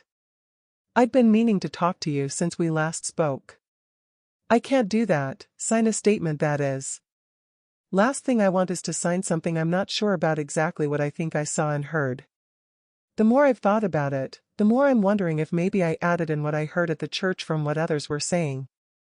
And to be honest, I could have misunderstood what was said about them going to Hunter's Lodge, because I had customers to serve at the time." She didn't wait for Boss's reply and stepped over to her counter. Boss folded her arms and leant them on the table, fixing her gaze on the steam rising from her coffee. Someone had gotten to her, she thought, and recalled the Hunters' meeting with McCaffrey's at the community hall the night before. She pushed the coffee to one side, rose from her chair, and set off outside. Knocking on doors up and down Main Street proved fruitless. It was the same story. No one admitted to hearing or seeing anything happen outside the church. She was about to give up when she noticed Jordan's SUV park outside the grocery store. He climbed out of the cab with his two friends, and they took a seat on the bench outside on the porch. Over at the sheriff's office, she noticed a guy in a suit with a white shirt and tie. He was trying to look inside through a gap in the blinds and tapping on the window. "Hey, can I help you?" she called out, and stepped over to the office. "I'm Detective Boss. Pleased to meet you," he said, and offered his hand. "FBI agent Jason Crook." Boss stifled a snicker that someone in law enforcement carried the burden of the surname of Crook. She shook his hand. "Yeah, I get that all the time, you can call me Jason." "Great, you can call me Alana, then we're even." Boss unlocked the door and they stepped inside. She took a seat at her desk and he pulled up a chair. He looked quite distinguished, with dark hair, but graying at the sides. She thought he was the sort that she'd go for if they met under different circumstances. "I'm only here to talk about the missing girls, so I won't be stepping on your toes during your investigation into the incident here with Ackerman." With the matter-of-factness of his delivery, she doubted he was having the same thoughts as her. "You can do what you like," she said. "My case has been closed down. I go back home today. Before we start, I'll check my emails." "Sure." She opened an email from Brennan. Clara's attorney had rejected the plea deal and he'd be entering a not guilty plea. Most of his emails were less formal and he usually typed his name at the end. Boss typed out an email with details of the fire at Hunter's Lodge without typing her name and pressed send. She opened an email from John and downloaded the image attachments, then attached a USB cable to the office printer. Boss returned to her desk and took a seat. The last one rolled out of the printer as Sheriff McCaffrey returned, walked over to the machine, and picked up the copies. "This is FBI agent Jason Crook. He's here to investigate a connection between Ackerman and some missing girls." The sheriff turned and said, "FBI. Pleased to meet you." Crook rose from his chair and they shook hands. "I need something from my car," he said. "Could you pass me those copies?" Boss asked McCaffrey. The sheriff picked them up out of the tray and sifted through them as she walked over to Boss. McCaffrey's eyes were moistened. Boss guessed that she wasn't the only one that was emotionally involved, especially with the sheriff having lost her own child. Boss thought she'd try and put an end to the animosity they shared for each other as a parting gift. "Listen, I heard about your child and what it did to your husband. I'm so sorry. I suppose those images have brought it all back?" The words to answer wouldn't escape the sheriff's lips. She nodded her head and pulled a handkerchief from her pocket. "Damn it, why did Ackerman have to bring it all to my town?" "Do you have any kids?" she asked Boss. "No. I don't have any family around either. I was an only child. Mom and Dad have passed on, and I got divorced a while back. I put work first, I'm afraid. Dad was from France and Mom was from Angola. They came to the US before I was born." The sheriff walked over to the desk. "So that's where the name Boss came from? I guess that with you having no family, that's why you can't understand family sticking together." "Probably." Crook returned and took a seat. "If you're looking into those girls going missing, you need to start here," McCaffrey said, and walking over to the wall, she stabbed her finger on the map. When Clara was talking, she said they lived near a small town called McCarthy. She reached out and picked up the printed images. Shuffling through them, she picked one out and slid it over to Crook. "This one went missing around the time that they left Alaska. She lived around 45 miles from McCarthy." The landline rang and the sheriff answered the call. "Sorry, I have to go out, I'll be back later." "I hope you do a better job with these children than you did for my daughter," McCaffrey said, and walked outside the office to her vehicle. "What was all that about?" Boss explained the situation to Crook about Sheriff McCaffrey's daughter going missing. He stroked his chin. Just thinking. The best place to start is to question Clara, Crook said. There's no doubting Ackerman was responsible for kidnapping 6 of the girls from the forensics on the clothing, and he wouldn't have kept those other 6 dresses if he wasn't responsible for those ones either. What we need to find out is where he could have disposed of them for the parents to have closure. Boss's eyes had sparkled at the mention of interviewing Clara, but then her composure hit south at knowing their hands would be tied behind their backs to go down that avenue. There's a problem with talking to her. For one, we don't know if she is his daughter. Their DNA doesn't match, so unless she's adopted, they aren't related, unless she's a stepdaughter. I'm waiting for clearance to question her from the DA. My boss is worried the missing girls case is too intertwined with the charge against her, and interviewing her could violate her Sixth Amendment rights as a Messiah violation, especially if her attorney isn't present. I've also just heard that she's pleading not guilty, so talking to her could screw up the case. Crook leaned forward and smiled. As she looked into his eyes, for a moment Boss was in another place. You can wait all you want. I can't see the connection. It's a completely separate investigation. I don't need permission from anyone. Besides, what planet is your boss and the DA on? How could there be a violation if we don't discuss anything to do with the case against her? If she did slip up and give something away, all it means is it couldn't be used in court, or they'd throw it out as evidence. It wouldn't stop the trial. I take it they have their evidence to have charged her? Yeah, she was found at the scene with a weapon. The DNA seems to tie it all up, but there is another problem in interviewing her. She took some goading from a friend to even talk to her attorney. She clams up with anyone in authority. Then we need to talk to her friend. Chapter 56. Crook heaved his briefcase onto the desk, opened the catches, and then took out a file. I'm ahead of the sheriff on this one. This is the file on June Morris that went missing in Alaska a few months back. We've matched up a sketch of a person of interest that was seen in the area, with the copy of Ackerman's photo on his carry permit that you sent through to your office. He opened the file. The sketch of the person of interest was the first page. It's not definitive, but if you mask off the headwear, it's close. However, what's more than a coincidence is that I've just had a message from forensics at the garage. They found a trapper's hat with the same color and pattern of the one in the sketch. It was in the pocket of a white waterproof jacket under the seat. Well, I'd say that was definitive. It will be when they've checked some hair samples they found. There's no DNA to match with June on the clothing, but we identified the dress as hers with a search of the database from the pattern, and the label is a match. Regardless, there's no doubting Ackerman's DNA was on the others, and seeing as how he lived in the area, it's likely him for that one. May I? Feel free, Crook said. Boss turned the pages and winced at the photos of the 6 girls that DNA tests had identified. So that leaves 5 of the items of clothing unmatched to any missing girls? So far. We have matches on the database from descriptions of the dresses in the case, but there are multiple matches. What we need to know from Clara is where and when they lived in different states, or any long journeys he took. Then we can narrow it down as to who the clothing belongs to in the suitcase. Problem is that it's likely some of them went missing before she was born. Boss turned the page in the file and noted a list of the missing girls that had been identified, together with the different states they had lived. Is there a pattern as to how they were taken? Only that they were girls that were allowed to play out on their own. All of them had playgrounds nearby that they frequented, but they were all taken from the streets near their home. Boss sighed.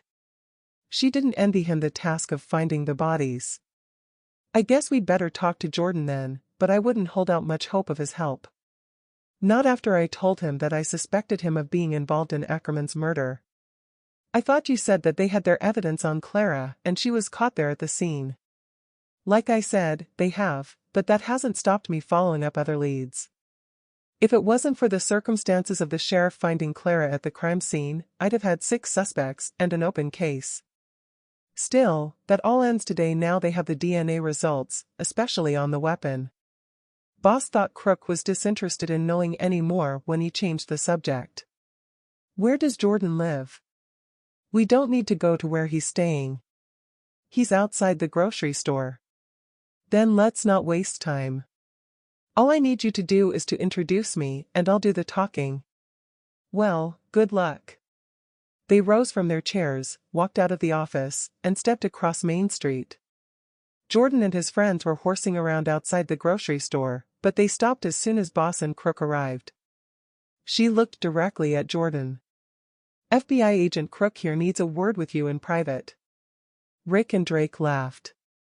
They have crooks in the FBI? Drake said. You two beat it. It's Jordan I want to talk to, in private, Crook said. They ain't going anywhere, and I don't have to talk to anyone. Jordan turned to Rick. Pass me Abe's card. Rick dug into his pocket and handed Jordan a folded card which he passed on to Crook. You can talk to the man on the card. I ain't gotten anything to say.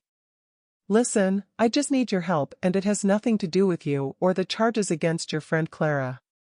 Still, if you're not man enough to stand on your own 2 feet, call your attorney guy, Crook said, and returned the card to Jordan. Jordan puffed out his chest. If it's not about her dad's murder, what's it about then? I'm not talking in front of your friends. Yeah, well, I ain't talking in front of her, Jordan said, and sent Boss an evil stare. If you don't mind, Crook said, and glanced at Boss. Boss got the message and rolled her eyes, but before turning on her heels, she noticed Susan McCaffrey at the store window. You two scram. I shouldn't be long, she heard Jordan say as she walked across Main Street to the office. Crook was only 5 minutes behind her. He said nothing, but walked over to the sheriff's desk and snatched the handset from the cradle. It was obvious from what he said on his phone call that Jordan had agreed to help when she heard him make an appointment to interview Clara with Jordan present. Do you want me with you? She asked, when he ended the phone call. No, this is outside your remit.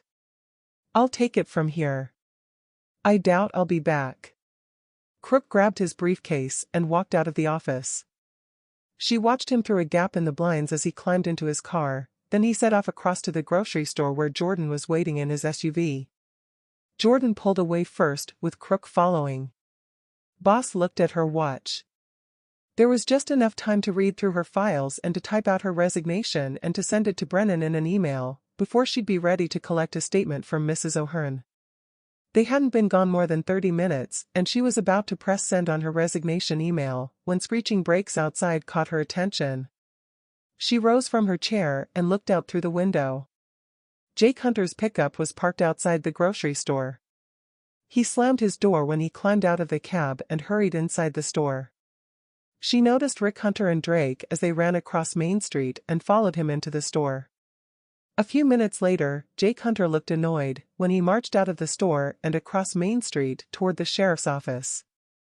Boss half expected that in his mood, it would be a less than friendly encounter, and thought it better to have some distance between them. She took a seat at her desk and waited. As expected, he hadn't calmed down on his way over. He had a face like thunder when he barged into the office. He walked over and thumped the desk with both his fists. What the hell does the FBI want with Jordan? Where is he? Nothing to do with me. I only introduced them. Apparently they want his help? None of my business. Phone the nearest office in Denver. Maybe they'll know, she said. Boss doubted Crook would have phoned in his movements.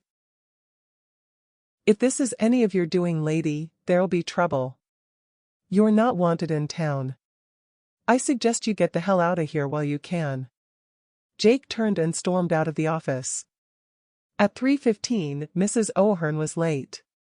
Boss wondered if she had missed her and decided to see if she was still at Father David's cottage. Father David was reading a book when she arrived. Is Mrs. O'Hearn still here? Sorry, she's gone. Said she had to visit a sick relative. Sheriff McCaffrey phoned and had words with her, and she left shortly after. Did she say when she'll be back? No, I told her to take as long as she liked. Do you have a contact number? Yes. She doesn't have a cell phone though, only a landline. He gave her the number and she entered the digits, then pressed the call icon. A recorded message answered her. Sorry, I'm not at home. I'm away on vacation. Please leave a message and I'll get back to you when I return. Boss held back the hell and damnations out of respect for Father David. In the same way she thought someone had gotten to Susan McCaffrey, she felt as though there was more to Mrs. O'Hearn leaving town than a sick relative. Except, no one knew that she was going to give a statement, and she doubted Mrs. O'Hearn would have told anyone. Then she recalled penciling in her appointment in her diary that she'd left on her desk. O'Hearn, statement she had written. Only one other person could have seen the entry, and that would be the sheriff, but to do that, she had to have nosed around and opened her diary at the page. The question she asked herself was, why? Chapter 57. Boss had left Father David in peace to read his book. She looked out through her bedroom window. It looked like the gathering of the clans once again over at the funeral parlor. Jake Hunter was remonstrating with Sheriff McCaffrey, with the mayor and Susan McCaffrey standing back with their arms folded. Hunter turned to Drake and Rick. He seemed to give them a mouthful and they sloped off. Then Jake Hunter marched to the garage with the sheriff in his slipstream. Nat greeted them at the entrance to the garage with Clarissa at his side. Hunter vented his anger on them, judging by the way that he was throwing his arms around in the air. Nat and Clarissa took the verbal pasting with their heads bowed, until Tiff McCaffrey walked outside the garage and stepped between them. Hunter turned to the sheriff and gave her one final poking finger rebuke on her shoulder. Sheriff McCaffrey just seemed to take it from Jake Hunter, and then she watched him as he hurried back to his pickup. He climbed inside his cab and drove off at speed, his back tires burning rubber. Boss noticed the sheriff put her arm around Clarissa as if comforting her. Nat took over and guided Clarissa back into the garage with his arm around her shoulder. Sheriff McCaffrey stood akimbo, faced the road and shook her head, then stepped off the sidewalk and walked over to her office. Boss wished she'd had super hearing to have known what was said. At the same time, she imagined it was about Jordan driving off with the FBI, but what it had to do with Nat and Clarissa, she couldn't work out. She walked away from the window and thought back to having endured a mouthful of Jake Hunter's venom in the office. It hadn't struck her at the time, but as she thought about it, Boss took out the threatening letter from her purse. The letter was almost word for word what he had said to her. She decided the sheriff needed to know, and hurried down the stairway, and then stepped out of the door. Closing in on the office door, Boss was worried that she hadn't told Brennan about the letter should anything happen to her. The door was locked when she arrived. She put the key in the lock and pushed the door, but it was stuck. Sorry, I fastened the catch, Sheriff McCaffrey said as she opened the door. She looked flustered as she stepped over to her desk and took a seat. How was your day? She said, in an unusually friendly manner. Pretty uneventful. Boss got the feeling that McCaffrey was acting shady, and decided not to tell her right away about her thinking that Hunter had sent her a threatening note. Sheriff McCaffrey's cheeks blushed. Listen, I was looking for a pen when I noticed you typed out your resignation. I take it you'll be leaving us?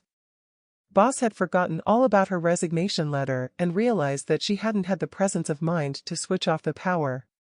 She dropped her backside on the chair at her desk. She didn't believe the sheriff for 1 minute that she'd been looking for a pen.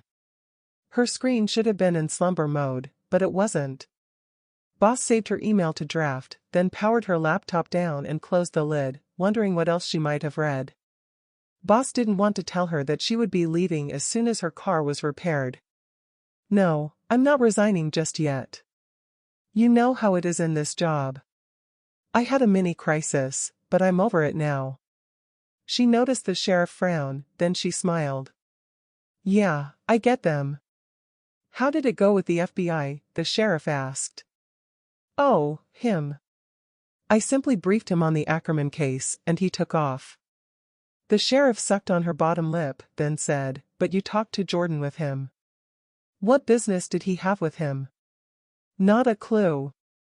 He said he wanted to talk to him, so I introduced them. He made it clear it was none of my business. Is that what Jake Hunter was asking you about over at the funeral parlor? Well, yeah, said the sheriff. I guess he'll have to wait for him to return then to find out. But why he'd be interested after Jordan and he didn't get along beats me, said Boss. The sheriff huffed. It's like I said before. You not having family, I guess it's hard for you to understand. Boss knew she was right. There is that. What's more important to me is that Jake threatened me.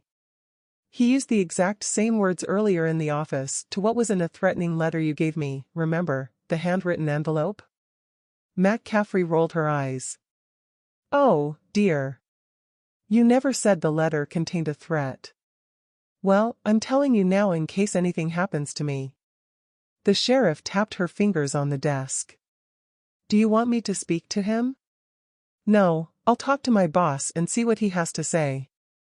Boss took the letter from her purse and placed it in a plastic cover, then walked over to the copier and set it to digitize. It's on your hard disk now, so you can print a copy. I'll use your computer to send it as an attachment to the office if you don't mind, then I'll get John to check it out. With a little luck, forensics will pull either a fingerprint or DNA from the surface, said Boss.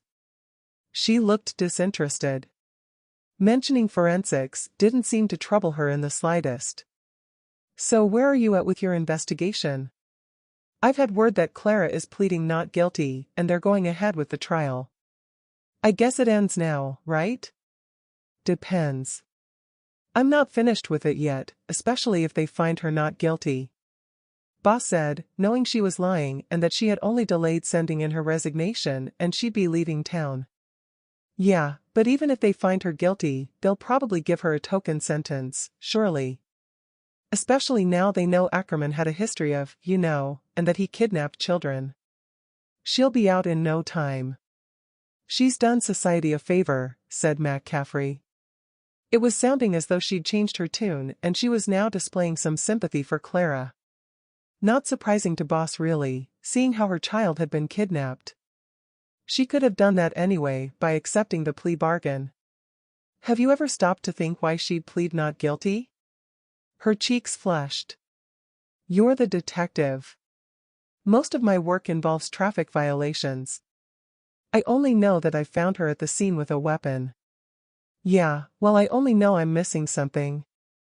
It wouldn't surprise me if there was someone else involved, seeing as Hunter's Lodge and the barn were torched. The sheriff opened her top drawer and pulled out a large buff envelope. Read this. It's a county fire officer's report. He reckons it was electrical and sparks spread it to the barn. McCaffrey developed a self-satisfied smug look on her face. Boss pulled out the report and stopped reading when she noticed the fire officer's name, Neil Hunter. The phone rang and McCaffrey answered. Yeah, she's here. Do you want to speak to her? What? Okay, I'll tell her. She placed the phone on the cradle. Who was that? Detective Brennan. He said to tell you he'll expect you in the office tomorrow. He has a new case for you. So I guess you'll be leaving us after all? Nat walked in through the door and dropped Boss's car keys on the table. It's ready. I've parked it outside. It just needed new plugs. How much? Just the price of the plugs. I won't charge for my time without a receipt. Cash if you have it. He handed her a note with the price. Sure. Boss fished in her purse and paid him. It wasn't worth asking for a receipt to submit for expenses, not with it being her last day.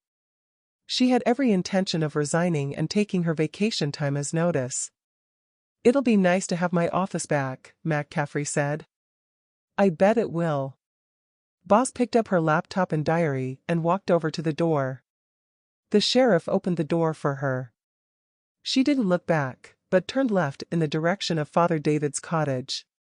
She was pleased to be leaving the town behind with a clear conscience that she'd done everything she could to investigate all angles, and with no one talking, all leads were at a dead end anyway. Boss stepped into the cottage and walked through into the living room. Just called to say thank you for letting me stay here and to collect my overnight bag. It's a pleasure. She handed him an envelope. "There's a little something in there for your collection box." "That's very kind of you. Have a safe journey." She shook his hand, then walked out into the hallway and picked up her bag. "Let me get the door for you." Boss arrived at her car and stored everything in the trunk. She opened the door and had one last look around.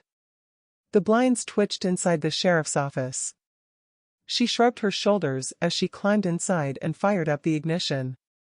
Boss smiled as she hit the highway, her thoughts turning to what sort of other work she would like to do, or if she should take time out to travel. The heavens opened. Rain hit the windshield in a deluge. A semi-truck's trailer and container loomed large as it jackknifed in front of her. She jammed her foot on the brake pedal. There was no pressure, the pedal having no effect. Then smack, she hit the trailer with a deafening crunch.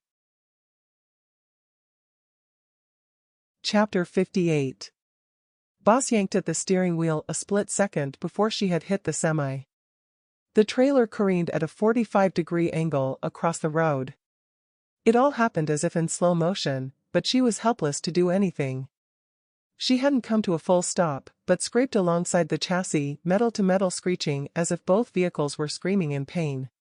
Both of her passenger windows imploded, showering her with shards of glass. The chassis was guiding her to a metal crash barrier. She gripped the steering wheel in readiness of the inevitable and closed her eyes. Bang! With the severity of the impact, the airbag inflated in an instant, knocking the wind from her, leaving her with the sensation that she was in a spacecraft without gravity, floating, and then tumbling. There was a sudden jolt to her entire body. The next she knew she was upside down and with an awareness of spinning, then light faded to dark. "You okay, lady?" she heard a faint voice calling out. "Hang on in there. We'll cut you out in no time." Still upside down, her ribs hurt like hell. All she could see were people's legs moving around outside her window. Her first thoughts were to move her fingers and to wriggle her toes. She sighed with relief that her limbs responded and appeared to be intact. Boss expected no time to mean seconds, desperately hoping for relief from the pain in her ribs. She could hear the whining of the cutting machine and its blade slicing the metal, but it seemed to her to go on forever. They used the cutting machine to cut the seat belt. Arms grabbed a hold of her. Slowly they extracted her and lay her down on a folded gurney. Paramedics pushed the fire officers out of the way. The rain burst had thankfully slowed to a fine drizzle. Someone held an umbrella over her. "Any pain?" My ribs. I can hardly breathe." One of the medics placed an oxygen mask over her mouth as the gurney rose and rumbled on the asphalt and on into the ambulance. She was aware of them fussing around, pumping up a strap on her arm to check her blood pressure, while someone attached probes to her finger and chest. "She's stable." "Any ID?" someone asked. "Here." A highway patrol officer's face loomed over her. "The tag and record search leads me to Detective Alan Bossé. Just blink if that's you." Boss blinked. "Please, leave her. She's going into shock. We need to get her to hospital." Boss ripped off her mask and grabbed the police officer's arm. "Please. My purse and items in the trunk. Have them sent to the hospital." "Sorry, you have to go," the medic called out. She gripped the officer's wrist tighter. "You have to get forensics to check the brakes and a letter in my purse. Promise me." "I promise." She let go of his wrist and her arm fell limp by her side. Her entire body shivered. The medic gave her an injection, then draped a thermal blanket over her and replaced the mask. "Okay, let's go." Her surroundings blurred. A pleasant numbness sensation relieved her of the excruciating pain. The sounds of the medics calling out vital statistics faded into the background. Boss knew she was slipping into unconsciousness. Her last thought was to pray to God that she'd live to see another day. Chapter 59. The 48 hours in the hospital had driven Boss to despair. At last the doctor appeared. He picked up the chart from the bottom of the bed. Good news. You can go home now once the nurse has given you your medication. From what I hear, you were lucky to have survived with only bruised ribs and a cut on your hand. The MRI scan is clear, so no worries there. Take 2 weeks on sick leave and you'll be good as new. Boss doubted that she would ever be as she was before until she found out what or who caused her brakes to fail. The car wreck had been a defining moment, leaving her determined more than ever that she was done with working in the homicide division. The doctor had no sooner left than the chief of detectives Brennan swaggered into the room. How are you? You took your time. You're my first visitor apart from the patrol officer who brought my personal items. As it is, I've been told to take 2 weeks sick leave and then I'll be fine. Good. Maybe it's a blessing in disguise to give you time to think straight. I spoke to the sheriff at Hunter's End. I thought you weren't serious about resigning. She was aware of a blush developing at the thought McCaffrey had told him about her email. In her mind, the 2 weeks sick leave had bought her time to investigate in her spare hours just who had made an attempt to kill her. Oh, that. Tactics. I didn't trust the sheriff and I wanted her to think my investigation was over. He didn't take a seat, but paced around the bottom of the bed. Brennan stopped and turned. Yeah, we should talk about that. I had a meeting with Gilbert Rhodes yesterday. He said to commend you for tying up all the loose ends on any other suspects. He's satisfied he can discount them all if challenged by the defense in court, and he's looking forward to proving his case. He wasn't happy at the FBI interviewing Clara, but as they apparently didn't discuss the case against her, he can't see there being any objections brought up at the trial. Boss scoffed. But what about the attempt on my life? Doesn't that worry you there could be more to this than just Clara? That's the other thing I'm here for. Sheriff McCaffrey executed a search warrant at Hunter's farm. They didn't find any magazines with letters cut out, and the sample of his handwriting that she collected didn't match what was on the envelope. What about forensic tests on the letter? Sorry, they couldn't get a print or DNA. Boss sucked on her lip. The fact that she hadn't been there to carry out the search annoyed her. I don't really care what Gilbert Rhodes thinks, and the threat on my life proves there's more to this case than we know. It's as if the entire town wanted me to drop all investigations. Someone in town knows who sent that letter. She clenched her fist. The anger she felt touched every nerve ending in her body. Calm down before you burst your stitches. It wasn't exactly a threat on your life. The sheriff said you'd ruffled a few feathers in town. Listen, about your accident. We've had a report back on your vehicle. And? The brake line under the chassis was compromised. A twig had pierced the pipe. Examination shows it was stuck there, lodged between the exhaust and the pipe. With the exhaust vibration, they think it probably worked loose enough to allow a small drip and an airlock. Boss recalled tugging out the branch from under her car at the barn. It dawned on her that maybe her judgment had been clouded as to how she had conducted the investigation, with the release of Jeremiah Coulter constantly bugging her. In a way, she thought it was a relief that her brakes failing was a coincidence, and the 2 weeks sick leave would give her chance to consider her options going forward, and to go back to letting the trial take its course. Brennan looked restless. She was aware he wasn't one for small talk. The lull in conversation created an awkward silence. So is that it? Yeah, listen, I have to get going. You know how it is. I'll see you when you're back at work. No problem. He'd not brought flowers. There hadn't been any sign of concern. Boss knew that she wasn't anyone to him, only that she made the numbers up in the office to get the jobs done. The only concern he probably had, she thought, was to find out if she was serious about resigning. Boss climbed off of her bed, pulled out her overnight bag from the side cabinet and dressed. She dropped her backside on the side of her mattress and waited for the nurse to arrive, when in walked FBI agent Crook. His cheeks reddened as he pulled a bouquet of flowers from behind his back and handed them to her. Sorry I didn't call earlier. I did phone to ask how you were, but you were getting a scan at the time. I saw about the crash on the news. I'm surprised you're up and about. Listen, I came to thank you for pointing me in the direction of Jordan. I feel I owe it to you to fill you in on what I found. Boss felt touched by his concern, and the flowers, considering she didn't really know him.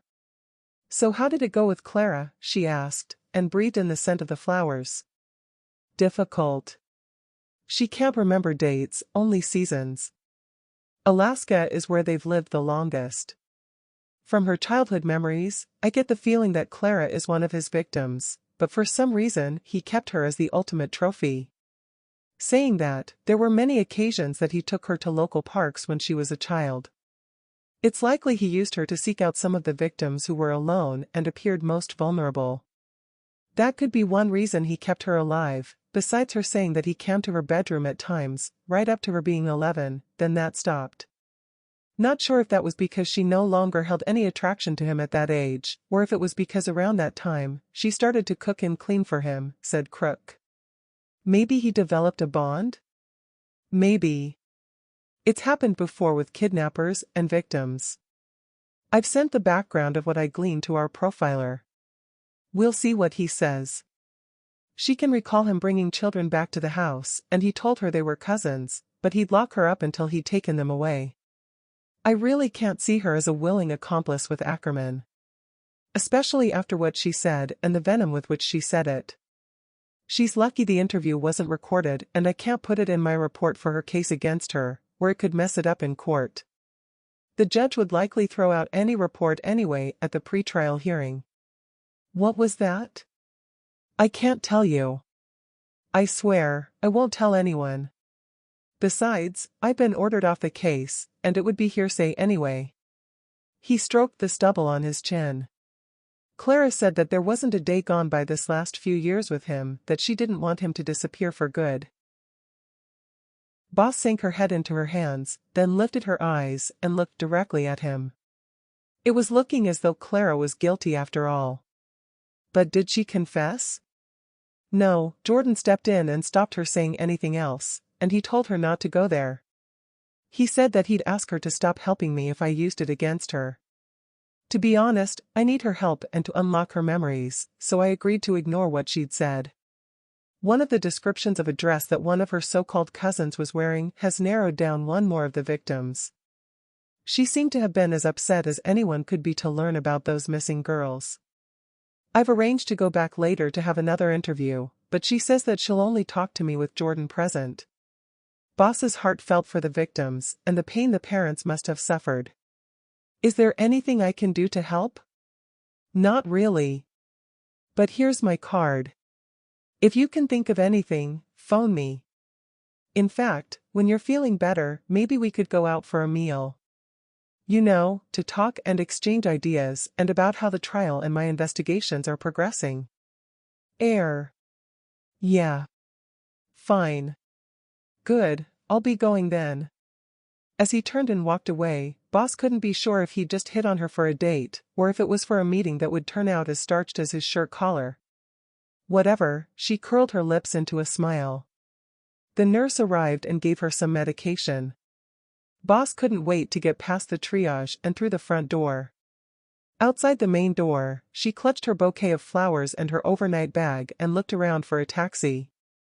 A '79 gold Pontiac Firebird pulled up and parked over a sign on the asphalt marked out for ambulances. She could just about see someone behind the tinted window wave their hand for her to come over to them. Whoever it was rolled down their window. Chapter 60. It came as a surprise to Boss that Father David was the driver of the Firebird. Do get in before I get a ticket. I saw you hobbling about when I arrived and I was about to take a space in the parking lot, he said. I didn't have you down as a muscle car enthusiast, Boss replied, and taking a seat, she placed her overnight bag on her knees, balanced her flowers on the bag, and hugged it as he set off. It's my only vice. Nothing I need to confess to God about, he said, and then laughed. I didn't expect them to discharge you so soon after I saw the photo of your mangled wreck in the newspaper. Sorry for the wasted journey, she said, touched that he would have visited her. No, not at all. Where can I take you? I live 15 miles north from here. You could drop me at the bus terminal. I saw you limping. Will you be okay on your own? It's a case of having to, I'm afraid. Then why not come back to town and stay with me until you're feeling better? I know Mrs. O'Hearn isn't there, but I can rustle up some meals. Boss didn't reply right away, but gave his offer some thought. It was times like those that she wished she had family, especially after having had a concussion. You're very kind. I accept, she said. Good. I'm looking forward to having your company. I've enjoyed out chats. Will someone else take over making inquiries in town? No, the case is closed. It's all down to the trial now to decide Clara's fate. Father David briefly turned to her. Not wishing to interfere, but what made you think others could be involved, he asked. It wasn't a question of that to start with. Boss explained about Jeremiah Coulter, the effect it had had on her, and how she was resigning. You've not heard then, he said. Heard what? It was on the radio news when I drove over to visit you. He's been arrested for attempted murder and his victim might not survive the ordeal. What? She pushed back in her chair. The first case against him was for the murder of a victim. She was thinking that he could have had a partner who left his DNA on the victim from the original case, which would vindicate her. They arrived at the outskirts of Hunter's End. Boss shuddered as they drove past what was left of Hunter's Lodge. I have to be honest and say that it looks bad for Clara. I just feel I'm missing something and others could be involved. It looks as though her dad was involved in the disappearances of quite a few children. What makes it worse is that we believe Clara could be one of his victims that he let live. Well, I'm sure God will provide the answers. I hope so. Not sure what I'll do with myself after I've resigned. Have you done much traveling? Father David asked. Not really. Been to Florida once. Vacations out of the state are not my thing. They cruised along Main Street, and then he stopped and parked his car outside the garage at his cottage. He reached over and pulled out a map out of the glove compartment. I've just about visited every state in the old boy, he said, and patted his steering wheel. I just need to get to Alaska during my vacation for my final journey and I can mark it off, he said, and poked at Alaska with his index finger. Maybe you'll get the travel bug when you resign? Maybe, though I don't know what I'll do yet. I've thought about a new career with anything from being a PI to opening a flower store. It's a little late to be thinking about starting a family, but I might consider finding a partner. That frightens me though. Even more so, I'm afraid that I'll find myself alone when I hit old age. A companion would do, though maybe not living under the same roof. Father David laughed. Oh, I wouldn't let it frighten you. The trend is for many to live alone now. And of course, I live alone, but then I have my parishioners and God as my companions. But yes, I'll admit, it is a worry as to who will look after me when I get aged and frail. I'm sure God will provide the answer. He'll have it all mapped out. She had heard him say that God will provide a few times. Boss was just thinking that she wished she had his faith, when a thought hit her as if someone had switched on a light bulb at those last words he had uttered. Father David, you're a saint. You might just have been the conduit to the answer the FBI is looking for to find the resting places of those missing children. Well, I wouldn't go that far. I've been called a few things in my time, but never a saint. What is it I've said?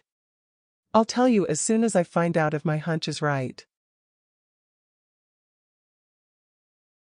Chapter 61.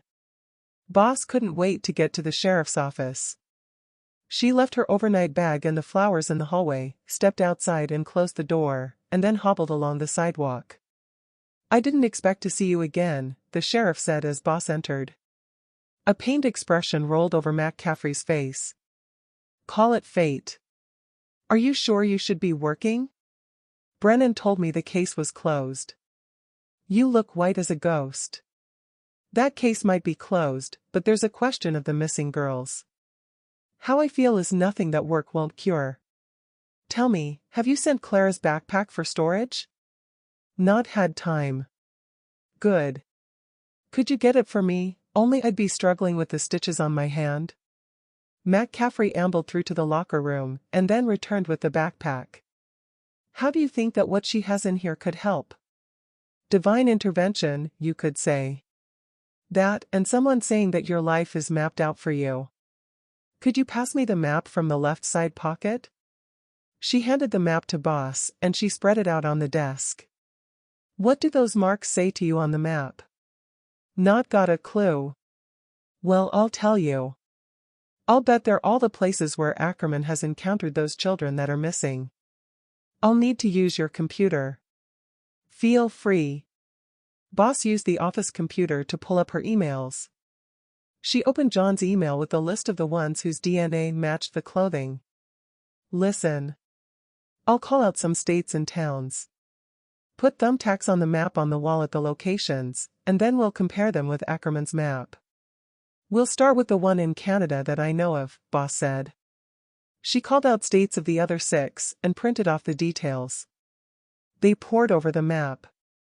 McCaffrey checked them off one at a time. What have we got? Boss asked.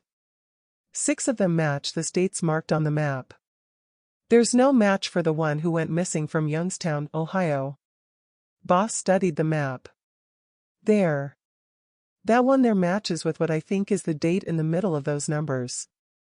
But it's across the state line in Pennsylvania. None of these marks on the map are an exact location of where the children were last seen. But looking at those numbers, it's clear what they are. The numbers in the middle are the dates they went missing, and he's used the dates to separate GPS coordinates. The numbers on the left must be north and the ones on the right must be east. They exchanged glances. Are you thinking what I'm thinking? Sheriff McCaffrey asked. If you're thinking these marks are the burial places, then yes. I need to contact Agent Crook. Boss took Agent Crook's card from her purse and dialed his cell phone number. While she gave him the details, Boss noticed McCaffrey typing away on the keyboard. She had almost completed the call when McCaffrey rose from her chair and walked over to the printer. You'd better take a look at this. Poor innocent girl. It's her all right.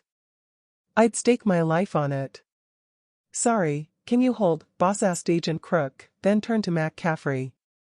Who are you talking about? Take a look for yourself. It's from the details of the second mark on the map in the northern area of Alaska. Look at the date. She dropped a copy of the image in front of Boss, then reached into her desk drawer and gave Boss a second image. Tell me that's not her. Boss compared the image of the 3-year-old child from the missing persons website to the mugshot of Clara. Madison Jackson. You think that's Clara? Her DNA shows markers for someone native to Alaska. I would have been expecting a native name. And you need to ask that? Probably a union between her ancestors and settlers. Ask Agent Crook to check if there's any DNA sample on record at the Missing Persons Unit, over at the Alaskan Bureau of Investigations, then they can compare it with Clara's sample. McCaffrey seemed knowledgeable as to whom to contact, considering she claimed to be only concerned with parking tickets. As far as she knew, it was the Missing Persons Bureau at the Department of Justice that dealt with such things. She relayed the message. Crook said, For someone on sick leave, you've done excellent there. I don't know what to say, except I'll contact all the offices in the various states and have those GPS coordinates checked out. I should be able to tie up all the ones where we didn't have DNA samples from those dates and the states you've given me. I'll also have the one you think could be Clara checked out and get back to you as soon as I know something. When Boss hung up the phone call and turned to face Sheriff McCaffrey, she was in tears. She pointed to the notes on identifying marks under the image of the child. Look at those details of the birthmark on the child's butt. Sorry, I need to go home. This has all been too much. I'm just thankful Mary isn't among them, so at least there's a chance my daughter is still alive, though I doubt it. I'll leave you the keys. I'm telling you, that is definitely Clara. McCaffrey rose from her chair and hurried out of the office. Exhausted and aching in every limb as her medication wore off, Boss took a seat at the sheriff's desk. McCaffrey had left the drawer open in her hurry to exit the office. Boss picked up the mug shot of Clara. There was no doubting that Clara had a similar birthmark listed. She reached out to put it back in the file at the top of the drawer. When she opened the file, her jaw dropped as she flicked through the contents, then she stopped to study an image of the crime scene from an angle that she hadn't seen before. Boss shuffled from her chair and walked over to the window. When she looked out of the window through a gap in the blinds, she saw the sheriff pacing up and down outside the grocery store. She'd obviously decided not to go home. She took off her hat, then slapped her thigh and entered the store. A short while later, she exited with Susan McCaffrey and they walked into the funeral parlor. It wasn't long after that Nat pulled up outside the parlor in his SUV. He climbed out of the cab with Clarissa. Jordan appeared from an alley and joined them. All three of them looked to be in a heated discussion, and then they entered the parlor. To top it all off, Jake Hunter's pickup screeched to a halt behind Jordan's vehicle and he followed them inside. Boss scratched her head, wondering just what was going on over there. Her legs ached and she limped over to the desk and took a seat. She picked up the image of the crime scene again and stared at it, wondering just why the sheriff would have not sent it with the other photos she had taken. Over at the photocopier, Boss took a copy of the image, then placed the original back in the file and closed the drawer. Every bone in her body ached with her medication losing its effectiveness. She set off back to the cottage, where she hoped to study the image in private to see if she could work out if it held any significance. Chapter 62. Sitting at the dining table eating her evening meal with Father David, Boss's cell phone rang. "Sorry about this, please excuse me. I have to take the call. FBI agent Crook is on the line." She pulled the phone to her cheek and stepped into the hallway. "Alana here. Hi, I thought you should know, Madison is Clara, the DNA records confirm it without any doubt, but that's all the good news I have, I'm afraid." Poor girl. What she must have gone through. So she was abducted from the age of 3? Looks that way. Her father isn't listed on the birth certificate, just her mom. Her mother died in a car wreck with her 6-year-old son 11 years ago. I have Madison's and her mother's birth certificates, together with a copy of her mother's death certificate. I'll send you copies of them for your file by email, and I'll send copies to her defense attorney. I think it's best if he tells her. He'll likely use that as mitigating circumstances if she's proven guilty when it gets to sentencing. I think you're right on both counts. Any news on those GPS coordinates? Yeah. It's not good news. I've had a phone call from our field office in Pennsylvania. I hope you're ready for this. The local police have uncovered a shallow grave of a young girl at those GPS coordinates you gave me. Oh, no. Yeah, that's how I felt. At the same time, at least the parents get closure and the chance to put her to rest. After finding this one, I'm expecting the rest will prove to be the same. Yeah, I guess. You okay? Yeah, I'm fine. I was in pain earlier, but I've taken more medication. The only thing that's bothering me is something I've found that concerns my case, but I'll not trouble you. It could be nothing. You can tell me, I might be able to help. No, it's okay. I don't want to go jumping to conclusions. I'll deal with it on my own for now. It could be nothing. Your call. Maybe we could discuss it when we go for that meal. I was thinking Saturday if you think you'll have fully recovered by then. There'll not be much to talk about now, both cases are almost at an end. Well, that's not the only reason why I wanted to ask you out. We could leave work right out of the equation. I'd prefer that anyway. Boss held the phone away from her ear. She couldn't believe what she had just heard. Am I getting this right? Are you saying it's a date? Well, yeah, you okay with that? Yeah, fine. Good. I'll speak to you anyway when I know more about the other missing girls, and we'll make arrangements. They said their goodbyes and Boss returned to the dining table, took a seat, and she turned to Father David. I don't believe it, I've just been asked out on a date at my age. Good for you, make the most of it, he said, and took a sip of his coffee. You look troubled. In fact, you've looked troubled ever since you arrived back here earlier. I'll be fine. I have a good ear for listening. Boss didn't want to go over what she had just been told. It was distressing enough. Nor did she want to talk about what she had found in the sheriff's file. It's okay. It's something I have to work out for myself. She made her excuses after finishing her meal, then rose from the dining table and hobbled all the way to her bedroom. Boss rolled over onto the bed, slipped the crime scene image from her pocket and stared at it. Drowsy with the medication, she dozed off, when the next thing she knew, her cell phone rang on the nightstand and she answered. It's Mac Caffrey. I need you to meet with me at my office, now. What time is it? 11. I'm on my way. Boss thought it must be urgent to want a meeting at that time of night. She picked up the copy of the crime scene image, and then did a double take when comparing it with the image she'd taken on her cell phone at the barn. What she discovered sent her mind into overdrive on her way to the sheriff's office. When she arrived, the sheriff ignored her, rose from her chair, took her gun from her holster and removed the clip and put both on the desk. I'm pleased you phoned, there's something we need to discuss, Boss said. Mac Caffrey blanked her. Her eyes looked distanced as if showing that she hadn't acknowledged Boss's arrival. Mac Caffrey took off her belt, walked to the coat stand and hung it over a hook. She sighed as she walked back to her desk, where she took a seat, unpinned her badge from her coat and put it in the drawer. What is it you wanted to discuss? Mac Caffrey asked. I was going to ask you the same thing. Boss reached inside her jacket and pulled out the image of the crime scene at the barn and held it up for her to see. I'd like an explanation as to why you didn't send this with your report.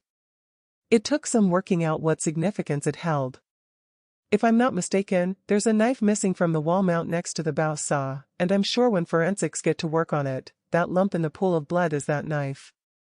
The other images you took and sent in, the knife was on the wall mount. Mac Caffrey looked indifferent to the revelation and shook her head. She pulled open her drawer and retrieved a bunch of papers. All you need to know about the image is in there. I'll sign them and you can witness them. Boss couldn't work out what she was getting at, other than she had acted strange from the moment she had set foot into the office. Mac Caffrey worked her way through the papers signing them, and then pushed them over to the edge of the desk. It's all in there. It's my confession. I killed Ackerman. Clara walked in on me, and I struck her with my flashlight. What? You? But why? The revelation had knocked Boss off her stride. She had every man and his dog as a suspect in town, but it had never occurred to her that the sheriff could be responsible. You've looked in my file as I've noticed, so you'll be able to work it out. There's a copy of his identikit sketch in there. I did some checking when I found out from Clara where they'd lived before. I checked to see if there had been any crimes reported in the area around the time they left. They sent me the details in the file about the abduction. I needed to know if he had been involved in kidnapping Mary. I was going out there anyway to arrest him for assaulting Father David. I overpowered him in the barn and strung him up. Lowered him an inch at a time toward the bear trap. I didn't mean to do away with him, the pulley slipped. In anger, with him admitting to nothing when I knew what he'd done to Clara. Well, you know what I did. But why confess now? Because when I realized Clara was one of his victims, I couldn't let her stew in jail if they found her guilty. Hell, what happened to her could have been what happened to my daughter. I've been fighting the guilt all along for setting her up with her dad's murder as it is. Boss pushed back in her chair and thought for a while. There was a chance that she was confessing just to get Clara off the hook, seeing as how she identified her situation with the possibility that her daughter could have ended up in the same circumstances. It wouldn't have been the first time someone had taken the guilt for someone else and made a false confession. She shook her head. The hidden crime scene image discounted that, and only the killer could have known about the faulty pulley. Then there was the fact that she'd destroyed any evidence of her involvement by washing her clothes and cleaning out her car. Getting Nat to clear the area in the drive had been a smart move. She realized that John had been right about plowing up the area and destroying the crime scene. She'd likely cleaned the murder weapon and hung it back on the wall. Boss wondered if the sheriff could have set the barn and lodge on fire after she had said she was missing something at the crime scene. "I guess I'd better lock you in a cell and ask someone from the county over to come and collect you." "Guess so." It all seemed to her to be something of an anticlimax. But then she thought it was always like that when faced with a confession. Boss was just relieved that she'd kept digging, or maybe she wouldn't have discovered that Clara was abducted, and Mac Caffrey would never have confessed and she'd have left Clara to face the trial. Thinking that, she allowed herself a smile at the thought of Gilbert Rhodes having to drop the charges against Clara. Not having met Clara, she made a promise to visit her if it was possible after her release. Chapter 63. Boss escorted Sheriff Mac Caffrey through to the cell and locked her in there. Dumbfounded as to how things had worked out, she returned to the office and dropped her backside onto the sheriff's chair. She pulled Mac Caffrey's statement toward her, and then read through it, noting that she had started by saying that she understood her rights and that she was foregoing them. After witnessing all the pages, Boss set about digitizing the statement and sent emails with the confession attached to Brennan, Gilbert Rhodes, and to Clara's attorney. She doubted they'd get to see the statement until the morning, so she knew that all she had to do was to phone for someone to collect Sheriff Mac Caffrey, and then she could hit the sack. Her shoulders drooped, together with her entire innards, when the duty sergeant told her that no one was available until the morning. Boss trudged through to the cells. Mac Caffrey was holding the bars on the door and smirking. "They'll pick you up in the morning," Boss said. "I could have told you that they'd have no one available tonight. There's a phone number in the card index on my desk for a sworn-in deputy in town. He covers for vacations and emergencies. Gordon O'Neill. You can ask him to guard me overnight." Boss stepped back into the office. She dialed O'Neill's number and made arrangements for him to come in and to guard the prisoner.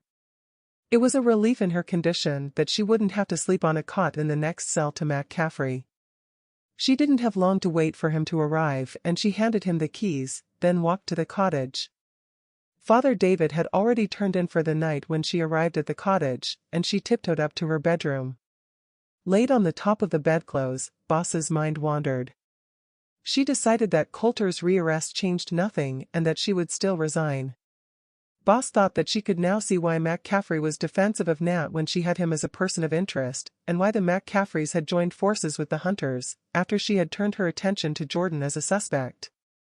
With her marrying a Hunter, Sheriff Mac Caffrey had her feet in both clans in town, and as she had said, with Boss not having any family, maybe she couldn't understand the bond that glued family together. With her eyes heavy, her last thought was that, but for the confession, she would never have been happy with the outcome left as it was, regardless of what happened at the trial. All her suspects had motive to want Ackerman dead, and any one of them, or all of them together, could have been involved. A loud crashing sound brought Boss around from her sleep, followed by something metallic being dragged along the road outside for a few seconds. Boss strained to hear anything else, but other than the sound of a car driving away, there was silence. Still groggy, she rolled over and snuggled her head into the pillow, wondering if someone had been drinking late and hit an A-frame advertising board outside one of the stores. She tossed and turned for maybe half an hour, when her curiosity got the better of her. She rolled off of the bed, drew back the curtain and peered out over Main Street.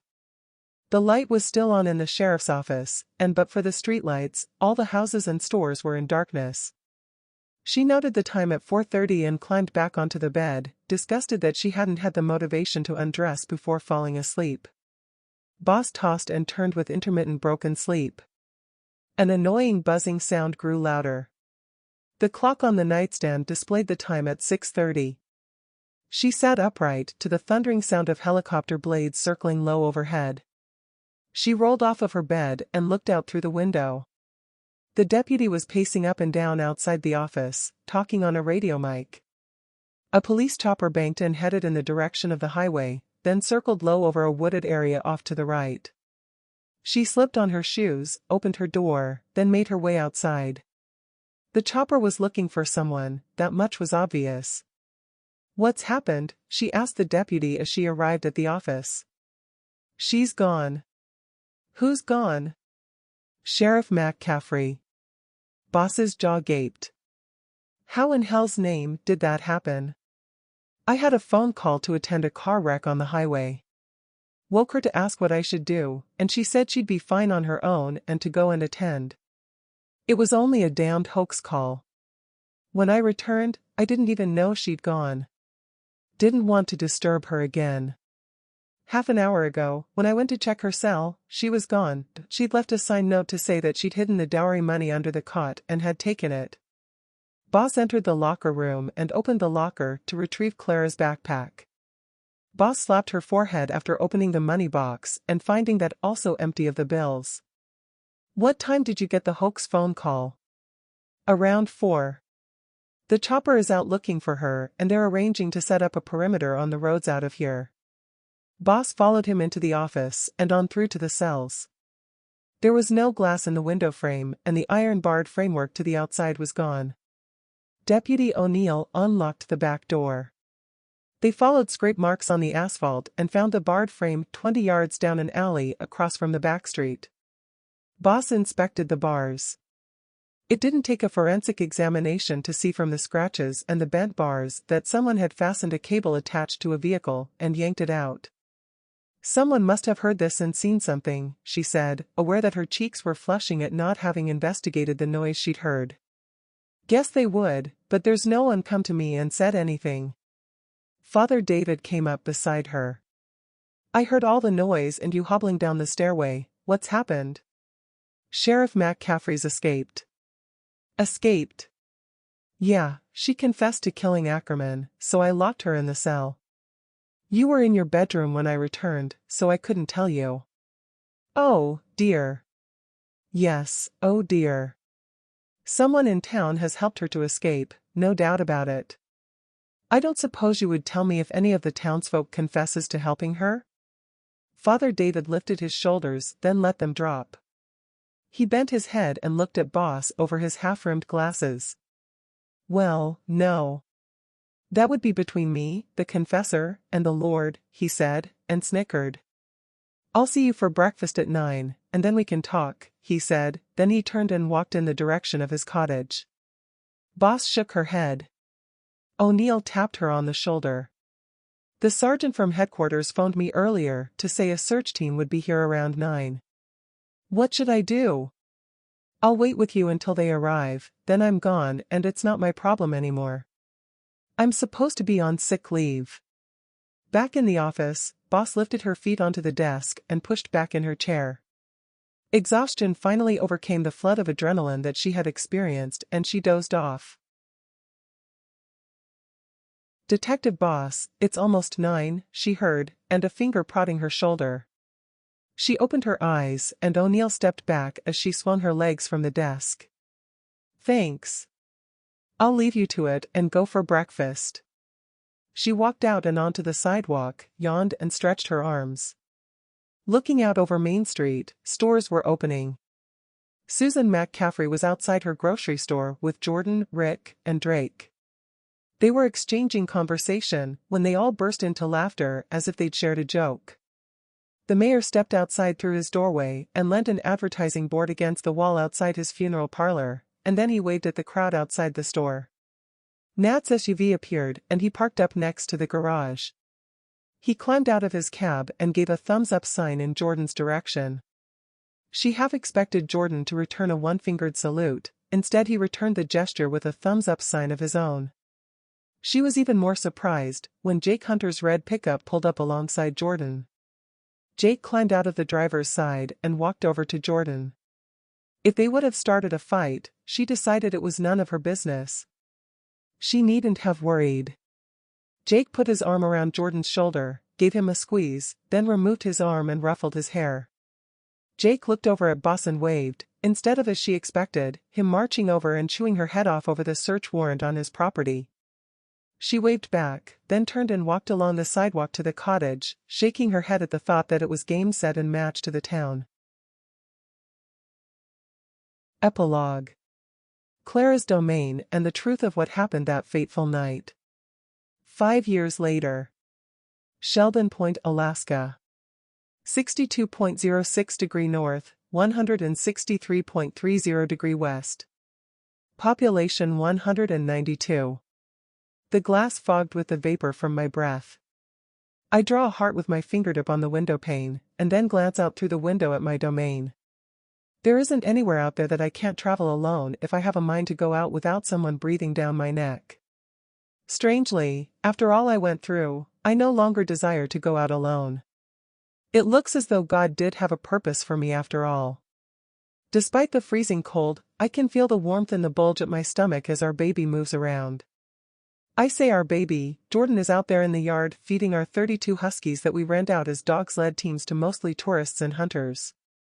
Arranging tours in the wilds are what keeps the pantry stocked, that and a little hunting to keep the dogs and our bellies full.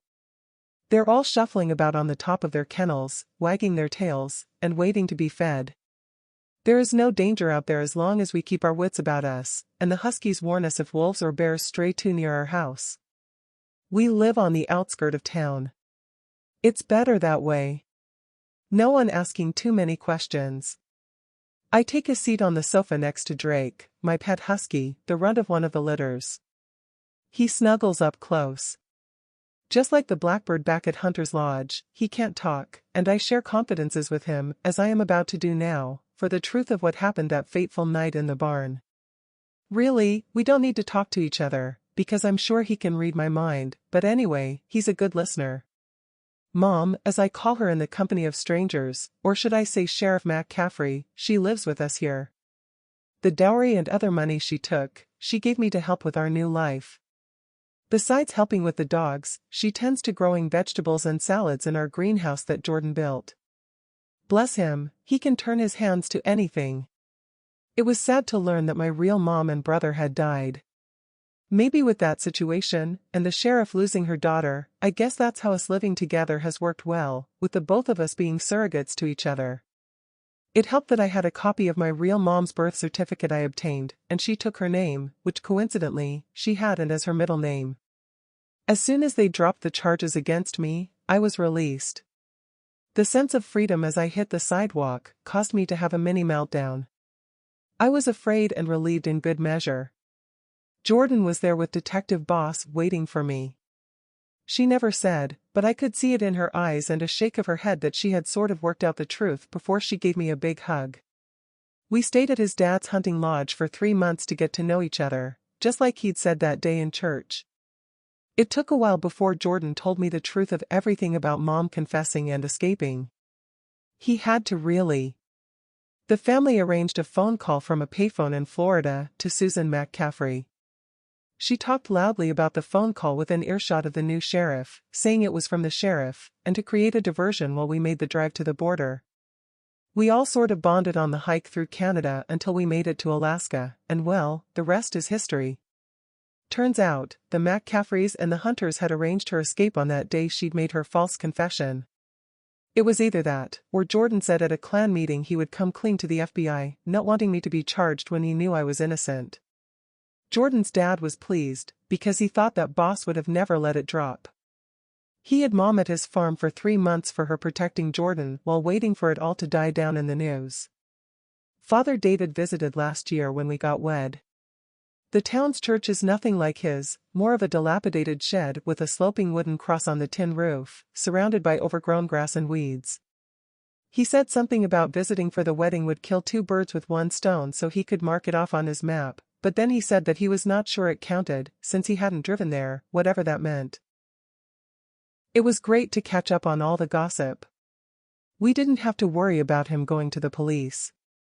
He knew exactly what had happened before Boss left town from the sheriff visiting the confession booth. It wasn't just that, besides his doctrine to keep what's said in the confession booth a secret, she said the town had their own hold on him for his indiscretions with Mrs. O'Hearn. She used that, together with a threat of going to have words with the bishop to get her to leave town for a while, so she wouldn't have to make a statement about what she saw and heard that day outside the church. Father David told us that Boss married some FBI guy and she was now running a flower shop in Denver. It was the same FBI guy who interviewed me in jail. He is the one credited with finding all the bodies of you-know-who's victims. Sorry, but I can't speak his name. From what Mom has said, the credit should have gone to Boss and her. The sad part was that Nat and Clarissa never got married. She passed away a year after we left, but we were told it had nothing to do with them not getting married. She dropped out of college and returned home. It was all down to the guilt and depression for what took place in the barn that night, according to Nat. It was just fortunate that she didn't leave a note to spell out what happened the night she passed on. Nat moved out of town when his mom died of cancer shortly after, and hasn't been heard of since. Jordan always said that Clarissa had a temper, as I'd witnessed firsthand that night at the Halloween dance. Nat and Jordan only wanted to frighten him, to teach him a lesson, knowing that the sheriff would likely arrest him shortly after they'd finished with him for at least assaulting Father David. It all happened after Jordan met up with Nat and Clarissa after Jordan had dropped off his friends. They found him in the barn, and overwhelmed him, then strung him up. Clarissa grabbed the rope on the pulley from Nat and it slipped, with Jordan managing to kick away the bear trap. She couldn't hold his weight. Jordan wasn't sure that she wanted to stop him slipping. Nat and Jordan were rooted to the spot with shock that the bear trap could have put an end to him. Not Clarissa. She grabbed the boning knife from the wall peg and did the unthinkable. Turns out an uncle had abused her as a child when she lived in California, and she was carrying that anger with her. Clarissa dropped the knife and Nat grabbed her hand, pulling her to leave through the barn door. Jordan followed them and then they all stopped, caught in the sheriff's headlights at the entrance to the drive as she exited the lodge after finding it ransacked, and she was about to drive off. They were all doused with blood splatter, so there was no hiding that something untoward had happened. It was around the time I was trudging across the fields. The sheriff had a good idea that he was involved in abducting a child in Alaska, and she was going to question him about it after arresting him for assaulting Father David. She thought it was divine retribution when she marched them into the barn and found his body strung up.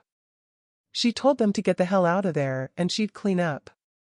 It wasn't long after that I turned up as she was about to leave. Said she stayed there in the darkness, hoping that whoever or whatever it was scratching around would leave. Of course, I didn't leave, more fool me. She said that she panicked and struck me with her flashlight. Before I came round, and seeing me with my hunting knife in my hand, that's when she had the bright idea to arrest me as soon as I stirred, for her to rescue Nat from prosecution. It took a while to forgive her, and that's the God's honest truth.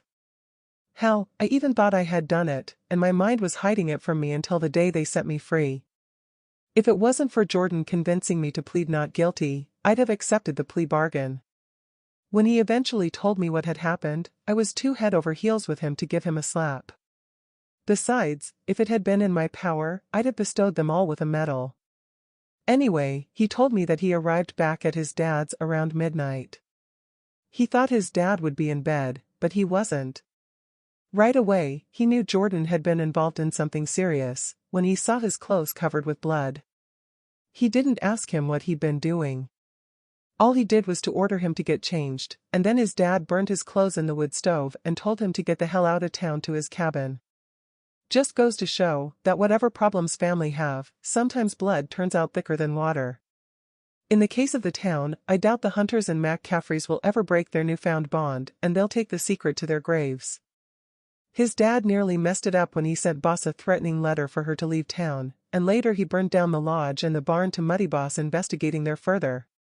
Luckily, they asked Mom to carry out the search warrant, and she burned the magazine with the letters cut out in the same wood stove that his dad had used to burn his clothes. Then she wrote out a sample of the words from the envelope to pass off as his writing and saved the day. I guess I owe Boss a debt of gratitude. But for her digging, no one would have found out I'd been abducted as a child. That's what prompted the sheriff to act when she identified my situation with the possibility that her daughter could be in the same position. It was no longer just a question of protecting her nephew by implicating me. Jordan's threat to come clean gave all the motivation she needed to confess. Oh well, that's enough of that, no point dwelling. Time to prepare the stew. It's expected, though fortunately, it's my decision and not drilled into me. Besides, Mom, my white knight, and my baby need nourishment. Dear listener, if you have enjoyed this story, you'll find others on my channel. For new releases, please subscribe and turn on notifications. Kindest of regards, Declan Conner, the author.